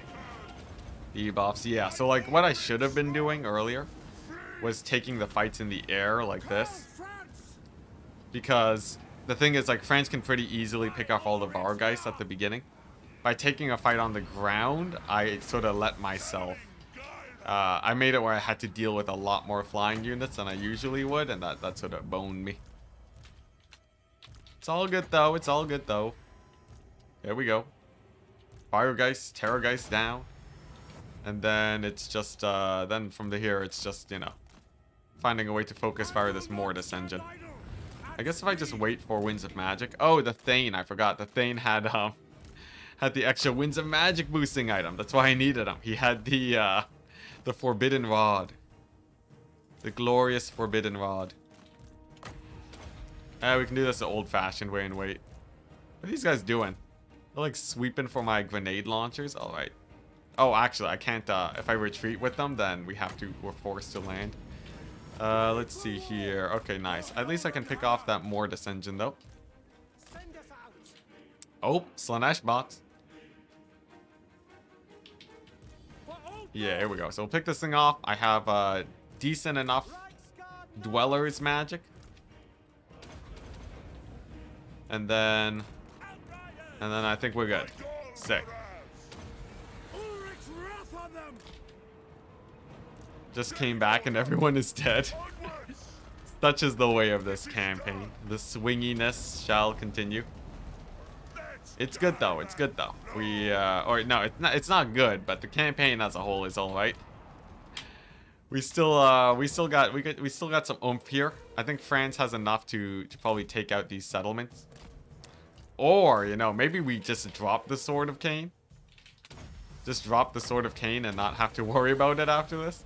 Like, obviously the Sword of Cain is good, but, like, the extra income would be immense. Extra income would sort of be huge, so. I sort of like just testing Franz's limits here, and then if he loses it, then he loses it. Here we go. Focus fire the Mortis engine. The thing is, like, it does make him a raid boss, right?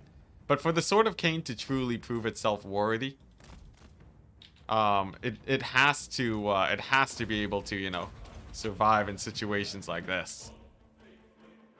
Okay, nice. There we go. 6 dwellers.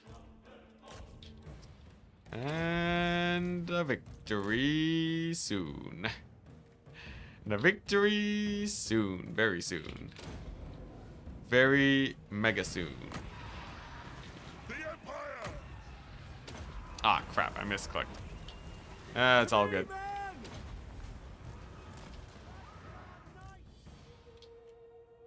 Oh, actually, we might lose our Empire captain now. Oh my gosh, it's just Franz left. It's just Franz and the Wizard, the 2 hard carries of this campaign. Yeah, there's a bit of a problem where the where if the undead, right? If I barely don't have enough damage here, they'll just sort of sit and regenerate like crazy. Okay, nice, sick. Alright, we didn't lose Sword of Cain to no Necromancer. I think my general is gonna get attrition to death though. Empire with 99% of its power in just one frame with Franz and the Wizard.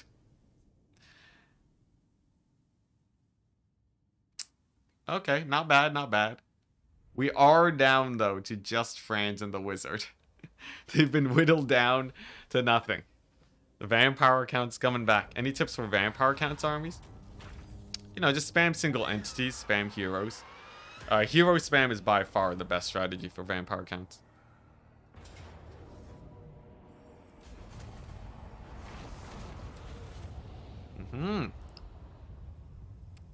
Okay, well, he's stuck in the north now. What is this? Sure, I have more than enough prestige. It's fine.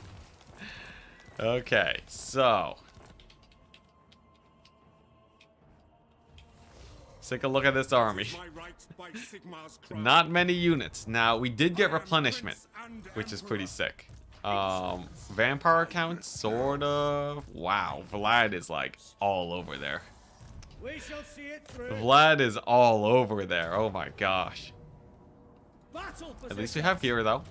We have Karak Ungor. Pretty good W. I guess well, this is the actual main settlement. I thought the major settlement was here. I guess CA moved it. I wonder. There's no way Franz actually kills all of this. He'd kill all the generals and then get stuck on the ground. But the thing is, I can't let them get to Karak Kadrin, can I? Interesting. At least we caught Vlad. Your reign of terror has ended, Vlad. So Vlad is now officially outside of the Empire, at least in terms of armies. So we get this army here, and then don't you dare doubt Franz. I guess seriously telling me that Franz is supposed to kill all those Vampire Counts armies? I guess that's true. That's the point of the Sword of Cain, right? You know, I'll leave it to chat. Let's get a chat vote.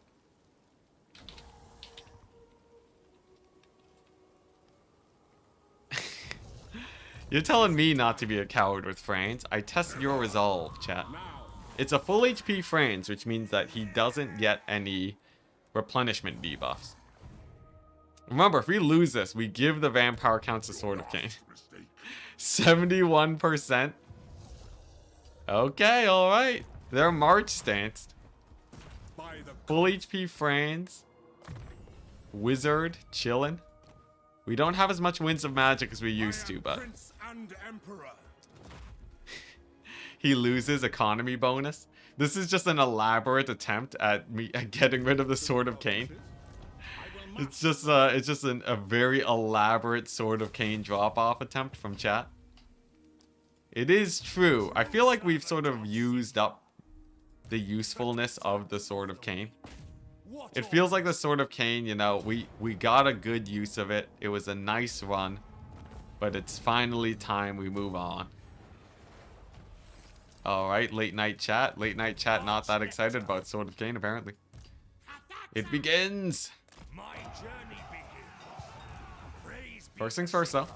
We have the lizard men to fight off. champion of the Alright, we're gonna ward them off here. waiting orders. Check for the dwarves. Dwarf check. Okay. Here we go, chat. You asked for it. You asked for it, it's time. Either he wins it and comes out a golden god, or Franz gets annihilated and we get a massive economy boost. It's honestly a win-win. See if there's any items to buff him even more. Oh, I've fully spec'd him out, man. Franz has like as much like ward save as humanly possible. Just in case, withdraw the wizard. Oh, I see. Just in case, like, I don't know if we really have to withdraw the wizard. Again, he'll vote off on his own, it's fine. Alright, so here's the play. We have these guys, we're gonna pull them back, shove them in the forest. Okay. This is gonna be a true test. So I'm going to save all of my winds of magic. Excuse me. We're gonna save most of the winds of magic for dwellers. Because I think the dwellers blob is where we do well here. Obviously I want to heal up a little bit, just to keep my wizard alive. We can snipe out all of their flyers at least while we're here. Let's see here. How high HP do I need to keep these guys? Yeah, I feel like I could probably get like, you know, a single regrowth here. Okay. Kill off all their flyers first, and then deal with the ground forces after. We'll have about like 5 dwellers below, and that should hopefully be enough. Empire Captain is good. I think he's worth regrowthing, honestly. So we'll regrowth him. There we go. Just keep them in good health. I still want enough for a ton of dwellers, though, because this battle definitely ends with Franz surrounded by undead. 100%. So I'm gonna hold off for that. Nice, nice. Okay, then we just wait. For Sigmar indeed. We still have another army coming up after. There's another goose. There's another goose coming up. Okay. Now these guys are pretty good fighters. They can juke it out in the air for a while without really taking much damage. It's more so the cavalry that I worry about. Okay, looking good. One last heal for the road. Nice. Okay. There we go. So we fought off the Vargeist with fairly minimal losses. Hype. Pretty nice, pretty nice. Franz can finish off those Terrorgeists now. Not a problem. Get another one of these bad boys. Just, you know, while we're rebuilding, fighting all these flying units. We'll have a few charges of the ability. Yeah, ends in a victory. Honestly, the air battle went pretty well. I'm not gonna lie, the air battle sorta went pretty well. The thing is, though, right? We still have this ground force here that needs a killing. So it's 1,000,000 mortises. We have a necromancer lord. It's quite a bit. But if I save up for all my dwellers below, I think we're good. And Franz is still in good health too. I think that's the play. Okay, here we go. We'll start off by landing on these crossbowmen so that they don't get any unnecessary damage. And then we begin. Let the battle begin. So the plan is to just blob up the AI and then get 1,000,000 dwellers below to actually get them to crumble. So we're just going to be casting dwellers off cooldown. And that should be enough here. One last heal for Franz. And nice. Now we wait. Now we wait. This is going to need a lot of dwellers below action, but this is about as good of a blob as it humanly can get. There we go. This is Sword of Cain action. Nice. Looking pretty good. Captain's back. Something tells me the captain's probably gonna die this battle, though. I'm not feeling like his life is gonna be too great. Sorry for the quick camera jerking. There we go, another one. This guy with a solid 800 kills. Now the flyers incoming sort of change how this works, but this is a pretty nasty blob, I gotta say. 7 more, 1 last heals. You look, the heals are pretty good, alright? We have more than enough dwellers action. Oh, actually, we only have 1 more dwellers left? Oh, dang, that last heal was too much. I guess we'll get a regrowth on Franz instead, that's fine. And I guess we do still have the Sword of Cain ability that we can spam out a bit. Okay, nice. There we go, Sword of Cain. Rampage. Dwellers. 1,000,000 kills for my wizard. There we go. And that's the last of him. He's out of juice. It's all on the Sword of Cain now. The heals, I feel like, yeah, it was probably not worth it healing, given how juicy this blob is. I think the blob, I feel like the heals were probably the misplay. But who knows? Maybe Franz kills it here with the Sword of Cain. You know? He could possibly kill it here with the Sword of Cain. Like, these guys only got so much healing, you know? Oh, there goes the wizard. Come on, Franz. I guess, well, actually, no, right? If we lose this battle. Yeah, so, like, if we lose this battle, then we'd lose Franz, but we keep the wizard, and then we can re-get Franz afterwards. Vampires are hacking. Nah, it's the Mortis engine, so they heal cap. Dang. Look at that. We probably would need, we would have needed like 2 more dwellers, I think. I don't even know. I don't know. With the Sword of Cain, I think we probably, it was a good shot. It was a good shot, Franz. He killed many a Vampire Count's unit. Grenades now? No, they would have pulled off. You could tell the cavalry was disengaging. Dang, look at that. The reign of the Sword of Cain is over. Franz has died. 1 loss. 1 loss. But it does mean that we enter a new age of the Empire. An age of having money. And we did get a pretty good beat up of the... Oh, wow, he lived? He actually lived. How's that possible? Alright.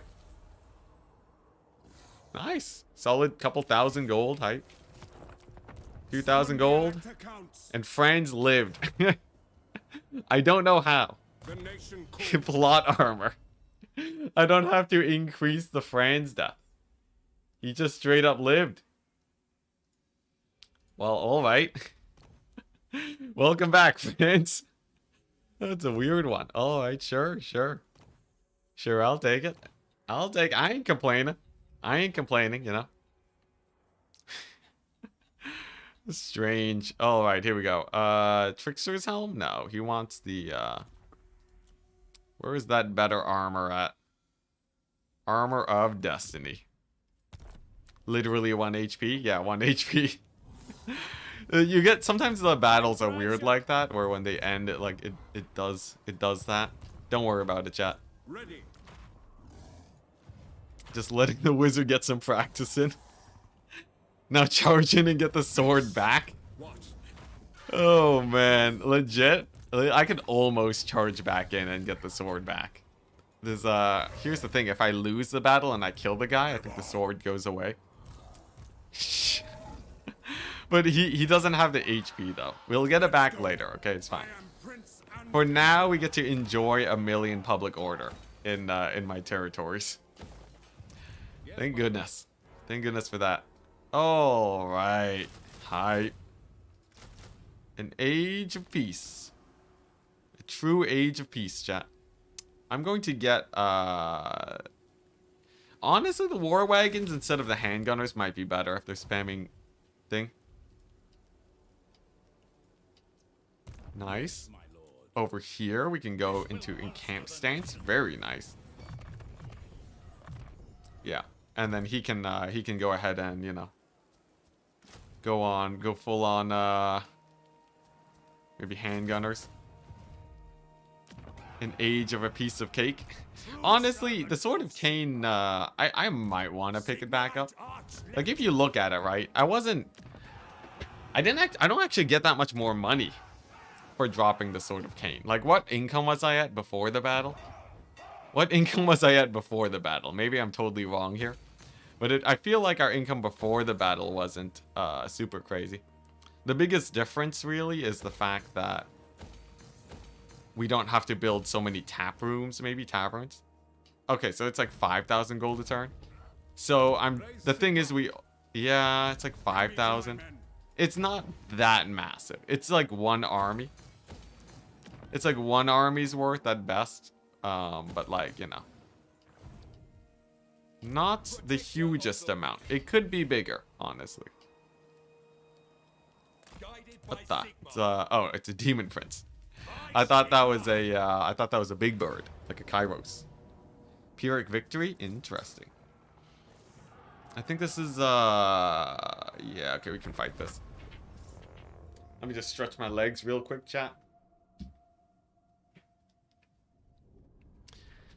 You're right, not worth. France must reclaim his sword. Yeah, we're just dropping it off to reset it back to tier 1 so that we have a bit of time to build up our settlements and not suffer too many upkeep penalties.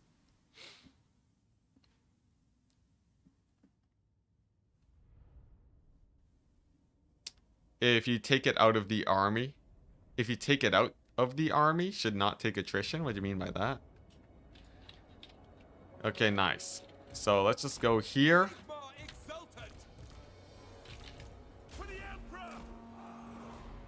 Oh, they're like barely manning these walls. Okay. This should be easy then. So we'll just plow through the gatehouse and then just like rush into the settlement. I haven't actually seen this map as a snow map before. It's like the first time seeing this variant.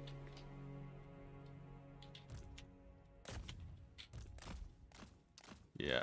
In the end, I think if I had been a little bit more careful with France's army, it would have been better than dropping off the Sword of Cain. I was a bit too foolhardy with this cavalry, I admit. And I regret, but we can make a comeback. All I have to do is retake the Sword of Cain and we good. Yeah, it is very lore accurate too for how we're playing the campaign. It's too fitting. It's too fitting. We must retake it. Although I will say, with the new territory, it is really nice to not have to worry about public order. It is pretty nice that I don't have to worry about it too much. I can just sit back, relax.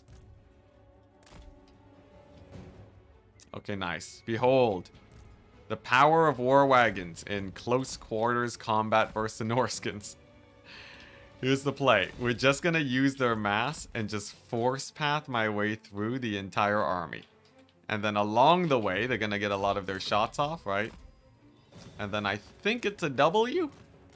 I think it's a W. This choke point's looking pretty bad, though. You know what? Screw that choke point. Screw that choke point. We're gonna go the other direction. Yeah, war wagons are sort of weird, but if you keep them moving, they can keep firing most of the time. I need to find like a place of relatively low mass that I can just sort of blitz through with these guys. Come on. Maybe down here, maybe down this path. Oh, okay. Alright, this is looking a little bit better. Yes. Yes. The war wagon cheese commenceth. Yeah, there we go. Alright, nice. Get wrecked, Norskins. Empire technology is no match. Is no match for the Norskins. Nothing like force pathing your way through everything. There we go. Nothing like a little bit of spam right click your problems away. Nice. There we go. Alright, so now we just pile onto this point. A little bit of spam click. There we go. I can't believe it. I can't believe that actually worked. Alright, nice. Success! On to the next capture point. And then once we're in this courtyard, it should be a little bit easier to maneuver.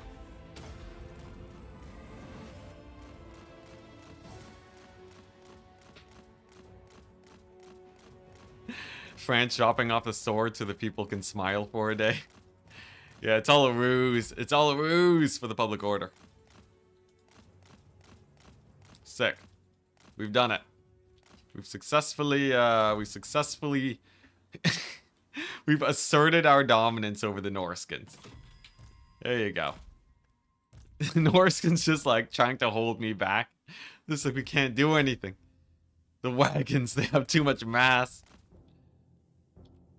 This is so silly. I know. It's just we just ignored them. We just ignored them, walked into the city center and said, it's mine now. It's mine now. This is my city. This is... How can it be your city if I'm just walking in like I own the place? There we go. Nice.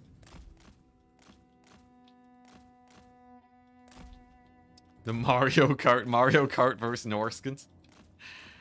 It sort of worked out, honestly. We suffered some losses here. I'm not gonna say this was a lossless battle, but it checked out. Now, I probably could have suffered fewer losses if I was a bit smarter about it, but I like the dominance assertion. That feels pretty great. Yeah, it was just a tower defense.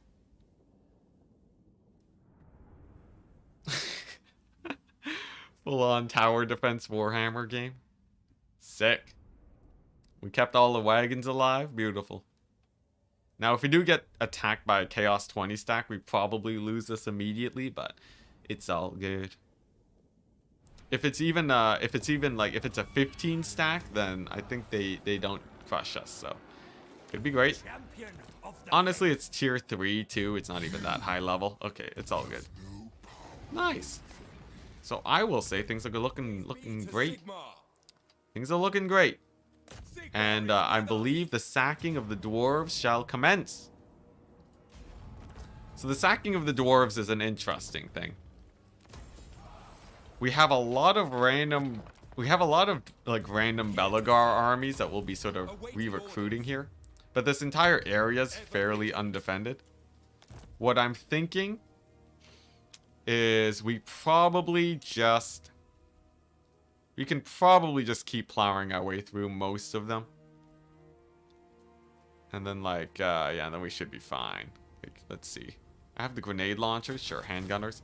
Yeah, unless he makes like a really devastating army, I should just be able to start sacking these areas.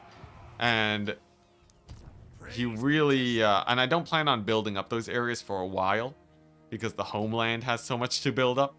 So I think that'll be good to keep us occupied. And in the meantime, we just build up, we recover our public order from the massive -8 that the Sword of Cain was giving. We're spending all of our money, sick, and then we can use these armies to take out the vampire counts instead. Beautiful. What the Clan Ferric? There's like a random minor Skaven faction nearby? Sure. Sure, alright. Might as well declare war on them. Okay, nice.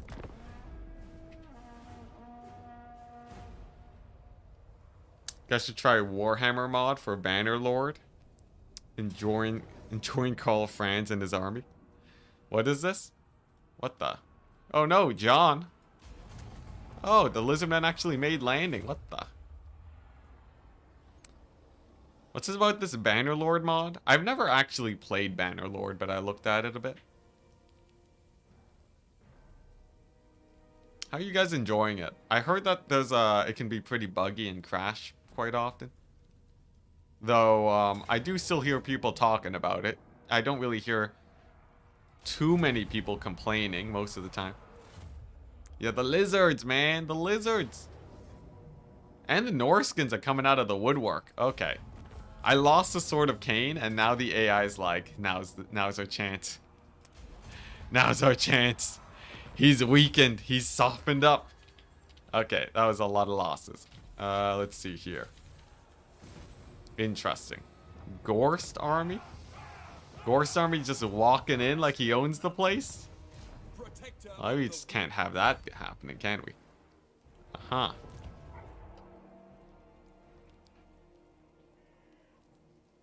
Okay. Ever onward. There we go. I think that does okay. Maybe assault his units a bit. Failure. Okay, that's fine. We have a Sword of Cain vampire counts on my doorstep by Karak Kadrin. That's okay though. We still have Karak Ungor. Yeah, I think that army should do well. All right, we have a bit of a situation, chat. We have a bit of a situation, and that is the fact that they are upon me. Let's see here. Where can this army head to? I guess he can go to Templehof. Okay, we have a whole random army that was just sitting here doing nothing, so I can get him activated. Then we have this anti-dwarf army who can anti-dwarf it up. As expected. As expected. There we go. Okay, yeah, we should be fine. We should be fine. I think with that, right, this army is pretty great versus the dwarves, it seems. So we can just use him to auto-resolve Belagar a bit. You know, we got this army to also auto-resolve its way through Belagar. And then we're good. Then we're good. The Warhammer Bannerlord mod is quite fun to play. Interesting. You have piqued my interest. Yeah, I'm just gonna sack and occupy my way through this entire area. I think that's just the best way to make money, sacking economy versus dwarves. And it will also make it where when he resettles, the only thing he can make are miners. So I feel like that's pretty good. There we go. Dowie getting whittled down over there a tiny bit. Sick. Then it's just the lizard men. Really? In my face? You're gonna do that in front of my face? Can I at least kill him? Oh, interesting. Interesting. Oh boy, lizard men. Oh, lizard men. Awaiting orders. Sigma be praised. He took over John. He straight up took over John. Well, we have a Bretonian 20 stack of possibly some Grails. Yeah, half Dino stack. Yeah, it is a pretty nasty Dino stack. Okay, this army has to kill the Bretonians. We'll deal with the lizardmen in a second. Maybe I can just get like a quick army here. So like a mix of like this.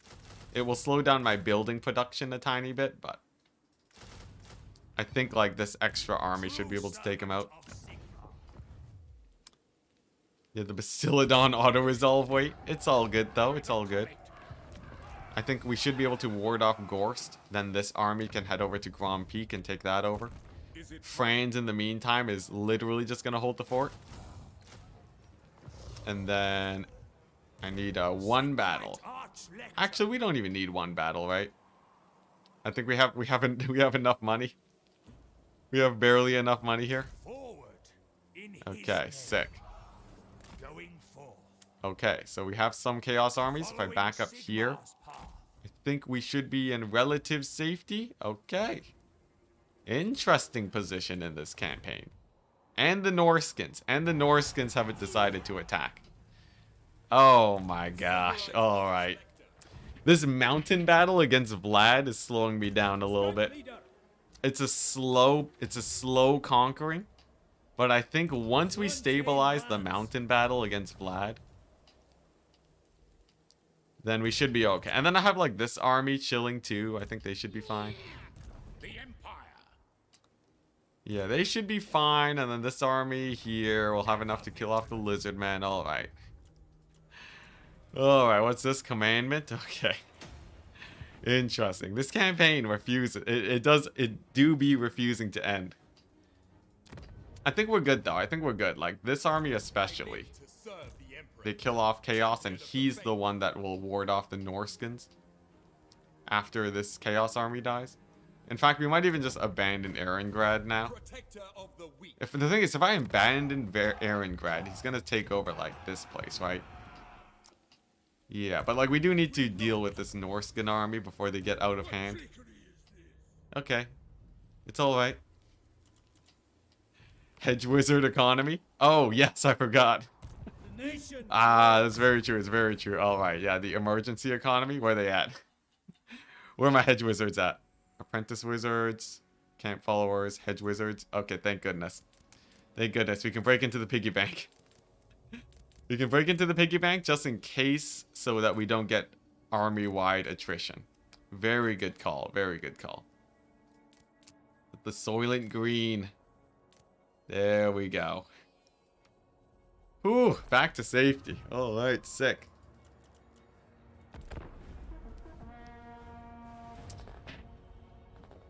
Yo, Wood Elves are a really fun campaign if you just want to stomp through everyone. Especially Orion with his free armies. The only major threat you have to deal with is Guam. Oh, dang, interesting. Skaven, you say? Now, this is Sword of Cainless France. He no longer has the Sword of Cain. I think we lie low. I think we lie low and stay safe. If I had even a few more Reichsguard, I'd be a bit more comfortable taking that fight. For the Empire? No, we can for the Empire later, chat. Okay, nice. Okay, there's Gorse. That's 10,000 gold easy. And then Archaon. Sick. Okay. Interesting, interesting. Can I retreat from this? Sick. Nice. Then I can beat him up after and Feint Trantress is dead. Okay, there we go. We've restabilized. The only problem now is the Norscan incursion. And the vampire counts. And the lizard. Oh no, it's the Norskins and the lizardmen. Those are the two big annoying guys right now. But I think the northern mountains are pretty locked down because of this guy. Not sick, not sick. Yeah, so this guy's fine. This guy's fine. I think he's got this on lock, right? We have Franz, you know, he's being sieged. Totally fine. Because then I have these backup armies that are rushing in to stop the gap. Yeah, okay. Alright. Alrighty. Archaon not sick? Oh, yeah. Okay, nice. Okay. So we're about to make bank here, right? If these guys can actually fight the vampire counts, which I feel like they should be able to, because they're pretty beat up from Franz already. Let's see it. Okay, very good. Very good. Okay, that's the vast majority of vampire counts dead now. Sick, sick. And then we leave Franz in the settlement. We leave Franz in the settlement. Just sit out the siege a little bit, right? These armies move into support, and then we're good. We got a solid, like, you know, 30,000 gold in bank. It was a little bit sketch. I will admit, I was a little bit sketched out by it, but with the recent turn of events, I no longer feel that sketched out. Let's just walk right here. Yeah, nice. Walk right over here. Probably take out this settlement. Oh, what the? Oh, it's just Arkan the Black. Arkan the Black still sending armies my way. Yeah, just a bunch of dead guys. Just kill them again. Kill them again. Easy. Hey, province secure. Doesn't this have like a building that lets you see the entire map? No, I'm not seeing it yet. I think that might just be an Aranessa thing. Alright, that's fine. Sick. So now we have Sartosa. And there's Arkan the Black. So this is the next territory that I want to start conquering. But we obviously have a lot of other issues here first. Like the Lizardmen. There we go. Pyrrhic victory. I'll take it. Okay. There we go. 60,000 gold. That was a swing and a half. So now that we are filthy rich, what can we do? Some Norskins up north. We can beat up Archaon. Or one of his armies anyways. Nice. Okay, nice. This is just like a million battles right now. Like just a million money making battles. But it's sort of working out. Sick. Awaiting orders. And then it's just dealing with the Norskins, right? Yeah, so like we kill off that army. The I think Wulfric is a pain, but he'll be dealt with soon enough. And then I think then we're basically restabilized. Except for this. The entire armies of chaos have assembled for Kislev. That is a little bit sketchy. Man, I wish I had my Elector Count summoned now. But I guess that's for later. Huh? This guy has 8 levels. Hype.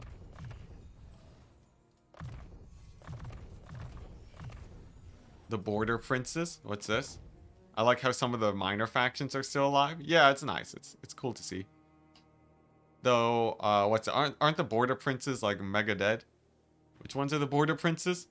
Your word is my command. The Border Princes. I don't think I see any Border Princes. Maybe I'm wrong. Anyways. Let's see. Yeah, so France is just gonna wait out the siege. And then he'll wait out the siege over there. And then this guy, I think, let's see here. I think he embeds. I think like we just make this army a little bit more optimal. Yeah, they dead. Yeah, they dead. That's just Ark in the Black. Oh, yeah, no, Border Princes are gone. Yeah. Alright, sick. What the? Is that attrition? What is this? Oh, it's the Lizardmen, right? Okay, that's fine. Okay, and then over here we can build up economy at Bastogne. And then I think we're more comfortable than before. What the Slanesh? Attempt to subjugate. I have a cult somewhere here? Okay. Is this actually an army that's going to be a problem, or is it not going to be a problem? Should I just get one of my generals on him? What does the Emperor bid? I'm just going to get a random guy here, just in case. Just in case. I don't want that to randomly become a problem. It almost just snuck under the radar. The Slanesh cults run deep.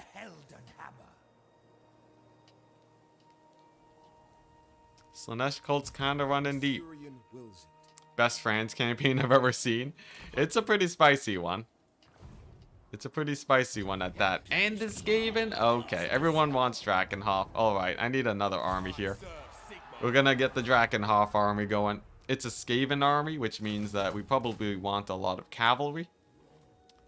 Want a lot of cavalry, want a few war wagon action going. A couple units of grenade launchers, 3 should do.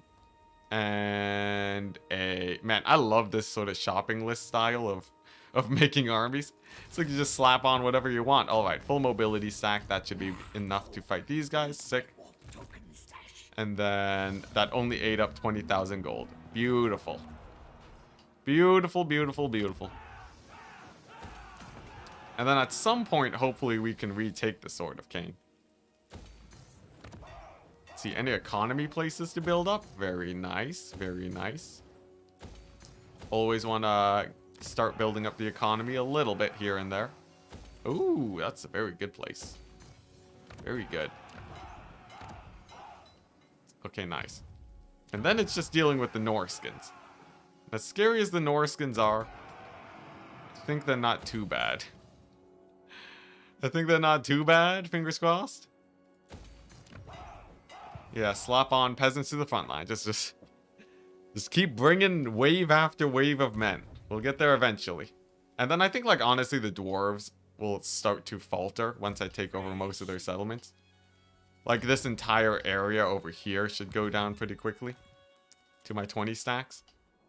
It's just sort of holding my borders. I keep getting chomped at. Servant of the faith. Imminent rebellion.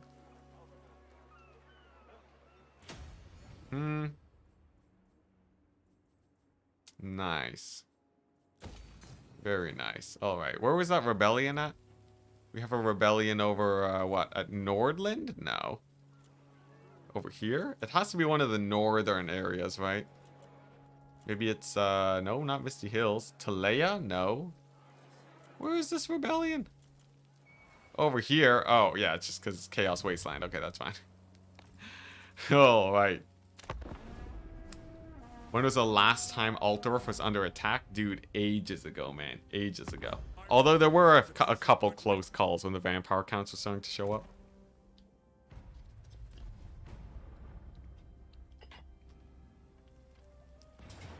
Seed of Rebirth is a regeneration item, yeah.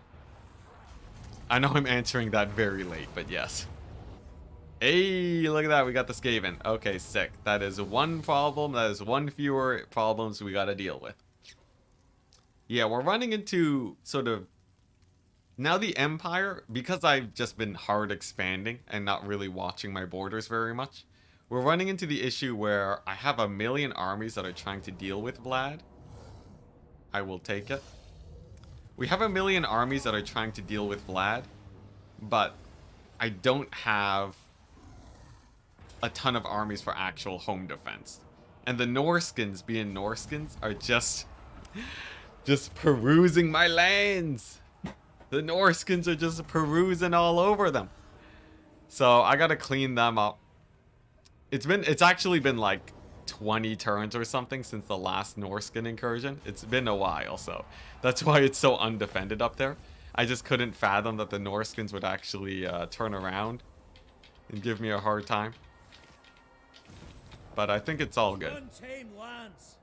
I think this army probably has to double back here for defense. Archaon. Oh, right. We're just going to sit here and let him siege me. Okay. And then I need to establish a proper border. So what I'm thinking, right? I was thinking it would be sick to have a border here against Chaos. It's looking like it's going to be more like this, which is a little bit awkward. At some point, if I can push them back, then I think we're good. The War Wagon stacks didn't do as well as I would have hoped.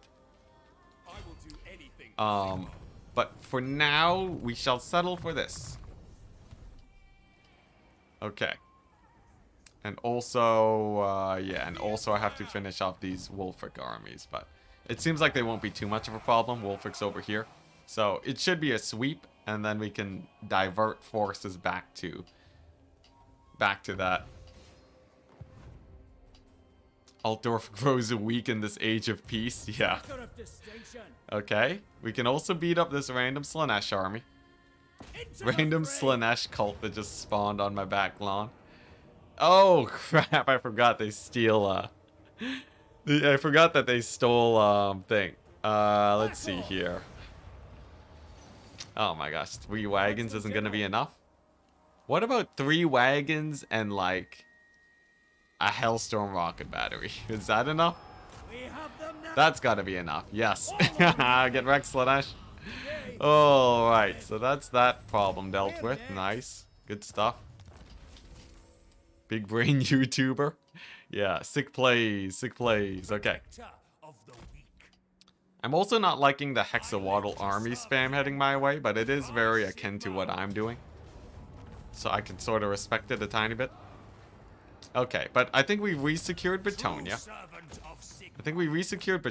The main thing that I want to do now is probably continue the pressure here. Get a free kill on Ark in the Black, why not? And then probably this army instead of attacking Belagar. It's probably better if he moves up here, right? To finish off Bretonia proper. Ready to serve. What do you think is the hardest campaign? Probably this challenge, except instead of... Oh, hey, it's another one. Probably this challenge, but instead of Franz, someone that starts right beside an endgame crisis, and then it's impossible. But like Franz is one of the harder ones for sure. Probably not the hardest. I'm sure like Tomb Kings or something might have a worse time. What does the Emperor bid? Yes. Okay, nice. So we've stabbed Belagar in the back. I think if we remove Belagar from this area, and he's only focused on this choke point, I feel like life is slightly easier. What is this? It's like a full dwarf stack. Full angry dwarf stack. Maybe I can bait him into attacking me outside of the settlement. Just accept chaos, play chaos. Yeah, well, chaos would be like a way easier version. Chaos is a pretty chill campaign. They're basically just like an auto resolve fest with all of their guys. Okay, sick. Now the problem is that one of these guys has the Sword of Cain, and I sort of want that Sword of Cain, and I don't want it on Volgar. How can I get the Sword of Cain on France without it going to Volgar? So we have this army here. I guess one method is to just straight up win this battle. He has 2 Mortis engines. I have an entire settlement at my back. I think this is it. Tomb Kings is probably the worst. Yeah, Tomb Kings has it rough. Huh. France doesn't have the Sword of Cain, though, which makes a big difference. But Galmaraz. Oh, it's true. It's true. If it's on a different lord, then France can have Galmaraz, and that offsets it. I will marshal the men. Okay, you know, we'll have it on Volgar for now. We'll have it on Volgar for now. It's not like the best, though. There it is. Alright, chat. Alright, I gotta do the poll.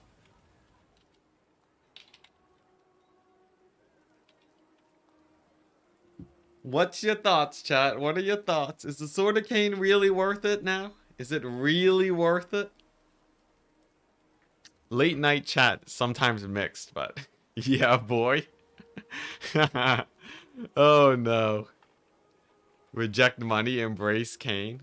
It doesn't affect my economy early on. I think it's only like a -2 public order. Wow, look at that. Chat's all about claiming it. Alright. Are you using any mods? No mods. Only for friends. Yeah, I think it's stuck on Volgar. If you let the heathen pick it up, it's grounds for execution. Only France.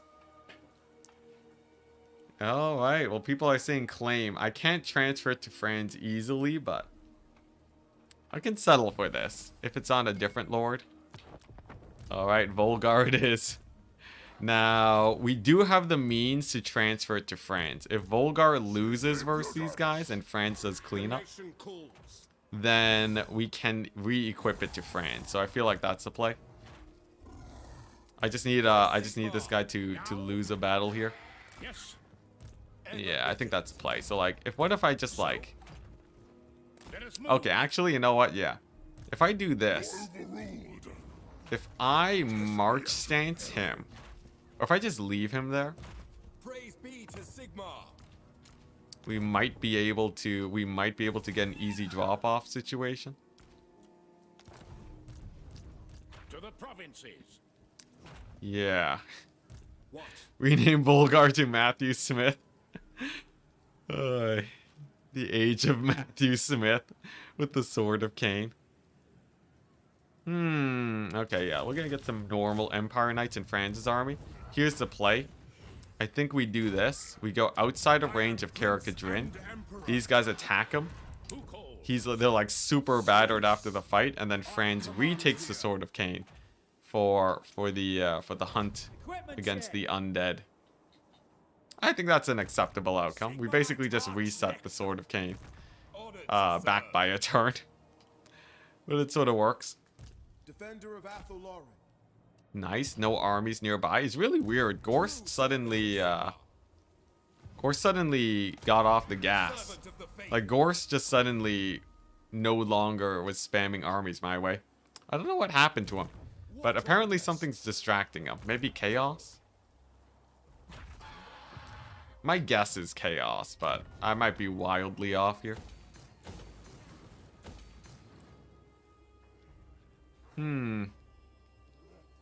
Needling. What do I do here? Maybe public order? We already have a public order building, though. But there's not really much else to build, right? I guess, like, more blacksmiths. I am sort of using that global recruitment pool like crazy right now. Sure. Sure, that'll do.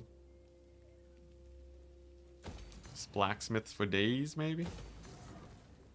Because, like, I could build some special buildings, but, like, it'd really only be the warrior priest buildings. I already have global recruit on all of this stuff. So, yeah, sure, let's just spam blacksmiths. It's like, you know, it'll get the job done. And farms and such. Sword of Cain Morn hungers. Let's see, what are we doing here? I think, I'm gonna try and get some recruiting going. See if we can form some sort of barrier against chaos for a bit. It's gonna be a little bit sketchy, but it's the best we can do right now. Hopefully they don't just straight up attack me there immediately, and that I can get a little bit of a barrier against them. Just, you know, because chaos is sort of pouring in right now. Yeah, this guy's gonna have to double back. Unfortunately, he can't go and finish off Gorst, but he'll get what's coming for him soon enough. Okay, sick. We find ourselves here once again.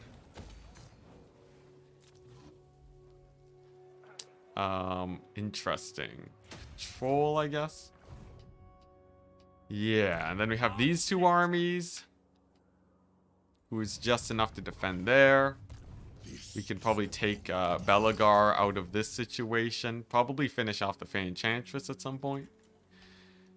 Though, I guess the big thing is like what happens here, right? What happens here and what happens against Chaos is... That's sort of the big deciding factor. Can you War Wagon stack out... Can the War Wagon stack take out Archaon? I don't think so, sadly. Right now, though, I'm sort of still on the track to killing Vlad. Vlad is still the bigger pain in the butt right now. There's the dwarves. They did sally out, so we bait them by retreating, and then we pick them off one at a time. Which is essentially lightning strike, but... It still checks out. Okay, there's the Vlad. Okay, sick. Sick, sick, sick. So now all I have to do is drop it, soften up his armies. We've lost the Sword of Cain, right? But I think Franz can retake it. Wonder if Wolfric is still alive? Oh yeah, Wolfric is still kicking. Wolfric is still kicking, and he is being a pain in the butt. Okay, that's fine. Just Kislev. All good, all good. This is sort of border territory. It's fine if we trade it back and forth a bit. Weird. Apparently the Tomb Kings win this battle. It's, this should be pretty chill. I guess it's a lot of single entities versus grenade launchers. Let's see it. This is lore accurate. Franz hears that the sword has been claimed by a local general. Man is immediately sent to his death in battle.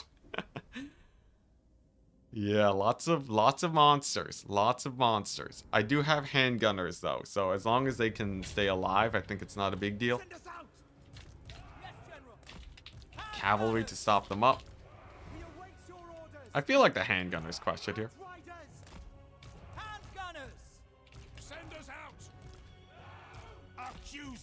Yeah, alright, let's try it. It will be done. Wolfric campaign. What's this? Quick march. Taking that position. Okay, nice. Uh-huh. Here we go. Here we go. Get the gun line set up. So the goal is I'm going to distract most of their big scary monsters. And then the few that actually come out to attack the handgunners should go down pretty swiftly.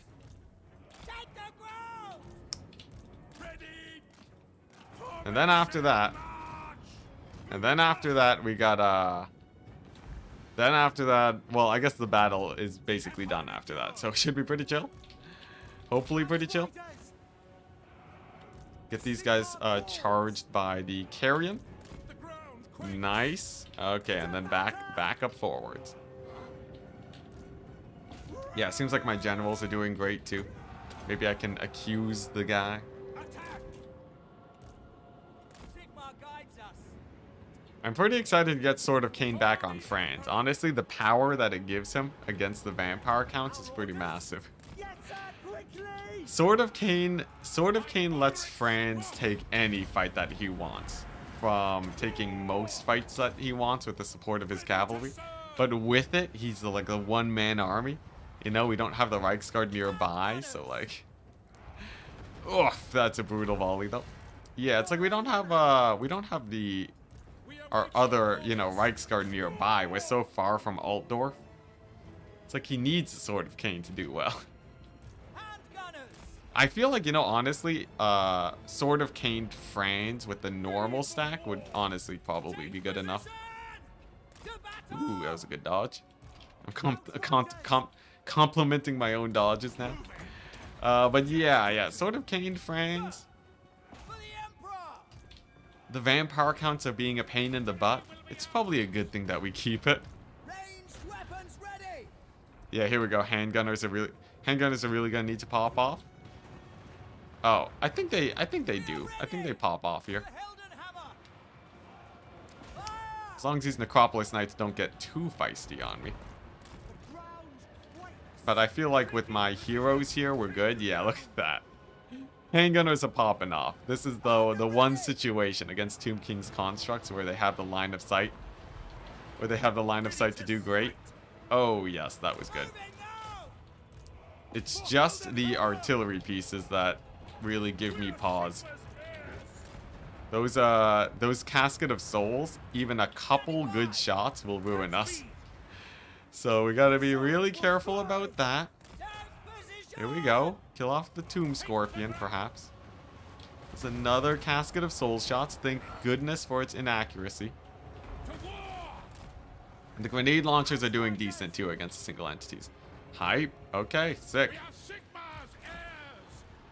Next, it's a Necro Sphinx. Not a problem. Even though my general might die. General looking sort of low. I have to remember that he's only level 16.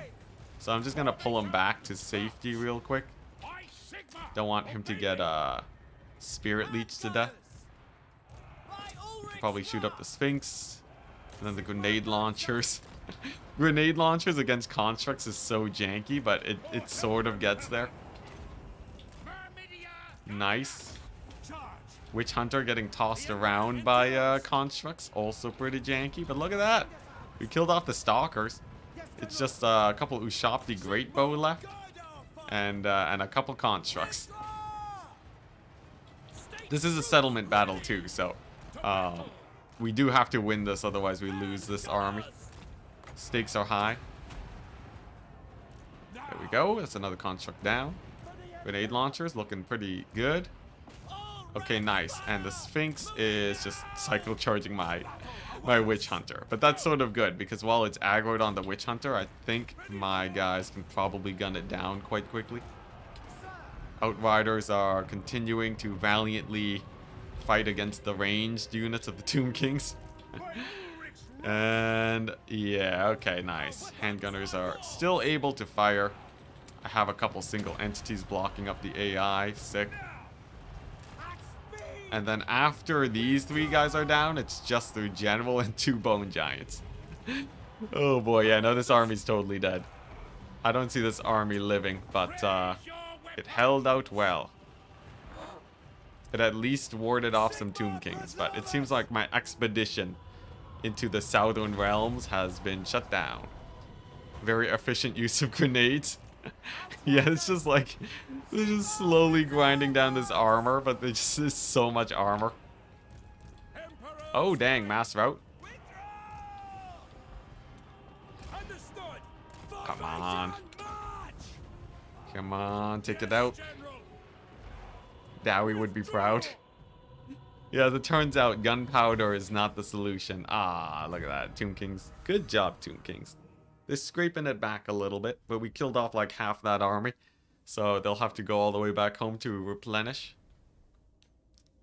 They lost all their infantry. Look at that. 439 losses. Who do you think would be the worst faction right now? Who do you think is the worst faction? I don't know, maybe Nurgle? Maybe Nurgle, but I think late game Nurgle is so strong it makes up for it. I feel like early game Nurgle is pretty brutal though. Alright. At least we have 10,000 gold a turn though. Our massive losses on all fronts are getting there. Real quick though, real quick. How can we auto-resolve this army? If we can, it's yes.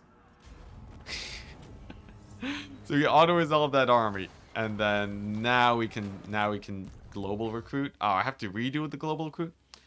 7 halberds, 5 handgunners, mixed cavalry. Okay. What was it? 5 halberds, mixed cavalry,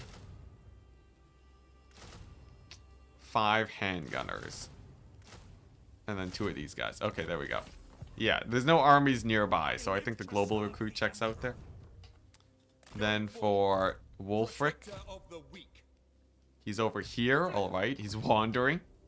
That's fine by me. Over here, looks like the lizardmen have been mostly pacified, just like we like them. True servant of Sigmar. Okay, it's just a skink stack, so that's not a problem for Mazda Mundi. Okay, okay, all right, all right, all right, we good. Oh, I thought the Tomb King's battle was this army. Oh, that's actually totally fine then. That's actually totally fine, because that means this guy can. This means that Matthew Smith can continue his rampage over here against the dwarves. Perfect.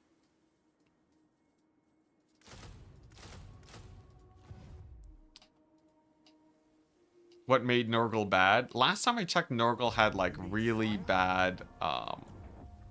Last time I checked, Nurgle was really bad with recruiting units. Though I guess that was the Toad only campaign. Maybe it isn't Nurgle. I don't know. All the factions have like so many random things that make them OP. I can't really. I haven't played them all is the problem, right? So they might be a lot better than I actually give them credit for. Yeah, maybe Nurgle's actually fine. I could be totally wrong there. But last time I played him with Toads only, I feel like it's really hard to make it. It's really hard to make, like, to do a challenge run with Nurgle, you know? And if it's really hard to do a challenge run with Nurgle, I feel like that means that he's probably weaker than the others. Isn't Skarbrand's economy really bad? Okay, Skarbrand's economy is really bad, but Skarbrand himself is a raid boss, so I think that more than makes up for it. You know, I'd be willing to have no economy and just Skarbrand. Our steeds are restless. Here's the plan. Ready? I'm pretty sure the grenade launcher stack. I'm pretty sure if they just march up here and shoot down the dwarves, then the war wagons can clean up. This is untested theory, but it seems like decent damage versus Dowie. I'll hold my line, or I'll stand my ground, and then we'll just we'll beat up the gyrocopters, right? Yeah, okay. As it turns out, we can have enough grenade launchers to beat up the Dowie. And then the war wagon cleanup on the gyro bombers actually should be pretty good. And then, yeah, okay. This is just this is a janky strategy, but it actually, I think this might actually be one of the better strategies against the dwarves. As silly as this is, a conventional army does not work versus the Dowie. They don't care about your conventional army, so I feel like this is the way it's gonna have to go. Unless there's some sort of cavalry build that does way better, this sort of feels like it's the way. Okay, nice, gyrocopter down, and then just a couple flame cannons left, and then we should be done. We should be done just pushing into them. This build has like no elegance, so this build has no elegance. It's basically like I might as well just be spamming an artillery stack. The only difference is that unlike an artillery stack, we can actually squeeze out a little bit more value off of this army than we otherwise would be able to. Okay, let's see how well the war wagon push goes on their artillery. I will say my hero died very fast, but there we go. We found it, chat. The solution versus the Dowie. It's I don't know. The further this battle is going, the more sketchy it's getting. I'm finding that the artillery, I probably do want a better answer versus them. I still feel like maybe if I had cannons of my own, it'd be slightly better. But it's sort of, it's good enough. And good enough is what we need. The dwarves are scary though, because they actually do stand their ground, unlike the Skaven. So they don't run away from the war wagons. So it does mean that they will get a little bit more damage off. War wagon mortar. War wagon mortar still shouldn't trade into their artillery. I refuse to believe that war wagon mortar is the way. Though I guess I do finally have the economy to test if that's true. I technically have the economy to finally test the war wagon mortars. I'm pretty sure though. I'm pretty sure that they won't be able to do it, but you never know. Okay, nice. Looking good. Looking good, chat. We've shut down their artillery. We've shut down most of their iron drakes. Yeah. I don't know. The early stage of the battle went better. People said that steam tanks can do well against the dwarves if you're ready for like a longer kite. I don't know. This army, it's like it's very okay. If they don't have too many weapon teams, it'd be slightly better. Maybe even I would want fewer grenade launchers for more war wagons. That might cut it. Just because the war wagons do kill their iron drakes so much better. I feel like maybe more war wagons are warranted. I hate to say it, but I feel like the war wagons would actually would be pretty good if I had like 10 of them to clean up this mess.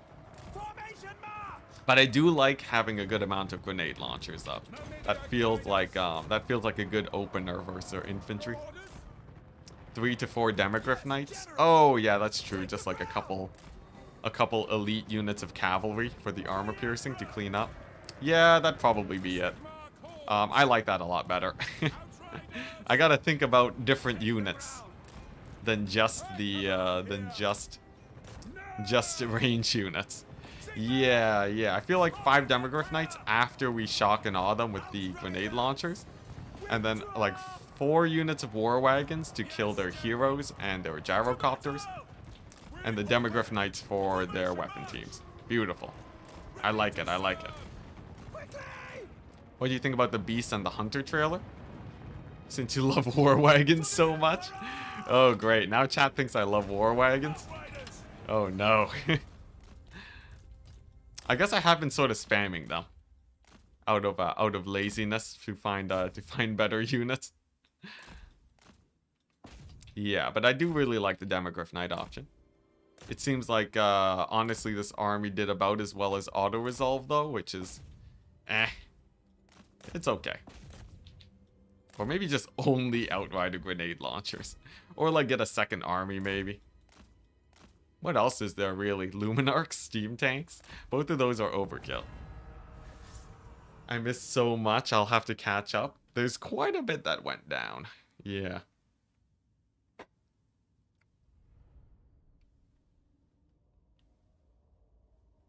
Four steam tanks to blob up 10 hellstorms. So steam tanks would die to the troll hammers instantly though. Steam tanks die to the troll hammers so fast. Like I would have to basically rush them.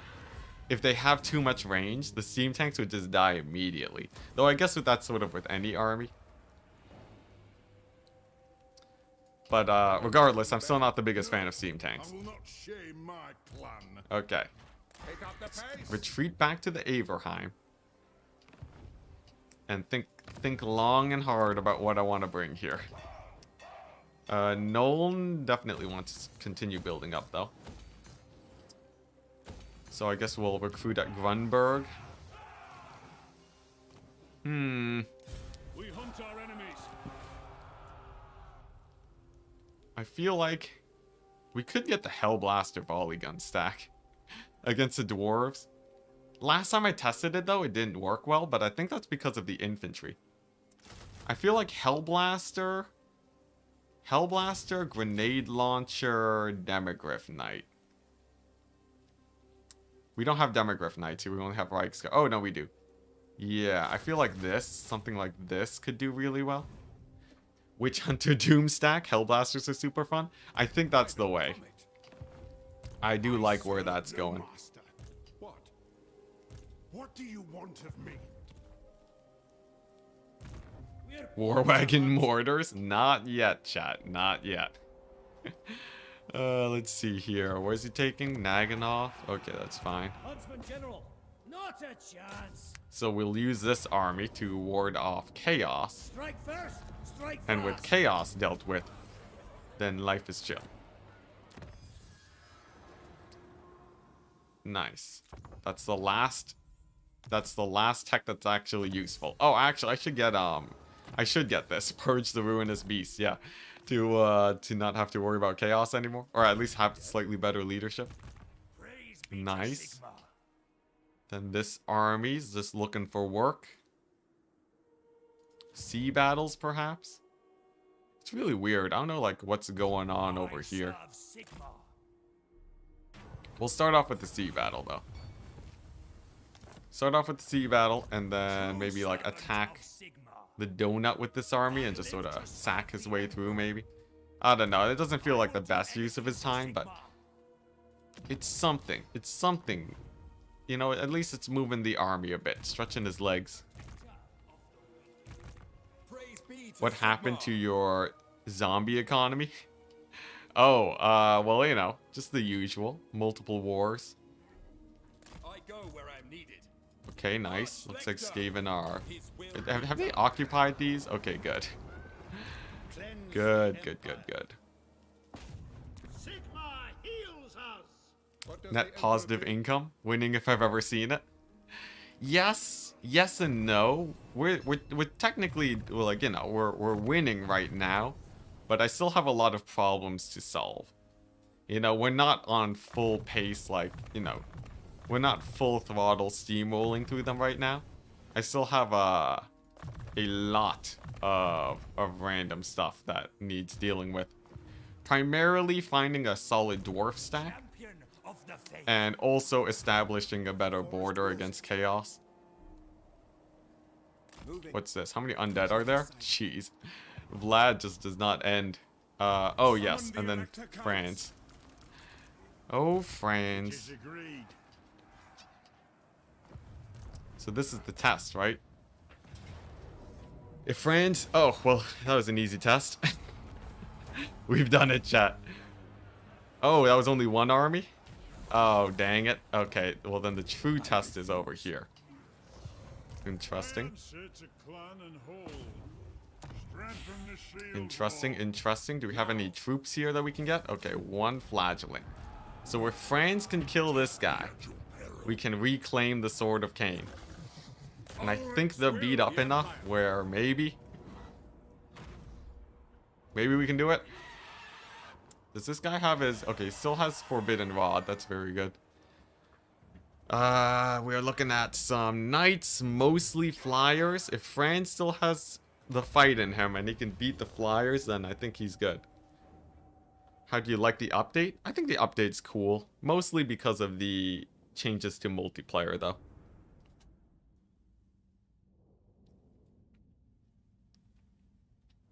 Oh, the game's on sale on Steam? Sick. I'm still unsure if I want to get the previous games to get Immortal Empires. I would say if you're unsure, it's not the worst idea to wait on it. Because it is a pretty hefty, you know, you're investing a lot of money into it. For me, when Warhammer 2 came out, what my strategy was I played Warhammer 1. And Warhammer 1 had enough content to last me until the next Steam sale over, right? In the end, Steam sales are pretty common.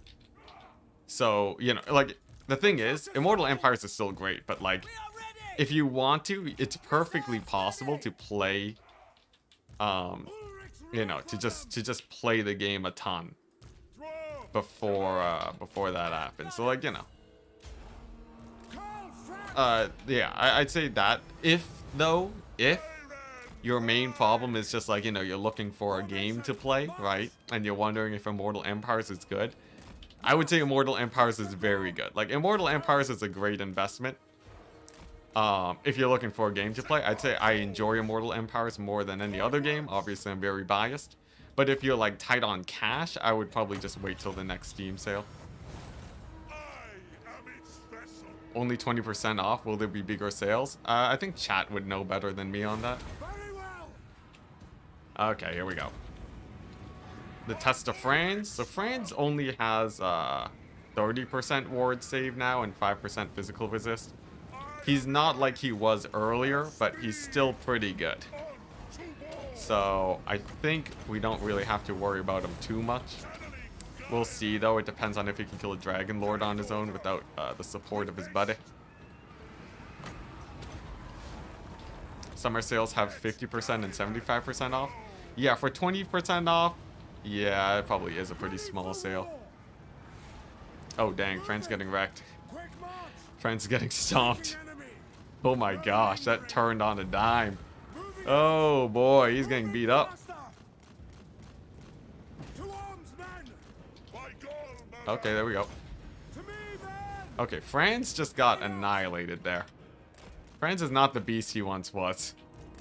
Without the Sword of Cain, he is mortal. He is mortal once again. I think this is an important lesson. Hey, alright. Looks like we're gonna need some other armies to deal with these vampire counts.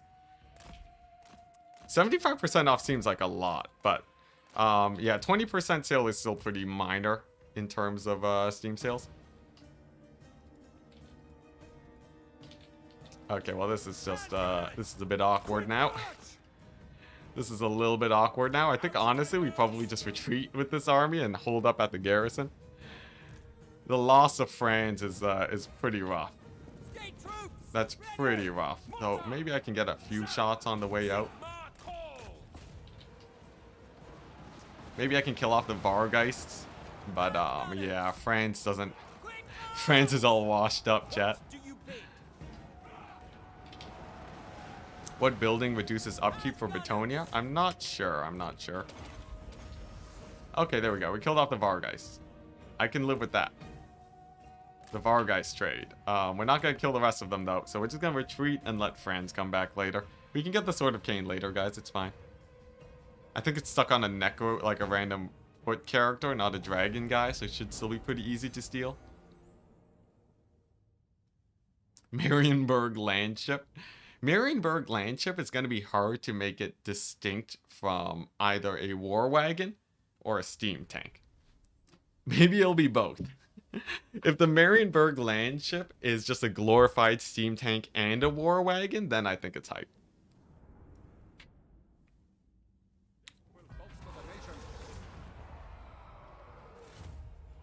Dang it, Dead Rise again. I think he healed from that battle.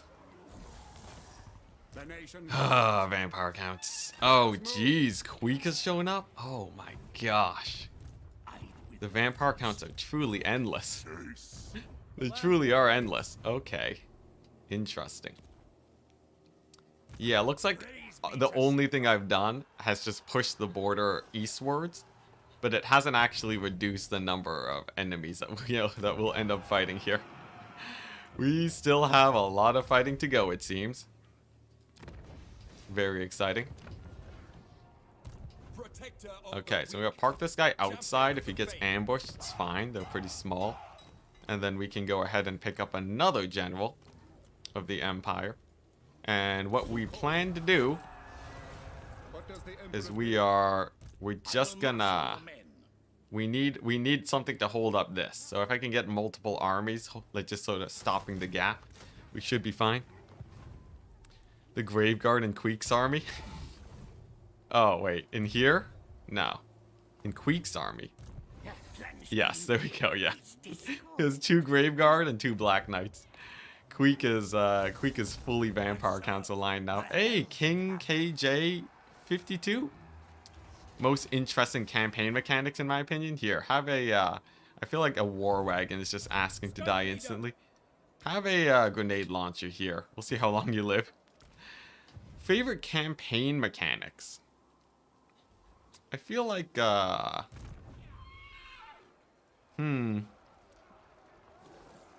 honestly, I really like for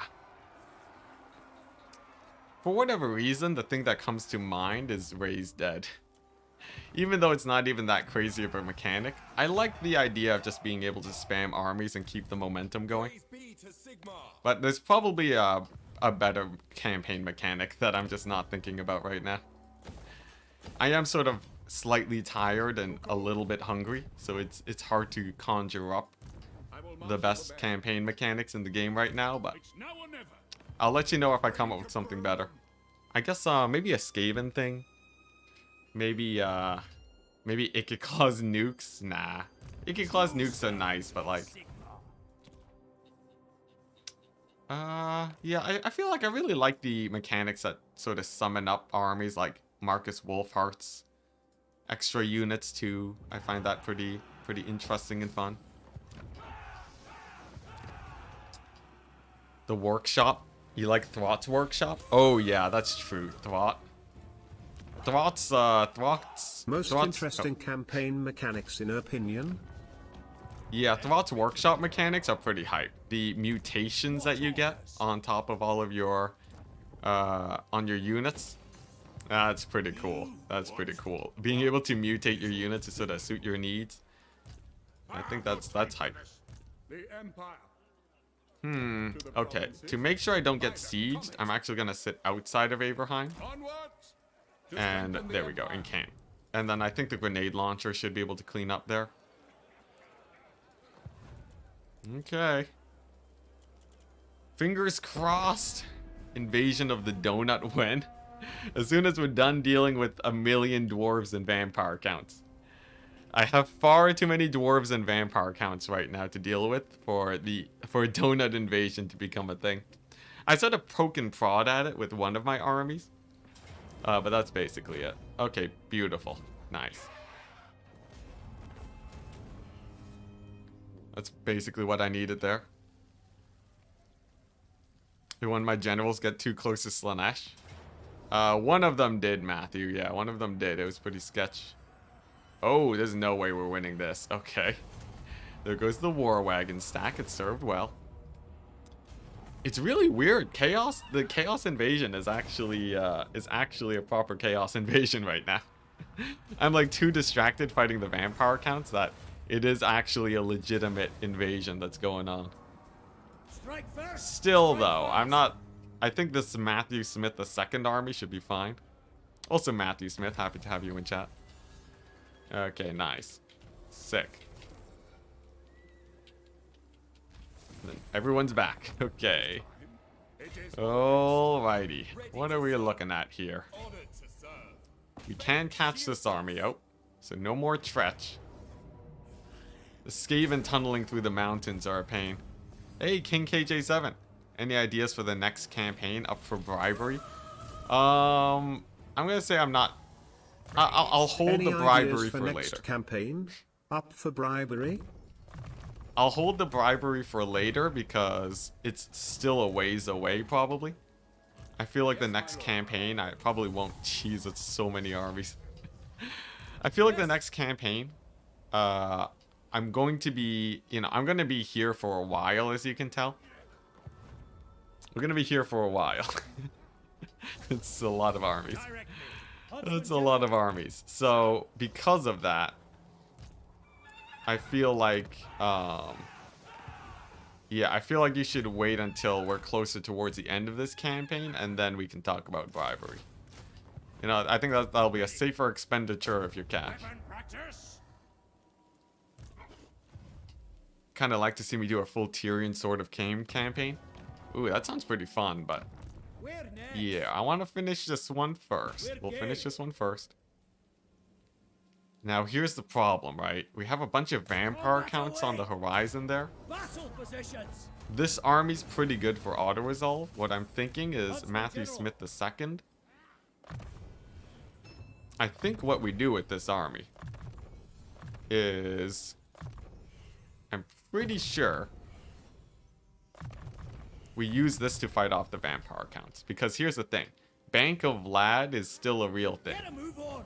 I think Bank of Lad is still a very real thing to take advantage of. Whoops, that's a misplay. So what I'm feeling, right, is we bring in this army, we fight off the tide. You know, it's not all elite, so we can sort of beat them, and they'll take a turn to kill this guy. Over here, I'm just gonna replace this guy with Franz. We're gonna replace him with Franz.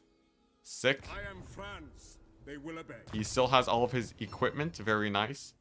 And then we just sort of Bank of Vlad it here, right? So it's just gonna be a huge grind of 1,000,000 battles, but we're gonna come out the end of that very rich. And for Chaos, I'll just sort of, wow, Chaos actually invading. What is this? This is so weird. Chaos is actually doing a proper invasion. I've never seen this before. Interesting. For most campaigns, what percent of battles would you say you tend to auto-resolve versus fight battles? I'd say the vast majority I'm auto-resolving because I'm a very impatient man. Yeah, but it's you know, it's mixed. I'd say well, actually we can just take a look at the stats, right? Let's see, this is fighting Chaos. Okay, that should do. Here's the stats. So if you actually look at battles, right? Armies, units, battles. I've auto-resolved roughly 20%. Oh no, I've played 20%, which means I auto-resolve 80% of the time. Oh wait, no, that was slightly off. Battles fought 900. Oh, never mind, my bad. So I auto-resolve about 2/3. Two-thirds of the battle I'm auto-resolving. Honestly, that's a fairly good pace for a campaign like this. Okay, nice. More Slaneshi armies to fight. More Lizardmen armies to fight, though. I gotta say, you know, I feel like I want to launch an invasion versus the Lizardmen and take out their settlements here. Because the armies that they're spamming are sort of starting to wear me down.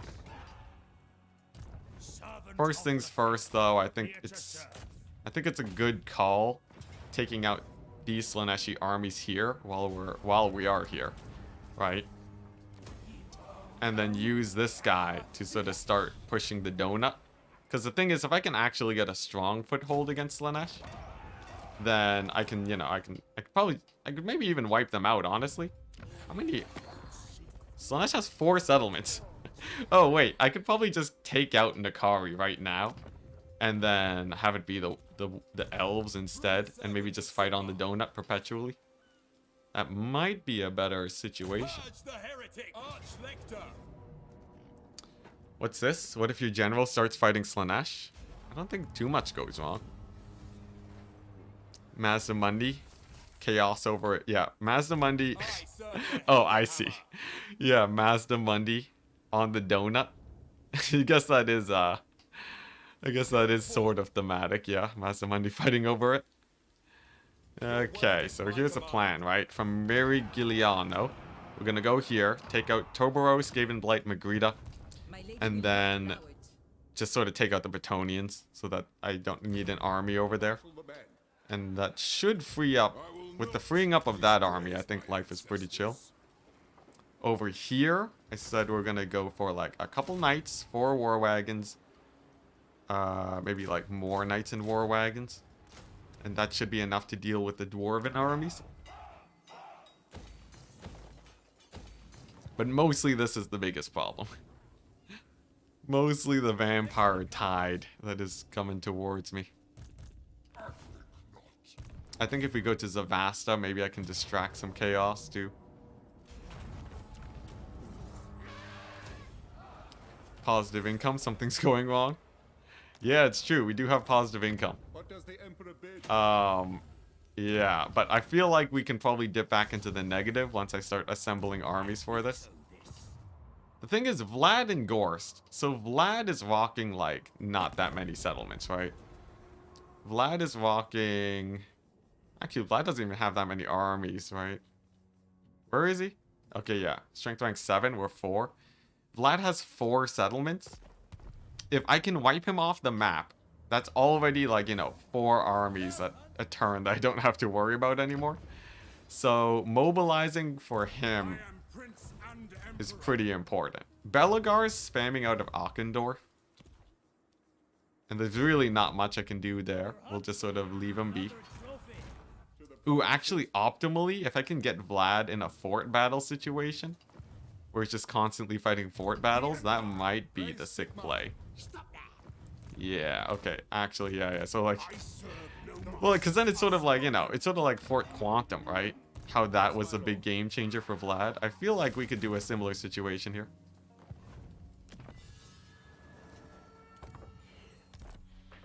Vampires are probably there for revenge after you made them your economy.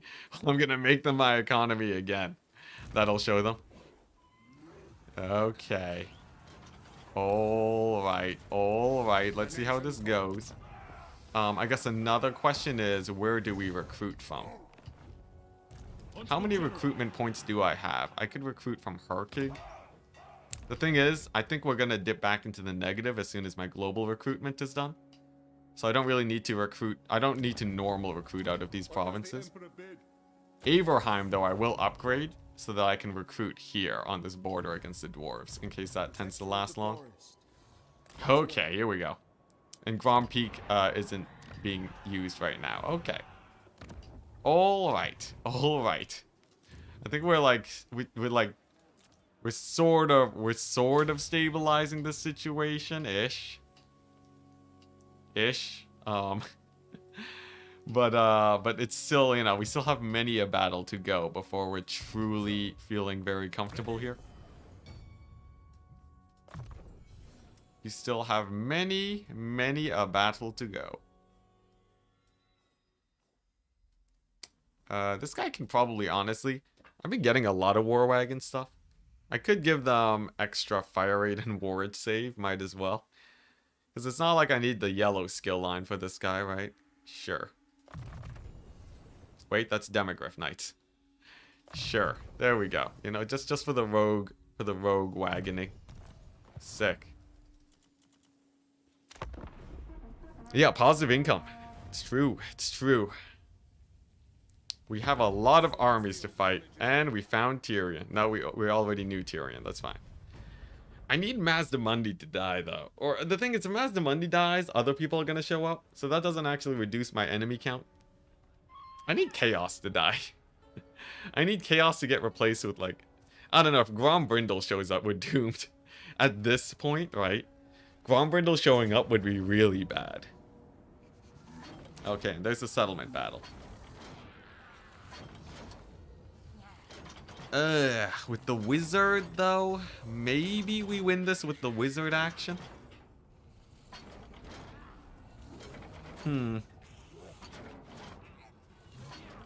Man, honestly, Franz losing that battle against the Counts ended up causing me more issues than I thought it would. I shouldn't have lost that battle. Yeah, I don't think we win this because of Dragon Lord. Yeah, I should have kept Franz. I should have played that Franz battle better. I thought that dropping the Sword of Cain would have been good, but I was wrong. I was wrong, chat. If I had been a little bit more careful with Franz, we could have done the sweep. But at the very least, we can probably reinforce here. Like, I don't think it's the end of the world here. It is just a little bit sus, though. Let's see. Okay, Franz can get some Elector Count troops. No, those are regiments for now. Rip in peace. It's not Ripperoni and the Pepperoni just yet, chat. I just feel the regret. It's just a little bit of regret, you know. A little bit of regret is normal. I love how the goblin stack just gets auto-resolved by a half stack. Pretty nice, pretty nice. It is time. We are also fighting on a lot of fronts right now, which I think is slightly inefficient. If I could consolidate a bit, I think it would be better, but... you know, it's on... Yeah, whatever, it's fine. I think, like, these armies that are sort of out here doing these fights is overall a plus for me. Was that a Slaanesh army randomly in Stirland? Oh. There's more Slaanesh armies? Oh, boy, the cults. Oh my gosh, the cults. Let's see here. They can't kill any of my settlements, right? Oh my gosh. I lost one battle against Slaanesh and suddenly it's just cults everywhere. Oh my gosh, Slaanesh. Why you gotta do this? You may touch me only in dreams. Alright, calm down, Slaanesh. I think I just gotta kill off Nakari to end these cults. Yeah, the cults are an interesting addition. None but Slaanesh may dominate me. Okay. Bretonnians to the south. I think Bretonnians haven't been too scary as of late. Yeah, so we just go here. Attack out of Carcassonne. And then this army. I think we push here and then take out this dwarf reinforcement point. So that you know, just to stop them from spamming armies over there. Alright, here we go. Come on, give me the auto resolve. It's a double stack. Come on. Yes!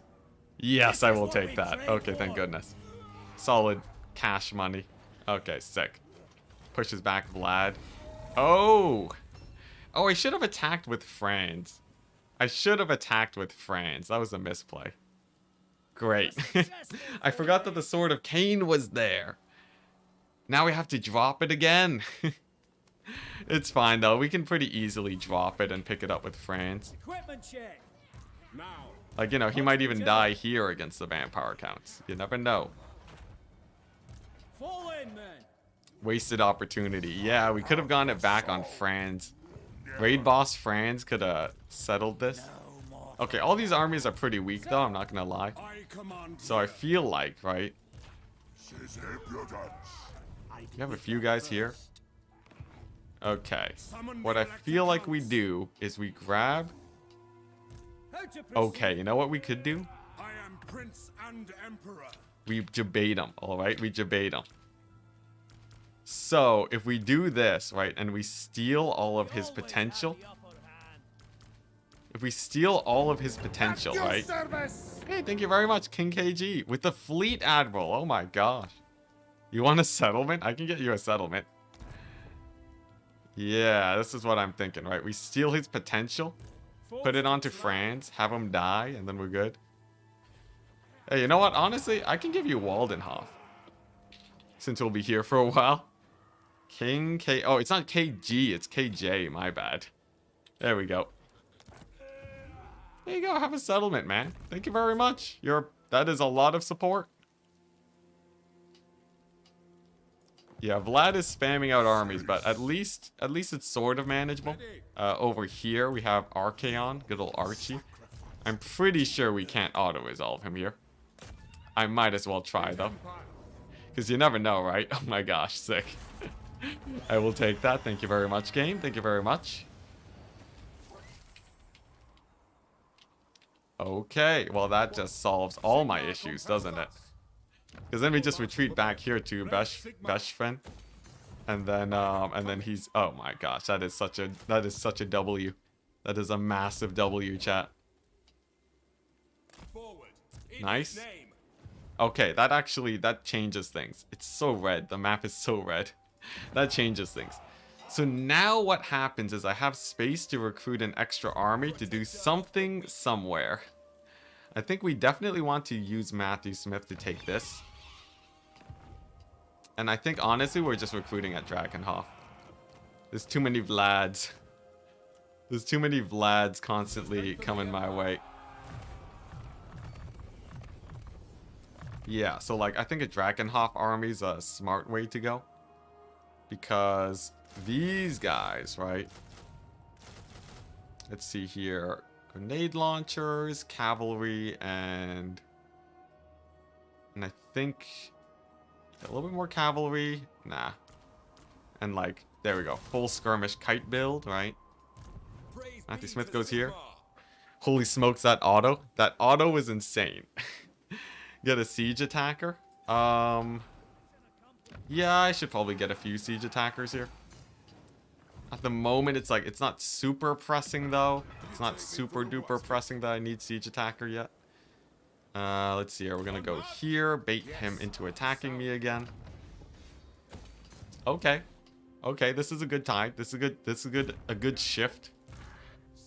This is a very good shift. So, yeah, I think I can start thinking about getting an extra army somewhere. I just don't really know where. I guess, well, no, it'd be here. It'd be here, obviously here, right? And then we drop the Sword of Cain on this guy, and then we get it back on Franz, and then we get the Jade Wizard back in his army too, and then we good. And then we good. All I have to do is, like, attack, kill all of these guys, attack the settlement and retreat, and then it's like an easy Sword of Cain transfer. It's pretty... Sword of Cain is pretty easy to move around, so that shouldn't be a problem. And then once Franz has that back and his proper Doom stack, then we just kill the vampire counts. Oh. Ulthuan army should probably get siege attacker. Oh, yes, that's true. Yeah, that one should get siege attacker for sure. Like just like a single mortar. Okay, sick. That's just the Skaven army. I'm feeling merciful today. I believe. Oh man, once Vlad is down, it's a big... Vlad has been an infinite source of battles, man. So the end of Vlad is like the end of, you know, I can probably relocate like 2 armies to wherever I want. Expand wherever. You should thin the armies before the transfer, maybe? No, it's all good. Skaven army whittled me down a bit. This is a bit too much. Okay, we can get a retreat. I think it's fairly safe retreating. Oh no, they were a little bit close. Are they gonna attack me again? It looks like no. Okay, no, we're good, we're good. Ooh. Ooh, very close. Very close, chat. Okay. I think we might be able to get a good transfer off. Okay, sick. Sick. Alright, so we're sort of jammed up here right now on the wrong side of the river, but I think we have enough movement range. So, this army is getting supported by these guys. Okay, so I think if we go here, send Franz here? Is that a W? They're so beat up. Oh, yes. Okay, nice. So I can go here and then, yeah. Okay. Alright. It's a little bit awkward, but if I go here... I don't like the corpse cart being there. But I think Franz can probably hop. Yeah, Franz can hop here barely. And then I get this army, and then that should just kill him. Beautiful. Beautiful, beautiful, beautiful. Oh my gosh, the Bank of Vlad. The Bank of Vlad, people. Are the cult armies able to recruit units? No, thankfully. So they're just sort of marching around being useless. Yeah, the cult armies seem pretty chill. You know what isn't chill, though? These Nikari stacks. Oh, but they're all infantry. Does that mean that they actually lose here? Oh boy, Grombrindle. Terrifying. Okay, pretty chill. Alright, I'll take it. What I worry about is this, though. Grombrindle in march stance, plowing his way towards my territory. Let's see here. Can we get a siege attacker in here? Any Empire captains ready to siege attack? No. Dang it. If I had only read chat a little bit sooner. Okay, it's fine. We can get the siege attacker now. Awaiting orders. 1 mortar.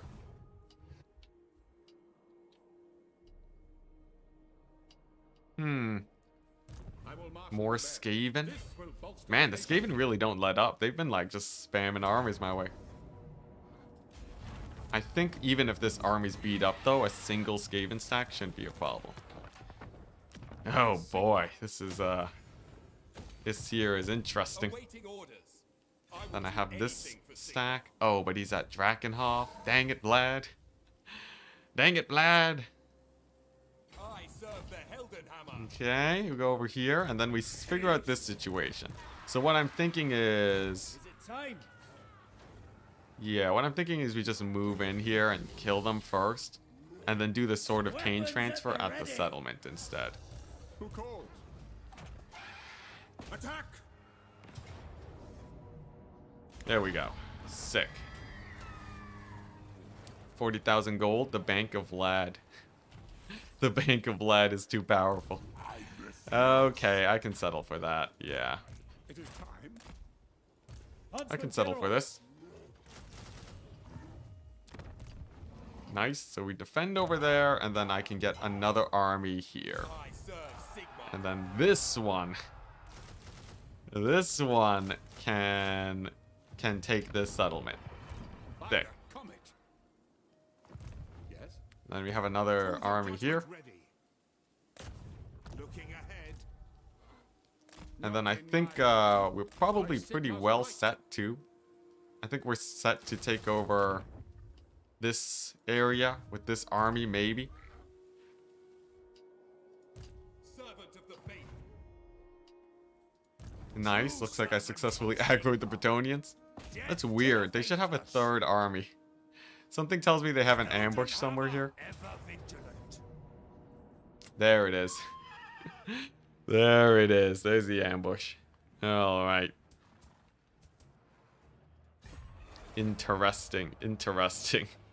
We almost got jebaited by the ambush, but let's see here. How do I pull this apart? Like, obviously I can kill this guy.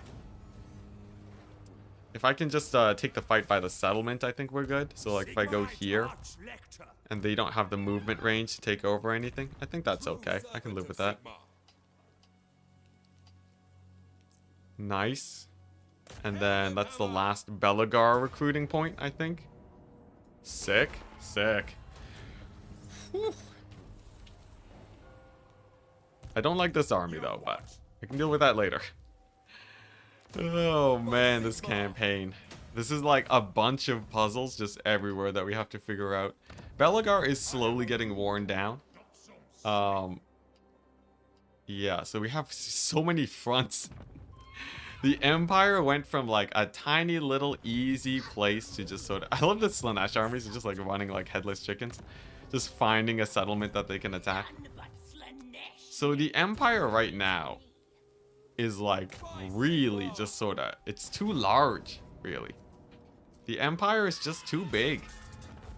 Okay, that auto-resolve lied to my face. Killed way more war wagons than it should have. It's okay though, it's okay.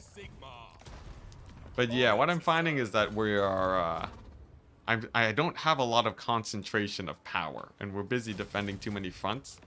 What I should probably be thinking about is borders again. Like, I should be figuring out which borders to keep and which ones to let fold. How many armies are you working with at this point? Well, I'm working with 13 armies. What I'm thinking is, I think this over here is where I should be concentrating my power. And then the borders that I shouldn't care about is like probably here, right? Like I think this army's sort of doing nothing. He's not doing anything more than this army's doing, right? So like, I feel like we should just sort of keep running around with him, and if he dies, don't recruit another one. This army here is necessary. This army here is sort of in an awkward place because it's pseudo-necessary to kill Grombrindle, but it's not actively like doing a lot. This one is necessary.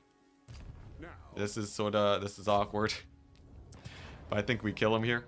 Yeah. At the great loss of everything. Sometimes you just want to go to Fort Quantum and chill. Yeah, I need another Fort Quantum. So, No. Okay, Norskins are gonna be a pain. Gee. Denied. I can hope that they don't have siege attacker, maybe. They might not have a siege attacker actually, so maybe Beshfen lives. The Empire. What I feel like I should do though is like recruit a secondary army here. Yeah, so like what I do with the strat is you get the second army here. And then you use this. You use this to support the fort. That way I don't have to leave with the other army. Yeah, something like this. Okay, sick. And then we have the Franz army to assault here. All these guys are too beat up or too weak to really do much. We get ready for the Sword of Cain transfer. Yes, my lord. And then with the Sword of Cain transfer, we're back in business with the Franz. And he can go back to waffle stomping the vampire counts. And then all will be as it was. Ready. Beautiful. Okay, dokie. I will marshal the band. Alright. Oh, whoops. Rebellion. Where's that rebellion at? Rebellion at... Wow, look at that public order. Just plus everywhere. It's, once again, yeah. Fort Jakova. Fort Jakova is not full of happy people. That's an army in one turn, OP. Oh, man. It's pretty strong, but compared to the vampire counts, like 5 armies in one turn, we're barely keeping up. Oh, what is this? Oh, okay, it's this battle. The one that I said would be pretty chill. I think it's pretty chill, right? I'm gonna stretch my legs again, chat. Oh, man. But yeah, I really should have... if I had kept the Sword of Cain in Franz's army, and he just, like, you know, didn't lose his army so easily, we could have prevented this entire problem, you know. Franz could have continued his expedition. I think this really is just a lesson in keeping your Franz safe. You really should just keep your Franz safe. Because if you don't, you're gonna run into a million vampire counts armies that you can't deal with. Oh man. It was like a mix of that. Oh, get some food soon when you can. Oh yeah, no, like, you know. The stream isn't gonna go for too much longer. It's all good though. Yeah, go stretch your leg. Yeah, no, like, yeah, I'm actually stretching my leg, I swear. We want to make sure that we're not sitting for too many hours at a time. Otherwise, we can run into some issues. Life lessons from Enticity. Your orders? We are Sigma's heirs. Take position. Okay. Oh hey, it's actually Tretch. I just noticed. It is the man himself, the Tretch, the Craven Tail. All right, nice. You know, honestly, I sort of like the grenade launcher War Wagon Doomstack. I feel like it actually gets the job done in a lot of situations. Because it has a mix of single entity killing, and it kills single entities, and it also has like really good infantry clear. We obey. Moving now. Ready to smite. Okay, nice. Looking good. Go. Looking good. Wagons are gonna kite out the rat ogres, and then after all this is done, I think it's just like one hell pit abomination that we have to kill. Here we go, knights. Knights in there. Oh, dang, he's getting killed by Tretch. What a way to go. Getting killed by Tretch, of all legendary lords to die to. Have they fixed Luminarch's shooting issue? I don't believe so. Definitely nothing in the patch notes that says anything about it. Okay, nice. Just gotta keep up with those mutant rat ogres. This is a fairly difficult army to... Oh, jeez, Tretch. Just get flung out of there. I guess that's one way to save your warrior priest. Nice, look at that. Pretty good. Pretty good, and then just gotta keep up the grenade launchers going. Keep the general on the Skaven weapon teams. And then I believe it should be a W for us. Even though it's going to be very close. It's going to be a little bit of a... It's going to be a very close W. But this is one of those battles where if we don't win it, it causes a ton of problems down the line. So we're just going to take this nice and careful. I feel like playing Warhammer optimally, it really is all about being able to identify which battles, like, you know, once you get to the late game, it's about identifying which battles you can auto and which battles you have to play very carefully. Because there's definitely a lot of inconsequential battles, but then there's like some that are like, you know, like changes the entire course of the campaign, right? There's like a couple Slanesh battles that have just been sort of just like, you know, we can lose versus Slanesh, that's fine. I feel like if I really built up that skill, I could probably play campaigns like twice as fast. How do the artillery miss the Outriders? I have no idea, but I'm not questioning it. I'm not questioning it. If they miss the Outriders, you know, it's great for me. Yeah, I don't know. Between Skaven Plague Claws and like especially their Warp Lightning cannons, Skaven sometimes have some very sketchy artillery movements or artillery shots. Okay, sick. So that's down. We have but a few more Rattling Gunners to deal with. General looks like he's fine. Rattling Gunners, we could do the scoot up to get them to get the skirmish mode activated. And then I think it looks like they're almost at army losses, but my gut tells me they're not actually that close because of the thing. No, they are. Okay, very good. Nice. Okay, sick. What do we get for beating Tretch? Do we get ambush resist? Do I get anything sick for killing this guy? Nice, that was good. Hey, good night. Good night, King KJ. Was happy to have you on stream. Thank you very much for your donation, man. It does help a lot during these rough times of the Warhammer. Speed for the Lord? That's so useless. I hope we can get something a little bit better than that. Just a little bit better than a little bit of speed.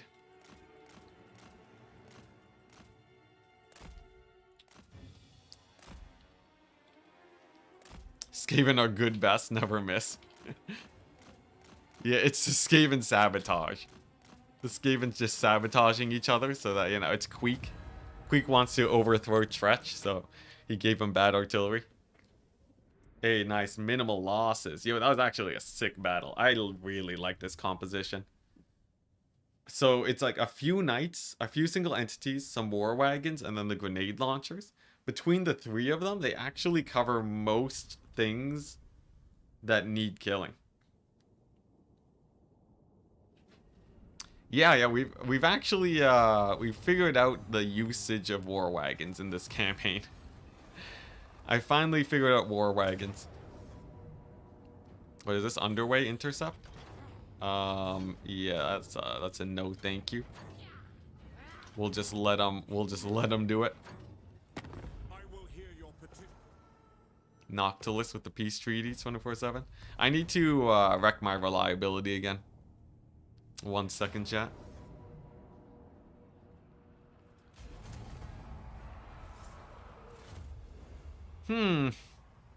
Tretch running away at full health. Yeah, pretty apt. Pretty apt. Nice. Okay, so that's all of Vlad's armies. That's another 100,000 gold. The Bank of Vlad continues. Nice. Okay, so first things first, let's tank our reliability. We'll tank that reliability, and then we're set. I just have to find the friendliest faction with me, get 1,000,000 diplomacy stuff with them, and then break all of that, and we should be good for the next, like, you know, 50 to 100 turns or something. Wow, it's just speed? Oh my gosh. Beating Tretch, even in defeat, I guess that makes sense, right? In defeat, Tretch doesn't leave you satisfied. Alright, sick. I will hear your So word if I do and this, make no promises of aid. Very well. and then declare war. There we go, back to very low. Okay, now where's Grombrindle? I saw him a second ago. Looks like he left? Did he leave? I have no idea, but I see an exposed Slaanesh settlement. Okay, no, he's just chilling. He's just sitting there menacingly. Okay, nice. There we go. Beat up some Slaanesh. Stop them from getting their annoying cults everywhere. This should wrangle them in a little bit, I think. Oh, this is a free Slaanesh army, so they don't replenish. Oh, wait, no. Due to lack of Slaanesh corruption? Really? Even in settlements? Huh, would you look at that? Insert Slaanesh exposed joke. Dang it, chat. I should've... it didn't even click. It didn't even process in my brain that that would happen. Anyways. Looking good. And then the auto-resolve does me dirty, as always. Okay, War Wagons are terrible in auto-resolve. I'm actually just gonna... What is a better option than War Wagons? Here, we'll have a couple of War Wagons, and then, like, a bit of a mixed halberd, just everything army. Might as well experiment a bit. Norska is nowhere to be seen. Yeah, so this is... If you zoom out far enough, that's how you see only the armies. So it seems like we're looking pretty comfortable now. I might want to take Grom Peak, too. Just to get the counts off my back. That global recruit is insane.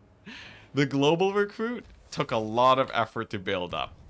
I spent like many thousands of gold, many tens of thousands of gold to get it to where it is. Like, I think I have like 4 provinces with just like 1 million blacksmiths, but it's so worth it. This campaign, honestly, we would even still be on the back foot if not for this crazy like global recruitment. There we go. And then over here, looks like nice. No Queek. We retake the mountains. And nice. Belagar is once again on the back foot. Did you ever figure out the 15 or 10 buildings for global recruit? It's 10 buildings. I don't know why it says 15.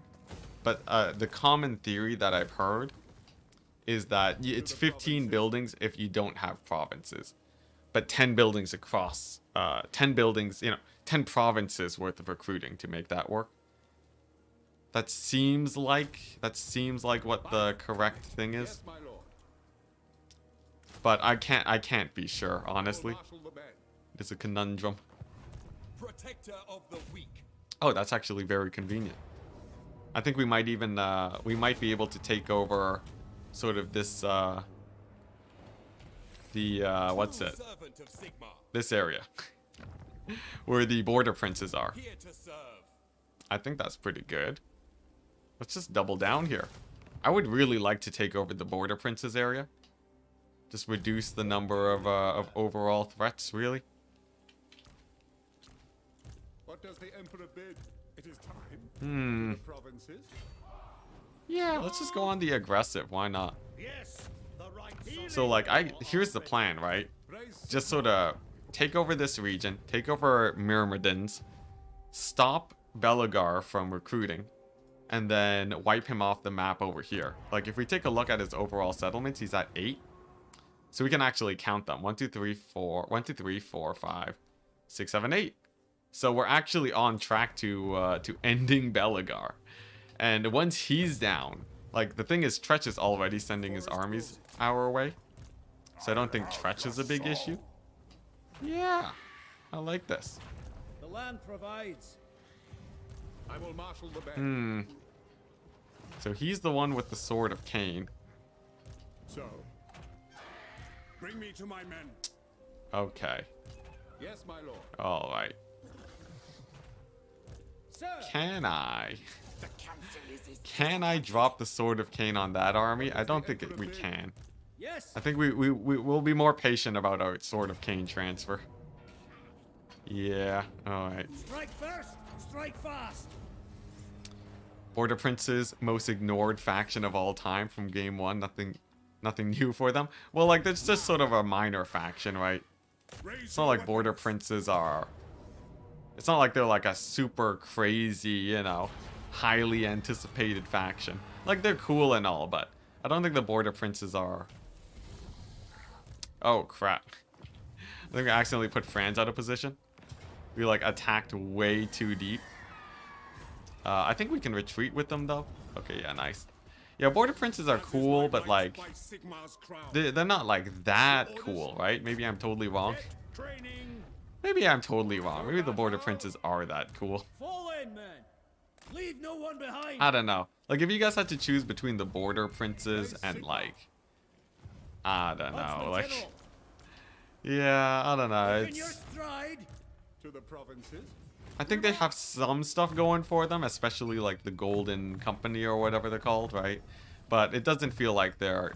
It doesn't feel like they're like crazy... Yeah, like the Dogs of War. Yeah, I think Dogs of War are cool. But I don't think that's like... I think Border Prince is like, you know... Like, we don't even have Chaos Dwarves yet, right? Until we get Chaos Dwarves... I guess Dogs of War are pretty hype. You know, Dogs of War were one of the more anticipated factions.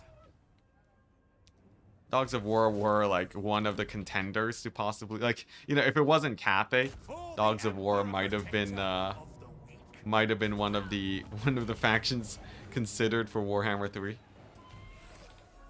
Yeah, but like the thing is, if CA continued to pump out DLC, I think the odds of us getting the Border Princess DLC with Dogs of War is pretty likely. I think that's fairly likely. Also nice, we dealt with the Fey Enchantress. All we had to do was sit there until she put herself in a bad position. Sick. Over here, our anti-chaos force looks like they have succeeded. I can now drop off these guys. And you are relieved of duty. So he was just a recruiting guy. Our Chaos Northern Front is, you know, decent. We have a very decent front against Chaos. But, I think with these two armies, it's like, it's good enough. So that should be fine. We have 67,000 gold, which means I can probably keep recruiting somewhere. And I think this is the place. So what was it? Some Demogryph Knights? A bunch of grenade launchers, right? Some Demogryph Knights, a whack load of grenade launchers, and then Hell Blasters. And then War Wagons. And then we add like a wizard in here, and then we're set. How to proceed? It's an interesting army, I will admit. And I think we get another Jade Wizard. Given the performance of Jade Wizards in this campaign, I think that's definitely a guy we want in there. I'm gonna get a Jade Wizard, and then we're actually gonna get another wizard too. One that I will let chat vote for. Alright, chat. It's Battle Wizard time. Get ready. Here, Twitch chat, give me some suggestions on what wizards you want, and the 4 wizards you give are the 4 wizards I will let YouTube chat vote for. Twitch chat, now's the time. Now's your time. You know, the oft forgotten Twitch chat. Also, look at this map. The map in the top right. I love how it looks.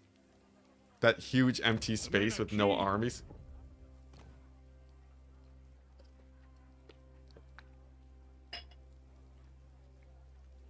Okay, Twitch chat literally just isn't messaging. Literally no one in Twitch chat wants to give suggestions? Alright. I'll take a few suggestions from the YouTube chat, but you know, if you wanna... Celestial? There we go. Okay, Celestial. Let's see. Oh, that's already one of them. Come on, give any other suggestions. You got this. Big comets. Alright. Twitch chat is slow. Is it in slow mode, or are you guys just slow in general? Amber Wizard? Okay, here we go. I think that's good enough. Place your bets! We got Fire, we got Heavens, we got Death, and we got Beast. This seems like fire takes the lead. Oh, heavens is actually pretty high. Comet of Cassandora is pretty hype. Not gonna lie. I am a big Comet of Cassandora fan. Looks like I've moved all my characters. Yeah, we just gotta find a place to recruit, really. I think, honestly, if we start recruiting here... The thing is, it's so slow, I feel like my global recruitment just gets armies faster.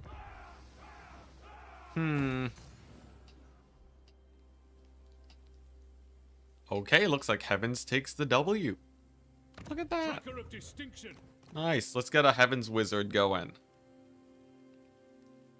Let's see here. Intelligent. I await to Nice. And we are just going to auto-level this guy. And we're gonna auto-level this guy. How does the auto-level work? Do I just hit the end turn and they'll auto-level? Or does it not level their current stat points? I guess we'll see over the end turn. Let's see here. Oh man, I wonder. It's like, do I want more armies or do I want to build up my provinces? I do want more armies, but my recruiting zones are so far away from the actual action. It's really hard to muster. I think this is the one place though. At Herkig. Herkig is a decent place to recruit a new army.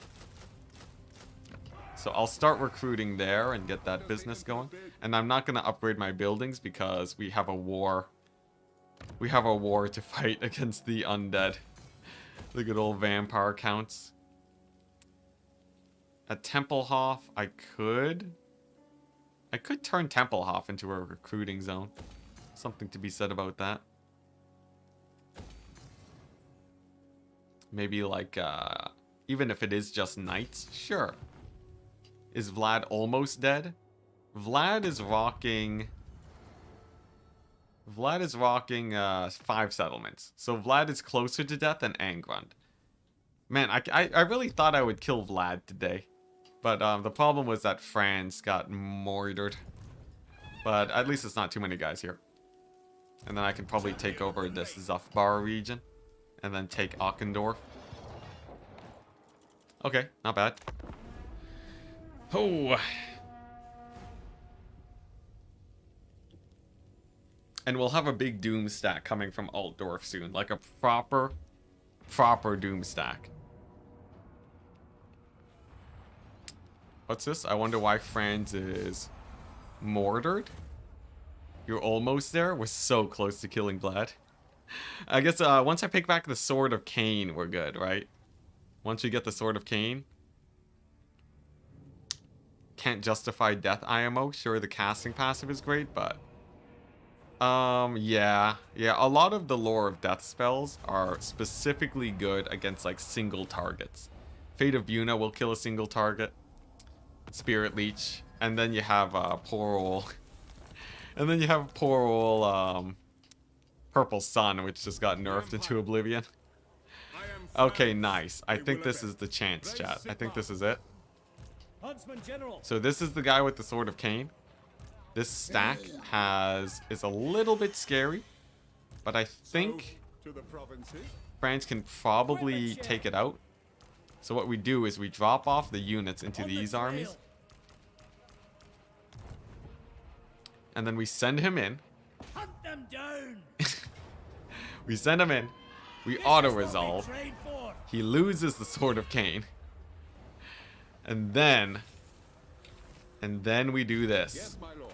Bring in the cavalry. Step to it. Come on, game. Come on. Yes! Yes! Okay, there we go. And then Sword of Cain acquired, chat. Yes. Oh, yes, there we go. Sick. That pause where the game... I thought the vampire counts literally just didn't pick up the Sword of Cain for a second there. I was like, wait, what? Is it time? Is it gonna pick up anytime soon, or? Okay, there we go. So now we just gotta worry about not losing it. So if King KJ gets lost, that's fine. I'd rather just sort of pull back here and get this done. Oh my gosh. Okay, and now all Franz gotta do is worry about getting a Doom stack worthy killing the vampire counts. And I think, honestly, What? yeah, he doesn't really need the grenade launchers. The Empire Captains, I think, is a really smart play. And the steam tanks are pretty good, too. Even if they are hella expensive. Just because they can poke from a distance, Yes, right? to unite the provinces. And then... honestly, the war wagons are sort of okay. Even, like, because, you know, they'll get chased by a bit. But they'll be fighting so few units with Franz pulling aggro. That might even be the better play here. Yes. I'm gonna try it. I'm gonna try war wagons on Franz. And then we'll swap the wizard a bit later. Yeah, but like these guys are pretty decked out, right? So like what I think we do is we make sure that the Empire captains are just beyond decked out. We make sure that the Empire captains are beyond decked out, and then it should be pretty smooth sailing, I think. Okay, Chaos Army. Chaos Army moving to Wolfenburg.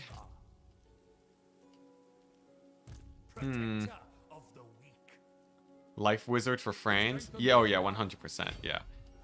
The only reason we don't have a Life Wizard for Franz is because he's reviving himself right now. Nice. What does the Emperor Pretty bid? great, pretty great. And then Wolfenburg plus this garrison should be enough to dissuade an attack. Come on, get some knights, get some grenade launchers, get some there. Okay, nice. Okay, I think we're back on track, chat. We had like a few turns of turmoil, but it feels like we're back in the swing of things now. I will do anything for I feel empowered. I still don't know where the dwarves are, and that continues to be terrifying. Oh dang, he made landing. He landed. I think the river protects me from him though. We'll test it out. I think the river protects me. I have no time for this. It's Praise be to yeah, I think the river protects me, so we're good. Thank goodness, thank goodness. And then nice. And then we just keep pushing down here. There's the one of the last of Belegar's armies. Oh, but he's starting to spam over here. Interesting. Okay. So we're gonna have a bit of a quarrel with Belegar. I think it's honestly better if Belegar is over there on the left side rather than the right. So what I'm thinking we do actually as a different plan.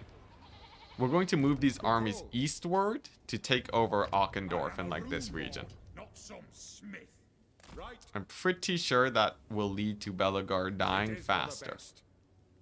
Because after he's down, basically no one's really coming up this path. You know, it's just all ruins here. Definitely not Skaven. It actually isn't. There's no Skaven corruption. But like, I feel like from there, right, Belegar's gone. Maybe we even raise Karazakarak just to really finish off Vlad, right? He has 5 settlements. 1, 2, 3. How many settlements does he have? It says Vlad has 5 settlements. Where is he? 1, 2, 3, 4. Where's the last one?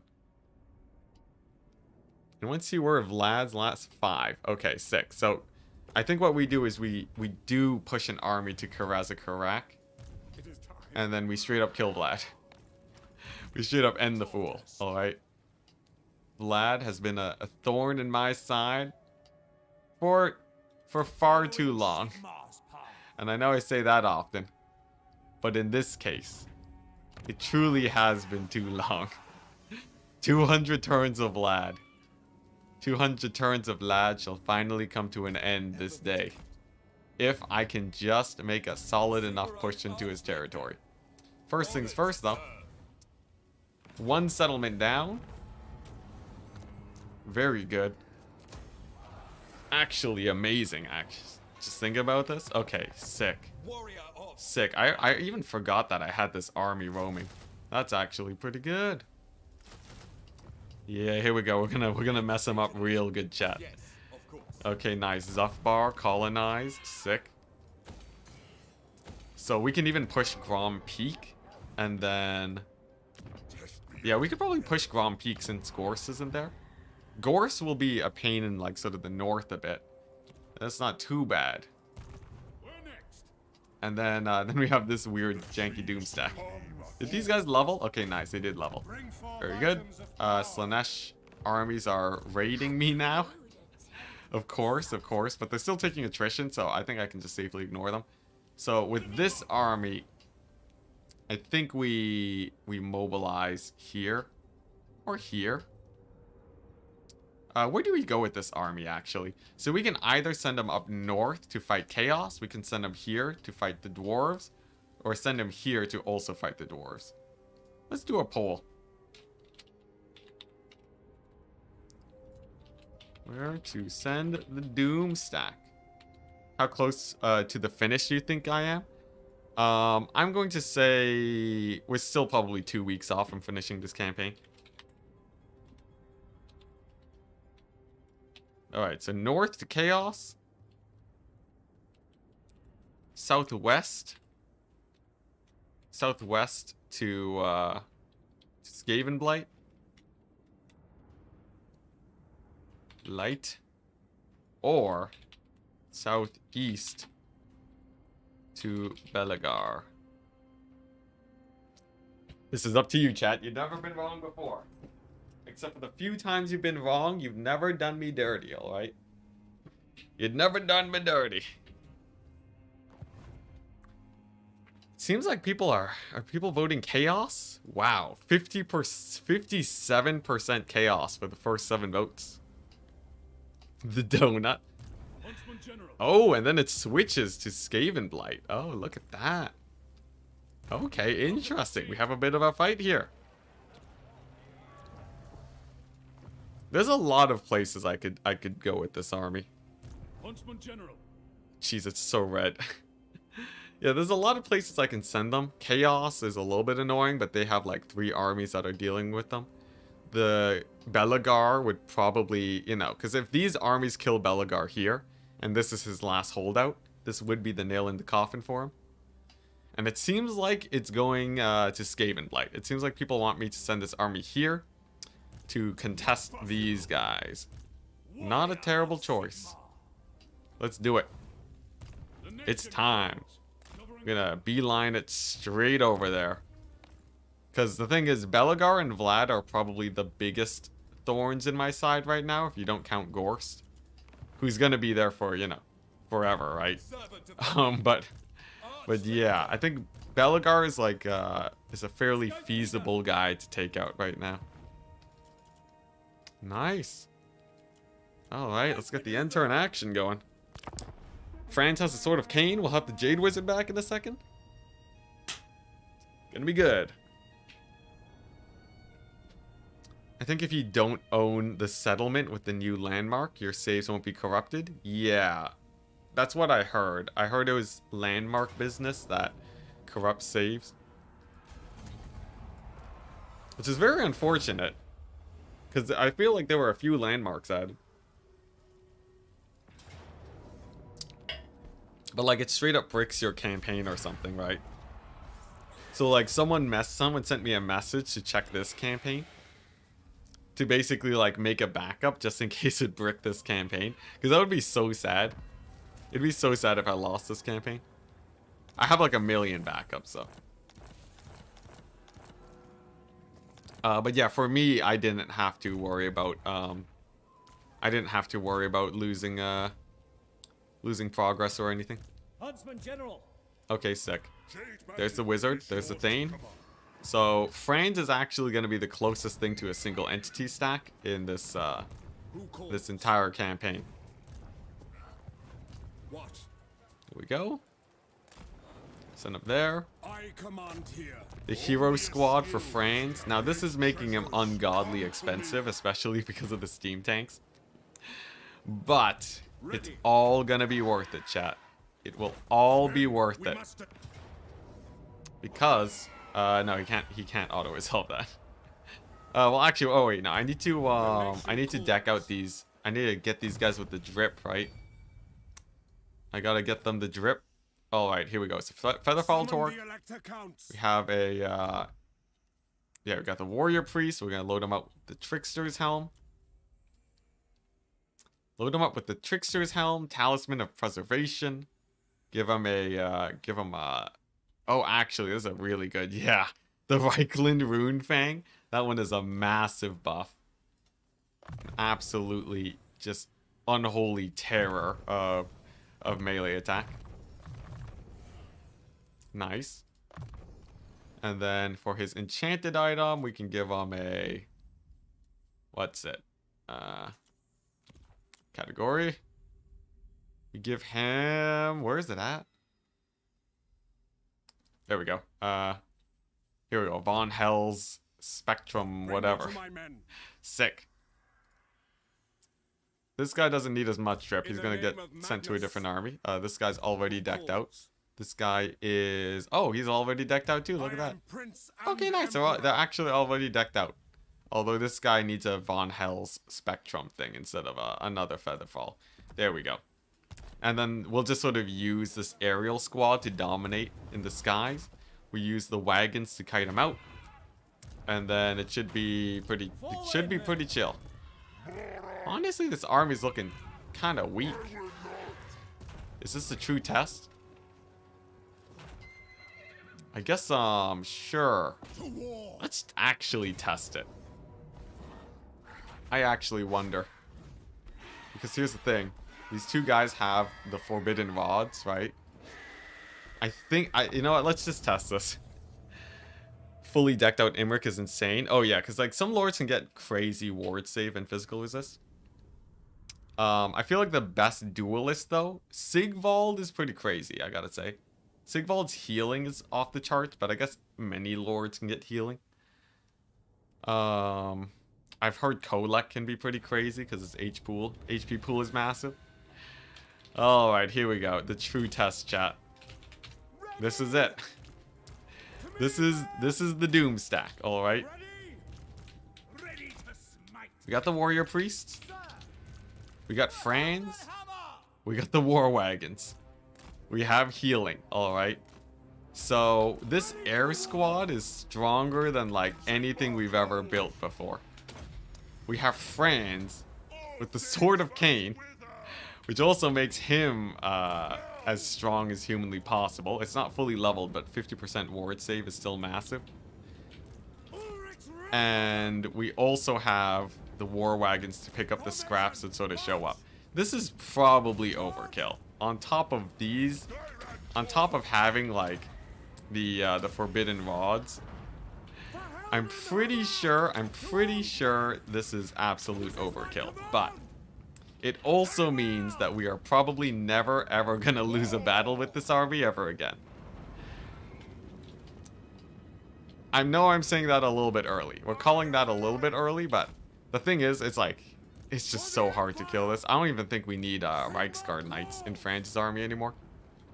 As good as Reichsguard are as like a sort of generic unit, I feel like with this we are indestructible. I feel like this is actually like maybe it's a bit overtuned to deal with the vampire counts perhaps. But like, cause the thing is, a Reichsguard, you know, they always die to the Mortis engines. This army is Mortis engine immune. A new age, chat. A new age has arrived upon us. The age of France. All right, first things first. So let's not let these, let's not let my wagons get murdered.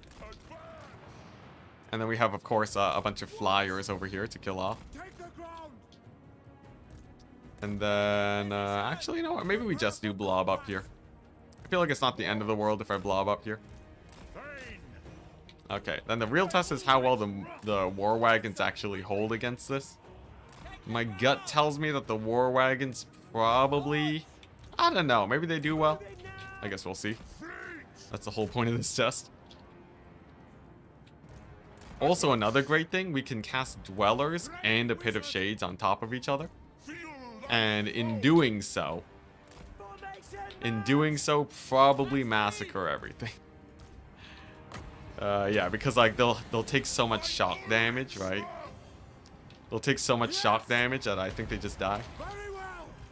Okay, looks like the war wagons are doing okay. The steam tanks are doing okay. I'd probably cut the steam tanks from this army, honestly. I think that's probably the most underwhelming part. But everything else looks like it's doing basically what I would hope for. Nice, Winds of Magic doing great. I remember the good old Dark Elf one-man army doom stack.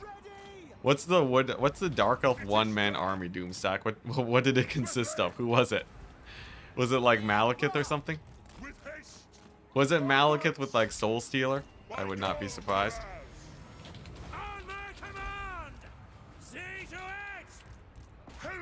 Okay, nice. Just have to keep the wizards alive.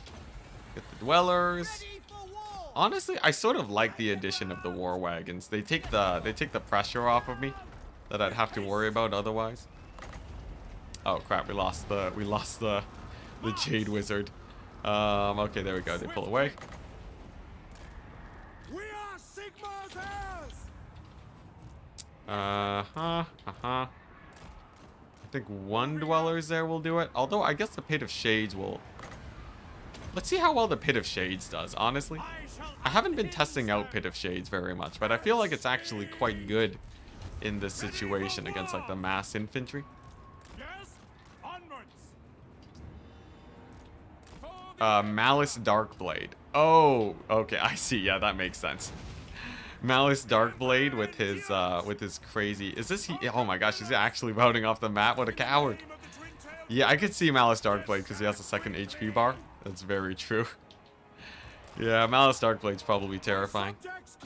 Okay, nice. The Empire captains are doing a little bit worse than I would have expected, just because I'm not babysitting them as much. But I think this is a good enough. This is a good enough sort of doom stack. Okay, let's get the dwarf back in there. War wagon kite doing decent, and then yeah, we'll just pop down a few heals just to make sure we don't lose any unnecessary unnecessary Empire captains. Okay, I feel like this doom stack needs a little bit more work. It needs a little bit more work, but it's almost there. It's almost exactly what I would hope for. I think the war wagons are a good addition. I think the steam tanks are decent, but I will probably replace the steam tanks with war wagons.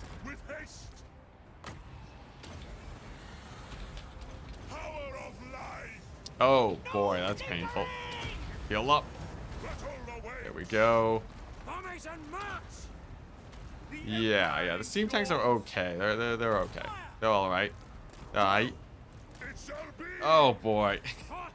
I think I killed the wizard already. Oh no. Oh my gosh, I killed the wizard already. Really? This soon? This soon and things are going sketch? Okay. Oh dang, that's a whole other army. We're gonna lose the Sword of Cain again. Okay, alright. Alright, what are we looking at here? Okay, I'm gonna consolidate my characters. We're gonna get a Pit of Shades over here. Oh boy. Alright, here we go. These guys need to focus fire at that Lord. Franz needs to bail out. Or kill a Mortis engine. I guess both will work. Steam tanks can fire into there. And then we'll see how this goes. Oh boy. Oh man, we lost a Thane. Alright, never mind. This is not the strongest army we could possibly imagine. I like how my captains are just getting massacred right now. Okay, alright. Oh jeez, France is taking a walloping. What's killing him? Come on, France. Come on, France. Not like this. You have so much to live for. Oh no! Oh no! The stack sucks! Alright, here we go. France, get out of there. Okay, you know what? I feel like the Reichsguard are probably better. Having experienced the stack now, I feel like the Reichsguard are better at cleaning up. Yeah, alright. Oh, let's get Franz out of there. Oh my gosh, another Tempest. Come on, get back to the ground. Get back to the ground.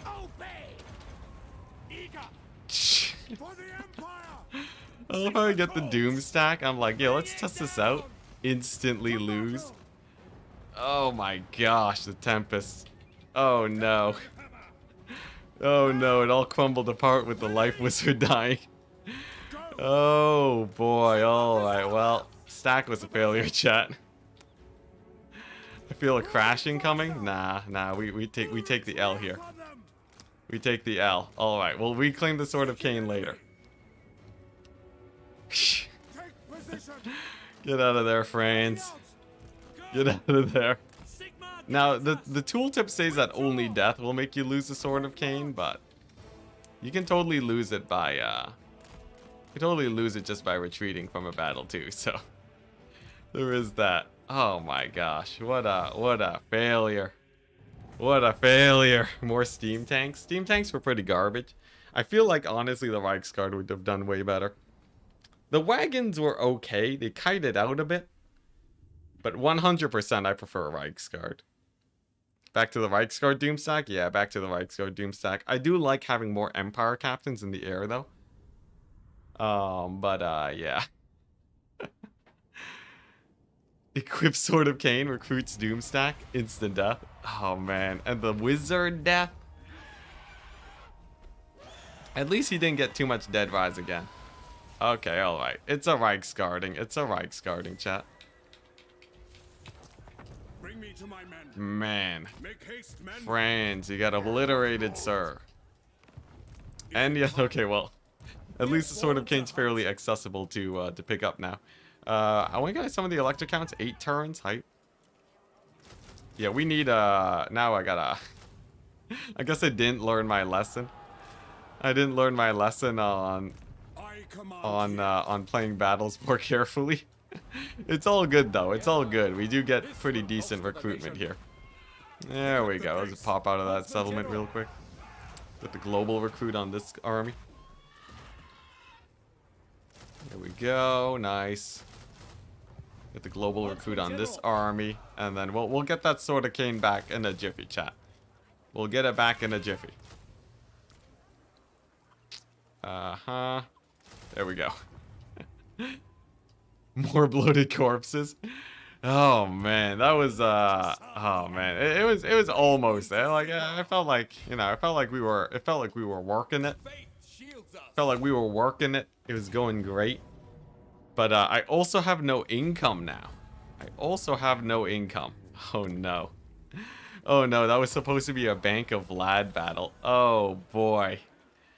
Oh boy. Alright. Alrighty. I think we still have enemies, we still have armies that we can beat up. Yeah, like this over here. There we go. Economy situation has been saved, chat. If the Jade Wizard had lived, I think he'd win. I think I'm sort of running out of Winds of Magic, actually. Maybe I'm wrong. How much global recruitment? Oh, yes. Yes. The answer is yes. We've built up our global recruitment, indeed. Okay. I think we have enough to live for a turn, and in that one turn, we should be good. Couple Skaven armies. Skaven armies don't auto-resolve super well. Thank goodness. Nice. Okay, nice. So, at least we're not going bankrupt. We ain't going bankrupt today. Very good. Random million Tomb Kings armies over there. Very good. Okay, nice. Okay. Okay, we pulled ourselves out of bankruptcy now. Sick. I live to serve the Emperor. Very good. And then Tomb Kings are basically a non-issue anymore. I'm pretty sure that Tomb Kings faction is... I'm pretty sure they have like no settlements left. Oh, that's actually the last settlement.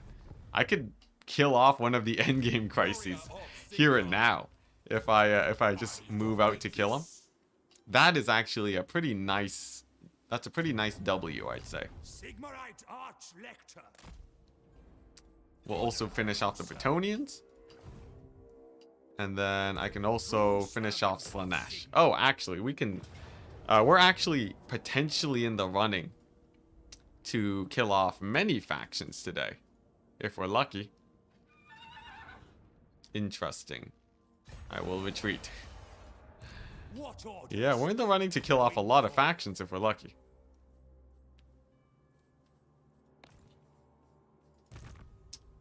Time to sell more ancillary paste. No, we're good. We're good so far. We're good. We don't need to paste them up just yet. Beautiful. So that's a no more Belagar. Sick. Yo, that was crazy. We went from nothing to like 60,000. Sick. War calls. Nice. Now these armies are pretty beat up, so they're not a problem. They're not a huge problem. Random Tomb Kings will converge 3 armies together to take Karak. Beautiful.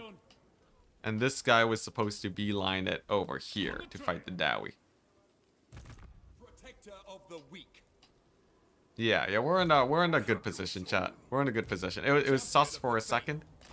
It was sus for a tiny second, but it is no longer sus. It is no longer sus. We are simply just back on the warpath.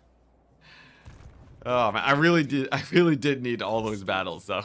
The battle economy is you know, the battle economy giveth and it does taketh away. You gotta be really careful that you don't accidentally just lose everything. You should really do this challenge, but with Scarbrand. Honestly, that'd be pretty fun. Though after we're done this challenge, I'll probably take a break from longer campaigns and just do short campaigns for a bit. Wow, what a bounce back! That was a big change, big shift.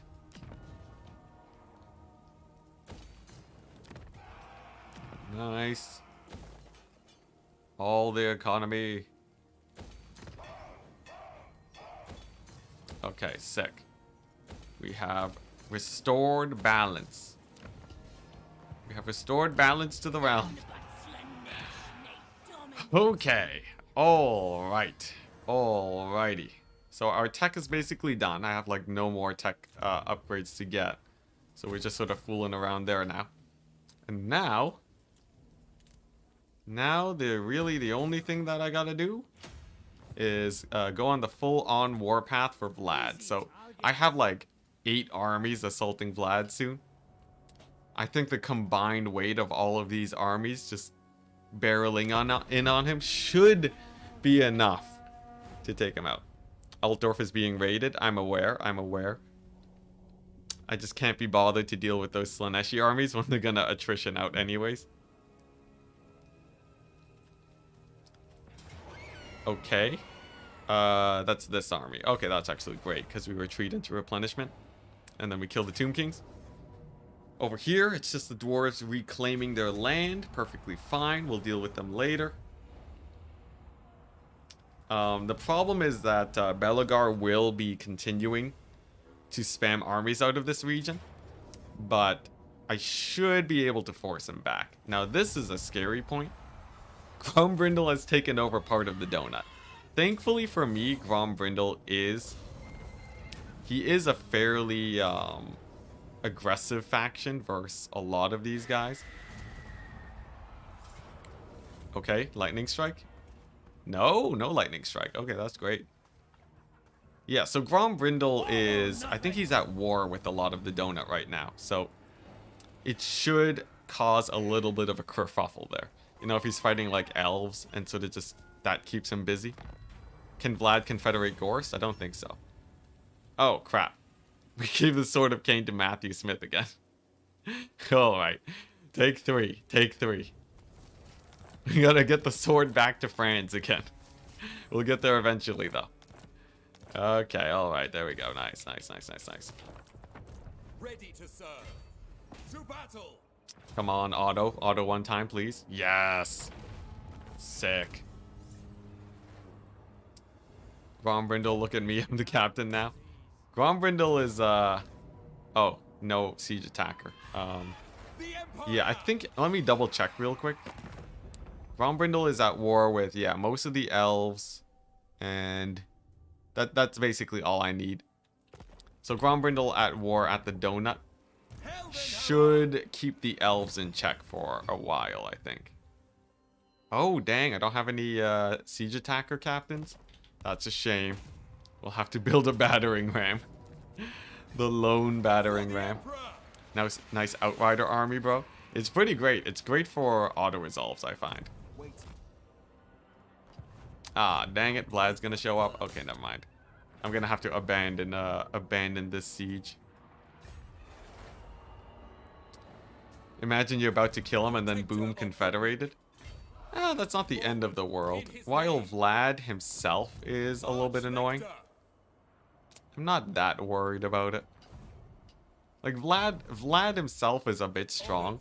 I more care about his settlements being so close and near to me. Like, the thing is, like, if he confederates, in the end, there's gonna be fewer enemies total, so. Here's the plan. This is a bit awkward. This is a bit awkward, I know. But, if I do this... Look at this pro strat, chat. Look at this pro strat. Things do not look good for the elves. Nice. Yeah, Sword of Cain transfer. We offer the Sword of Cain to this guy, and then we pick it up with the France. And then France is back on the warpath. The Sword of Cain shall once again come into play. Oh man, Sword of Cain shenanigans are crazy, but the thing is, it's so good on France. It's so good on France that it's like, you know, it's worth the shenanigans for sure. Enticity, I've been periodically checking in on this campaign. It's pretty nuts you were able to pull this off. How many restarts? If you include my offline restarts back when I was figuring out the strats, close to 30, I'd say. I'd say it's approaching 30 or 20 different runs of this campaign of varying lengths. Some of them, a lot of them got up to 50 turns. It's pretty crazy. It's been a campaign.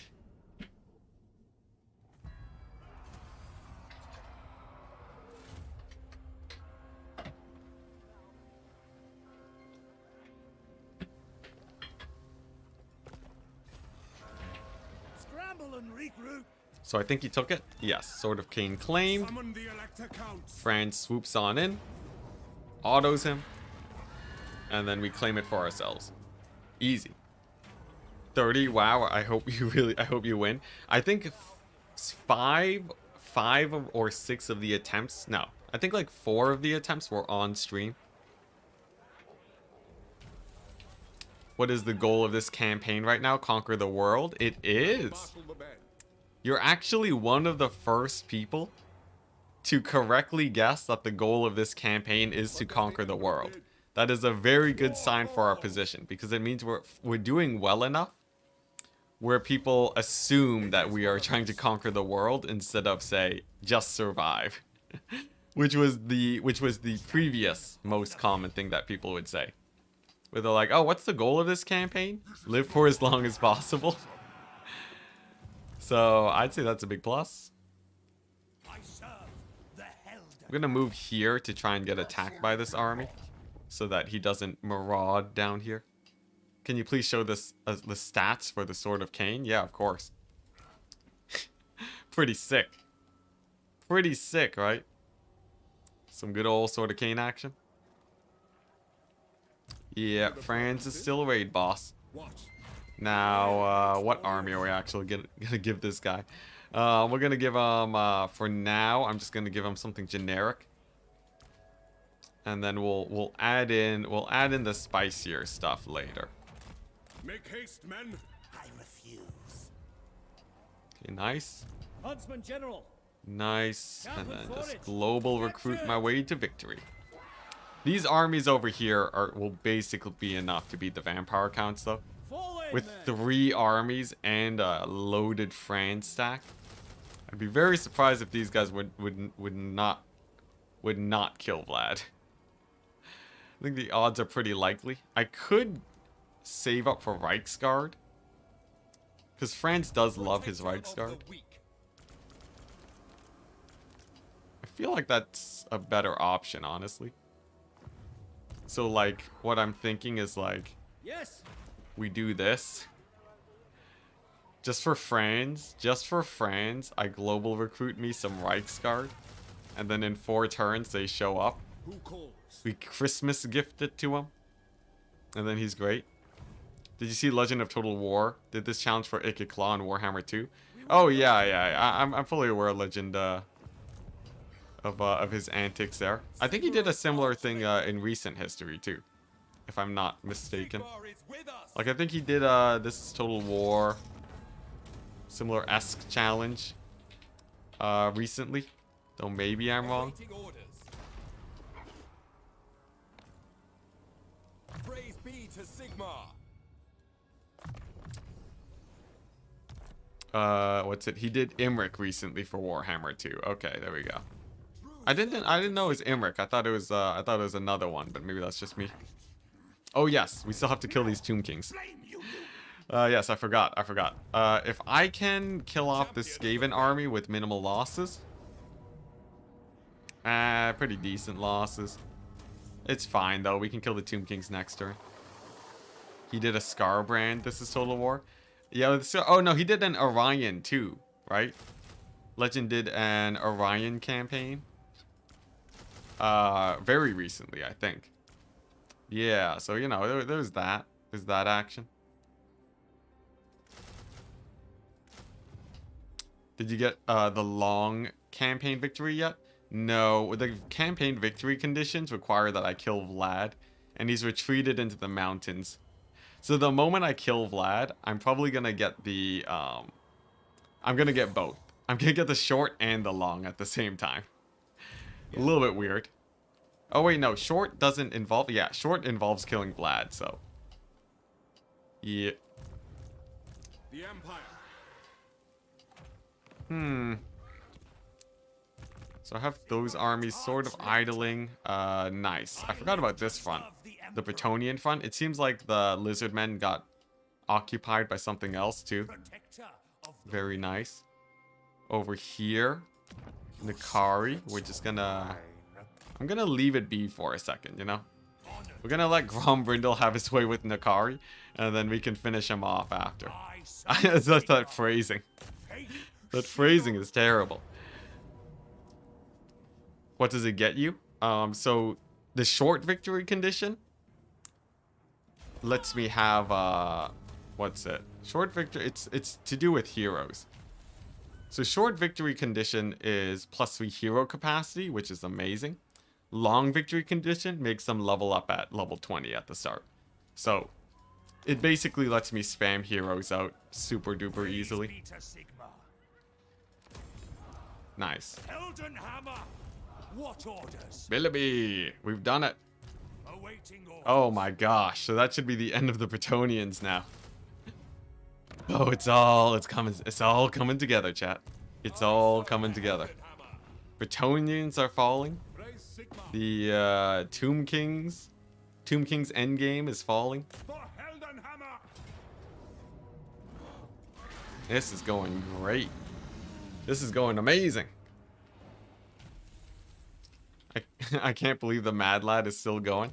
I honestly, when I'm not streaming, I like really feel like playing this campaign. And then like I just sort of don't really have much to do. I'm just, a lot of the time when I'm not streaming, I'm just sort of sitting around thinking about what I'm gonna do in this campaign. So I actually really don't mind having like a long campaign day.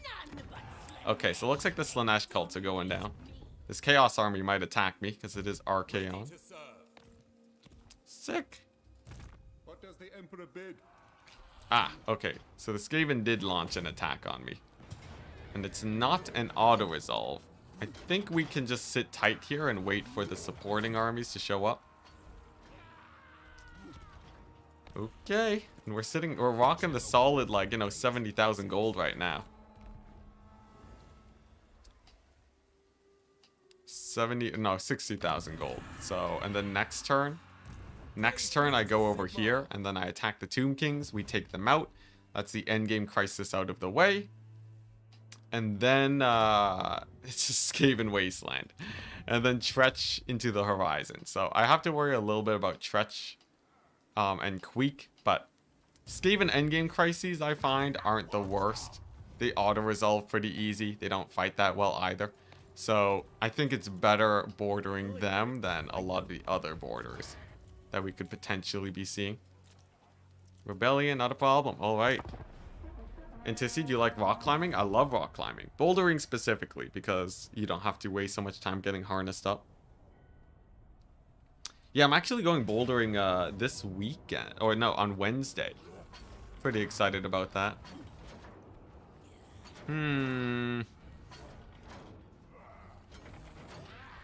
Is this one of those battles that's better to play? Nah, everything's too beat up here. Oh, I'll just auto-resolve it. It's just Altdorf anyways. What grade do you climb?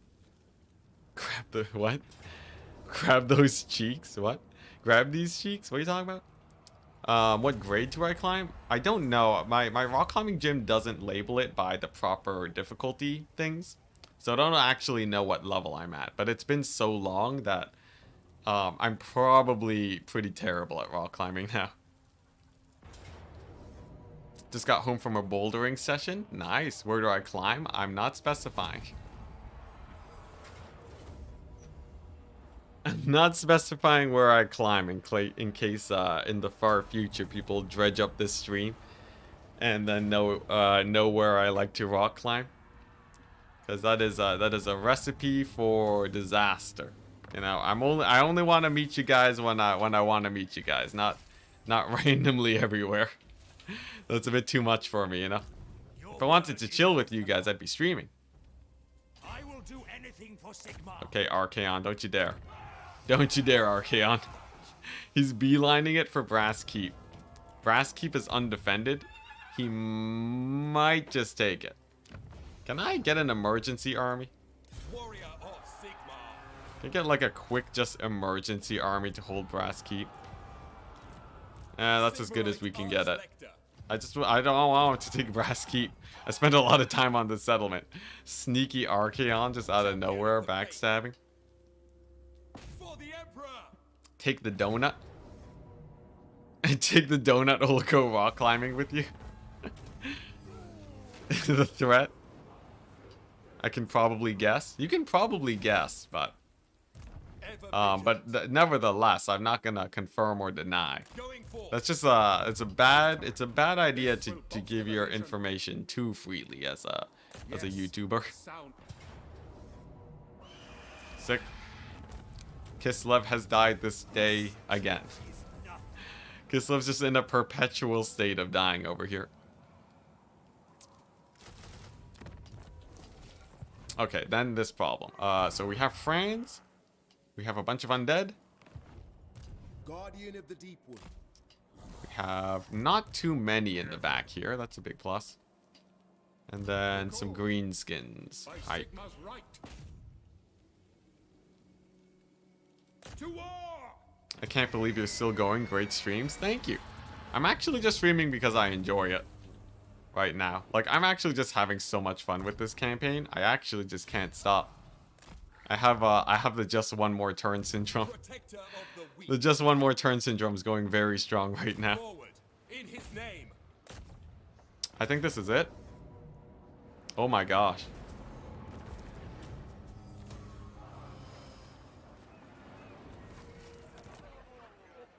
No, they still live somewhere. The Tomb King's endgame is somewhere. I was gonna get hyped. The Tomb King's endgame, the Sentinels are at 0 settlements. Okay, so that means they'll probably die over the end turn when they attack somewhere. So I guess that's fine. Then we have a plague. You have a Skaven plague. Alright, that's okay. That's okay. The army can just chill there, it's all good. Alright, much more importantly, this Doom stack, the anti-dwarf Doom stack. We're gonna just gingerly move up here. And then I guess we're fighting these guys now. Well, crap.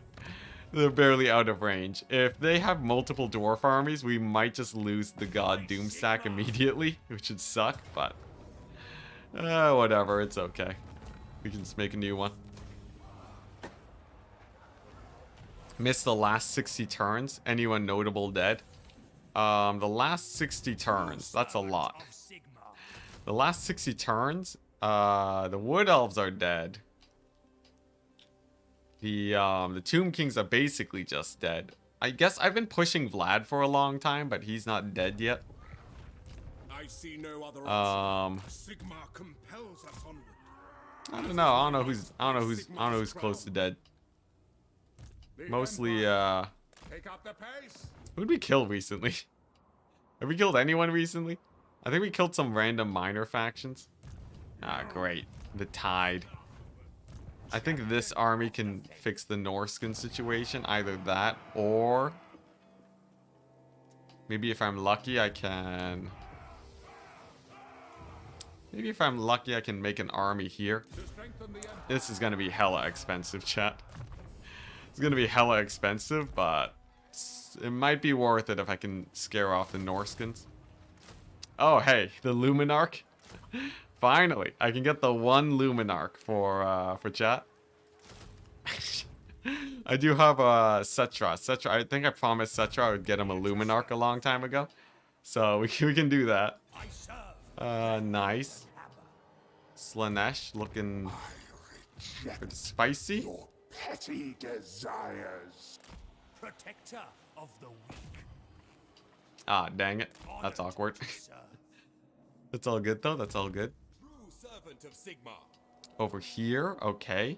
Honored to serve. Let's see, more vampire counts. Servant of the faith. Sigmar I think we retreat back to Zufbar and then we launch, like, you know, a double army to attack there. And that should be enough to take out the Vlad position. Then you wipe out the Dwarf Miner faction? Oh, well, that was like ages ago. But yeah, technically, we wiped out the dwarves over here. We wiped out a couple dwarves over there. Yeah, I don't know. Basically, everyone that was in this area, everyone that was in here is wiped out.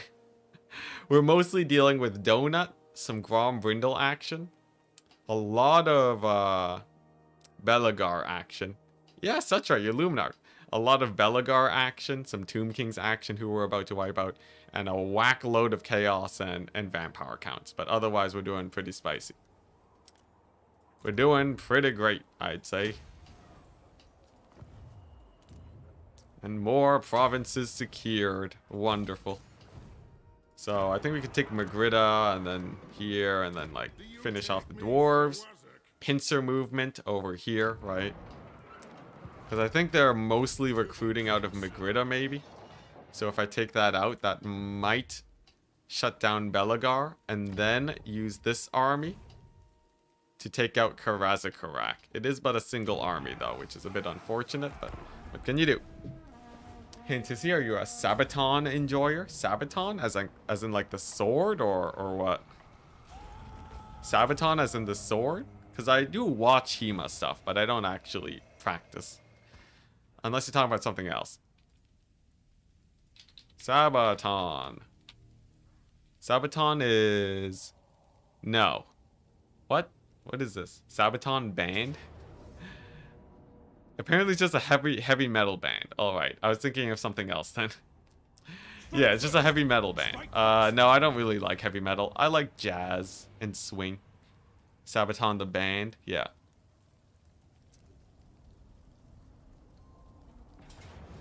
Sick. Easy W's. Easy W's, chat. Manfred is getting a tan in the desert. Oh, Manfred got annihilated, man. Yeah, Manfred's super dead. Manfred is like mega times 10 dead. He got shreked, man. Okay, this is actually like the best chain of auto-resolves in the history of auto-resolves. Except for Krugenwald dying, but other than that, pretty good. He didn't attack Brass Keep, and that is the only thing that I requested from Archaon, so it's pretty good. Nice. Defeated Nakaria, another faction-wide boost to my experience per turn. Very good. Oh my gosh, nice. And then that's an Archaon dead. We take the Krugenwald. I think now is the point. Maybe now is the point where we start getting into the flow of auto-resolve. I'm not gonna call it early. I'm not gonna call it early, but it feels like things are starting Praise be to Sigma. to get to the point where we are like, you know, we're doing the battles nice and quickly, right? I will not. Dang it, Wolfric. I will marshal the band. Alright, here we go. Cetra. You can no longer complain, Cetra. I told you it would take a long time, but we got there, alright? There you go. A normal Luminarch.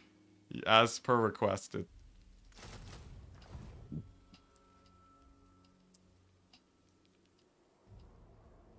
Yeah, no, I really like jazz. I like me some jazz. Sigma compels us. I like sort of more upbeat though, which is why I say swing. Jazz is like a little bit too slow for me. I do like it slightly more, you know, slightly more upbeat. Ever onward. Much bigger fan of swing than jazz, but jazz is all right. Huntsman General. Oh man, the Reichsguard for France are coming. Okay, here we go. They will obey. Here we go, finally. Take number 2. What should have been done ages ago shall be done now. Franz taking care of Kadrin. He's gonna have the support of this army over here. And the Vampire Count's armies are probably just too beat up to really assault France right now. So like we just go here. We take the settlement. Now we don't have a Jade Wizard in this case. So, this will bolster So the it's not, you know, it's a little bit sus, but like, it's like, you know, there aren't that many vampire counts. We should be fine. We should be fine. I guess, I don't know. There's a chance that it's a not fine situation, but like, I will do anything. yeah, worst case scenario, you know, it's fine, Chad. I guess it's a little bit sus. It's a little bit sus. Electric Swing. Oh yeah, Electric Swing is pretty fun. Electric Swing is sort of weird for me though. Sometimes it feels like it gets too samey. It feels like all Electric Swing is sort of just like, just the same. I don't know if other people feel it, but like it's I don't know. I think I prefer just normal swing more. How did you get Imperial Authority all the way up? Well, we got continuous events. We got continuous events that just built it up. What do I do with this army? I feel like he's gone through his usefulness now that he's killed off the Tomb Kings, and we can actually just ditch him now. But yeah, Electric Swing, yeah, it felt too similar, I guess. Also, the Tomb Kings survived the endgame. How'd that happen? Did they actually take a settlement? No, dang, they actually just straight up survived the endgame. But no, they survived having no settlements for a turn. Weird. But yeah, Imperial Authority. So there's a chance every turn for an event that boosts your Imperial Authority by +1. And then after we started taking settlements around here, we were pretty much in the clear. Oh man, I forgot my siege attacker again. Do I have an Empire captain to replace him with? Dang it again. I always forgetting my siege attacker. But yeah. Yeah, Imperial Authority, it just naturally climbs, but also when you capture most of the Empire, it's pretty easy to see it get maxed out. Okay, Grombrindle. Calm down there, buddy. Okay. My worst fears have been realized. Grombrindle is now on the offensive, and boy is he on the offensive. Look at he just plowed right through Nakari. Yeah, Nakari's down to his last settlement now. Yeah. At least it means no more Slanesh cults, but that's sort of terrifying. I feel like it's a good time to get another army here. I feel like the Gromby tide is I think this is yeah, we gotta get this ASAP. Here we go. It's book time. Oh no. Oh man. We finally wrangled in Belagar. And then Grombrindle's just like, alright. Receipt. Get your butt ready. Okay, well at least Matthew Smith III seems to have this situation handled. This is ours now. Ready for the War of the Beards 2.0 in the opposite direction. Yeah, Matthew Smith looks like Belagar should be fine. I think once we're done cleaning up Belagar, things are a little bit more smooth. But Grombrindle is out for blood. The only thing that keeps me safe though, and the thing that continues to always keep me safe, is his distance. Huntsman General. Grombrindle's sheer distance from me shall be my savior. These guys are sort of beat up. I'm gonna load up France's army a bit more, just in case. I'm gonna load up this army, honestly. Just in case the vampire counts want to try something. They will run into a little bit more resistance. Because I think this battle's pretty pivotal. If we win there, that's like the end of Vlad, right? Then we can like, we just start pushing into there. I'm committing so many armies against Vlad. But man, oh man, is it going to be great when he's dead. Oh, boys, Gaben. Okay. Okay, I forgot about the Skaven for a turn. Oh man, this game doesn't let up. It's fine though, it's fine. We have a little bit of a quick response team against the Skaven. This guy, Global Recruit is down, but I can like just sort of spam some war wagons over there. And then summon the Elector Counts maybe in 5 turns. Oh, Skaven, why? They always gotta muck up your plans.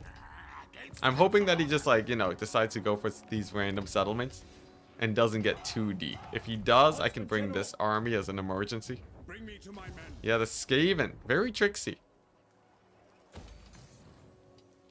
Okay, we're good though, we're good though.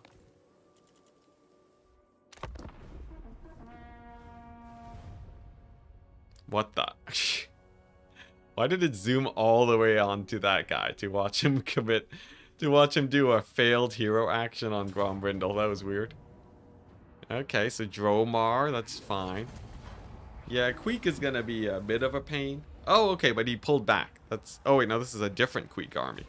Interesting. Still though, I vastly prefer fighting the Skaven endgame over basically every other endgame. Skaven endgame is probably the most tame. Okay, and then an impossible battle. Well, I guess that's the end of this push. We killed the Bretonnians though, that's what matters.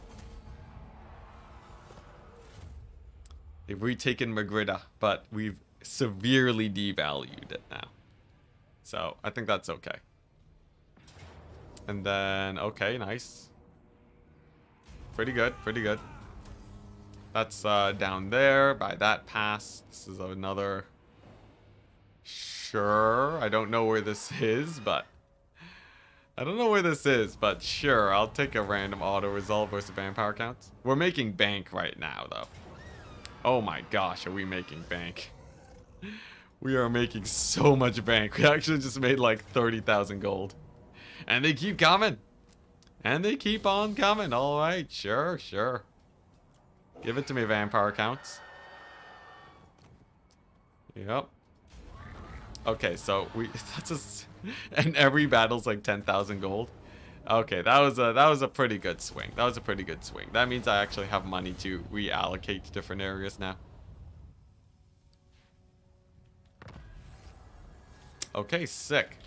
So I believe the only downside is that we are now back to positive income soon. But that was a pretty good trade. Because I think we can push on to Gorst here. If I do this. It's a little bit sketchy, right? But I think if I can just jam this army close enough. Come on. Come on, let me kill Gorst. Yes, okay. Okay, so we are in range. Okay, very good. Nice. Okay, there we go. Sick. Can you show the diplomacy screen? What do you want to see on the diplomacy screen? Is there anything crazy there to be seen? I live to serve the Emperor. The diplomacy screen? Like what, this? This diplomacy screen?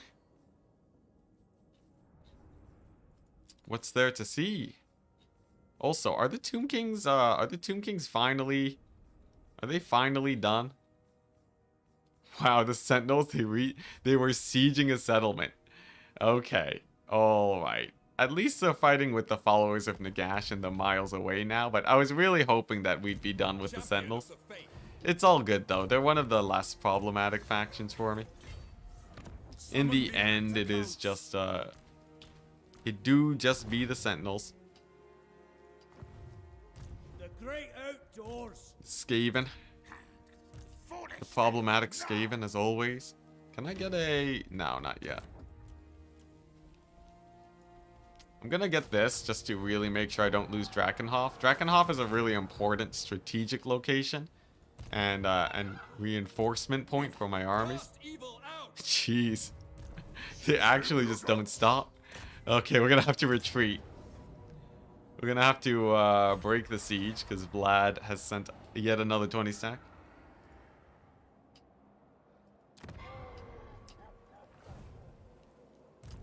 Oh, is Grombrindle still losing territory? Grombrindle's still losing territory. That's pretty good for us. I serve the Heldenhammer. Okay, nice. And then we can retreat with this army, and then we're good to go. Yeah, because Grombrindle used to be at triple digits. That's the crazy part. Grombrindle used to be at triple digits. So if he's losing territory, it's a plus. I don't know where he's losing territory, but like he's pushed all the way here to chaos, and he still has basically all of Lustria. So do you even sleep? I sleep and I play Warhammer, and that is it. Such is my life. Okay, nice. Another good auto. I gotta finish this campaign though, right? Like, we're so close. We're so close, man. We're so close. I must. I must. There's no other option. Pretty sure I've asked the same thing. How long have we been streaming for? I guess we have been streaming for a while today, haven't we? Okay, nice. There we go. Got those spears. Nice. Yeah, I think we're gonna end soon, though. I think we are gonna end the stream very soon. I think, like maybe... Yeah. Here we go. More grenade launchers versus the Gromby. Oh, what is that going on over there? Yeah, we're gonna end it soon. It's like 11:30 for me. Jeez, when did I start today? I started at 1? Dang. I guess we have been streaming for a little while today, chat. Just a teensy tooch. Just a little bit of a long stream. Leave no one behind. You said that 2 hours ago? Oh, did I? I guess I might have. I may have. Yo, the Warhammer 1 turn syndrome is insane. The one more turn thing. It's just it really shows. It really shows. I'm having a great time with this campaign. I'm actually having a really good time with this campaign. Especially now that we're nearing the end. Okay. Maybe like we hit the end turn one more time. And then we good. Let's see here. Spears. Yeah, I think we're good for one more end turn, and then I can sleep. And then I may rest. Oh my gosh, there we go. Random greenskin faction down. No more rebellious greenskin faction. I do the same thing, no judgment. Thank you. Thank you for being supportive, chat. Ah, there we go. That's the last of them. Oh my gosh, that's a big win. Black Venom destroyed. So I think we finally cleaned up most of the minor factions. Slanesh is out of there. The Tomb King's Black Pyramid guys are out of there. And now we're entering the age of dealing with the big boys. Chaos, Vlad, Skaven, and the dwarves. And it's just, it's big boys into the horizon. So that's sort of where we are. That's sort of where we're at right now. Okay, nice. The question is whether or not we shall survive. Let's see here. Yeah, we'll pass the end turn. And then we call it a day. Whew, long stream today, guys. Long stream. Holy heck, still live? We're wrapping it up right now as I speak. We're wrapping it up right now. But yeah, we did a bit of a long stream today. I've been having so much fun with this campaign, though. It is so crazy. I just joined. Yeah, there's always people just joining. Unfortunately, you drew the short end of the straw today. Campaign done this week. Campaign done this week is still pretty unlikely. As much as I hope that it would be done this week, we still have a lot more space to expand into. There goes this garrison. Karakadrin falls again. I still have, like, you know, we haven't even looked at Cathay yet. There's so much. There's a ton of VOD at least. Yeah. Yeah, there's a lot of VOD. Man, Chaos is really stepping up their game, though. I wonder what changed. I wonder what changed that is suddenly, like, drawing Chaos to fight me so much. Random elves are reborn. That's fine. Okay. Okay, chat. Alright, I think we're good. I think we're good. That's a lot of heroes. Okay, so we leave off this campaign here. We find ourselves in an interesting position. France holding the choke. With the Bank of Vlad, we are just constantly just sapping him of his money. He's given me a solid 120,000 gold. Show the whole map. Yeah, here's the map right now, guys. Here's the map. We have taken over a large chunk of the world, but we have more to do. Enemies from the north pour in. Throg, Wolfric. We have the vampire counts are finally starting to get subdued. And I think next stream, maybe we finish subduing these vampire counts. Though I'm never gonna call it just yet. There's always more to fight. I thought we'd kill Vlad the last stream, so there's a bit there. Over here we have some Be'lakor action. And the dwarves, Grombrindle has recently showed up, which will be the final endgame. After Grombrindle is dealt with, there's nothing left really to stand in our way. So he's sort of the final boss. But yeah, should be good. Should be good. That's where the campaign stands. We're finishing off Vlad, and then we move on to secure our borders and Belagar. I'll catch you guys next time. Probably not streaming super early tomorrow unless I'm really feeling the itch, which you never know. You never know. Maybe I will just stream tomorrow.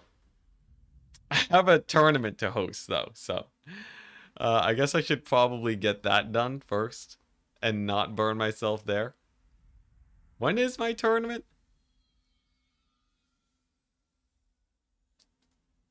At 6. I might stream tomorrow, chat. I'm not gonna lie.